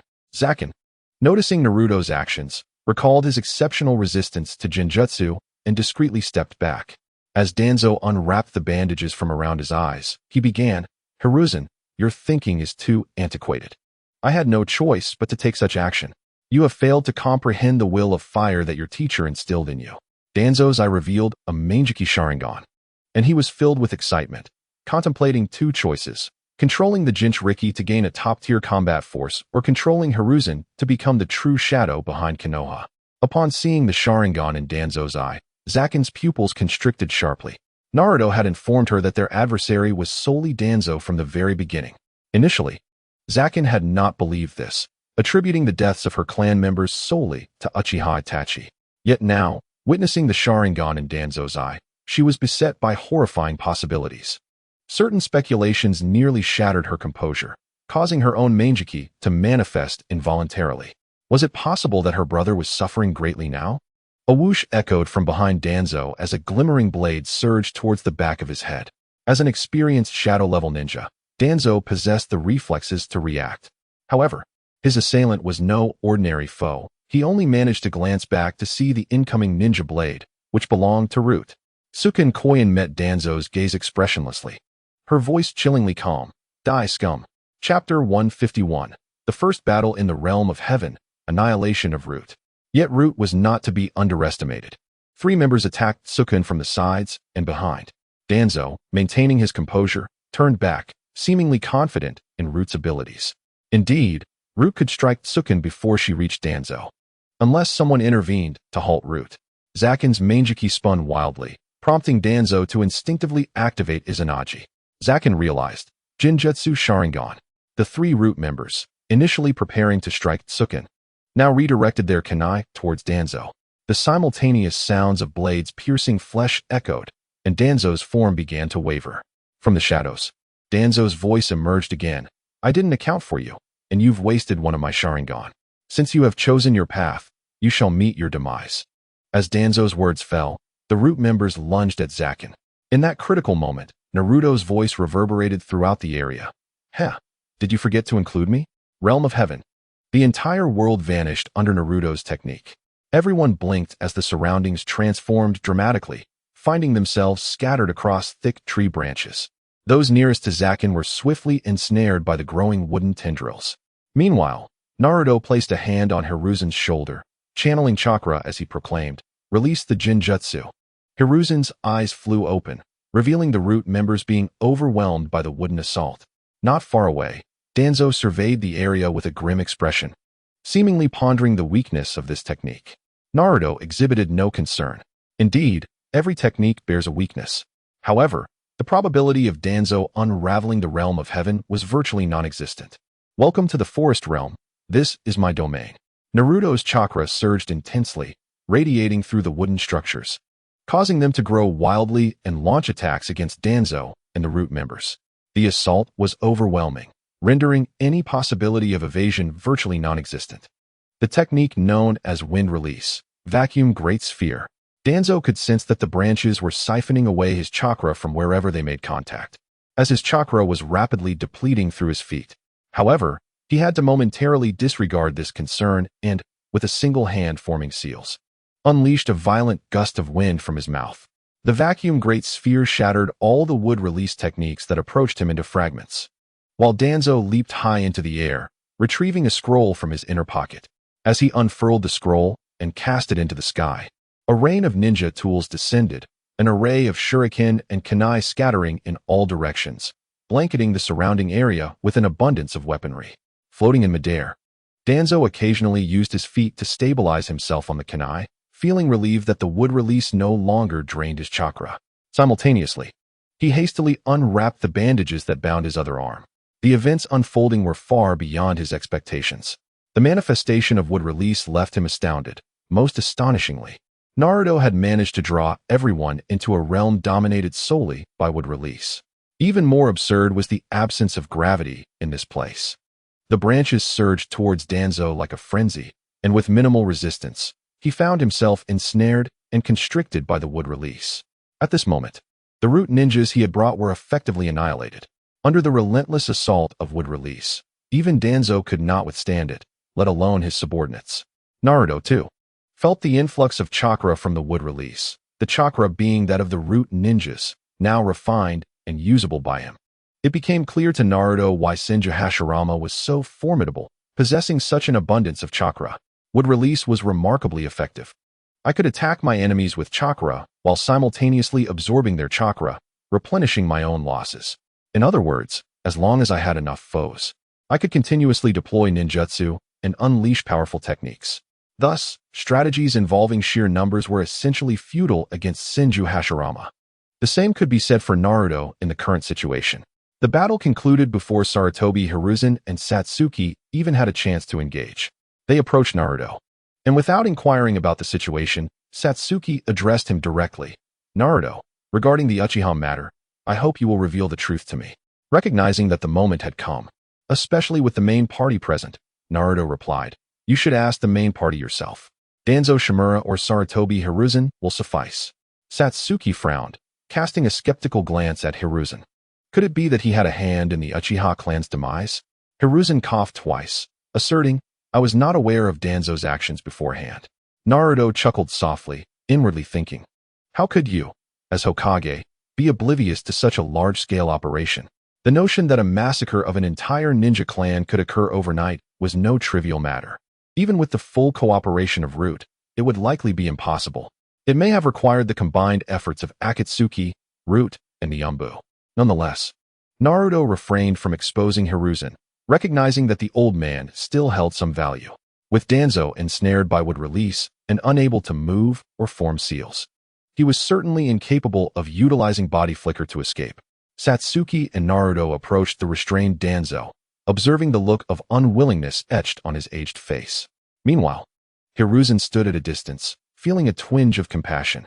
As time passes, the elderly find themselves increasingly powerless. Satsuki spoke coldly to Danzo, I demand to know the truth. The corners of Danzo's mouth curled slightly, and within his eyes, a Sharingan began to spin. The truth? What of it, whether you know or not? Without granting him the opportunity to cast Jinjutsu, Satsuki reached out and effortlessly plucked Danzo's Sharingan from its socket. Blood erupted forth, accompanied by a muffled groan of excruciating pain as Danzo struggled to endure. Not speaking, are we? Satsuki's expression grew increasingly frigid as she pondered the events of that fateful night. Why did Itachi Uchiha slay his parents? What transpired within the Uchiha clan? If Itachi's actions were merely to test his strength, Satsuki would have nothing to say. However, if he was driven to such a fate out of desperation, then he bore an unbearable burden alone. Chapter 152. I shall mar your face. Kill me, and you shall learn nothing. Danzo's voice was hoarse and ominous. The truth is known only to a select few. With that, Naruto unsheathed a kunai and ruthlessly drove it into Danzo's brain, retorting, using this as your trump card is quite the audacious move. Satsuki, wait a moment, and I will reveal the truth to you. Do not concern yourself with these trivialities. Danzo's death brought an immense sense of relief to Naruto. Now, there would be no one lurking in the shadows, watching him. Allowing Danzo to live had always posed a problem. He resembled a patient serpent, poised to deliver a fatal strike when one least expected it. Using heaven's blessing once more, Naruto transported the three back to the ninja world and directly addressed Hiruzen. Old man third, is there a need for such a route to exist? Or do you require a compliant route? Naruto was certainly not Na'vi. Many matters in the world could not be resolved by the Umbu. One could say that root represented the dark side of Konoha. The larger the tree, the more shadows it cast. This was unavoidable. Unless the entire world were devoid of darkness, there would be no reason for Konoha to maintain the existence of root. Hiruzen, already reeling from the blows dealt to him, began to contemplate seriously upon hearing Naruto's inquiry. Naruto had acquired immense power, unprecedented in its magnitude, surpassing even Hiruzen's understanding. Once, as a disciple of Hashirama Senju, Hiruzen had witnessed Hashirama's might firsthand on numerous occasions. Single-handedly facing 100 was a commonplace feat. A single individual could embody the deterrent force of an entire ninja village, representing the pinnacle of power within the ninja realm. In those times, Konoha stood unrivaled, with the tailed beasts all captured by Hashirama one by one. Now, could Naruto's emergence signify something profound? The wrinkles on Hiruzen's aged face seemed to deepen, as if etched by blades, following the series of events. After a few moments, he turned his gaze toward Naruto. Would you be interested in becoming Hokage? Not interested. Naruto rejected the notion without hesitation, leaving Hiruzen feeling a chill in his heart. At his age, he should have been enjoying a peaceful retirement. Yet, there had not been enough powerful ninjas within the village, and now that he had finally encountered Naruto, the latter had outright declined. Even if Naruto had agreed, Hiruzen would still require nearly a decade to cultivate him into a competent Hokage. I will handle this matter. Let us leave it at that. Hiruzen's posture sagged, as if he had aged considerably in that instant. The village's Jinchuriki was the descendant of a Hokage, yet had directly refused the position. Danzo's death also dealt a considerable blow to Root, leaving a multitude of troublesome issues for Hiruzen to address. After Hiruzen departed, Naruto turned to the other presents that had been lingering. Are you not leaving? The individual in question was Tkkin. Indeed, when Naruto had invoked Heaven's blessing, he had not included her within the spell's range. The reason was clear. It would be unwise to bring her in, as she would not be of any assistance. Now, with her loyalties ambiguous, it would be unreasonable to eliminate her outright. Hence Naruto had refrained from drawing her into the realm of Heaven's blessing. Zhuanxin Xiaoyan, bewildered, wondered how everyone had suddenly vanished, leaving only Naruto and two others behind. What was going on? Furrowing her brow, she bluntly expressed her intent. I want to kill Danzo. Where is he? Naruto replied. He is already dead. You can leave now. What? Zhuanxin Xiaoyan exclaimed in shock. He is dead? Did you kill him? How can you prove he is dead? I must see his corpse with my own eyes. Naruto's eyelids flickered with impatience as he waved his hand dismissively. What I told you is the truth. If you don't want to die, you should leave here quickly. Zhuanxin Xiaoyan's face turned pale, and she involuntarily took a step back. She had witnessed how even the Hokage treated Naruto with a hint of caution, which was enough to demonstrate that Naruto possessed the power to kill her. Sasuke, sensing something amiss with Naruto, grasped his hand, looking at him peculiarly. Feeling the warmth of her hand and her presence, Naruto's mind cleared somewhat. He sighed and apologized to Zhuanxin Xiaoyan. I'm sorry, perhaps the Root's actions have driven me to madness. Someone attempted to kidnap Sasuke, and their intentions might be very dark. Given the circumstances, it's understandable that my mood has soured. If you don't mind, let her in. He spoke to Satsuki, turning to enter the house. Next, Naruto intended to inform Satsuki about the Uchiha clan's affairs. This was not mere conjecture. The information Naruto had gleaned from the original plot, combined with certain facts after his arrival in this world, was sufficient to substantiate some matters. Within the Uchiha clan's hall, under Naruto's explanation, Zhuanxin Xiaoyan learned of everything that had transpired in the Shinju. However, seeing her hesitation, Naruto recognized her lingering distrust. Sigh, very well, he said, directing his gaze at Zhuanxin Xiaoyan as he invoked the Heavenly Guardian technique. Inside the Shinju, Danzo's corpse remained bound tightly by branches. The moment Zhuanxin Xiaoyan laid eyes on Danzo's body, she erupted into a frenzied laugh, repeatedly exclaiming, "Ha, it serves him right. That old fool should have died long ago." Naruto silently observed Zhuanxin Xiaoyan, feeling a slight stir within him. At an age where she should have been a lovesick student at the Ninja Academy, she now seemed to be venting her pent-up rage like a madwoman. What had she experienced to provoke such a reaction? Zhuanxin Xiaoyan, alternating between tears and laughter, eventually lay sideways on the branches, retrieving a kunai from her ninja pouch, smiling as she said, "Mom and Dad, Danzo is dead. I'm coming to join you." Naruto raised an eyebrow, realizing her intent to commit suicide, and remarked, "If you die in front of me, I will scar your face." Zhuanxin Xiaoyan paused, tears in her eyes as she retorted, "Do you think at this point I care about such foolish things?" Naruto replied, "Oh, if you don't care, then why not just go ahead and end it?" Zhuanxin Xiaoyan, Naruto continued, "Calm down, young lady. Consider this. Shortly after your death, your body will decay, becoming a foul and unsightly corpse, infested with parasites, possibly attracting scavengers to feast upon you." After a couple of sentences, Naruto had effectively drained the color from Zhuanxin Xiaoyan's face, halting her suicidal actions. Indeed, regardless of the situation, women, particularly young girls, are unlikely to allow others to defile their appearance. Naruto approached and helped Zhuanxin Xiaoyan up, softening his tone. "Look, I've saved your life. Consider it an apology. I was a bit frazzled by Root's affairs, so I may have been a bit irritable. Danzo is dead. You are no longer under his control. From now on, your life is yours to dictate. This world is fascinating. Savor it, and you will thank me." Ultimately, Naruto and Zhuanxin Xiaoyan returned from the Shinju to the Uchiha clan's hall.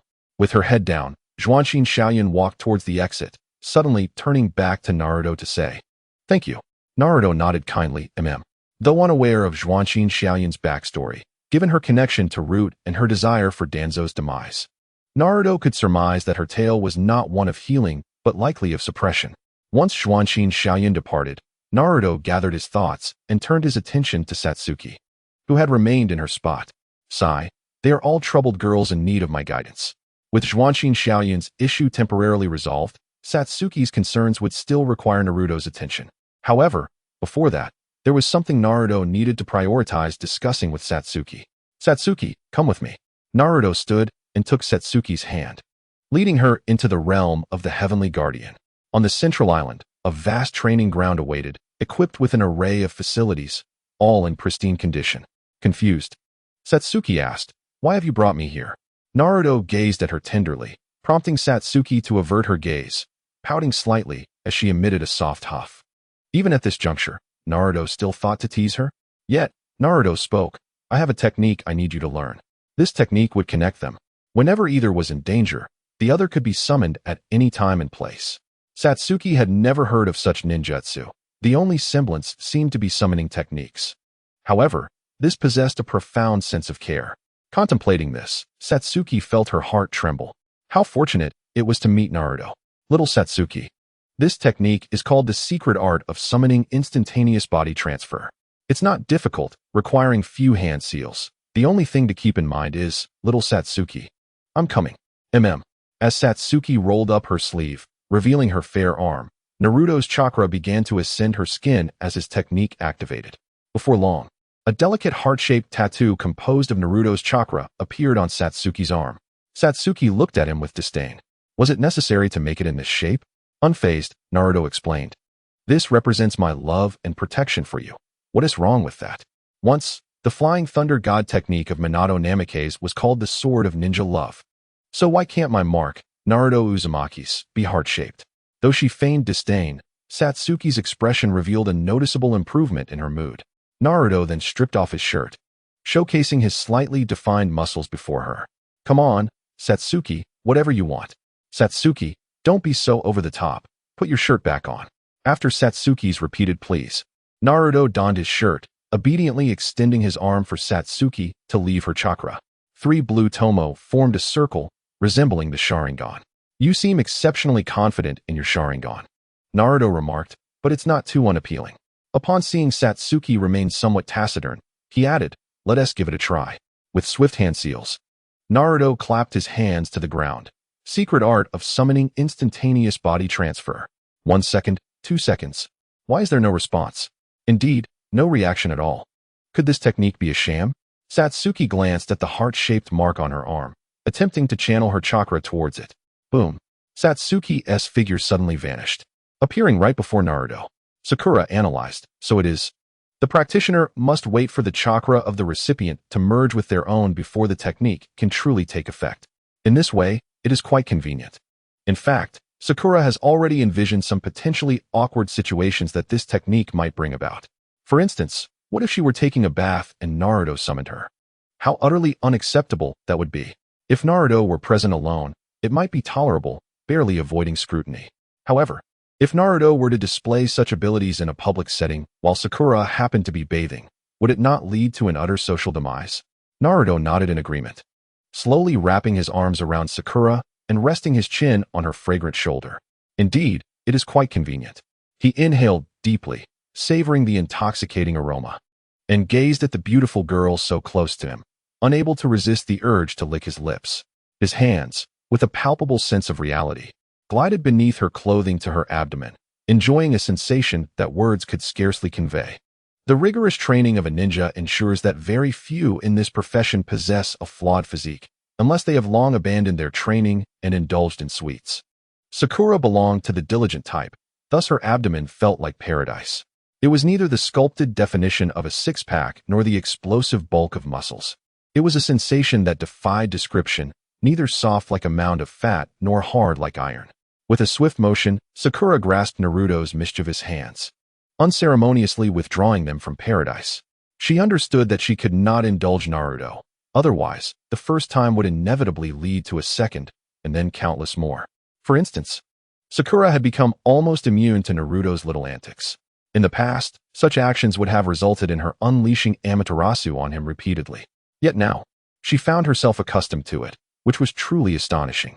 Struggling free from Naruto's embrace, Sakura spoke, "You should tell me the truth now." Chapter 154. The concept of morality. Naruto sighed. It was only a matter of time before Sakura would discover the truth, so he refrained from dodging the issue. He found a chair to sit in, cleared his throat, and began, "Of course, all of the above is merely my speculation, though it is likely close to the truth. As for its veracity, it would be best for you to ask Itachi Uchiha directly." After speaking, Naruto observed Sakura's reaction. For so long, Sakura had lived with the goal of killing Itachi Uchiha, her relentless training aimed solely at making him pay. Yet now, she realized that Itachi was likely a victim of circumstances and was in great anguish. Leaning back in her seat, Sakura felt a profound weariness wash over her. "I'm tired. Let's leave it at that for today, Naruto. Thank you for your constant companionship." She felt drained, devoid of her usual vitality, and stood to head towards her bedroom, her slender figure swaying in front of Naruto. "Hey," Naruto called out to Sakura, uncertainty lacing his voice. "Are you all right, Sakura?" In truth, if Suzuki were to weep in his own embrace for a while, Naruto would hardly be so concerned. Yet, in this instance, Suzuki's demeanor appeared distinctly unsettling. With a faint sigh, Suzuki weakly uttered, "Naruto, I am fine. You may return home." With that, she gently pushed open the bedroom door and cast a bewildered glance back at Naruto. Unable to quell his worries, Naruto approached her with earnest concern and inquired, "Suzuki, how do you feel at this moment?" Extending his hand to gently caress Sakin's head, he sought to convey to her that she was no longer alone, that some trials could be faced together. Sakin gazed blankly at Naruto, pondering for a long while before finally speaking. I do not know. I am uncertain of what to do." Once, she had transformed into an orphan overnight. For years, she had lived solely with the purpose of vengeance, even going so far as to conceal the name Sakin, presenting herself to the world as Sasuke, all to demonstrate her unwavering resolve. But now what was left? Naruto, with a heart full of concern, enveloped Satsuki in his embrace and gently spoke, "Satsuki, regardless of the circumstances, your family would never wish to see you in such despair. You are the hope of the Uchiha clan. As for the truth, we shall inquire upon meeting Itachi Uchiha. If he truly embodies malevolence, we shall eliminate him. Conversely, if the fault lies solely with the politicians of Konoha, I will undoubtedly stand by your side." After uttering these words, Naruto sensed Satsuki's body beginning to tremble slightly.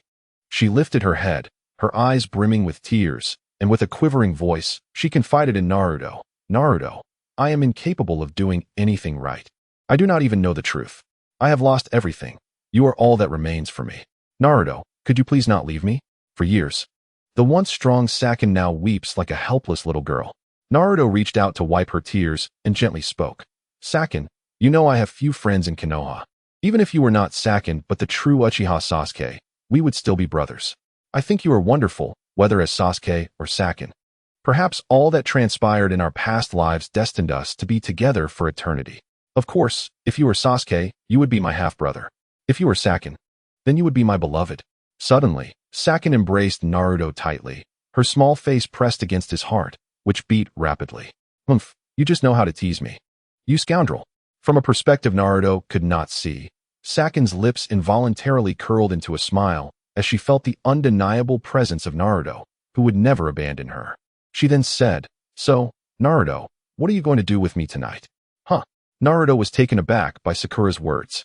"You said it yourself, you won't leave me. You would never deceive me." Sakura, somewhat agitated, spoke up. "You are destined to marry me eventually. Since the outcome is already determined, it hardly matters, does it?" Beneath the moonlight, Sakura slowly closed her eyes and pouted as she leaned in closer to Naruto. This left Naruto utterly exhilarated, for it was indeed the first time Sakura had taken the initiative to kiss him. It felt like a gift presented to him, and he nearly lost his senses under Sakura's gentle advance.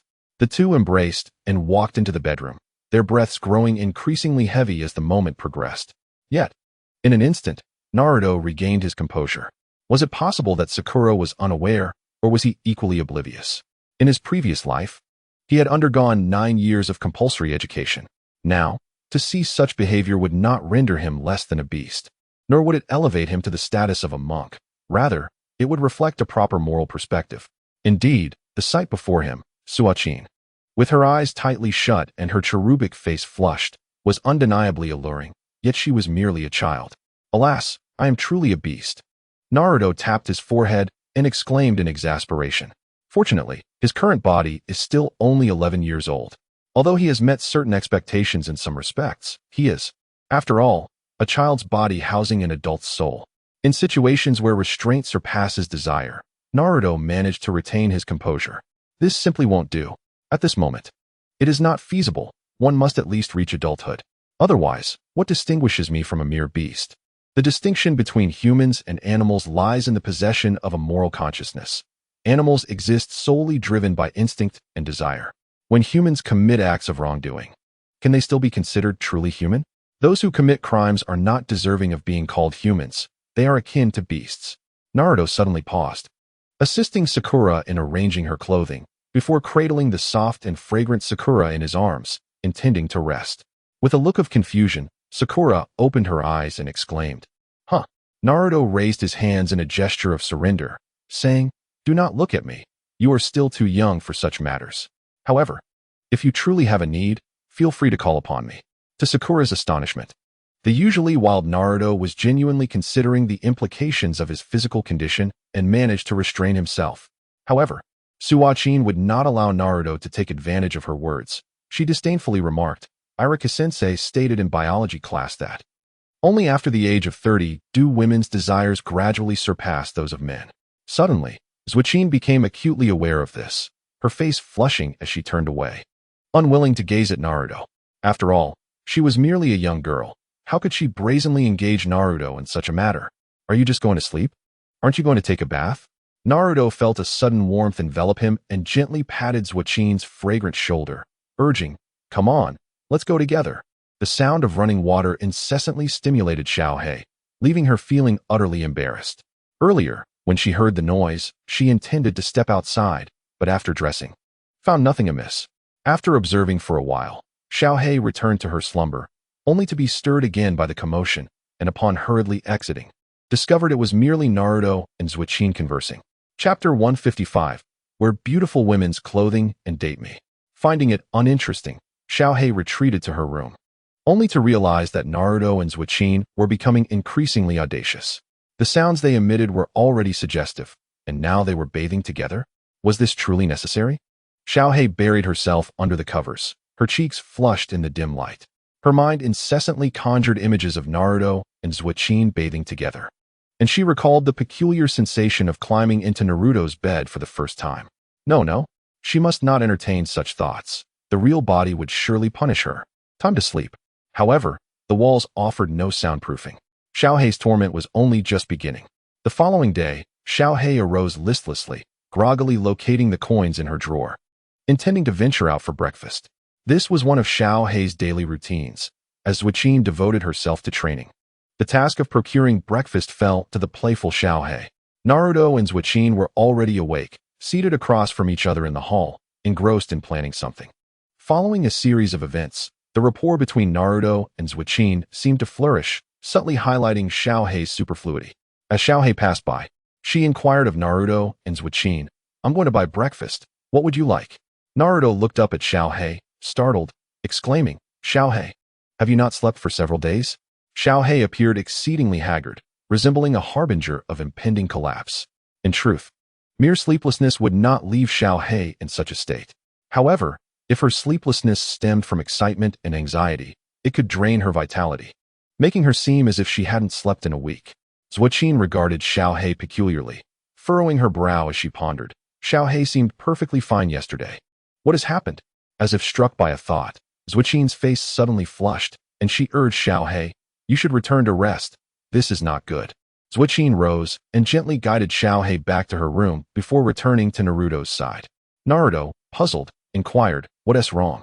Embarrassed by Naruto's question, Zuichin shyly admitted, "I didn't sleep well, and it seems to be because of us." With that, she lowered her head, her slightly flushed face appearing exceedingly adorable. Naruto chuckled, expressing guilt for Xiaohei, but inwardly hoped for similar circumstances in the future. Reflecting on the previous night, Naruto could not help but marvel at the fact that they were indeed in a two-dimensional world. Zuichin's figure and complexion were stunningly perfect at such a young age. If they were to wait until marriage, would he not be driven to distraction? Although he had not crossed the final threshold, Naruto had not been shy in other respects. Setting aside that topic, the previous night, Naruto and Zuichin had agreed upon a plan while lying in bed. Zuichin was not in the best state and needed to unwind. Meanwhile, Naruto had resolved to enjoy himself thoroughly, thus they were planning their itinerary. The time frame was set for 7 days, with 3 amusement parks within Konoha, albeit all relatively small in scale. Moreover, given Konoha's status as a ninja village, the attractions were not particularly diverse. Thus, they considered broadening their scope to explore the Land of Fire. Naruto surveyed the map laid out before him, frowning slightly at the prospect of Konoha's amusement parks, which did not pique his interest. The facilities in the ninja village were constrained by space, lacking in completeness. After all, they were not yet in the era of Boruto, where technological advancements were prioritized. Wait, not yet prioritized? A spark of realization flickered in Naruto's mind as he sensed an opportunity. However, for now, he and Zuichin needed to finalize their plans for entertainment. So he set this thought aside for future consideration. Zuichin hesitated, asking, "Expand our range to the Land of Fire?" Previously, Naruto had left without a word, causing considerable alarm in Konoha, prompting many elite jonin to pursue him. The aftermath of that escapade had left Zuichin with a headache. Could it be that Naruto wished to repeat such an occurrence? Yet, Naruto nodded emphatically, "Exactly, we should extend our plans to the Land of Fire. That way, we can truly enjoy ourselves." As Konoha's affiliated nation, the Land of Fire possessed abundant resources, allowing it to develop significantly more robustly than other countries, except for the Land of Lightning. Zuichin inquired, puzzled, "But what about Konoha?" Naruto shook his head dismissively. "No need to worry, there won't be any issues. The troubles from last time will not repeat themselves." He was quite assured of this. Currently, Sarutobi Hiruzen had been thoroughly impressed by Naruto's strength, even inquiring if he wished to become Hokage. Given Naruto's intent to enjoy himself, who could possibly object? It was clear to Sarutobi that if Naruto wished to leave, not even the village's collective armed might could detain him. Therefore, Sarutobi was wise enough not to create difficulties for Naruto in this context. Previously, due to the incident with Fenghua Xiaoxue, Naruto had not had the opportunity to fully enjoy himself. This time, he intended to relax thoroughly. Naruto retrieved the map of the Land of Fire, circling several towns and connecting them with lines. These towns were generally safeguarded by samurai of the Land of Fire and ninjas of Konoha. Having made his decision, Zuichin had no objections. She glanced at the map, curiously pointing to a smaller circle, asking Naruto, "Why go there? It's not a major town." Naruto smiled. "I've heard there are many casinos there, just going for a bit of fun." Short Street, a hub for casinos. Naruto planned to exploit the system to gain some starting capital. No, it wouldn't be considered cheating. Any skill associated with gambling could be termed as such. Thus, Naruto had exceptional gambling skills. Yes, that was it. After gathering their belongings, they would set off that afternoon. Naruto had already devised a plan. Xiaohei was currently sleeping and would likely remain so until the afternoon. He and Zuichin would prepare their things and wait for the temperature to cool down before setting off. The storage scroll Naruto had purchased previously still contained many unused items, especially Zuichin's women's clothing. When Zuichin donned women's attire, she looked truly exquisite, evoking a sweet romantic feeling in Naruto. This time, he was determined to have Zuichin wear the beautiful women's clothing. Noticing Naruto's peculiar gaze, Zuichin warily inquired, "What are you thinking?" Naruto smiled gently, shaking his head. No. I simply wish for you to be less burdened, to drop the pretense, and to wear something lovely for our date." Chapter 156. That would be too embarrassing. What? Absolutely not. Zuichin lost her composure. Having grown accustomed to concealing her true self, the thought of returning to women's clothing felt exceedingly awkward, particularly as it meant engaging in what could be termed a sweet romance with Naruto, something she had never considered before, leaving her feeling quite nervous. Naruto rose to grasp Sasuke's delicate hand, speaking with heartfelt emotion, "Sasuke-chan, please don't." Sasuke attempted to withdraw her hand, her cheeks flushed, as she shielded herself from Naruto's gaze, wishing to vanish from his sight. The unfamiliar tone in Sasuke's voice, devoid of its previous neutrality, was music to Naruto's ears. He gazed at her with excitement. "Sasuke, this is how it should be. Such a gentle voice complemented by proper feminine attire is the essence of a girl." He reassured her. "Do not worry, once we step outside, there will be no one from Konoha who can recognize you." Sasuke hesitated. "Really?" Naruto nodded earnestly, indeed, more genuine than gold. With Naruto's persuasive charm, Sasuke reluctantly relented, yet insisted they wait until they had left the village. After all, traversing from her home to the gates of Konoha, encountering someone who knew her would be quite inconvenient. Subsequently, Naruto and Sasuke busied themselves at home, preparing for their journey before Naruto insisted they venture into town to procure additional items. After half a day's endeavor, Naruto had amassed a considerable amount of essential supplies, primarily everyday items. These were intended for Sasuke's Kamui space and Naruto's own world, as well as for future use. Most notably, Naruto selected several sets of women's clothing for Sasuke, some charming, some formal, and others alluring. Throughout their outing, Sasuke trailed behind Naruto, her face a deep crimson, reminiscent of a girl on her first shopping trip with her boyfriend. Yet, it must be said that Sasuke was not typically shy. In comparison to Hinata, her reticence was several degrees less pronounced. Nevertheless, Naruto's antics were overwhelming. He brazenly inquired about Sasuke's preferences for fabric and underwear, claiming it was for travel necessities. Yet Sasuke found it peculiar. Among the garments, Naruto even chose a black and white made outfit adorned with rabbit ears. She could not fathom his intentions, silently vowing never to wear such an outfit in public. A maid costume? Absolutely not. That would be far too embarrassing for her to endure. It seemed Naruto truly perceived her as an innocent girl without any understanding of the world. After completing their shopping, Naruto tossed the bags into his world. With Sasuke following closely, he led the way back. Suddenly, a large, dark figure leapt forth, a rat. No, it was not a rat, but a pink one named Haruno Sakura. Upon Sakura's arrival, Sasuke's demeanor instantly transformed back to her usual aloof persona. Naruto raised an eyebrow, sensing impending trouble. Sakura had approached without reason, undoubtedly seeking Sasuke. Could it be that Sakura was here to find Naruto instead? Given Sakura's character, the likelihood of that was not merely slim but rather non-existent. If Sakura were to discover Naruto and Sasuke's plans for the outing, she would undoubtedly cling to them like a burr, depriving Naruto of the chance to see the adorably dressed Sasuke. This was unacceptable. Thus, before Sakura could catch her breath or utter a word, Naruto called out loudly, "Haruno Sakura." Startled, Sakura wondered why Naruto was glaring at her in anger. He typically addressed her as Sakura. It was only in strained relationships that one used full names. Observing the effectiveness of his approach, Naruto continued, "Sakura, you seem in a hurry. You aren't looking for Sasuke, are you? He's busy, so you should head home." "All right." He nodded, as if convincing himself of his own words. Sakura squinted, perplexed. "Then what are you and Sasuke-kun doing?" Naruto candidly replied, "Shopping." Sakura immediately became irate. "What? Uzumaki Naruto, you're out shopping with Sasuke-kun, and you say he's busy? What kind of nonsense is this? Is there no justice?" Naruto winced at her outburst, thinking, what a terrible influence. Don't go picking up random phrases from me. Do you even know what justice means? From today until the end of the holiday, Sasuke will be training with me and won't he have time for you. If you don't want him to dislike you, you should vanish quickly. I'll help you arrange a meeting with him when school resumes. Sakura was taken aback. Last time Naruto promised to arrange a meeting with Sasuke, it ended with her being sent to the land of snow.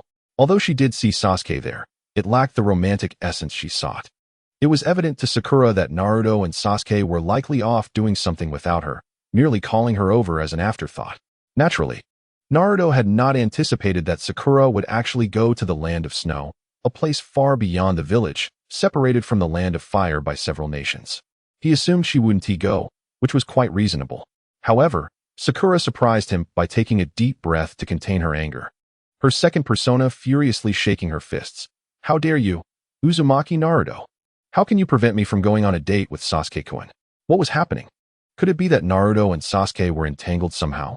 This was all in Sakura's mind, unheard by Naruto and Sasuke. Nevertheless, observing the peculiar look in Sakura's eyes, Naruto could speculate her thoughts. He approached her and pulled her aside, whispering, Sakura, please help me just this once. I genuinely need to consult Sasuke about my training. I promise I will arrange a proper date for you with him next time. You must understand, Sasuke and I share a very good relationship. I can make this happen. Sakura's eyes lit up, displaying an almost mischievous expression. Really? Naruto? Naruto grimaced at her infatuated demeanor, replying, of course, it's true. He was not deceiving Sakura. His outing with Sasuke was not merely for leisure. During their brief training sessions, simply asking Sasuke a question would suffice to prove he hadn't lied to Sakura. This plan was flawless. Chapter 157. Sasuke, limited to female attire, Sakura departed, satisfied, while Naruto gazed contentedly at her retreating figure. This was splendid. This was the mark of a true companion, appearing when needed and absent when not. Following this, Naruto and Sasuke visited a restaurant to purchase some ready-to-eat meals for home. At that moment, Kuro, having just awakened, appeared lethargic and occasionally averted her gaze from Sasuke.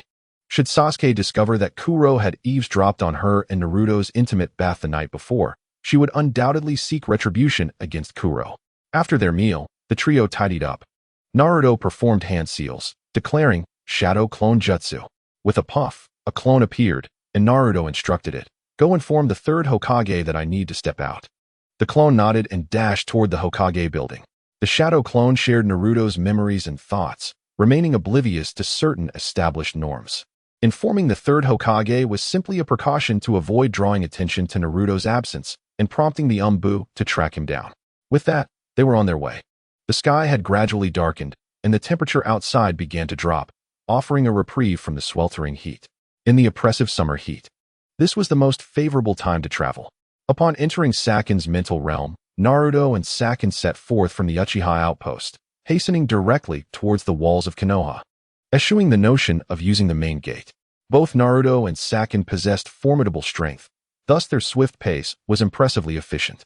Their initial destination was not far from Konoha, and they arrived shortly after darkness enveloped the sky. This locale served as a bustling town within the land of fire, teeming with people. Naruto observed numerous ninjas on duty, ensuring safety. After all, Konoha was merely adjacent, and few dared to cause trouble here. Given its larger expanse compared to Konoha, the town had developed without lagging behind. Upon stopping, Naruto cast a keen gaze at Sakin, prompting her to instinctively step back. What do you intend to do? She inquired. Naruto, licking his lips, replied, Sakin, come on, try on something cute. Sakin, with a look of firm refusal, retorted, no way.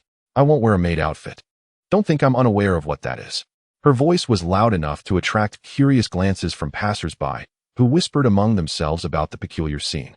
TSK, these young folks certainly know how to have fun, one remarked. Why doesn't my wife like such attire? Another mused. Whose child is this? Don't their parents know? Feeling the weight of their scrutiny, Sakin bowed her head, avoiding Naruto's gaze. However, Naruto paid no heed to the chatter, promptly transporting himself and Sakin into his world. Beside a quaint cottage, he addressed her, Sakin, what are you thinking? Those clothes are meant for my eyes only. There's no way I'd let you wear them outside. Maid outfits are for when there's no one around, like now. Don't look at me like that. We'll be going out soon, so just change into this. With that, Naruto led Sakin to a pile of garments and selected an outfit similar to one worn by Tsunade. Given Naruto's insistence, Sakin, albeit reluctantly, complied. She hesitated, glancing at him. Are you really going to watch me change? Transitioning from male to female attire naturally required shedding certain layers. This process was akin to changing intimate garments. Naruto whispered, I've seen it all, so stop being so mysterious. No way. Sakin firmly refused. Previously, she had acted impulsively, yielding to Naruto's whims, and aside from not having a child, she had acquiesced to nearly everything else. Reflecting on those moments now filled her with embarrassment. She couldn't fathom how she had so easily succumbed to Naruto's desires. Naruto sighed, lamenting the missed opportunity to appreciate a delightful view. Turning to Sakin, he urged, All right, go ahead and change. Shortly thereafter, the sound of her changing reached him. And with immense willpower, he refrained from turning around. Though it lasted only a few minutes, to Naruto, it felt like an eternity. I'm done. Sakin's voice was slightly off. It was her first time wearing such attire. The fabric felt as if it were haphazardly wrapped around her, covering certain areas. She knew the outfit had adequate safety features, including shorts and materials to prevent wardrobe malfunctions, yet the experience was disconcerting as it accentuated her developing figure.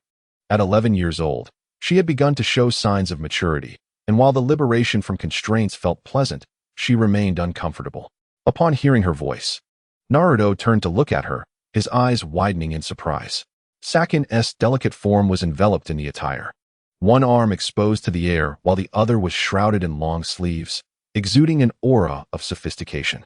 The ensemble, a one-piece garment, elegantly draped down to just above her knees, presenting a unique beauty. Coupled with Sakin's shy demeanor, exquisite features, and cascading locks, the charming juxtaposition of maturity and youthfulness created an ethereal impression that left Naruto thoroughly impressed, nodding in approval.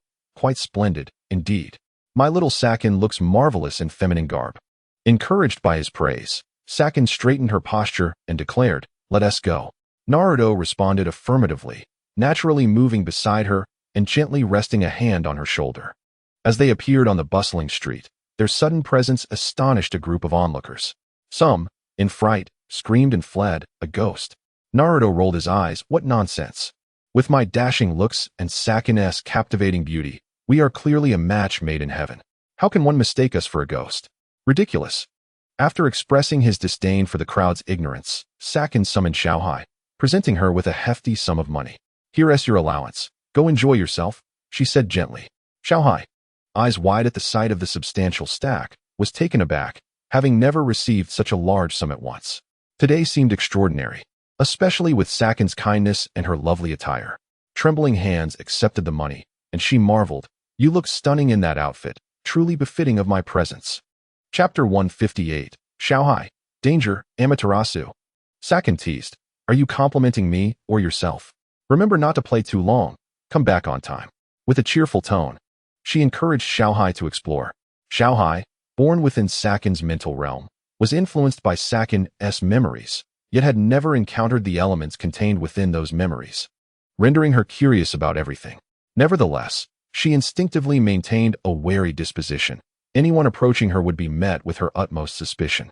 Bouncing happily, Xiaohai soon vanished into the crowd, the town bustling with a plethora of snacks and entertainment that excited her.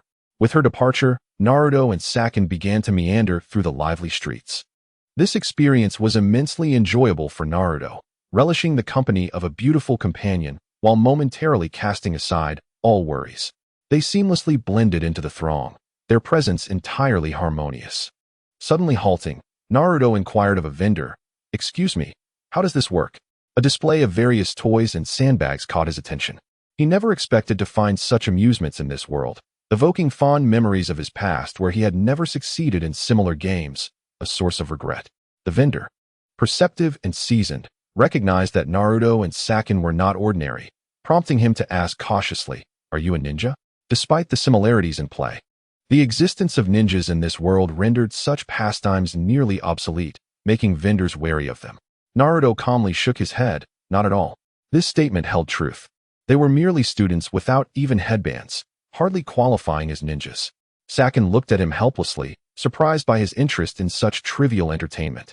She had come merely to relax, content with Naruto's presence, while the toys held no allure for her. Moreover, Naruto's audacity in lying without a hint of embarrassment left Sakura utterly astounded. Upon hearing this, the shopkeeper burst into laughter, his face glowing with excitement as he declared, "Very well. 100 ryo per throw, buy 5 throws and receive 1 complimentary throw. The prize corresponds to what you hit on the shelf. Of course, it must be an item on the shelf. Should you aim at me, I assure you, I will not accompany you." The shopkeeper, a hefty man weighing over 200 pounds, playfully regarded Naruto and Sakura with a teasing glint in his eyes. Were it not for his desire to reminisce about his past life, Naruto would have likely turned on his heel and departed. Yet even so, he found the situation quite distasteful and remarked, "Such antics will undoubtedly drive away customers." As he counted the items on the shelves, totaling 50, he retrieved 200 ryo from his pocket and handed it to the shopkeeper without further ado. Grabbing a handful of sandbags, within 30 seconds, the shopkeeper stood in sheer disbelief, gazing at the now empty shelves as he watched Naruto and Sakura depart. 3 seconds later, a furious roar erupted from the shopkeeper. "Ah!" Meanwhile, Naruto strolled happily ahead, having stored all the toys in his personal space, intending to present them to Sakura as a surprise that night. She will surely adore them. On the lively street, Xiaohong stood by a roadside stall, clutching 2 skewers of candied hawthorn, her mouth stuffed with sweet treats as she mumbled, "How uncultured of me to not enjoy sweets." From Sakura's memories, she learned that Sakura was not fond of sweet foods. Thus, Xiaohong decided to experiment, only to find herself unable to resist the sugary delight. With any dessert in hand, her mouth would not remain idle. The money given to her by Sakura could easily fund 2 hours of sweets. However, Xiaohong did not possess such a large appetite, and after 10 minutes of joyful feasting, her belly was already slightly bulging. Satisfied, she rubbed her little stomach and, after paying, let out a contented burp. Although she had eaten her fill, she still held 2 skewers of candied hawthorn, reluctant to discard them. Xiaohong, naturally attractive, drew the attention of passers-by with her adorable antics. "Little girl, you're so beautiful. Would you care to join me for a movie?" A gentle male voice called from behind her. Xiaohong squinted and turned to see a flamboyantly dressed man smiling at her. "Who are you? Do I know you?" she inquired. Puzzled, Yuzhong Tian smiled at Xiaohong and replied, "I am Yuzhong Tian, residing in the daimyo's mansion of the Land of Fire. Would you be interested in getting to know each other and perhaps becoming friends?" He emphasized the terms Land of Fire and daimyo's mansion, seemingly to draw attention. Indeed, it was accurate. The Land of Fire was renowned as the most exceptional nation, and merely residing in the daimyo's mansion required not only wealth, but also a certain social standing. This was a tactic often employed by Yuzhong Tian, as most women, upon hearing such news, would eagerly approach him. However, Xiaohong was oblivious to his intentions. She merely regarded him warily, analyzing him with the skills gleaned from Sakura's memories. Yuzhong Tian's expression stiffened, feeling a loss of face at Xiaohong's skeptical demeanor. Did he not notice the peculiar glances from those around him? After a full 2 minutes, Xiaohong suddenly realized and spoke clearly. "Oh, so you wish to mate with me, Yuzhong Tian." This statement, neither too loud nor too soft, resonated clearly in the ears of everyone nearby. A multitude of pedestrians halted, casting their gazes in this direction, while Yuzhong Tian's countenance turned increasingly ashen. Xiaohong continued her tirade, chastising him, "You're truly despicable. How old do you think I am? Can you not act like a decent human being? Even Naruto Uzumaki would never lay a hand on me. You're nothing but a beast, worse than a pig or a dog, and even Sakura is more virtuous than you." Xiaohong uttered a series of strange terms that no one comprehended, yet the general sentiment was clear, leading bystanders to point fingers at Yuzhong Tian and hurl insults. His mood soured, akin to swallowing a fly, and he whispered to Xiaohong, "Do you know who I am? I advise you not to stir up trouble, or else." His voice was barely audible amidst the chaos, such that only Xiaohong could discern it. Xiaohong furrowed her brow, analyzing, "Oh no, this is dangerous." Sharingan activated. Yuzhong Tian. Xiaohong, Amaterasu. Chapter 159. If you don't believe me, ask. A shrill, indescribably tragic scream erupted from the crowd as black flames engulfed Yuzhong Tian, rapidly consuming his form. Xiaohong exhibited no signs of remorse. Rather, she curiously observed Yuzhong Tian as he swayed, intrigued by the direction in which he would ultimately collapse. Her lack of education, both in school and at home, left her unprepared for the moral implications of her actions. She felt justified in her actions, believing she acted in self-defense against a perceived threat. Unlike a typical individual who would weigh the severity of another's transgressions and determine suitable punishment, Xiaohong's reasoning was straightforward. You threatened me, hence I eliminated you. This decisive action drew the attention of the town's protective ninjas, causing pedestrians to flee in terror. In this world, witnessing a commotion could come at a steep price, especially when it involved ninjas. This beautiful young girl was clearly a ninja and, with her ruthless nature, killing a person seemed as effortless as squashing an ant. Before long, the area around Xiaohong was devoid of onlookers. Thud. As Xiaohong had not employed the most intense form of Amaterasu, Yuzhong Tian's agonized cries persisted until his body collapsed, enveloped in black flames, gradually disintegrating. Just a few meters away, at the cinema's entrance, Naruto and Sakura emerged hand in hand. Others from the cinema also fled, clearly disturbed by the commotion Xiaohong had caused. For safety's sake, everyone sought to distance themselves from the scene. Upon exiting, Naruto spotted the unfazed Xiaohong, surrounded by ninjas. These ninjas, adorned with the Konoha headband, were evidently dispatched to ensure the town's security and were likely at least of J-nin rank. Naruto approached, bewildered, and inquired, "What is going on?" One Konoha ninja glanced at Naruto, preparing to shoo him away, only to be startled. Hokage? Having resided in this town for over a decade due to work and rarely returning to Konoha, the ninja was momentarily baffled upon seeing Naruto, almost mistaking him for the fourth Hokage. Yet upon reflection, he realized that the fourth Hokage had passed, and Naruto appeared to be just a child. After the initial shock, the Konoha ninja stated, "Quickly leave this area. There may be a ninja battle imminent." Meanwhile, Xiaohong, at the center of the commotion, felt an overwhelming panic. She had never been surrounded by so many hostile individuals before. Amaterasu could only incinerate a maximum of 3 people at once, adding to her anxiety. Hearing Naruto's voice, she turned to locate him and, in a sudden rush, barreled through the Konoha ninja to dash toward Naruto. Stop her. She cannot escape after committing murder. The Konoha ninjas brandished their kunai and shuriken, yet Xiaohong was quick, reaching Naruto's side and hiding behind him, peering out to mock the Konoha ninjas. Konoha ninjas? Heavens! They had just been ridiculed. Is it truly a mere child? Naruto felt a headache coming on and asked, "So can anyone explain what is happening?" "I am here to travel, not to cause harm." Understanding that mere words would not quell the gathering of Konoha ninjas, Naruto suddenly unleashed a surge of chakra. The ground split dramatically, creating a web of ominous cracks that silenced the crowd. Everyone stared at Naruto in astonishment. The leader of the Konoha Guardians approached him cautiously and inquired, "Who are you, my friend?" It was somewhat absurd for a Konoha ninja not to recognize their own Jinchuriki after such a long absence from the village. However, this provided Naruto an opportunity, as he was uncertain how to respond otherwise. With a casual demeanor, he introduced himself. "I am Uzumaki Naruto, from Sunagakure, here on a mission." The leader of the Konoha Guardians twitched his lips in disbelief, dismissing Naruto's fabricated introduction, and replied, "Very well, I am Rimuru. Regardless of your identity, the individual behind you has violated our regulations. We are also trying to ascertain what transpired. This area is under Konoha's jurisdiction, so in light of the amicable relations between our villages, please step aside and allow us to clarify the situation. Otherwise, how can we continue to call ourselves guardians in this town?"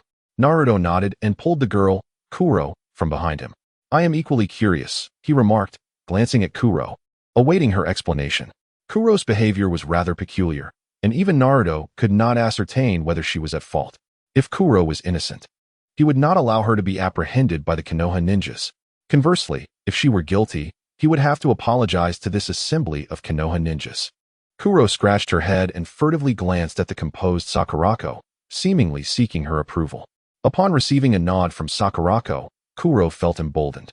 With indignation, she recounted her experience, detailing the conversation meticulously, ultimately asserting, "Everyone around saw it. I speak the truth. If you do not believe me, just ask, huh?" It was then that Kuro noticed that those who had previously gathered to enjoy the spectacle, even joining her in condemning Michitani, had vanished. Naruto grasped the situation. A certain offspring of a Fire Country official had attempted to manipulate Kuro for his own desires.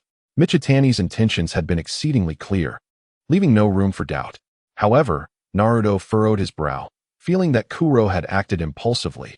She should not have resorted to lethal measures. Ranmaru seemed to share this sentiment. After listening to Kuro's account, he stated, "Then, please accompany us for a moment. Such actions must have consequences, especially when the deceased is the progeny of a high-ranking official in the Fire Country, perhaps even the descendant of the current daimyo." Naruto's expression darkened as he shielded Kuro behind him. "I apologize, but if my companion has erred, I will address it myself.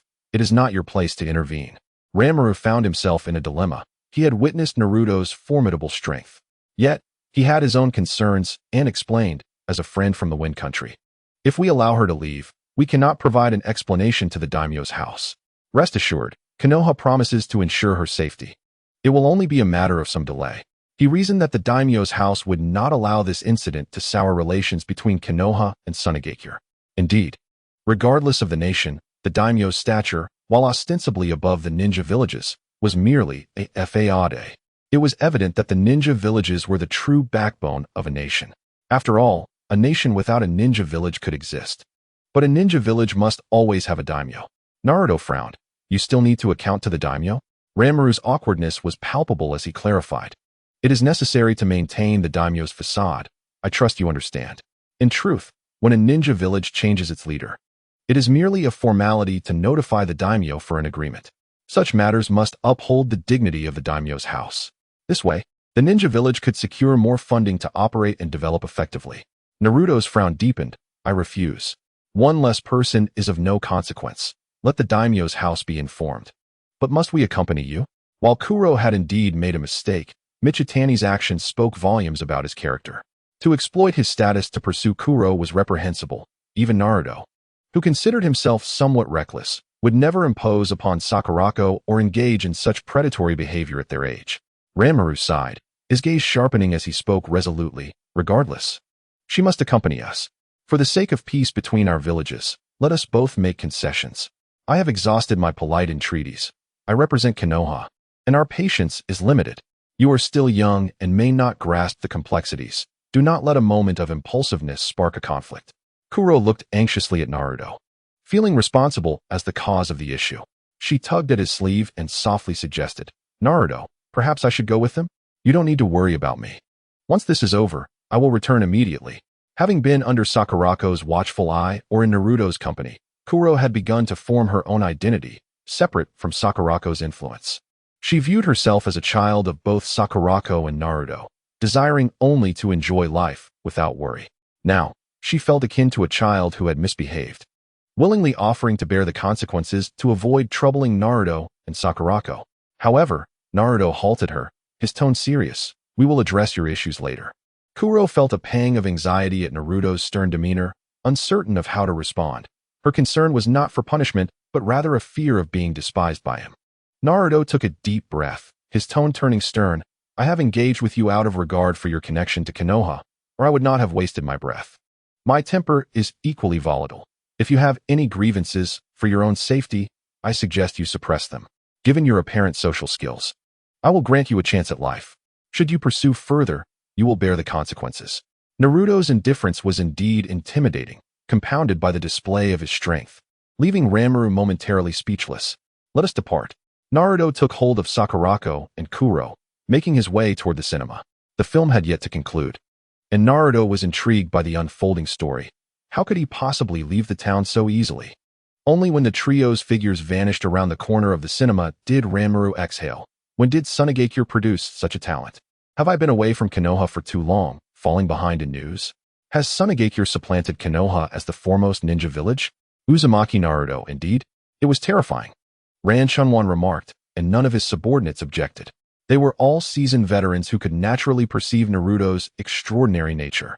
However, this fellow named Uzumaki Naruto did not appear to be from Sunagakure based on his attire. Suddenly, Ran Shunwan's eyes widened. Uzumaki? Isn't that a clan that exists only within Konoha? Moreover, looking at his appearance, he bore a striking resemblance to the fourth Hokage. Upon this revelation, a discussion erupted among the group. Indeed, I thought the same upon first glance. Aside from the slightly odd facial hair, he is almost identical in every aspect: facial shape, hair color, pupils, and that intangible aura of a prodigy, exuding an invisible pressure. Ran Shunwan sensed something amiss and spoke up. "Shall we inquire further?" Yet, no one responded. Naruto's intentions were crystal clear. To venture forth would be akin to courting death, and at this moment, who would dare to be the first to step forward? Ran Shunwan could only chuckle helplessly. Had I known it would turn out this way, I'd have thought these cowards were afraid of death. Indeed, if they weren't so terrified, leading them to be overly cautious, they wouldn't have survived the war to reach this point. However, fearing death is not shameful. Dying unjustly is the true disgrace. We should report the situation to Konoha and await the Hokage's decision. When faced with the choice between the daimyo and the Hokage, Ran Shunwan unhesitatingly chose the latter. This matter could be trivial or monumental, depending on how it was resolved. What was happening on screen again? Naruto gazed in disbelief at the unrelated images flashing before him. Feeling somewhat disheartened, Xiaohei followed closely behind Naruto, treading cautiously and refraining from uttering a word. To be honest, Naruto's recent act of protecting Xiaohei nearly brought her to tears of gratitude. From Xiaohei's perspective, she was utterly oblivious to her own faults. After all, if someone wished her harm, they were an enemy, and enemies must be eliminated, a simple truth. Although she felt deeply touched, she dared not express her emotions too overtly with her true self nearby. Otherwise, given her true self's character, jealousy would undoubtedly ensue. Xiaohei knew that if she made her true self envious, her days of tranquility would come to an abrupt end. Thus, all she could do was silently observe Naruto's back. Chapter 161. Xiaohei's anomaly. After the film, Naruto felt utterly satisfied. Sakin, shall we call it a day? He turned to his side, gazing at Sakin with immense contentment. Sakin finally agreed to don beautiful attire. Just look at that exquisite little face and her flawless figure for her age. How delightful.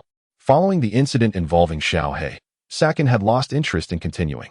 She parted her lips, exhaling a long breath, and concurred with Naruto's suggestion. The nearest and shouldn't be far, right? While Sakin spoke, Naruto had already begun to cast a jutsu. Tenshi no Mikado. Within my world, the silhouettes of Naruto, Sakin, and Xiaohei materialized. In the distant sky, clusters of light still gathered. These were the orbs of light Naruto created to serve as the sun in his world. With such brightness, sleep would surely be elusive.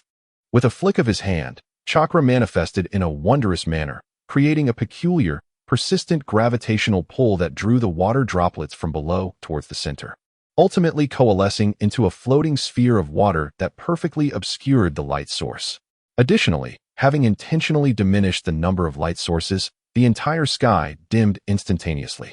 The gentle rippling reflections gradually enveloped the land, giving the impression that it lay beneath the ocean, a most extraordinary sight. Now, one can sleep comfortably, Naruto remarked, suddenly furrowing his brow as he adjusted the temperature to the most conducive for slumber. A refreshing sensation washed over him, and he couldn't help but marvel at his own creation. Ah, perfect. However, the humidity also required adjustment. Otherwise, sleeping would be damp and uncomfortable. After a few minutes of diligent work, Naruto finally completed the transformation of his world. Sakin stared in astonishment at Naruto's actions and couldn't resist asking, was all this necessary just for sleep? Such a waste of chakra. Sakin could sense that Naruto's recent actions were incredibly taxing on his chakra reserves. If she were to attempt it, even every drop within her body wouldn't suffice. Yet, despite expending so much chakra, Naruto's aura remained stable, seemingly unperturbed. Noticing Sakin's dazed expression, Naruto found her adorably endearing. He gently tapped her nose and softly said, "It's no big deal. Let's go to sleep." Sakin felt a flush of embarrassment from his sudden affectionate gesture, but before she could process the moment, Naruto bent down and swept her into an embrace. A princess carry. Naruto felt no weight. It was as if he held a delightful, soft little girl, so cute. Wait, Xiaohei is still here, Sakin exclaimed, reminding Naruto. Don't worry. He replied with a grin, I won't do anything. Today has been exhausting enough. Besides, I fear that if I indulge too much, I might just devour you whole. Then, what would be the difference between me and Tenshi no Mikado? Naruto, typically impatient, surprised Sakin with such self-disciplined words. She soon realized he was considering their ages. Any inappropriate actions at her age would not only have physical repercussions, but psychological ones as well. It was known that while children here matured early, they refrained from crossing certain boundaries until a specific age. For instance, the once adept flirt, Minato Namikaze, had courted Kushina at an even younger age than Naruto. Yet it wasn't until long after the war that Naruto was born. Sakin felt a warm sweetness within her. It had been a long time since she experienced such contentment and happiness. However, there was one matter she needed to remind Naruto about. With her arms around his back and her small face pressed against his chest, she spoke, "Don't forget about Xiaohei." Naruto, reminded by Sakin, regained his focus. He turned to Xiaohei, who had approached quietly, though her gaze and expression seemed somewhat vacant. Naruto chuckled softly. "Xiaohei, I won't blame you. That kind of person. Well, if he's gone, he's gone. Don't dwell on it. However, try not to act impulsively in the future. What if they bore no ill intent? Wouldn't that mean you've wronged someone?" Thinking Xiaohei was feeling down due to the incident with Tenchi no Mikoto, he attempted to comfort her while also cautioning her against recklessness. "Oh," Xiaohei murmured, her head lowered, her voice trembling slightly. She responded with a simple acknowledgement, not elaborating further. Sighing, Naruto assumed her conscience was troubled by having taken a life, and he reassured her, "Xiaohei, don't overthink it. He was a bad person, and he deserved it. It's fortunate that you ended him now. He has already gained much by living this long. Now go and sleep soundly. I have personally prepared your room. If there is anything you dislike, just let me know." When Naruto created their dwelling within his world, the process was swift. So he returned later to embellish some details, including the arrangements for both his and Sakin's room, as well as Xiaohei's. But wait, why refer to it as Naruto and Sakin's room? Due to Naruto's arrangement of only 2 bedrooms, Xiaohong obediently nodded and walked towards the house. Neither Naruto nor Suzuki noticed that as Xiaohong passed by, she stole a glance at them with her peripheral vision. A feeling of suffocation arose within her. She longed to replace Suzuki and be the one nestled in Naruto's embrace.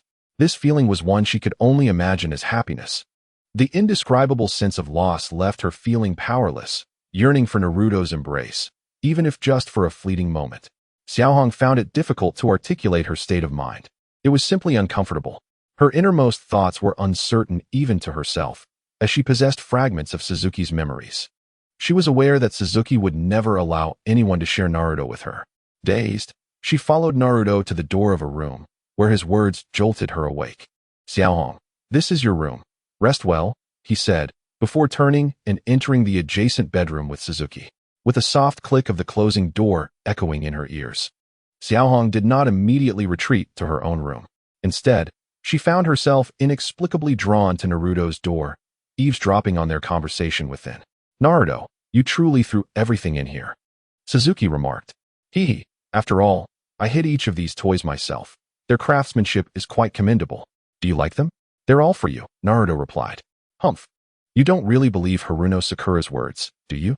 That no one can resist the allure of a toy bear?" Suzuki teased. "So you don't like them?" Naruto asked. "I didn't say that," Suzuki retorted. Outside the door, Xiaohong felt tears welling up in her eyes. It was evident that Naruto and Suzuki were oblivious to her state. In their eyes, they only saw each other, rendering Xiaohong an outsider. Raising her hand, she wiped away a tear, suppressing an inexplicable discomfort as she quietly returned to her room. The space was specially arranged by Naruto, filled with intriguing little toys that, under normal circumstances, would have delighted her. Yet, in that moment, she sat listlessly on the bed, hugging her knees and staring blankly at the cozy room. Noticing a mirror in the corner, Xiaohong approached it and gazed at her reflection. She bore an almost identical body to Suzuki, with memories that were scarcely distinguishable. However, Naruto's demeanor towards the two of them was strikingly different. Suddenly, she clenched her teeth, and a crystalline tear rolled down her cheek. The mere thought of Naruto and Suzuki embracing and sleeping next door made her heart ache indescribably. She wanted to cry, yet she couldn't articulate the specifics of her distress. Her knowledge was entirely derived from Suzuki, leaving her in the dark about certain matters that Suzuki had never addressed. In the darkness of night, the third Hokage, Sarutobi Hiruzen, was toiling away in his office, still dedicated despite his advancing age, a testament to decades of unwavering service to the will of fire. A knock sounded at the door, prompting Hiruzen to call out, "Come in." At this hour, any interruption would imply something of great importance. A Konoha ninja entered, presenting a prepared mission scroll to Hiruzen. After perusing the document for a moment, Hiruzen's lips twitched slightly. "What? Uzumaki Naruto?" he mused. Naruto had instructed his shadow clone to inform him that he needed to step out. As Hokage, Hiruzen understood that Konoha could no longer impose strict measures on Naruto and reluctantly acquiesced. If they could not defeat him, they would resort to emotional persuasion. For the Jinchuriki's sense of belonging to the village was paramount. However, shortly after Naruto departed, he presented Hiruzen with a dilemma. A member of the Uchiha clan, using Amaterasu, had killed a descendant of a high-ranking official in the Land of Fire. In the aftermath, Naruto dismissed the local guardian ninja's advice and even threatened them. Sighing, Hiruzen set down the mission scroll and rubbed his temples, a clear sign of his mounting headache. Observing Hiruzen's distress, the guardian ninja interjected, "Lord Hokage, a talent of this caliber appearing in Sunagakure, wreaking havoc in the Land of Fire, should we not?" Hiruzen shook his head. "No, that is a Konoha ninja." The guardian ninja hesitated. Hiruzen asserted, "I will handle this matter. Return to your village and inform them not to provoke Uzumaki Naruto." Understood. Once the ninja departed, Hiruzen lit his pipe, inhaling deeply as he contemplated his choices. In his view, Naruto's attitude towards Konoha was relatively positive. Despite his troubled childhood affecting his sense of belonging, Hiruzen could see that Naruto was inherently a laid-back individual. If Konoha's approach towards Naruto were more favorable, avoiding unnecessary provocation or touching upon sensitive issues, he believed Naruto would likely not turn against the village. "Come in," he commanded. Suddenly, a white-haired Umbu appeared, and Hiruzen instructed, "Kakashi, take the news of the death of Uchiha Jinisuke to the daimyo's residence, and ensure that Jinisuke's elder personally apologizes to the Uchiha clan member beside Naruto." Yes, it was evident that the Uchiha clan member in question was Sasuke. She was also a prodigious talent and shared a very close relationship with Naruto. Hiruzen did not wish for such trivial matters to sour relations with the last of the Uchiha clan. According to the mission scroll, although Uchiha Jinisuke had perished, his family elder had to offer a formal apology. While the world perceived the daimyo's funding of the ninja village as a patron, the reality was that in the eyes of the ninja village, the daimyo was merely paying for protection. Moreover, Konoha's founding was primarily attributed to the Uchiha and Senju clans. If it became known that a high-ranking official's descendant sought to humiliate the last member of the Uchiha clan while Konoha remained indifferent, it would reflect poorly on the village. What was the Uchiha clan? Once a name that instilled fear throughout the ninja world, they were one of the two founding clans of Konoha.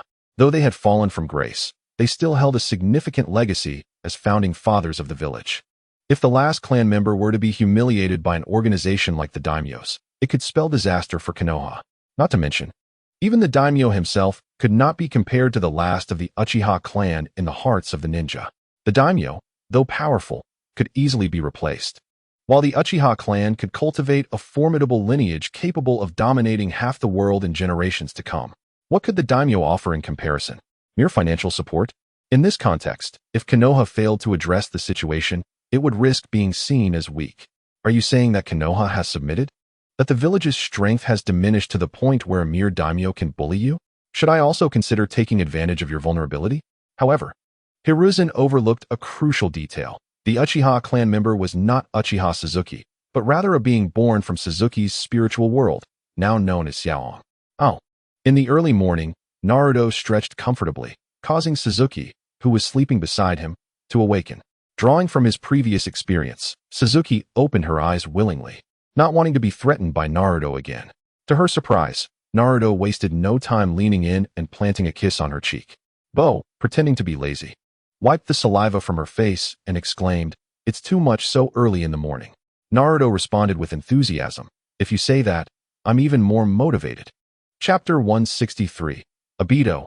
Early in the morning, Sasuke's emotions were already in turmoil thanks to Naruto. Watching Sasuke, who was curled up under the covers like a snail, Naruto's hand slowly approached her. Instantly, Sasuke's body trembled slightly, and she hurriedly said, "Stop. Get up already, just stop." Naruto wore a comical expression and asked, "Stop what?" As he spoke, he placed his hand on Sasuke's slender waist and began to glide it down her smooth skin toward her abdomen. "I'm going to get angry." Sasuke tensed her body, but before she could finish, there was a knock on the door. "Knock, knock, knock." Outside, a weak voice came from Kuro. This is the esteemed Kuro. In reality, Kuro had been listening outside for a while. The sounds emanating from Naruto and Sasuke made Kuro's face flush with embarrassment and envy, leaving her feeling quite unsettled. In Kuro's mind, she could only imagine what Naruto and Sasuke were doing in there. Could she be blamed for overthinking? Absolutely not. Any normal person would have similar thoughts.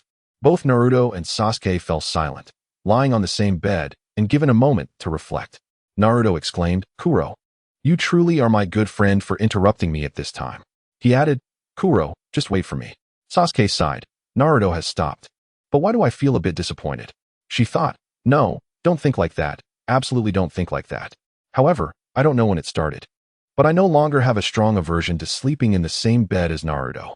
Sasuke pondered, is this an illusion?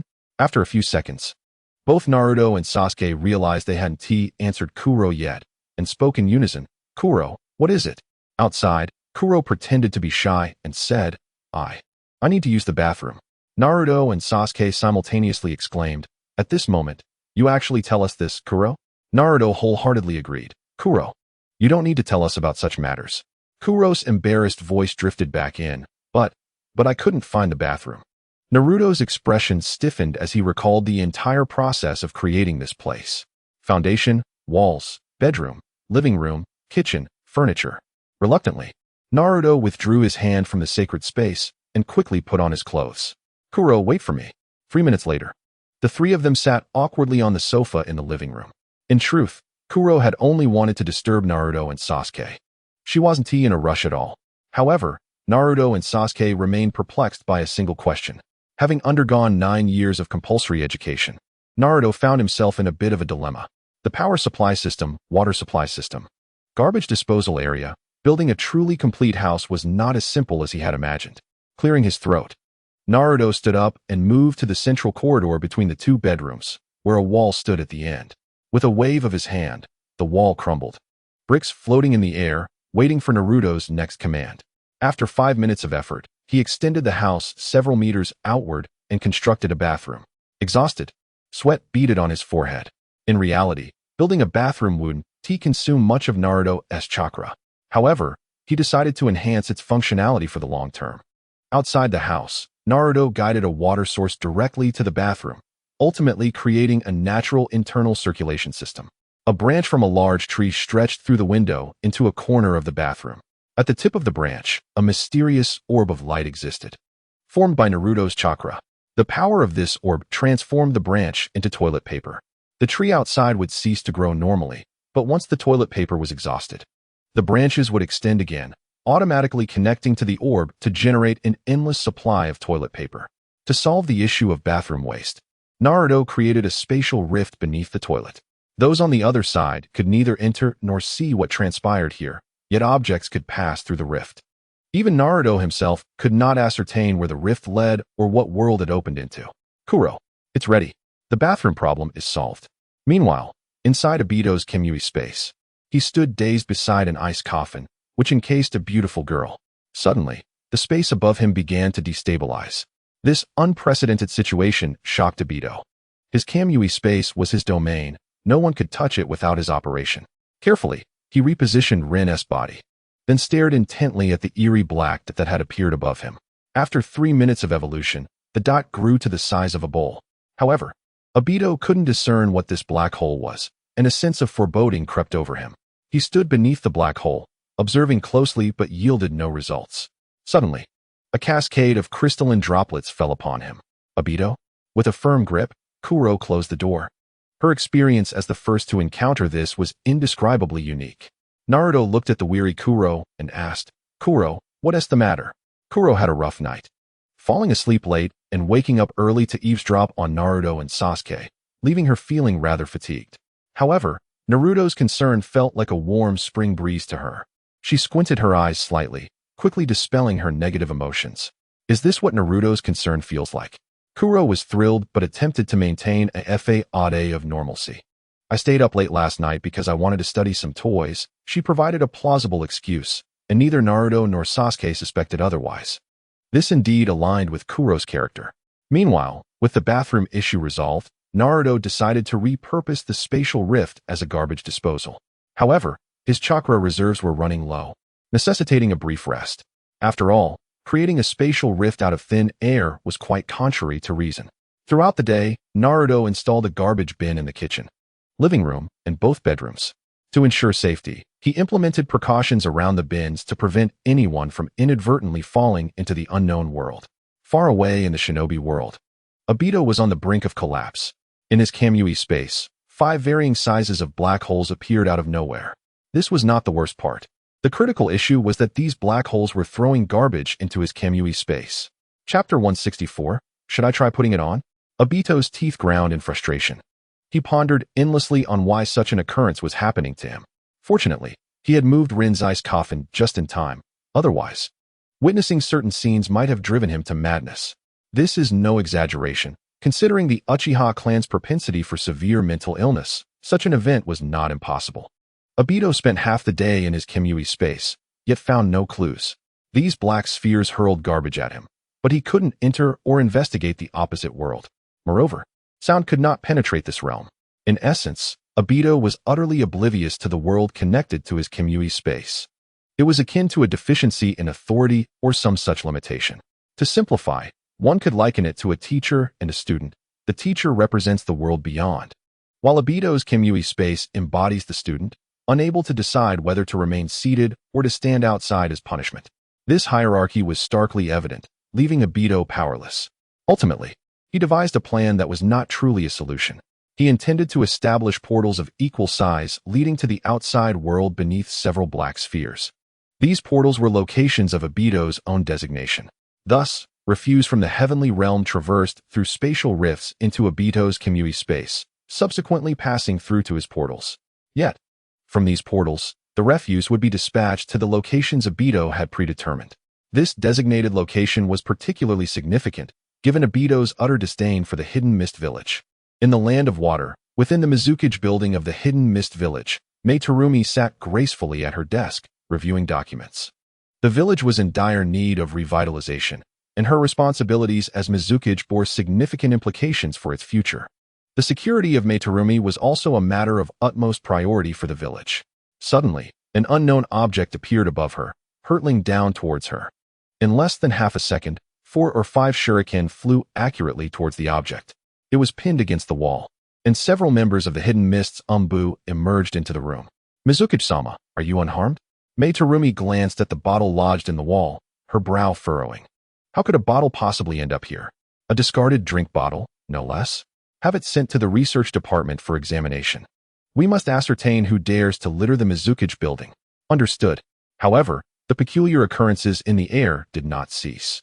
Use disposable chopsticks, plastic bags, and tissues began to emerge from the heavenly realm.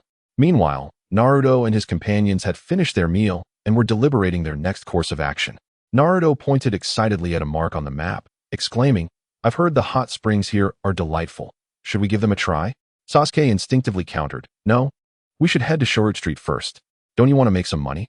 By the way, how can you be so sure you'll earn money? Sasuke was adept at diverting the topic. If they were to go to the hot springs, Naruto would undoubtedly take the opportunity to misbehave, potentially showcasing some new tricks to Sasuke. The thought caused a faint blush to rise on Sasuke's cheeks. Naruto, oblivious to Sasuke's unusual demeanor, pondered for a moment before readily agreeing. All right. And as for why I'm confident about making money, it's simple. I've declared that I will make money. Yes. Kuro remained silent beside them, occasionally stealing glances at Naruto. She felt an increasing magnetic pull towards him, not merely from Sasuke's memories, but from her own evolving perception of Naruto's character, which was becoming increasingly idealized. Yet, Kuro was cautious not to be too conspicuous, so neither Naruto nor Sasuke noticed. At this juncture, Naruto was unaware that the seemingly innocuous trash he had created had sent Obito into a state of distress, inadvertently affecting the Mizukage building. Meanwhile, Mei had commanded her subordinates to analyze the refuse left by Naruto and his friends, seeking to identify who dared to act so recklessly within the Mizukage building. As the saying goes, one should hasten their journey, otherwise, they risk sunburn by noon. Upon exiting the heavenly realm, Naruto and Sasuke commenced their journey, while Kuro chose to remain behind.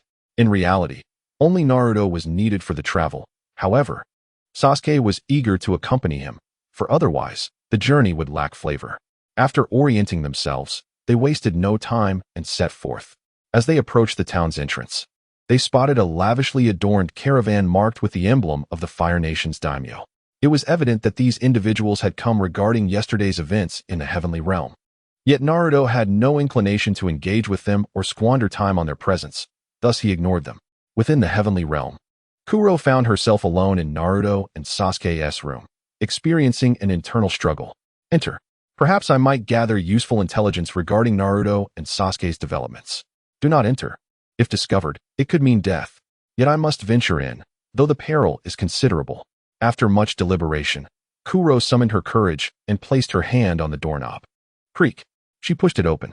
In the tranquil atmosphere, she could hear her own rapid heartbeat. I'm going in. Kuro slightly widened her eyes and cautiously stepped inside. She meticulously observed everything in the room, determined not to overlook a single detail. The room was tidy and devoid of any unpleasant odors. A mountain of stuffed toys occupied a significant portion of the floor space, alongside a wardrobe, a desk, and 2 chairs. Although Naruto and Sasuke were absent from the heavenly realm, Kuro stealthily approached the wardrobe, careful not to make a sound. Upon opening the wardrobe, she instinctively inhaled deeply. A maid outfit and some frilly accessories. Rabbit ear headbands? Kuro stood before the wardrobe, her heart racing with a mix of envy and discomfort. However, judging by the maid outfit, it appeared Sasuke had not worn it. Moreover, Kuro believed Sasuke would never don such attire. Should I try it on? Kuro reached for the unopened maid outfit, then halted mid-motion. Shaking her head, she thought, No. If I open it, I will be discovered. Ding. A faint sound echoed from the living room. Kuro hurriedly closed the wardrobe door, nearly frightened out of her wits, and called out, Who is it? Yet, no one answered. Kuro immediately bowed her head, fearing it was Naruto and Sasuke returning to find her. As she exited the bedroom, she murmured, I'm sorry, my lord, I'm sorry. Naruto-kun.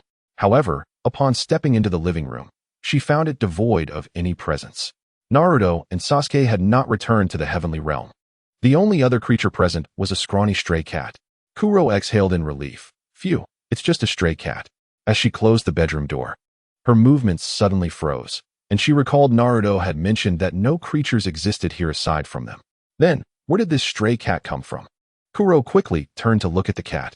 What a peculiar-looking feline. She couldn't help but wonder as it limped towards the trash can, its condition evidently poor, making its movements slow. After observing for a moment, Kuro asked, Can you speak? Are you hungry? Hey, are you a stray cat? Did Naruto let you in? You're not here to spy on me, are you? Subconsciously, Kuro's eyes transformed into the scarlet Sharingan. At that moment, the stray cat hastened its movements, desperately diving into the trash can just as Kuro was about to attack. Kuro frowned, stating, That trash can is a spatial rift. If you fall in, you won't survive, will you? Why is there such a foolish cat? Little Black was utterly perplexed, yet after this incident, she no longer dared to enter Naruto and Saki's room. Alone, she sat in the living room, deep in thought. In the Kamui space, the wildcat suddenly appeared, instantly perceived by Obito. Obito's figure almost instantaneously materialized in the Kamui space, his Sharingan radiating with a furious light as he gazed at the wildcat. Who are you? Obito exclaimed in surprise, his voice tinged with confusion. With a loud crash, the wildcat suddenly transformed into a person, a figure with wrinkled skin, their body a grotesque mass of decaying flesh. Obito felt a jolt of shock. This is just too tragic. Indeed, while this individual was still alive, their condition was abysmal. Obito's ability to enter and observe this person was impressive, yet he had no recollection of them. Or perhaps he did know them, but in such a state. How could he possibly recognize them? Unless they were Rin. No, Rin would never look like this. Obito shook his head, watching helplessly as this figure departed through his Kamui space's teleportation point. Suddenly, Obito noticed something unusual about the figure's arm and was immediately engulfed in rage. Pursuing them through the teleportation point. At the Mizukage building, a mass of flesh suddenly appeared, crashing to the ground, bones clattering in eerie cacophony. Mei Terumi squinted at the shadowy figure. The individual's arm was adorned with numerous bizarre circles, seemingly containing ocular power. Before Mei could react, Obito's figure materialized before her. Die? Obito's voice was raspy and ominous. On the surface, Rin's death had seemed entirely reasonable. However, over the years, Obito had not merely feigned madness. He had diligently investigated and discovered that there were shadows of Danzo within it. During their last collaboration, Obito had restrained himself from killing Danzo, intending to extract greater value from him. Yet now, Danzo appeared here, in a half-dead state. His utility had significantly diminished, thus Obito could no longer suppress his hatred. Beneath his mask, His mangled visage was now grotesquely fierce. Danzo had lingered too long in the Kamui realm. Who knows how he had managed to survive all this time? Had Naruto not discovered Danzo's existence, he would have long since gone to the Pure Land to report to Hashirama. But at this moment, Danzo was completely out of options, capable only of a pitiful retreat of 1 meter every 5 seconds. Yet Obito was no benevolent soul.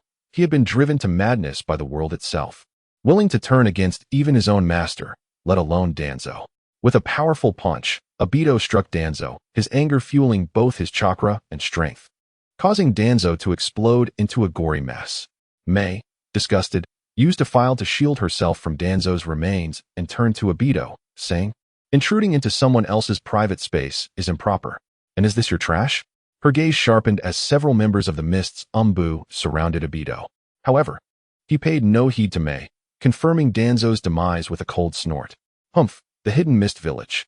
With that, Obito vanished using Kamui, leaving Mei with a heap of debris. He had pressing matters to attend to.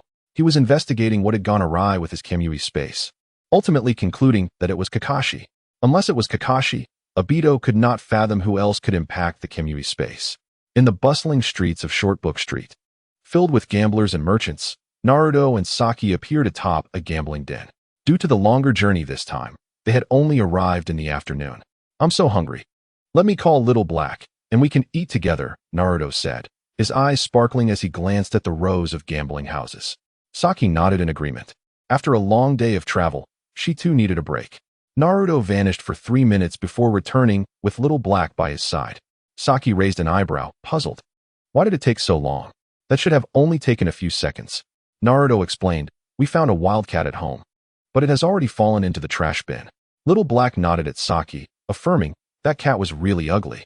Saki, uninterested in the hideous wildcat, considered it Naruto's concern. In the Kamui space, the inexplicable appearance of the wildcat made Saki frown. Wait, could it be Danzo?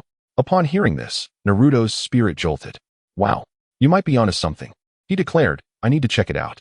Thus, Naruto, accompanied by Little Black and Saki, returned to the tree world within the Kamui space.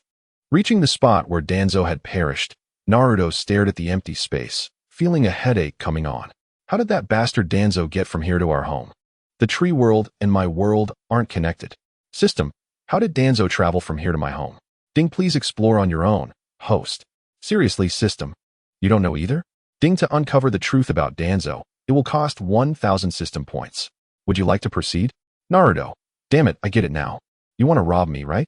Query. Ding, host consumes 1,000 system points. Query successful. Ding, reminder. The distance between the worlds in the Kamui realm is relatively close, allowing Shimura Danzo to traverse to another world using the remaining ocular power. Naruto, I was careless. I thought that as long as I didn't agree, no one could traverse between the two worlds. But now, he realized his mistake. This was a fantastical realm where anything beyond reason could occur. After all, chakra itself was a form of supernatural energy. It seemed he needed to take preventive measures. Noting this matter for later, Naruto decided to address it that evening. If anyone could enter his home, that would be disastrous. What if he and Saki were in a compromising situation and were discovered? How embarrassing would that be? Embarrassment aside, Naruto could suffer significant losses.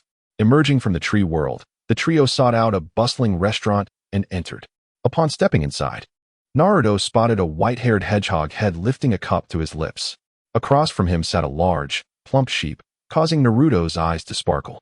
"Hey kid." Staring at others like that is impolite.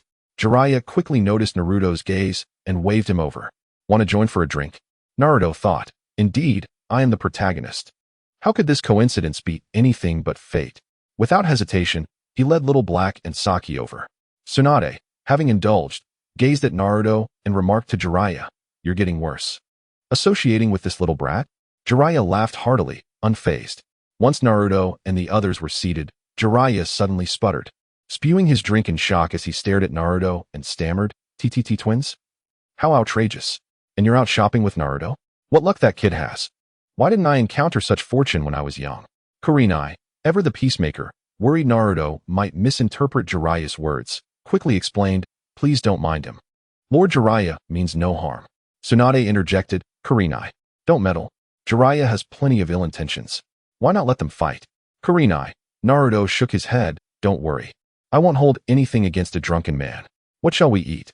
Let's order first, Naruto said, engaging in a discussion with Sakura and Sai about their meal, seemingly ignoring Jiraiya.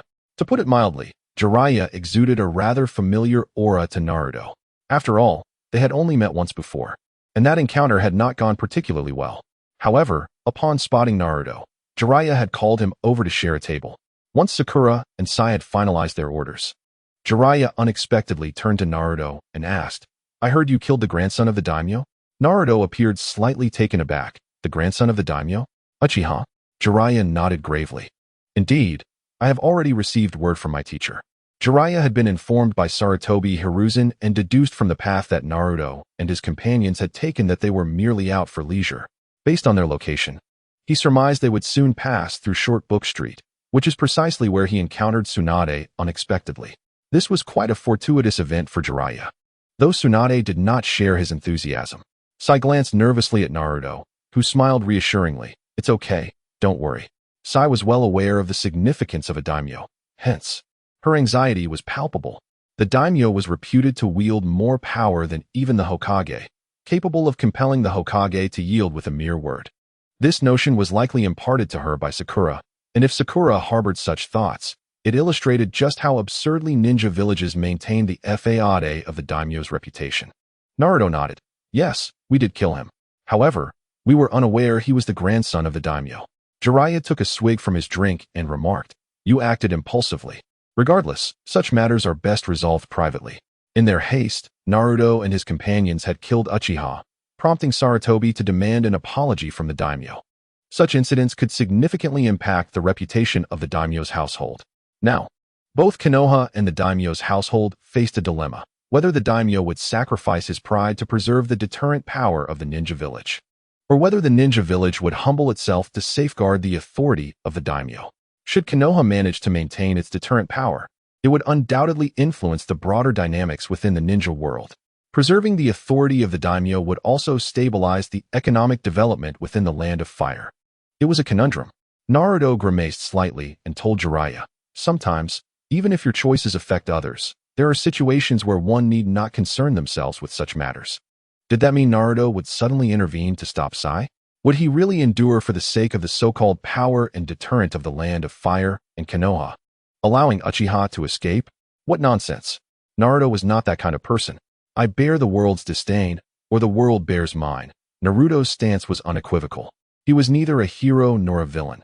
When faced with an issue within his capacity, he would assist, and when wronged, he would not remain silent. It was akin to the time he aided young Sasuke during their trials. From the moment Uchiha laid eyes on Sai, regardless of whether he perished at Sai's hand or Naruto's, his fate had already been sealed. Jiraiya found it hard to reconcile these words with the legacy of his predecessors. He had faith in Naruto's generation. Their offspring could not possibly be such individuals unless influenced by external forces, which was evidently Konoha. However, at this point, there was little to be gained from dwelling on the past. It was time to look forward and seek a more favorable resolution.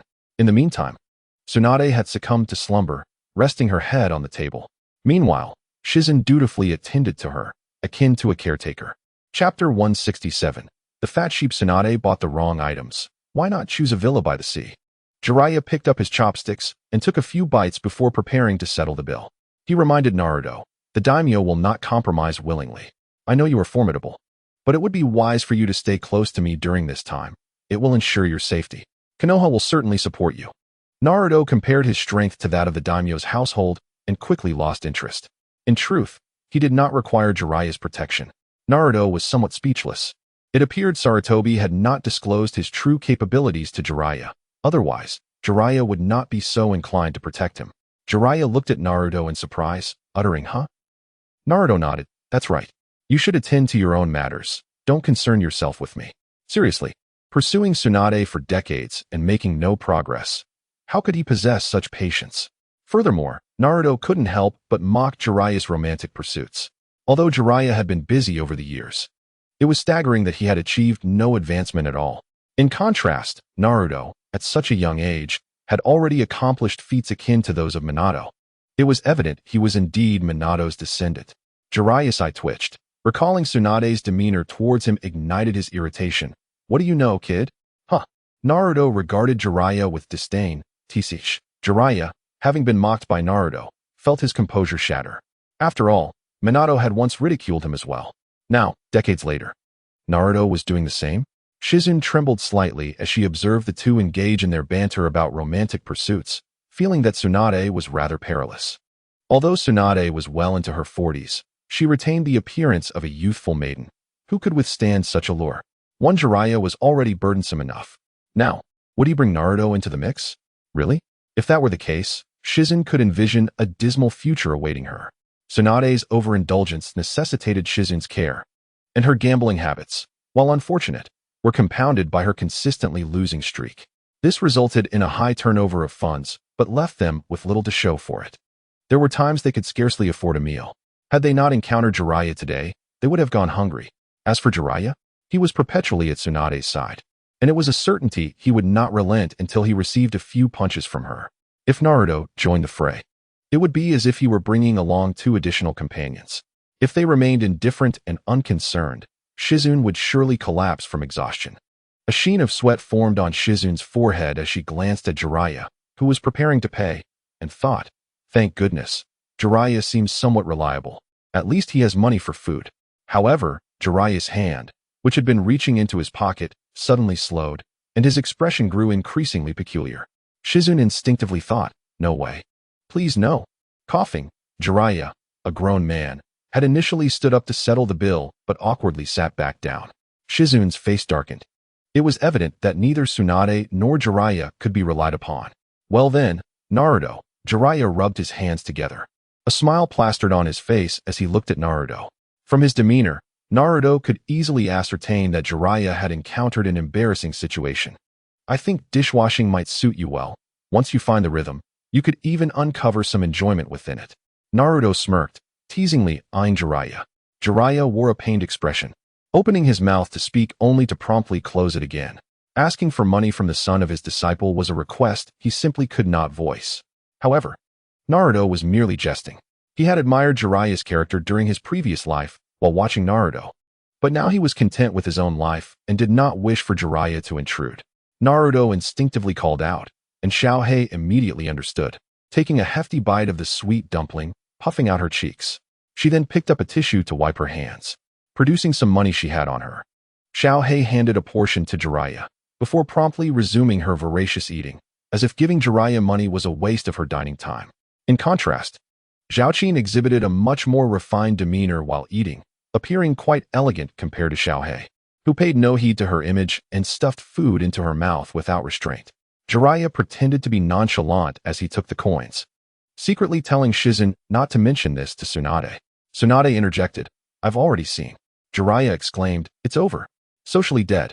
After their meal, Naruto beckoned Zhaoqin and Xiaohei to closely follow Tsunade. Initially, Tsunade intended to return to the inn for some rest, but the situation irritated her. Clenching her fists, she turned to Naruto and said, you little brat, is it just a meal you're owed? I'll pay you back, now get lost. Naruto scratched his head in confusion. Huh? When did I ask you to repay me? Tsunade paused, then with a hint of satisfaction remarked, well, at least you have a conscience, knowing to consider your elders. Ha ha ha. Now, what do you intend to do by following me? Jiraiya was puzzled, as moments ago, Naruto seemed adamant about not following them. Yet, as Tsunade stepped out, Naruto trailed closely behind. As a man, Jiraiya felt Naruto's motives were questionable, but he soon realized something was amiss. Naruto was merely a teenager and surely wouldn't harbor ill intentions towards Tsunade. Oh, Naruto muttered in a disinterested tone. While he didn't agree with Tsunade's words, he kept his thoughts to himself. I'm following you to earn some money. Tsunade raised an eyebrow. Earn money? Naruto replied honestly. Yes, if I bet against Tsunade, wouldn't that be a sure win? Both Jiraiya and Shizune were taken aback, not expecting Naruto to voice such a thought. Although Tsunade frequently lost, she possessed an inexplicable confidence in her gambling skills and wouldn't tolerate anyone disparaging them. Shizune, finding Naruto somewhat reliable compared to Tsunade and Jiraiya, discreetly warned him, little brother, you should run. Naruto looked up at Shizune, bewildered, just as he felt a heavy pressure rushing toward his chest. Whoa, does she have to be so petty?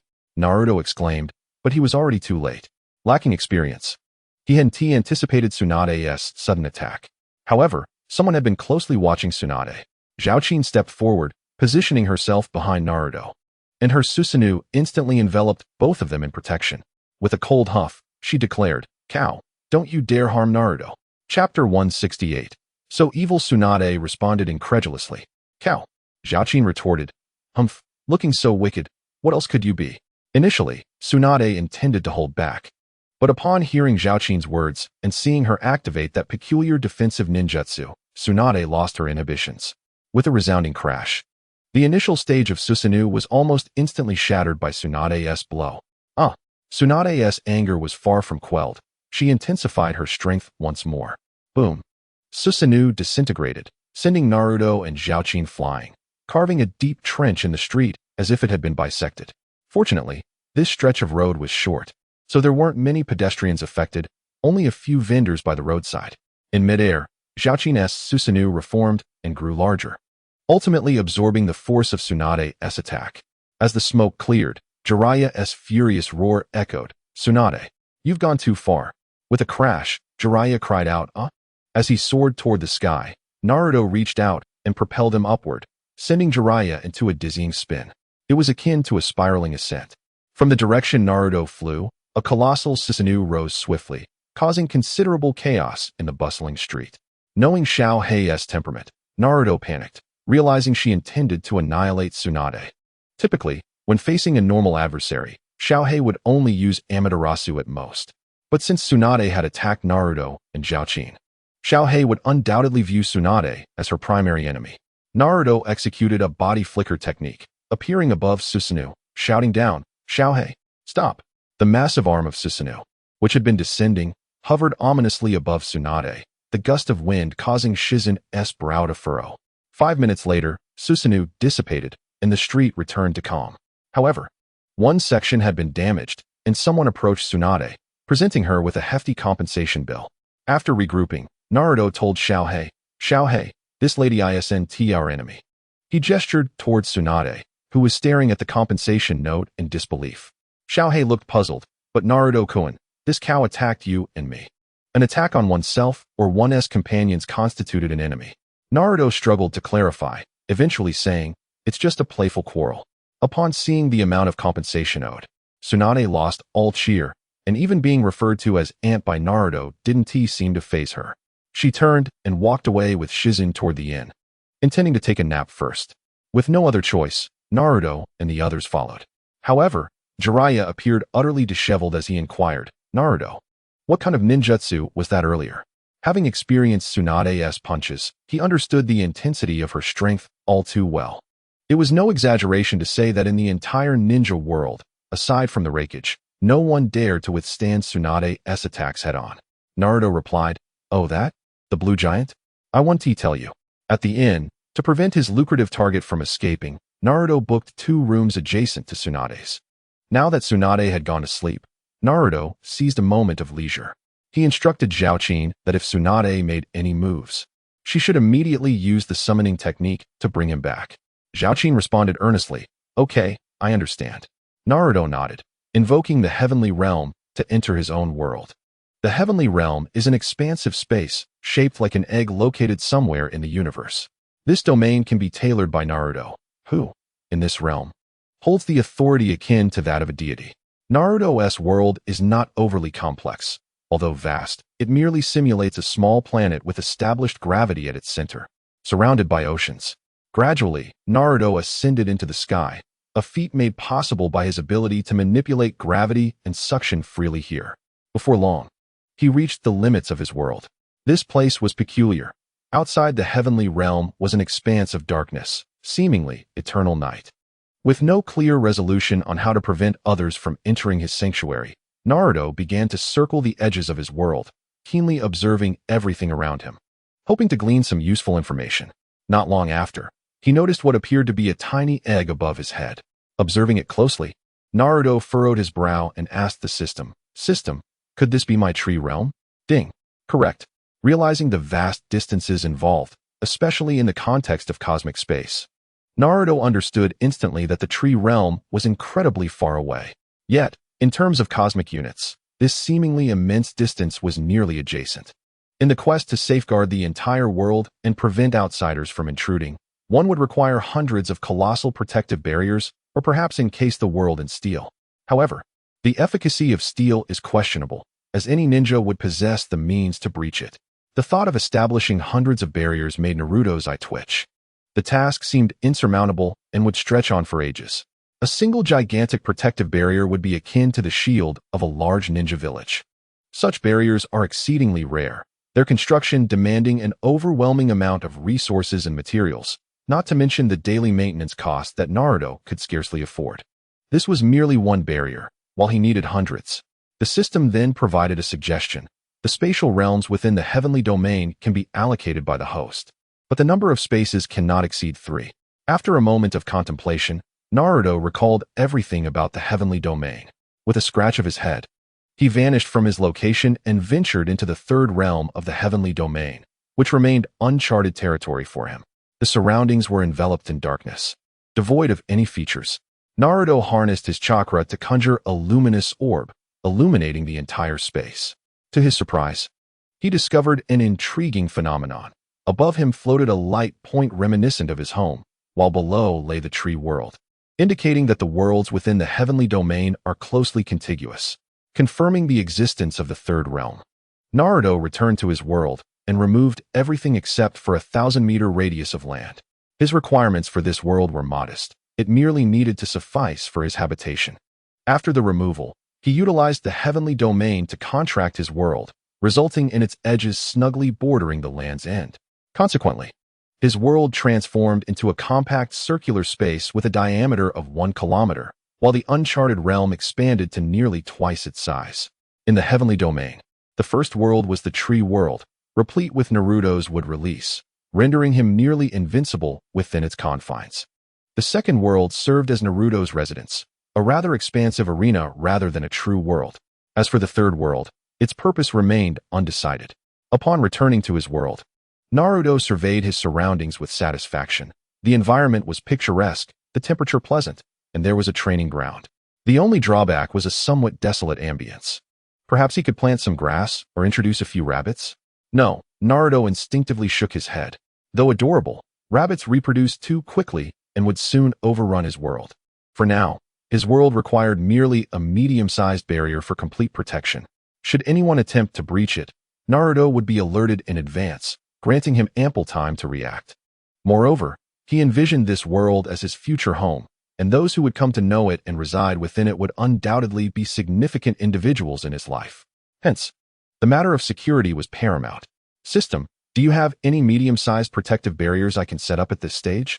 The barrier's strength did not need to be excessively high, but it should not be so feeble that a shadow-level ninja could easily penetrate it.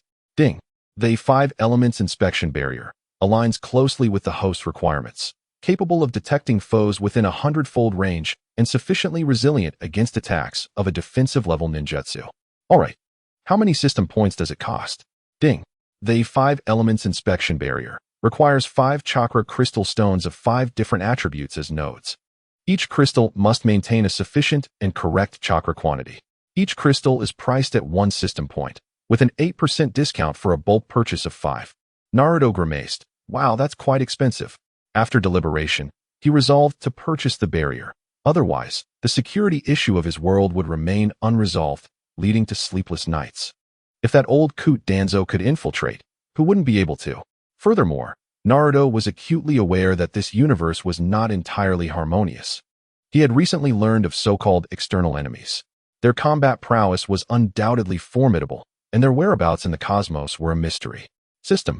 Purchase 5 chakra crystal stones required for the 5 elements inspection barrier. Ding. Host expended 8,000 system points. Fire attribute chakra crystal stone purchased successfully. Ding. Host expended 8,000 system points. Wind attribute chakra crystal stone purchased successfully. As the system's notifications concluded, 5 translucent crystals of varying colors materialized beside Naruto, representing the 5 chakra attributes: wind, lightning, earth, water, and fire.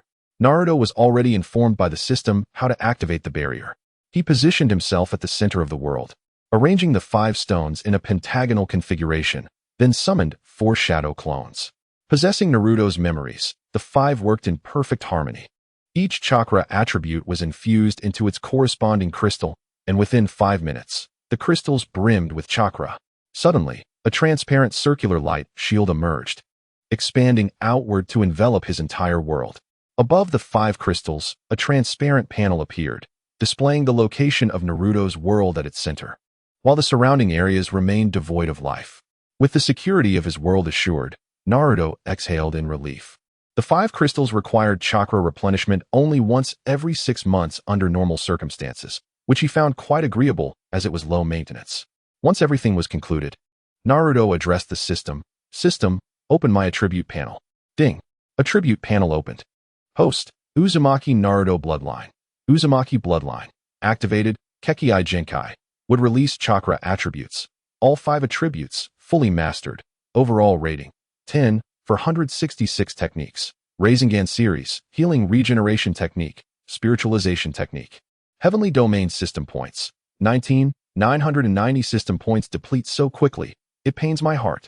Naruto clutched his chest, feigning a dramatic expression of sorrow. Fortunately, the newly acquired system could continuously generate system points for him. Moreover, in the previous month, he didn't need to painstakingly clear all 100 levels of the training system. Otherwise, he would likely be immersed in battles instead of enjoying leisure time with Sakura and Hinata or strategizing ways to acquire substantial funds from Tsunade. Upon returning to the ninja world, Naruto entered a hotel in Shortbook Street, immediately alerting him to the tense atmosphere within.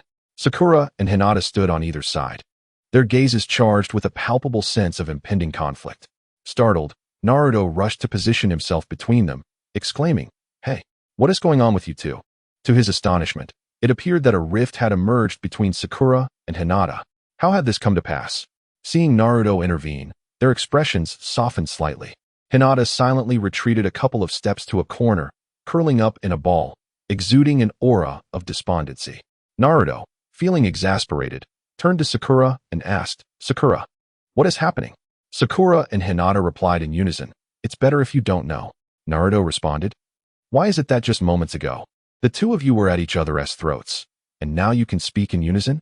Humph. Suzuki cast a glance at the similarly perplexed Kuro.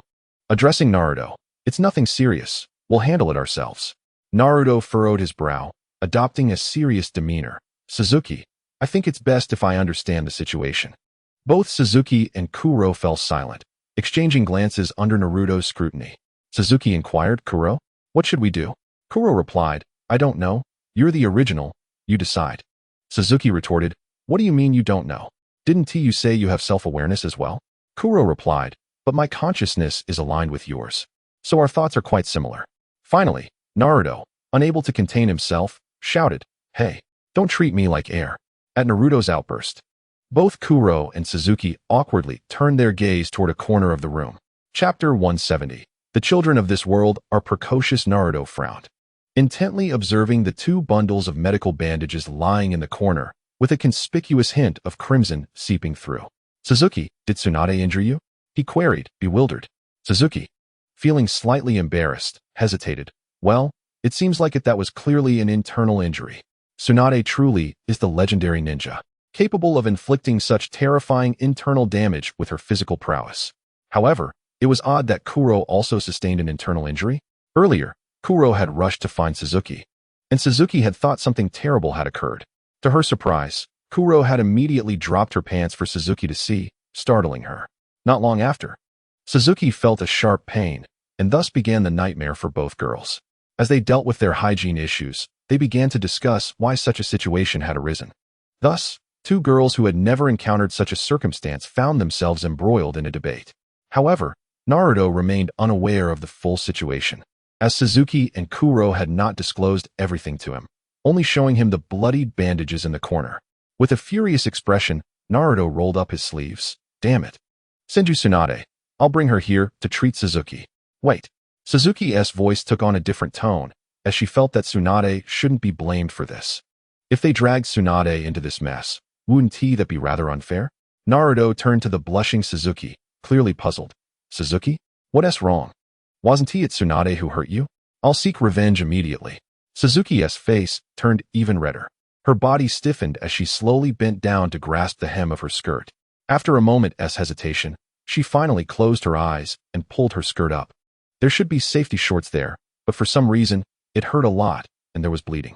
Though Suzuki had previously faced Naruto's gaze in such sensitive areas, she felt an overwhelming sense of shame now. She believed that this was not a matter to be taken lightly.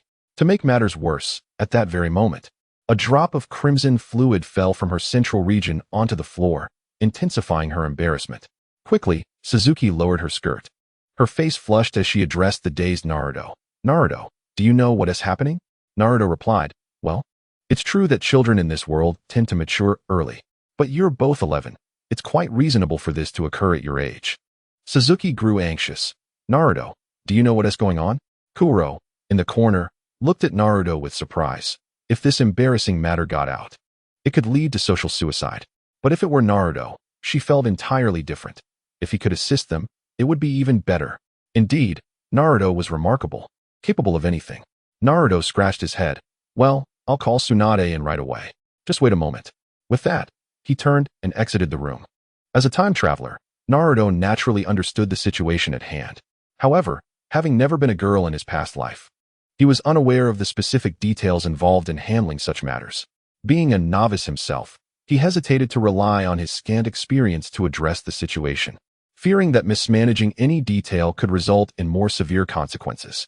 Fortunately, Tsunade was just next door, and summoning her should resolve the issue effortlessly. As a renowned medical expert, managing a non-critical injury should be a simple task for her. Naruto strode through the corridor and confidently pushed open Tsunade's door. Meanwhile, Tsunade, lying in bed, slightly opened her eyes. As a legendary ninja, even inebriated, Tsunade would not let her guard down. She had already sensed Naruto's presence. However, she feigned sleep, remaining silent. Naruto stood in place without speaking, as he remembered that some individuals might wake up grumpy, and he certainly did not wish to incur Tsunade's wrath. Spirit Transformation Technique. Naruto sat cross-legged and utilized the Spirit Transformation Technique to let his spirit drift outside his body. Approaching Tsunade with his spirit, he called out, "Lady Tsunade, it's time to wake up." With a whoosh, a sound like a sonic boom rang in Naruto's ears, yet Tsunade's fist passed harmlessly through his spirit form, causing him no injury. Tsunade, believing she had missed, glared at Naruto in anger, only to find him floating in midair, still transparent. Since he had a request, Naruto's demeanor softened significantly, and he sweetly addressed Tsunade. "Grandma Tsunade, there's something I need your help with. Suzuki and Kuro are experiencing their first menstruation, and I need to know how to assist them." Upon hearing this, Tsunade froze. Her body stiffened, and her pupils trembled as she beheld Naruto's current state. Decades of living in a drunken stupor had one purpose: to forget the unhealable wounds within her heart, a disease that no level of medical skill could mend. In front of Naruto, Tsunade, an elder, lost her composure, tears cascading down her cheeks like crystalline droplets. Tsunade sobbed like a little girl, trembling as she called out the name of her first love. Naruto gasped, realizing, "Oh no. How could I forget that the spirit transformation technique comes from the realm of the dead? This is a disaster." Tsunade wanted to cry for half an hour, will she? Though it felt somewhat futile, for Suzuki and Kuro's well-being, he shouted loudly, "Hey, Tsunade, I'm not the dead. I'm Uzumaki Naruto. I need your help. This is important." Naruto's voice was loud enough to attract the attention of other guests, who were all too afraid to speak out, as they were ninjas. Tsunade finally snapped back to reality, frowning and narrowing her eyes at Naruto, making him quite anxious. Such trivial matters could easily be addressed by Shizen. Did she think the renowned medical expert was at her beck and call? Although her words conveyed a sense of arrogance and refusal, Naruto could sense her underlying dissatisfaction with his request, leading to her polite refusal. It was an unavoidable circumstance, as Naruto had unwittingly poured salt into her wounds. "All right, I apologize. I'm not sure what you imagined, but I truly am sorry." Having said that, Naruto returned his spirit to his body and prepared to seek Shizen. However, Tsunade's voice called from behind him. Chapter 171. "But I have a girlfriend. You don't." 3 minutes later, Tsunade, accompanied by Shizen, entered Suzuki and Kuro's room, with Naruto following closely behind. Jiraiya appeared at the door, wishing to enter, yet Naruto unceremoniously barred his way. "Old man, wait outside. We have some private matters to attend to." Jiraiya, having come only upon hearing the commotion, was taken aback by Naruto's words. "You? With Tsunade?" And Shizun? And how dare you refer to someone as dashing as me as an old man? When did I become an old man? Naruto, uninterested in engaging in banter with Jiraiya, insisted, just stay out, alright? With that, Naruto boldly strode inside, shutting the door behind him with a resounding bang. The sound echoed in Jiraiya's ears like thunder, leaving him momentarily stunned, as if struck down. However, 5 seconds later, the door swung open once more, and Tsunade, unceremoniously dragging Naruto, tossed him outside, causing him to crash into Jiraiya. The force embedded both Naruto and Jiraiya into the wall, making it a considerable effort to dislodge themselves. Kid, are you interested in this kind of stuff too? Tsunade remarked, turning back to close the door. With a thud, Naruto landed on the ground, lamenting, but that's my wife. Why can't I go in? Despite his words, with Tsunade and Shizun present, Naruto felt a sense of relief. He approached and listened to the conversation inside, quickly surmising that Tsunade was instructing Shizun, given her current phobia of blood. Wait a minute. Tsunade is afraid of blood. What happens when she has her period? Surely, Shizun wouldn't be helping her, right? My goodness.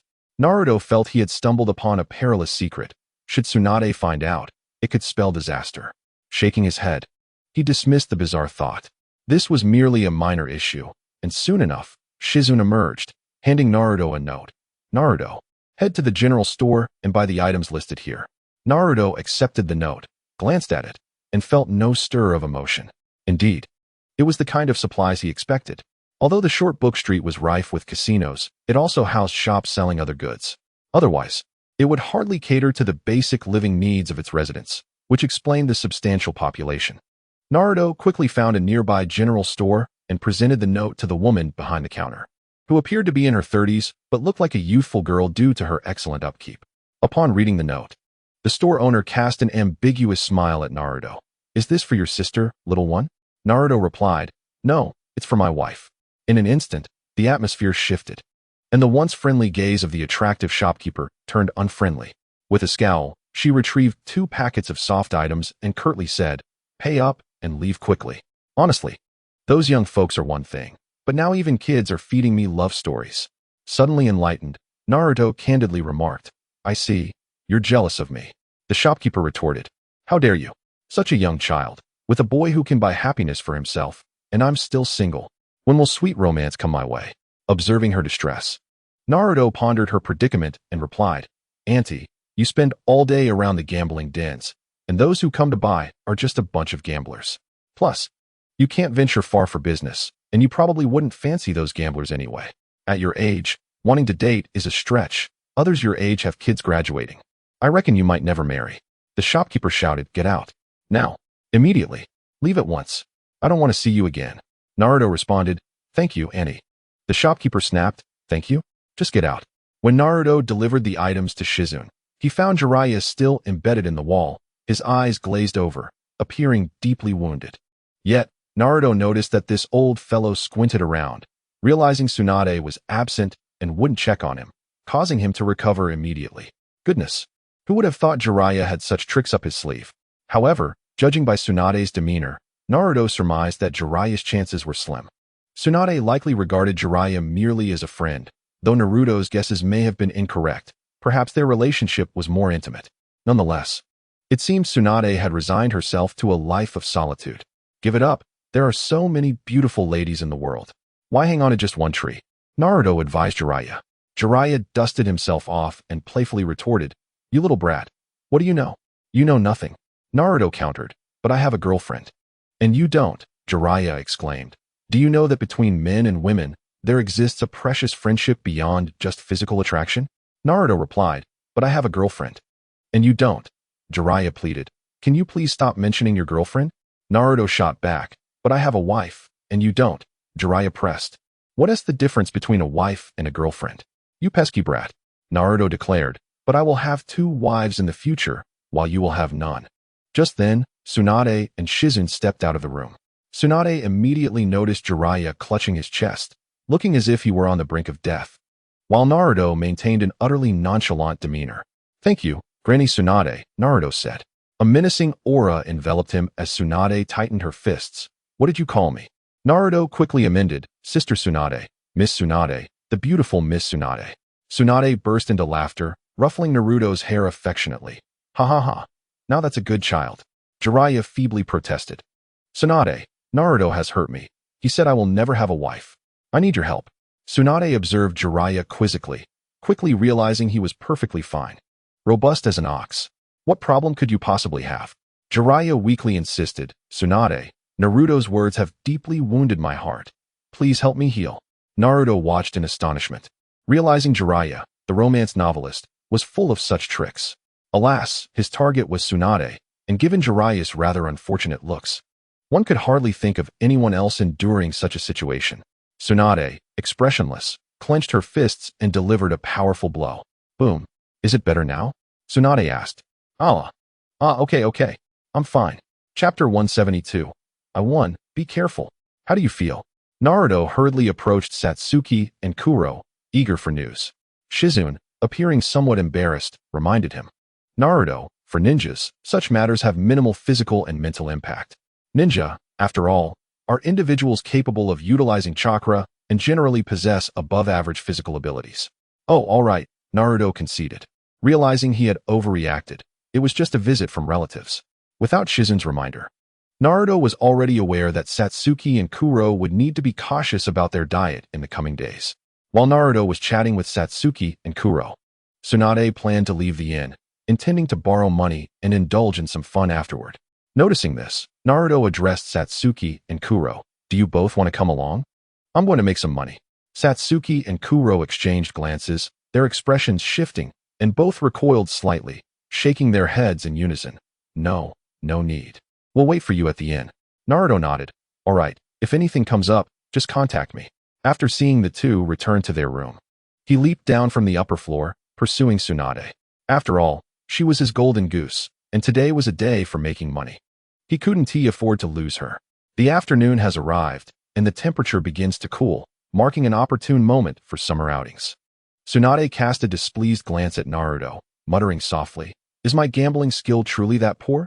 Naruto's sentiments were already known to Tsunade. However, what was most alarming was the fact that Naruto, a ninja student who had always lived in Konoha and was meeting Tsunade for the first time, was aware of her notorious gambling failures, which had become widely known. How far had her reputation for losing spread, that even the village children sought to profit from it? This was utterly infuriating. Tsunade wore a countenance of indignation, which did not escape Shizune's notice, though she offered no words of comfort. Tsunade's gambling was indeed abysmal, and Shizune had endured considerable hardship due to it. Consequently, Shizune wished fervently that Tsunade would cease gambling altogether. Approaching a loan shark's establishment, Tsunade transformed her appearance with a transformation technique, becoming another woman. Shizune adeptly paused at the entrance, cradling a piglet with a look of resignation. Naruto nonchalantly walked over to greet Shizune. Hello, Shizune. With a melancholic tone, Shizune replied, I am not well at all. Naruto, feeling sympathy for Shizune's plight under Tsunade's influence, observed the situation. Before long, a stunning woman emerged from within, carrying a box filled with cash. With a trembling voice, Shizune inquired, Lady Tsunade, may I withdraw 100,000 ryo for living expenses? Tsunade immediately bristled. What? Shizune, are you doubting my gambling prowess? Shizune cast a helpless glance at Naruto, shrugging her shoulders. Naruto chuckled and reassured Shizune, Don't worry. If I win, I will lend you some. Grateful. Shizune gazed at Naruto. Thank you, Naruto Uzumaki. As the trio followed Tsunade, passers-by began to take notice of her iconic figure. The big cash cow has arrived. Prepare yourselves. The big cash cow? We must earn tens of thousands today. Amidst the commotion, Tsunade targeted a gambling house and strode inside with her box. Half an hour later, emerging from the casino amidst the lamentations of onlookers, Tsunade wore a sullen expression. Shizune and Naruto each carried 4 boxes filled to the brim with the largest denominations. The sequence of events unfolded as follows. Naruto initially wagered 500,000 ryo, betting 25,000 against Tsunade, only to lose. On the second attempt, seemingly grasping the flow of luck, he followed Tsunade's lead and won. However, he soon realized that Tsunade's luck was erratic.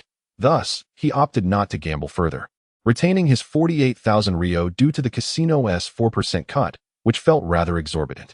Ultimately, Tsunade's fortunes fluctuated, leading her to become frustrated and wager all her money, filling 8 boxes to the brim. Faced with such circumstances, Tsunade felt a mix of astonishment and anger.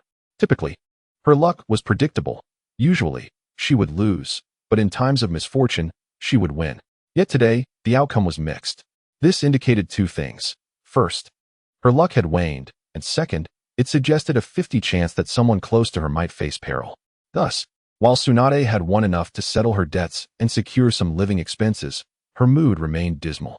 Shizune, sensing Tsunade's unusual demeanor, discreetly informed Naruto of what he had come to know. If Lady Tsunade loses, there are no consequences. If she wins, misfortune follows. Therefore, Tsunade's displeasure was understandable. Please do not provoke her, Shizune warned Naruto, who was not one to seek thrills unnecessarily, nodded obediently. The trio returned to the inn, where Tsunade intended to summon everyone for a drink. However, Jiraiya rushed in, addressing Tsunade. Tsunade, the old man wants me back for a while. I'm uncertain about the details, but you must ensure Naruto and the Uchiha girl are safe. With that, he attempted to leave. Tsunade paused momentarily, then called out, Jiraiya. Wait. Panic surged through her. Could her recent winnings spell trouble for him? Jiraiya, with a mischievous grin, turned back and teased, Tsunade. Have you come to your senses and wish to marry me? Heh. A vein throbbed on Tsunade's forehead as she replied sternly, I just won money, just now. Be careful. Jiraiya, sensing her seriousness, replied earnestly, Rest assured, Tsunade, I will not die before marrying you. Tsunade felt her spirits sink further as Jiraiya departed. She wandered the inn, finally resolving, Shizune, pack your things. We are heading back to Konoha. Shizune promptly responded, Yes, Lady Tsunade. Tsunade then turned to Naruto. You should come back to Konoha with us. After a moment of contemplation, Naruto set down his box full of money and shared details about the summoning technique he had learned. With this technique, he could return at any time. 5 minutes later, Tsunade examined the leaf-shaped chakra in her palm and praised the technique Naruto had disclosed. This technique is truly remarkable. The inventor must be a genius. It binds individuals of equal standing together, allowing mutual support in times of danger, regardless of distance. What's more, it requires an astonishingly minimal amount of chakra. If this technique were to emerge on the battlefield, it would provide immense advantages to whichever side controlled it. Naruto, lacking experience in warfare, inquired curiously, Really? Tsunade nodded gravely, fully aware of the significance of such a technique from her extensive battle experience. Once fully developed, it could serve various purposes, transporting supplies, swift support, and evacuating the wounded, irrespective of the battlefield's expanses. Imagine a scenario where ninjas could fight by day and dine with their families by night. With this technique, Konoha could possess the capability to face 4 opponents simultaneously. If this technique had been discovered decades earlier, the outcomes of many conflicts would have been drastically altered. Tsunade's thoughts raced, and soon she contemplated the darker implications. For years, she had been living in a daze, almost as if in a dream. If this technique were to be widely adopted in the ninja world, it would be utilized en masse. Is this technique your creation? She asked, having gleaned from Jiraiya that Naruto's combat prowess was likely extraordinary. Tsunade now suspected Naruto might be an unparalleled genius, surpassing even Minato. Should she take him on as a disciple before Jiraiya intervened? No, she dismissed the thought. She lacked the leisure for such matters. And teaching was more Jiraiya's and Hiruzen's domain. Naruto scratched his head, unsure how to respond. He feared Tsunade might become suspicious if he claimed ownership of the technique. Conversely, admitting it as his own felt like usurping someone else's achievements. Thus, he could only mumble, This technique, haha. Tsunade, although unsure of Naruto's words, remained confident in his genius. She inquired, Can I teach this technique to others? If Naruto does not mind, Tsunade decides to bind this technique with Shizune. Shizune could be considered the only family Tsunade has left. Although she often appears indifferent and even shouts at Shizune, Tsunade has vowed to protect her. Naruto, with a nonchalant demeanor, remarks, It's fine, teach whoever you wish. And it would be best if you claimed it as your own creation. That way, I can avoid a lot of trouble. As he contemplates this, he sees Tsunade approaching him excitedly, embracing him in a fierce hug. Tsunade bursts into hearty laughter. No wonder you are his descendant. You are so understanding. Well then, I thank you. The sudden surge of happiness catches Naruto off guard, and when he attempts to breathe, he realizes he has no space to do so. Ugh! While astonished by Tsunade's physicality, Naruto desperately needs air. He hastily pushes her away, gasping, "I can't breathe." Tsunade laughs heartily, completely unconcerned, and, upon seeing Shizune, takes her away. After catching his breath, Naruto turns to see a furious Sakura standing at the door, glaring at Tsunade's retreating figure. "Stay calm," he advises, knowing Sakura's temperament well. With a resigned sigh, Sakura mutters, "What else can I do?" Naruto, unable to hear clearly, rushes over to ask, "Sakura, what did you say?" Sakura, still irked, feels Tsunade has humiliated Naruto. Seeing Tsunade inflict discomfort upon Naruto with her overwhelming presence only fuels Sakura's anger. "Humph, I will remember this debt." Naruto reflects that although Tsunade and Jiraiya have returned to Konoha, their journey is far from over. Embracing a leisurely attitude, the trio meanders through various locations. Initially, during the first week, Shizune often seeks solace from Naruto, lamenting how unbearable it is when relatives visit. Naruto feels powerless to alleviate her burden, as he cannot share the weight. Thus, he focuses on their dietary and sleep routines, specifically designing meals for her and Sakura. After a week, Shizune's relatives finally depart. The trio has wandered a good part of the Land of Fire, and on their way back, Naruto unexpectedly spots a hot spring. "Naruto, you wouldn't be thinking," Sakura instinctively questions, but before she can finish, she notices Naruto's eager expression.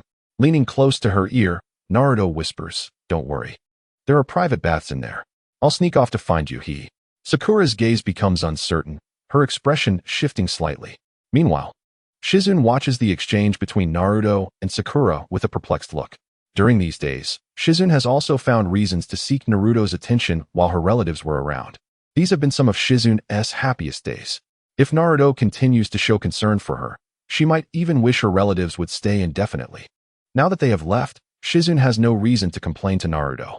Moreover, all of Naruto's attention shifts back to Sakura, leaving Shizune feeling quite dejected. Watching Naruto and Sakura exchange sweet nothings makes Shizune uncomfortable again. Taking a deep breath, she strives to adjust her emotions. She knows Naruto will undoubtedly take Sakura to the hot spring. Simultaneously, Shizune realizes she can no longer conceal her feelings for Naruto. At the very least, she must let him know that she, Uchiha Shizune, has a heart that adores him, just like Uchiha Sakura, and a body that mirrors hers. It's decided. If Naruto truly takes both of them to the hot spring, Shizune will find an opportunity to express her feelings. Under Shizune's watchful gaze, Sakura's demeanor indeed grows increasingly agitated. Ultimately, Naruto happily takes Sakura's hand and strides toward the hot spring. Before departing, he simply instructs Shizune, "Come on, Shizune, let's go soak in the hot spring." Shizune trails behind them, casting a forlorn look at Naruto and Sakura, feeling as if they are ganging up on her. For reasons unknown, she cannot shake this feeling. Chapter 174. Tsunade's summoning. The process goes remarkably smoothly, so much so that Shizune herself could not have anticipated it. Naruto indeed takes both Sakura and her to the hot spring. After successfully paying, the three find their own private room. Naruto, with ulterior motives, chooses a room adjacent to Sakura's, while Shizune, with her own intentions, selects the room next to Naruto's. When Shizune hastily disrobes and, in a moment of impulsiveness, scales the wooden wall into Naruto's hot spring, she feels an eerie tranquility enveloping the misty atmosphere. Submerging herself in the water, she only lets her nose peek above the surface, cautiously gliding along the edge of the hot spring while keeping a keen eye on her surroundings. Her heart races with exhilaration, tense with anticipation. The thought that her counterpart is right next door and that she may experience something extraordinary fills her with hope that Naruto might treat her as he does Sakura. She strives to control her body, avoiding any significant movements that could disturb Sakura next door. Yet, she has not yet seen Naruto. Regret begins to wash over her as she wrestles with her conscience. If discovered, she knows she would face dire consequences. Understanding Sakura's temperament, Shizune fears she would be met with severe repercussions. Perhaps Naruto is still undressing, and she might still have a chance to escape unnoticed. If she can leave quickly, her secret feelings for Naruto will remain hidden, allowing life to return to normal without the threat of punishment looming over her. However, Shizune can no longer endure such a mundane existence devoid of Naruto's attention. If only he could kiss her, she would consider it worthwhile, even if it meant facing dire consequences. Shizune feels her sanity slipping, her thoughts spiraling out of control. After all, Those who entertain such notions must possess some degree of madness. Susanoo grapples with her thoughts, unable to reject this desire, and feels an overwhelming urgency to act on it. Yet, an unexpected turn of events unfolds. Curiously, Susanoo glances toward the entrance and is taken aback by a shocking realization. There is no sign of Naruto in the hot spring. Moreover, the door has been locked from the inside. When she entered, she did not touch the door, let alone lock it intentionally. Thus, it implies that Naruto must have already come in. But where is he? Cautiously, Susanoo rises, water cascading down her flawless form. The entire room coming into view. Where could Naruto be? Suddenly, she seems to hear a noise from the adjacent room, causing her body to tense. She silently moves closer, pressing her ear against the wall, holding her breath to listen intently. Faint sounds drift through the wooden panels, and Susanoo's expression turns increasingly blank. How fast? Susanoo believes she was swift in her movements, yet she realizes Naruto must have reached Sakura before her. The speed is truly terrifying. However, what Susanoo does not know is that Naruto is even faster than Sakura. Before Sakura even entered, Naruto had already slipped into her hot spring to soak. As moments tick away, Susanoo's heart begins to ache more and more. As she wept quietly, she listened, torn between the desire to leave and the reluctance to part, all while suppressing her sobs within her lips. Fortunately, Naruto and Sasuke were not overly excessive. According to the intelligence gathered by Xiaohei, it seemed Naruto was genuinely earnest for some unknown reason. This revelation eased Xiaohei's heart considerably. Initially, she had believed that the Uchiha clan would soon welcome a new member. Just as Xiaohei was lost in thought, Naruto's voice drifted in from the adjacent room. Sasuke, I'm heading out now. See you tonight, bye? Shortly thereafter, Xiaohei heard Naruto's footsteps approaching. In an instant, panic surged within her. Naruto was closer to this place than she was to her own hot spring. Moreover, he was unconcerned about making noise, while she had to move stealthily. No. Before Naruto entered, it was impossible for Xiaohei to return to her hot spring, let alone scale such a high wooden wall. By any logical calculation, Naruto would surely notice her. In fact, he could see her entirely as she climbed over the wooden barrier. What to do? What to do? Xiaohei's anxiety escalated as she confirmed that the Uchiha clan would not be adding new members anytime soon. In truth, she was not as distressed as before. However, if Naruto discovered her, he would undoubtedly inquire. And the real her was right next door. The sound could attract her attention as well. If the real her came over and found Xiaohei sneaking into Naruto's hot spring, what would she think? Would this blissful existence come to an end? Xiaohei nearly despaired, and in her urgency, she activated her Sharingan. The Sharingan? Kamui. Just as Naruto entered, Xiaohei urgently utilized the Manjiki ability to escape, leaving nothing behind but a swirling vortex of water. Upon entering, Naruto was taken aback by the swirling water's surface, displaying a peculiar expression. Is there a peeping Tom here? This is just too troubling. His voice was loud enough for both Xiaohei and Sasuke to hear. Xiaohei covered her mouth to suppress any sound, her heart lightening as she realized certain matters were unraveling. Time was still on her side.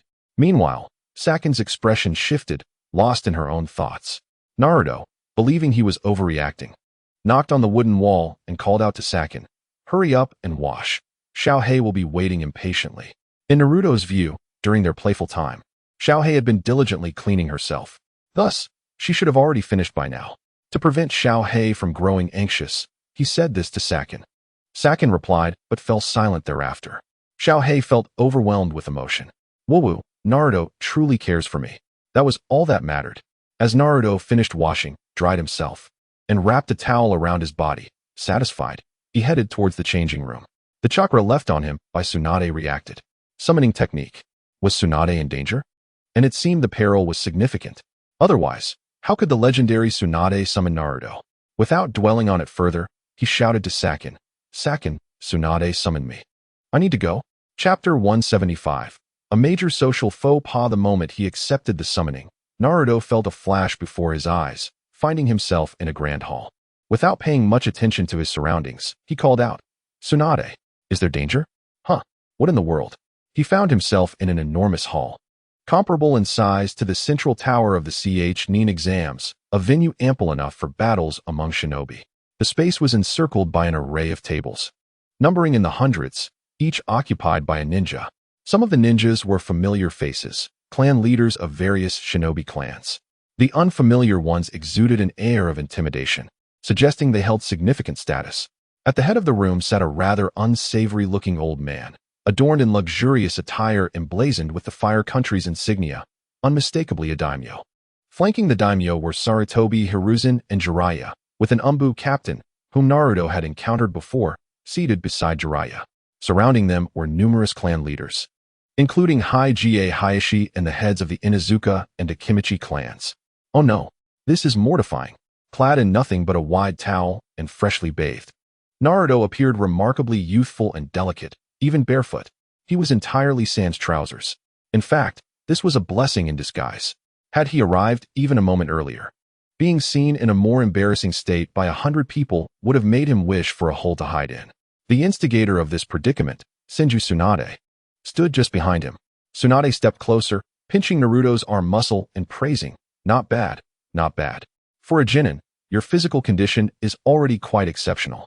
Naruto's eye twitched as he quietly retorted, "I want to let you off the hook for this, Senju Tsunade." Smack. Tsunade unapologetically slapped him on the backside, casually remarking, "Still holding a grudge?" Shinobi Shunti sweat the small stuff. Naruto sighed, nearly overwhelmed by the situation. Who could withstand being suddenly summoned in a towel, surrounded by hundreds of onlookers? However, since he was already here, he decided to confront the matter head-on and directly asked, "So, what do you need me for?" Tsunade gestured towards the daimyo on the platform, indicating Naruto should take a look. Naruto raised his gaze to the daimyo, who spoke in a condescending tone. "Is the Jinchuriki of Konoha so disrespectful?"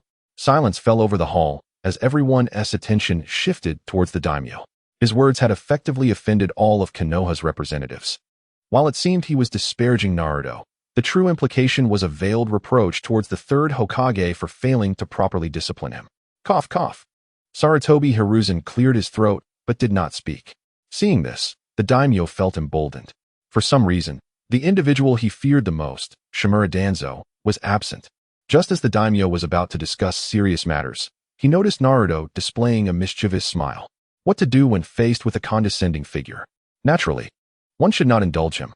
Naruto boldly pointed at the daimyo and shouted, "What the hell are you being so condescending for? At your age, still acting like a daimyo. And you've learned to be sarcastic? Can't you speak plainly? Did you summon me just to annoy me? Are you bored?" With those words, a collective gasp echoed through the assembly. The clan leaders murmured in astonishment, "Goodness, incredible. He truly is the son of the fourth Hokage." Tsunade smirked, "Well done, kid." Jiraiya thought, "I barely restrained myself. I almost punched the daimyo." Sarutobi Hiruzen chuckled, as expected of Naruto. Despite everyone reveling internally, they still felt compelled to impose some restraint upon Naruto. In this setting, aside from the daimyo, Hokage, Jiraiya, and Tsunade, the only others with authority to speak were the heads of various departments.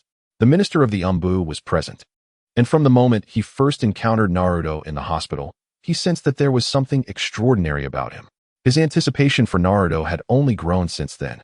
As no one else spoke up, the Umbu minister addressed Naruto, stating, "Uzumaki Naruto, do not be disrespectful." Despite his words, it was evident to everyone that the minister struggled to suppress a smile. The feudal lord, visibly agitated, turned to his bodyguard and inquired, "What should we do about someone who speaks out of turn?" Under normal circumstances, the bodyguard would have already taken action against Naruto. Yet, he remained still, smiling at the feudal lord. "Forget it." The feudal lord, perplexed, responded with confusion. This bodyguard, having lived through several wars and possessing considerable strength, was seasoned in experience. He had been saved by Minato during the war, along with his wife, which made Minato his idol. The feudal lord's earlier comments about Naruto had already caused some discontent within him, though he refrained from expressing it due to the minister's status. The feudal lord's expression shifted, for in his many years in power, he had come to rely on the reactions of others to gauge situations. Today, however, something felt amiss. Sensing danger, he shifted the conversation to a more serious matter. His face darkened as he asked Naruto, "So, how do you explain the incident regarding my beloved grandson?" Gotch-den. This was the crux of the matter. Everyone's attention sharpened, as this issue was neither trivial nor insignificant. If resolved appropriately, peace would be maintained.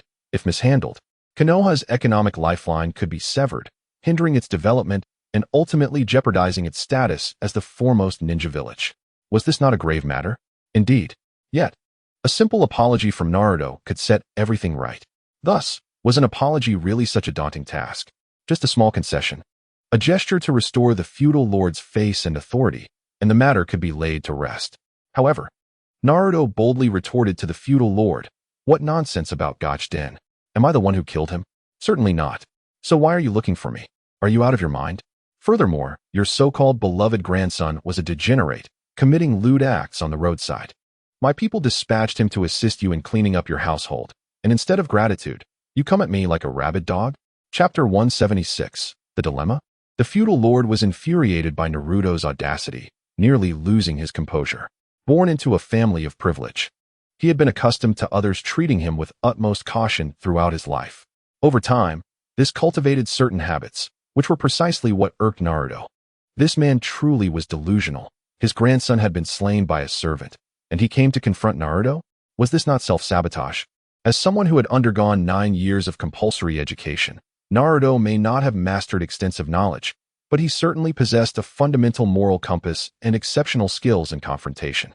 The feudal lord, driven to the brink of fury, presented evidence he had long collected to Naruto. "Oh? I hear you have a close relationship with the one who killed my beloved grandson. How does your behavior differ from his?" Naruto furrowed his brow, contemplating. "The one who killed your grandson? Does he not realize it was my subordinate who did it, and not my other companion?" It was understandable. The existence of his subordinate was known to few. The feudal lord's assumption was not entirely unfounded. The feudal lord sought to reclaim his dignity through Naruto, which made sense.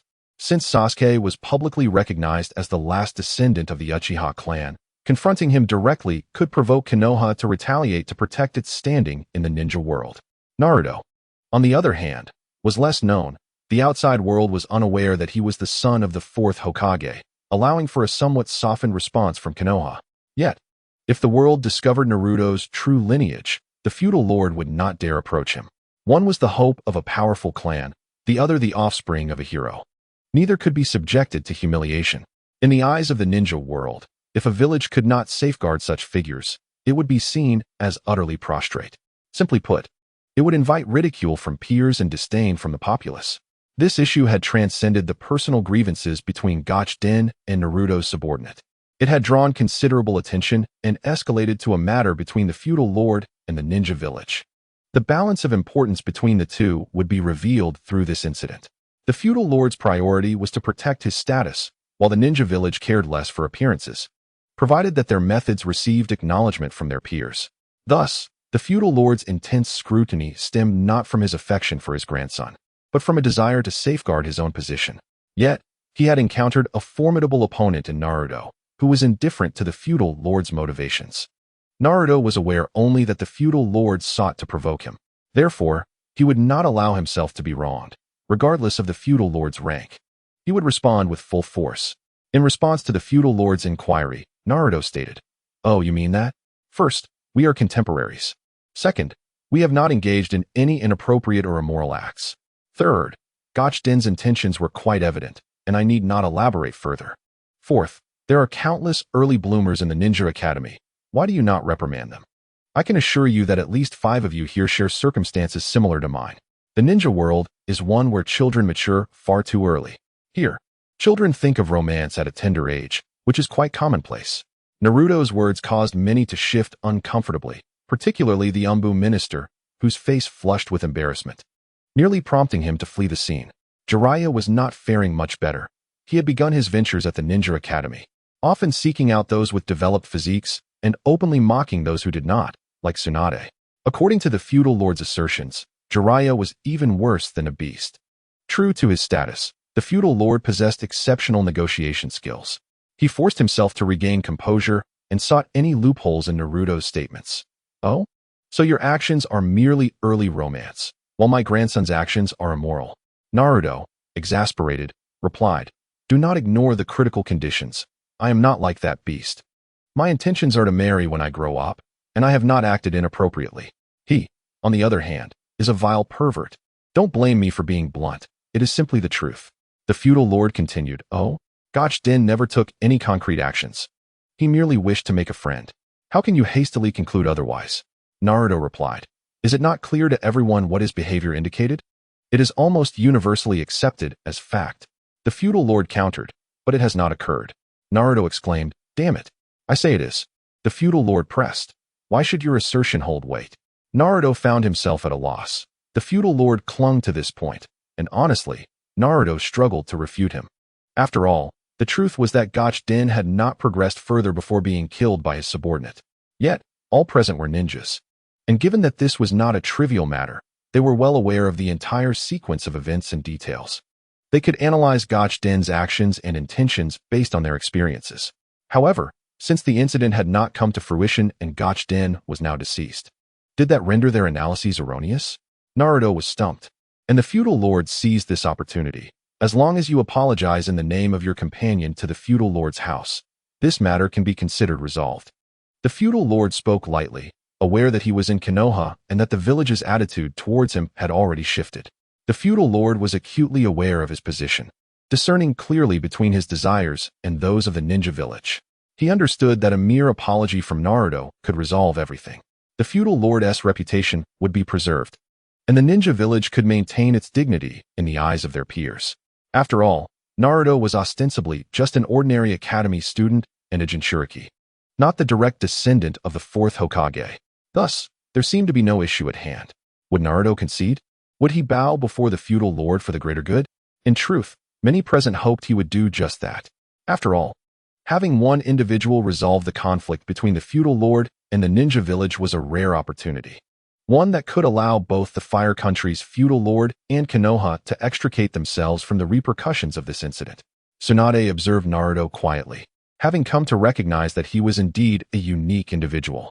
He possessed qualities that others lacked, perhaps a distinctive mindset or character. It was evident that Naruto was aware of the gravity of the situation. Chapter 177. This is the reality. Learn to adapt. If one merely bows their head and admits fault, all can be resolved amicably. There is no shame in this. Everyone would understand Naruto's actions and even express gratitude for his sacrifices on behalf of the feudal lord and Konoha. However, Naruto's subsequent words jolted everyone into a state of shock. After a brief silence, Naruto suddenly laughed, extending his middle finger towards the feudal lord, mockingly declaring, "Since you lack compassion, do not blame me for my lack of righteousness. I am stronger than you. My word is law, and my words are the truth. This is the reality you must accept. Learn to adapt." Given the feudal lord's obstinacy, Naruto began to play his cards. Invoking the unspoken rules of the ninja world, might makes right. His choice was unmistakable. He would rather see both the feudal lord and Konoha face adversity than allow the world to perceive Sasuke as a mindless killer. After all, if he apologized on Sasuke's behalf, it would imply that Sasuke was indeed in the wrong for killing Uchiha Itachi. Furthermore, Sasuke was merely a scapegoat in this scenario. The true culprit behind Uchiha Itachi's death was not Sasuke, but rather a different individual. If Naruto were to apologize as Sasuke, it would unjustly tarnish Sasuke's reputation. Why should Sasuke bear the burden of a crime he did not commit? This was not a trivial matter. It was a question of her reputation. If Naruto spoke for Sasuke, he would unfairly become the villain in the eyes of the public. How would Itachi, far away on a mission executing tasks for Akatsuki and unaware of the full context, perceive Sasuke? How would their classmates, who spent every day with Sasuke but lacked knowledge of the true events, judge him? What would Sakura, who had pursued Sasuke fervently, think upon discovering Sasuke's true gender while facing the burden he bore? In a fit of rage, Naruto could not fathom how a simple act of humility on his part could lead to such profound consequences for Sasuke. He erupted in a torrent of invective, directing his ire towards the feudal lord without reservation. His words were more foul than the muck found in sewers, leaving many to wonder if Naruto had meticulously researched such harsh language. The Umbu minister observed with great satisfaction. He had long harbored disdain for the feudal lord, a sentiment rooted in his own experiences, which mirrored Naruto's. Yet, he had chosen a different path when he was younger. Now, witnessing Naruto's decisive rejection of the feudal lord's authority stirred something within him. A surge of passion ignited in his chest. However, the vulgarity of Naruto's tirade was shocking to all, leaving the older generations bewildered by his extensive vocabulary. After 10 long minutes, amidst the stunned expressions of the crowd, Naruto finally paused to catch his breath, reveling in the astonished faces surrounding him. Did he dare to challenge him? In his previous life, Naruto had been tempered by the fires of online debates, and while he was not the most skilled, he was far from inadequate. How could someone of the feudal lord's stature presume to engage him in such a manner? Finally, as all eyes turned to the feudal lord, he opened his mouth. Yet no words emerged. Ultimately, he could only gesture dismissively, stammering, "How could you utter such vile language?"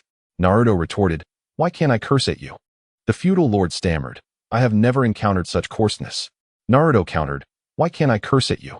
Nearby, Sarutobi Hiruzen shook his head slightly as he witnessed the exchange between the feudal lord and Naruto. Neither was exemplary. One was willing to be insulted, while the other was eager to hurl insults. If this continued, they would not resolve anything before nightfall. Hiruzen exchanged glances with the Umbu minister, who nodded in understanding. They initiated Plan B. Initially, Plan A had been to retrieve Naruto and inquire whether he would be willing to apologize. However, given Naruto's current demeanor and fervor in opposing the feudal lord, reconciliation appeared impossible. Thus, Plan B was set in motion. This plan, devised by Narashikaku, who was also a strategist for Konoha, was a balanced approach to the situation. The Umbu minister signaled discreetly, and an Umbu member vanished into the shadows.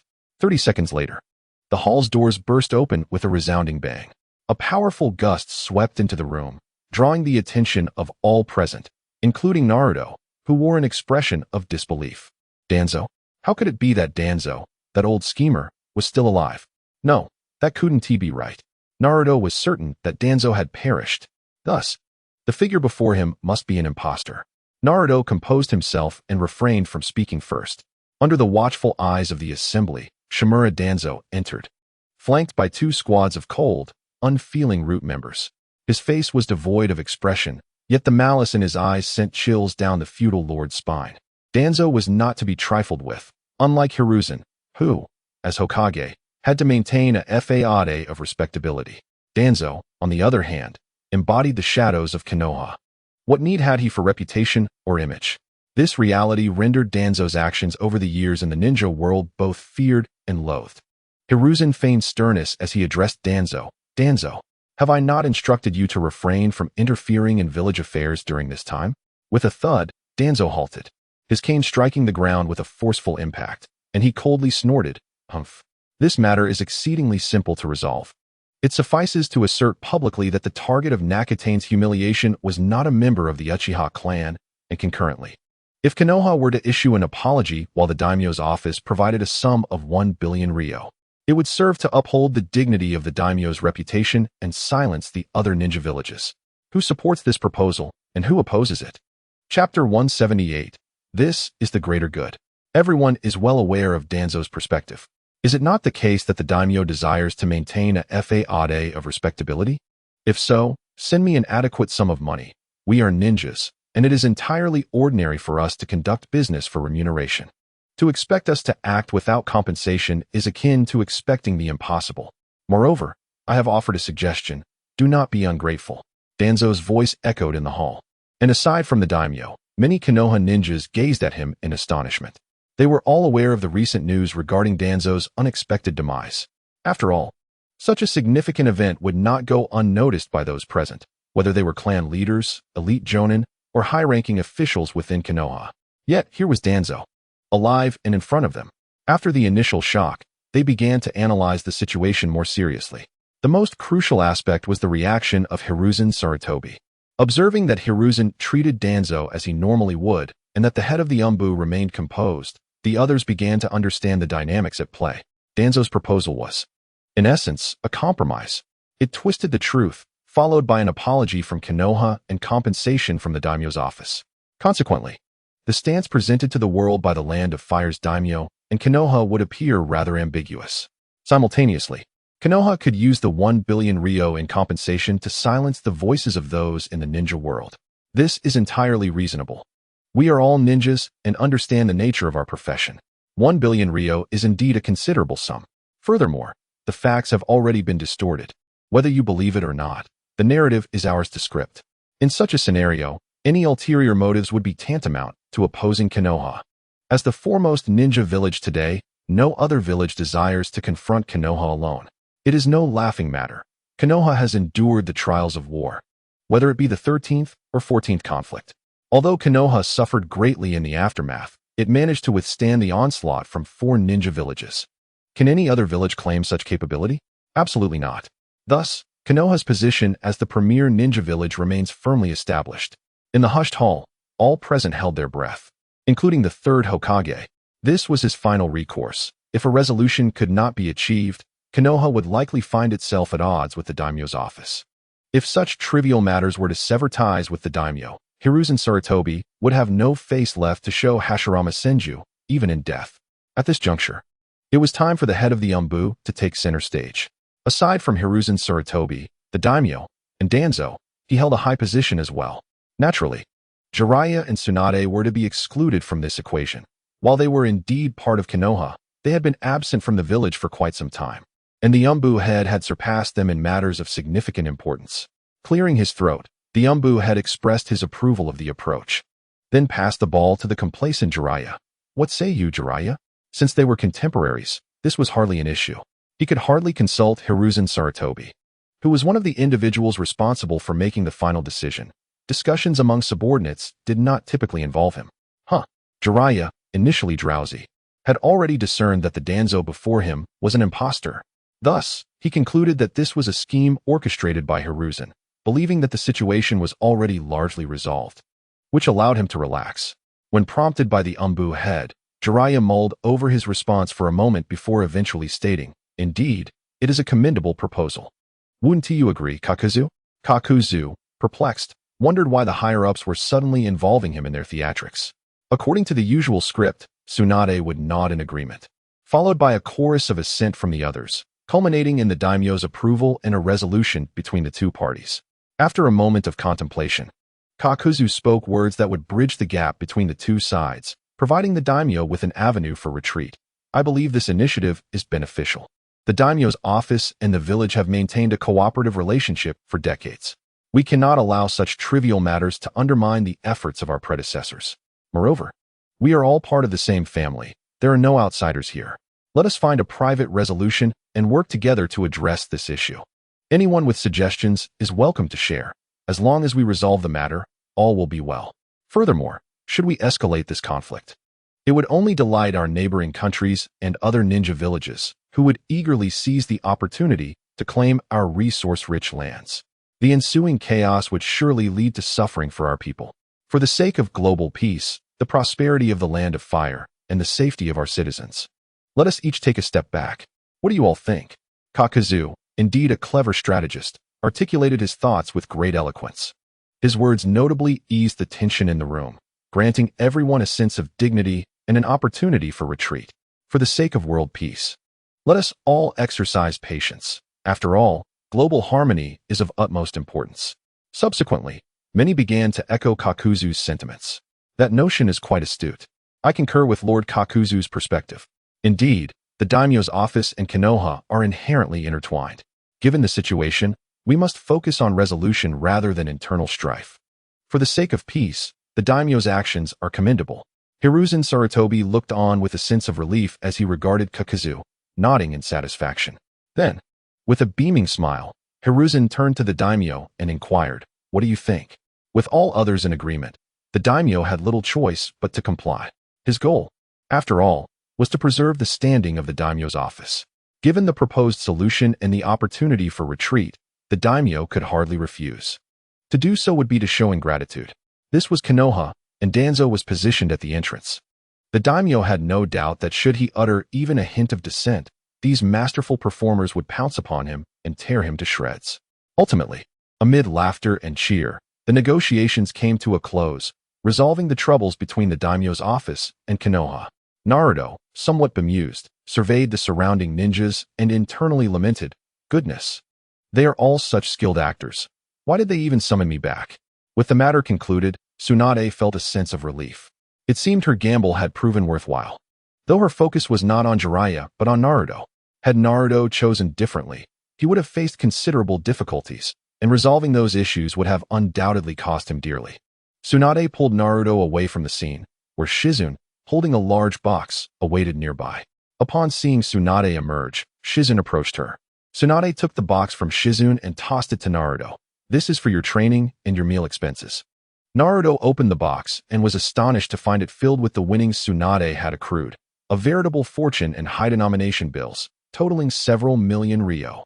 However, one question piqued his curiosity. Why do you still remember the meal expenses? Naruto mused, secretly delighted that a mere technique had earned him such startup capital. Chapter 179. Danzo was not killed by me. Do not spread such rumors. Tsunade sighed. Meal expenses? More accurately, it was Jiraiya's fee for saving face. In that moment, with so many witnesses present, I was genuinely worried for Jiraiya. Had it not been for Naruto, Jiraiya and Tsunade would indeed have resorted to washing dishes. If one were to ask why Tsunade was absent, it is simply because she would never stoop to washing dishes, even if it meant dining and dashing. At that moment, Naruto felt a sudden pang of emotion. Although Tsunade appeared volatile and often resorted to physical confrontation, exuding a demeanor akin to that of a tomboy, he was surprised to discover such a side to her.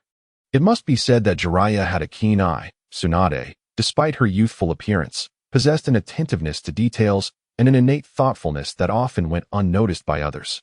Tsunade, wait up, she called to Susanoo, as she turned to head towards the nearest gate of Konoha. Jiraiya had followed them out, though no one could ascertain if he had overheard Tsunade's previous remarks. Naruto could only observe the complexity in Jiraiya's gaze fixed upon Tsunade. In an unexpected outburst, Jiraiya called out, Hey Tsunade, where are you going? After all these years, he too had aged. A ninja's life is truly a lamentable one. I don't know, Tsunade replied curtly. Then why not stay a few more days? Jiraiya pressed. Absolutely not, she retorted. Before Naruto, Jiraiya seemed momentarily dazed as he gazed at Tsunade's retreating figure. It was a full 10 minutes later that he finally burst into laughter and turned away, opting for a path divergent from Tsunade's. He had to find the prophesied child. Thus, he could not allow his personal sentiments to interfere with such a significant matter. Seeing this, Naruto felt an overwhelming sense of selfishness. He was reluctant for Jiraiya to disrupt his life. Yet what about Jiraiya? In pursuit of the so-called prophecy, he had sacrificed nearly his entire youth. The losses he had incurred along this journey were immeasurable. Naruto suddenly recalled a particular ninja world he had traversed. In that realm, no one had betrayed Konoha, and no one had perished. The strength of Konoha there was unprecedented, almost unfathomable. Even Orochimaru had served as the head of the Konoha Technology Academy. Why was it that in another ninja world, such circumstances could unfold, while in Naruto's current world, things appeared so ordinary? Without knowing why, Naruto called out to Jiraiya, Hey, old man.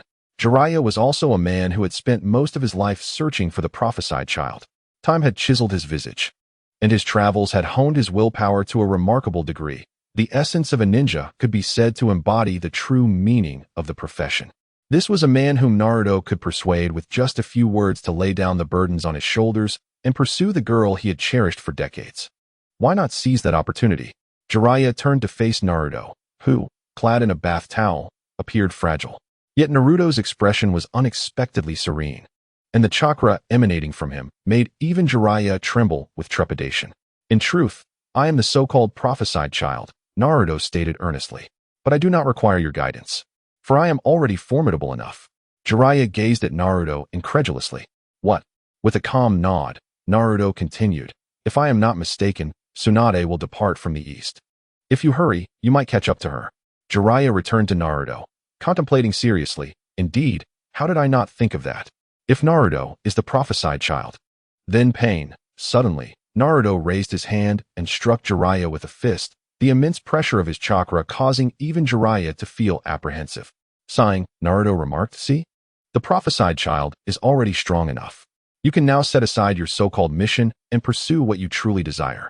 With that, Naruto did not wait for Jiraiya to recover, but instead, he picked up his box and strode past him, heading back to the main hall. Naruto's thoughts were simple. Since he had grown strong enough, there was no longer a need for Jiraiya to teach him anything. Perhaps he could peruse Jiraiya's teachings on the essence of ninjas. But that would be the extent of it.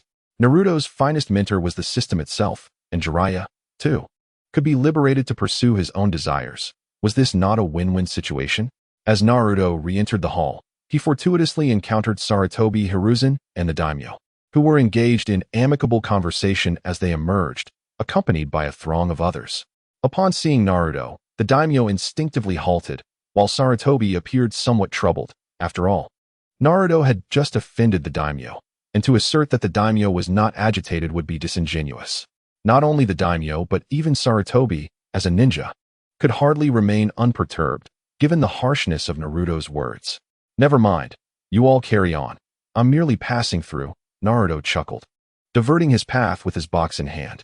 He had a minor grievance with the daimyo, one that was confined to the knowledge of only Konoha and the daimyo himself. In essence, it was a trivial dispute between Naruto and the daimyo, not one that concerned the entire residence. The individuals present at this negotiation were all Konoha ninjas, predominantly high-ranking officials or clan leaders, rendering the possibility of rumors spreading negligible. No one brought up the verbal altercation between Naruto and the daimyo, and thus, the daimyo departed the hall under Sarutobi's escort. Once all matters settled, Naruto turned to his own affairs. However, once the daimyo had left, the ever-watchful Danzo formed hand seals, and a cloud of white mist enveloped the area, revealing a pair of lifeless eyes. Kakashi?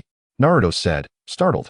Kakashi aimed his lifeless gaze at Naruto and lazily remarked, Naruto seems to harbor a significant bias against Shimura Danzo. Upon hearing this, many individuals turned their attention towards them. Recently, Danzo had died unexpectedly, and Sarutobi claimed it was an accident. However, it now appeared that there was more to the story. Feigning guilt, Naruto looked at Kakashi and protested. I didn't kill Danzo. Don't say such things. Kakashi, Sarutobi, the Konoha elite. Naruto's comical demeanor nearly led him to inadvertently claim responsibility for Danzo's demise. However, most dismissed his words, considering them mere youthful jesting. After all, Danzo was a renowned figure, a master of the shadows. Could someone like Naruto have taken him down? Absolutely not. Coughing awkwardly, as no one seemed to believe his insinuation, Naruto covered his mouth and cleared his throat, intending to leave. Sakura and Ino were elsewhere. And with the ninja world fraught with peril, what if the two fragile shadows were captured? Chapter 180. Itachi and Kisame. Indeed, the next moment, Naruto sensed a summons from Sakura. Without a moment's hesitation, his figure vanished into thin air. Boom. Upon reappearing, Naruto beheld the diminutive trees and streams below. Surrounding him was an immense, corporeal blue chakra. Sakura stood beside him, her gaze icy, emanating a murderous intent that gave Naruto a headache. Originally, this journey was meant to be a respite, but it seemed that Sakura's mood was far from pleasant. What is going on? Naruto inquired, scanning the area to find that Sakura's Susanoo was not in its complete form, seemingly due to a lack of chakra, as Naruto could discern her evident fatigue. Sakura swung the massive fan of her Susanoo, unleashing a tempest that ravaged the ground nearby. Suddenly, two figures emerged from the chaos, figures clad in crimson cloaks. Naruto's keen eyesight allowed him to recognize their identities in an instant. Uchiha Itachi and Kisame Hoshigaki. What brought them here? No, upon further reflection, it became clear that their presence was not coincidental. As the host of the Nine Tails, Naruto was a target for the Akatsuki. They typically remained in Konoha, leaving little opportunity for the Akatsuki to act. Now, Naruto had been wandering outside for quite some time. If the Akatsuki organization did not make their move soon, it would be quite unreasonable. Naruto, is what you said truly the case? Asked Satsuki, her voice tinged with skepticism. Why did Uchiha Itachi show no reaction when I questioned him, and instead attacked me? Reflecting on the recent events, Satsuki couldn't help but feel a sense of grievance. Despite Naruto having revealed the truth to her, Itachi continued to feign a cold and unfeeling demeanor. Could it be that Naruto's words were merely a means of consolation? With a sigh, Naruto responded, Satsuki, consider this. Itachi is currently an undercover agent, accompanied by his partner. He cannot simply tell you. Naruto is correct, can he? Upon Naruto's reminder, Satsuki suddenly grasped the situation and exclaimed, It does seem that way. Naruto, charmed by her reaction, couldn't resist pinching her cheek, which caused Satsuki to blush with embarrassment. As a ninja, she felt it was unbecoming to overlook such a detail due to her emotional excitement. However, as Naruto's hand brushed against Satsuki's delicate face, he suddenly sensed an ominous presence approaching from below. He then locked eyes with Uchiha Itachi, who had activated his Sharingan, seemingly intent on casting a Genjutsu on him. What? Naruto exclaimed, startled. Could it be that Itachi was angered by his playful gesture towards Satsuki? Yet, Itachi's Genjutsu proved ineffective, for Naruto possessed a treasure of his own. During their travels, Naruto and Satsuki had purchased a necklace, intricately woven to hold a crystal of illusory chakra. He had not removed it, even while bathing in hot springs. Thus, how could Itachi's Jinjutsu possibly affect him? Meanwhile, Itachi was equally perplexed. He had to evade his sister's attacks while grappling with the reality that Satsuki had awakened her Manjiki Sharingan and was manifesting a Susanoo even stronger than his own. Though he could manage with Kisame, Satsuki's inexperience in wielding Susanoo resulted in erratic strikes. Now, with Naruto suddenly appearing and getting too close to Satsuki, Itachi could not stand idly by, especially since he had matters to discuss with Naruto. He needed Naruto's assistance in performing a ruse. Thus he attempted to use Tsukuyomi on him. However, Itachi soon discovered a frustrating truth. A crystal on Naruto's person was capable of altering the flow of chakra around him, rendering Itachi's Jinjutsu ineffective. This meant that the stone could actually resist the power of the Manjiki Sharingan.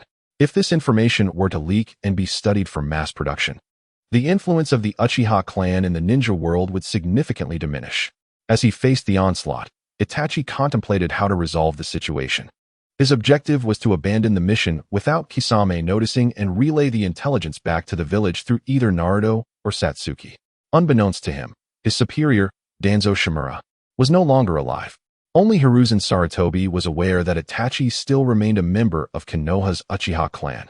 At that moment, Naruto seemed to sense something and said to Satsuki, "Satsuki, cancel your Susanoo. I will take care of the rest." Satsuki looked at Naruto in confusion. Is that really possible? Uchiha Itachi and that shark-faced man are incredibly strong.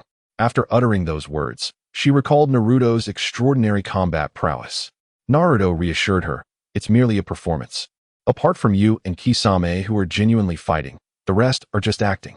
Just as Satsuki was lost in thought, a massive surge of water suddenly appeared. Naruto spotted a white-skinned shark man weaving through the watery expanse. Water release, great shark bomb technique. A shark, as large as the arm of Susanoo, surged forward, colliding directly with Susanoo's chest. Satsuki scoffed, what can a mere little shark do? Susanoo raised its hand to swat the shark away, yet upon contact, Satsuki's expression shifted dramatically. The shark was absorbing her chakra. The enormous form of Susanoo flickered with blue chakra, while the shark swelled in size. Ultimately, a water shark nearly equal in size to Susanoo emerged, ferociously gnawing at Susanoo's body as it appeared on the verge of collapse. Upon witnessing this, Naruto felt a severe headache. Was Susanoo truly going to be defeated by the great shark bomb technique? This would undoubtedly be a first in history. Alas, while Satsuki possessed the potential to unleash combat prowess approaching that of a Kage, her lack of battle experience was evident. Thus, even the great shark bomb technique was capable of dismantling Satsuki's Susanoo. Naruto grasped Satsuki's hand tightly, intertwining their fingers. His chakra began to flow into her. While the shark lacked the ability to breach Susanoo, it could siphon Satsuki's chakra, preventing her from maintaining Susanoo. If they could not sustain Susanoo under these circumstances, both Naruto and Satsuki would be in peril. They were indeed powerful, yet no amount of strength could withstand the relentless absorption of chakra by the shark.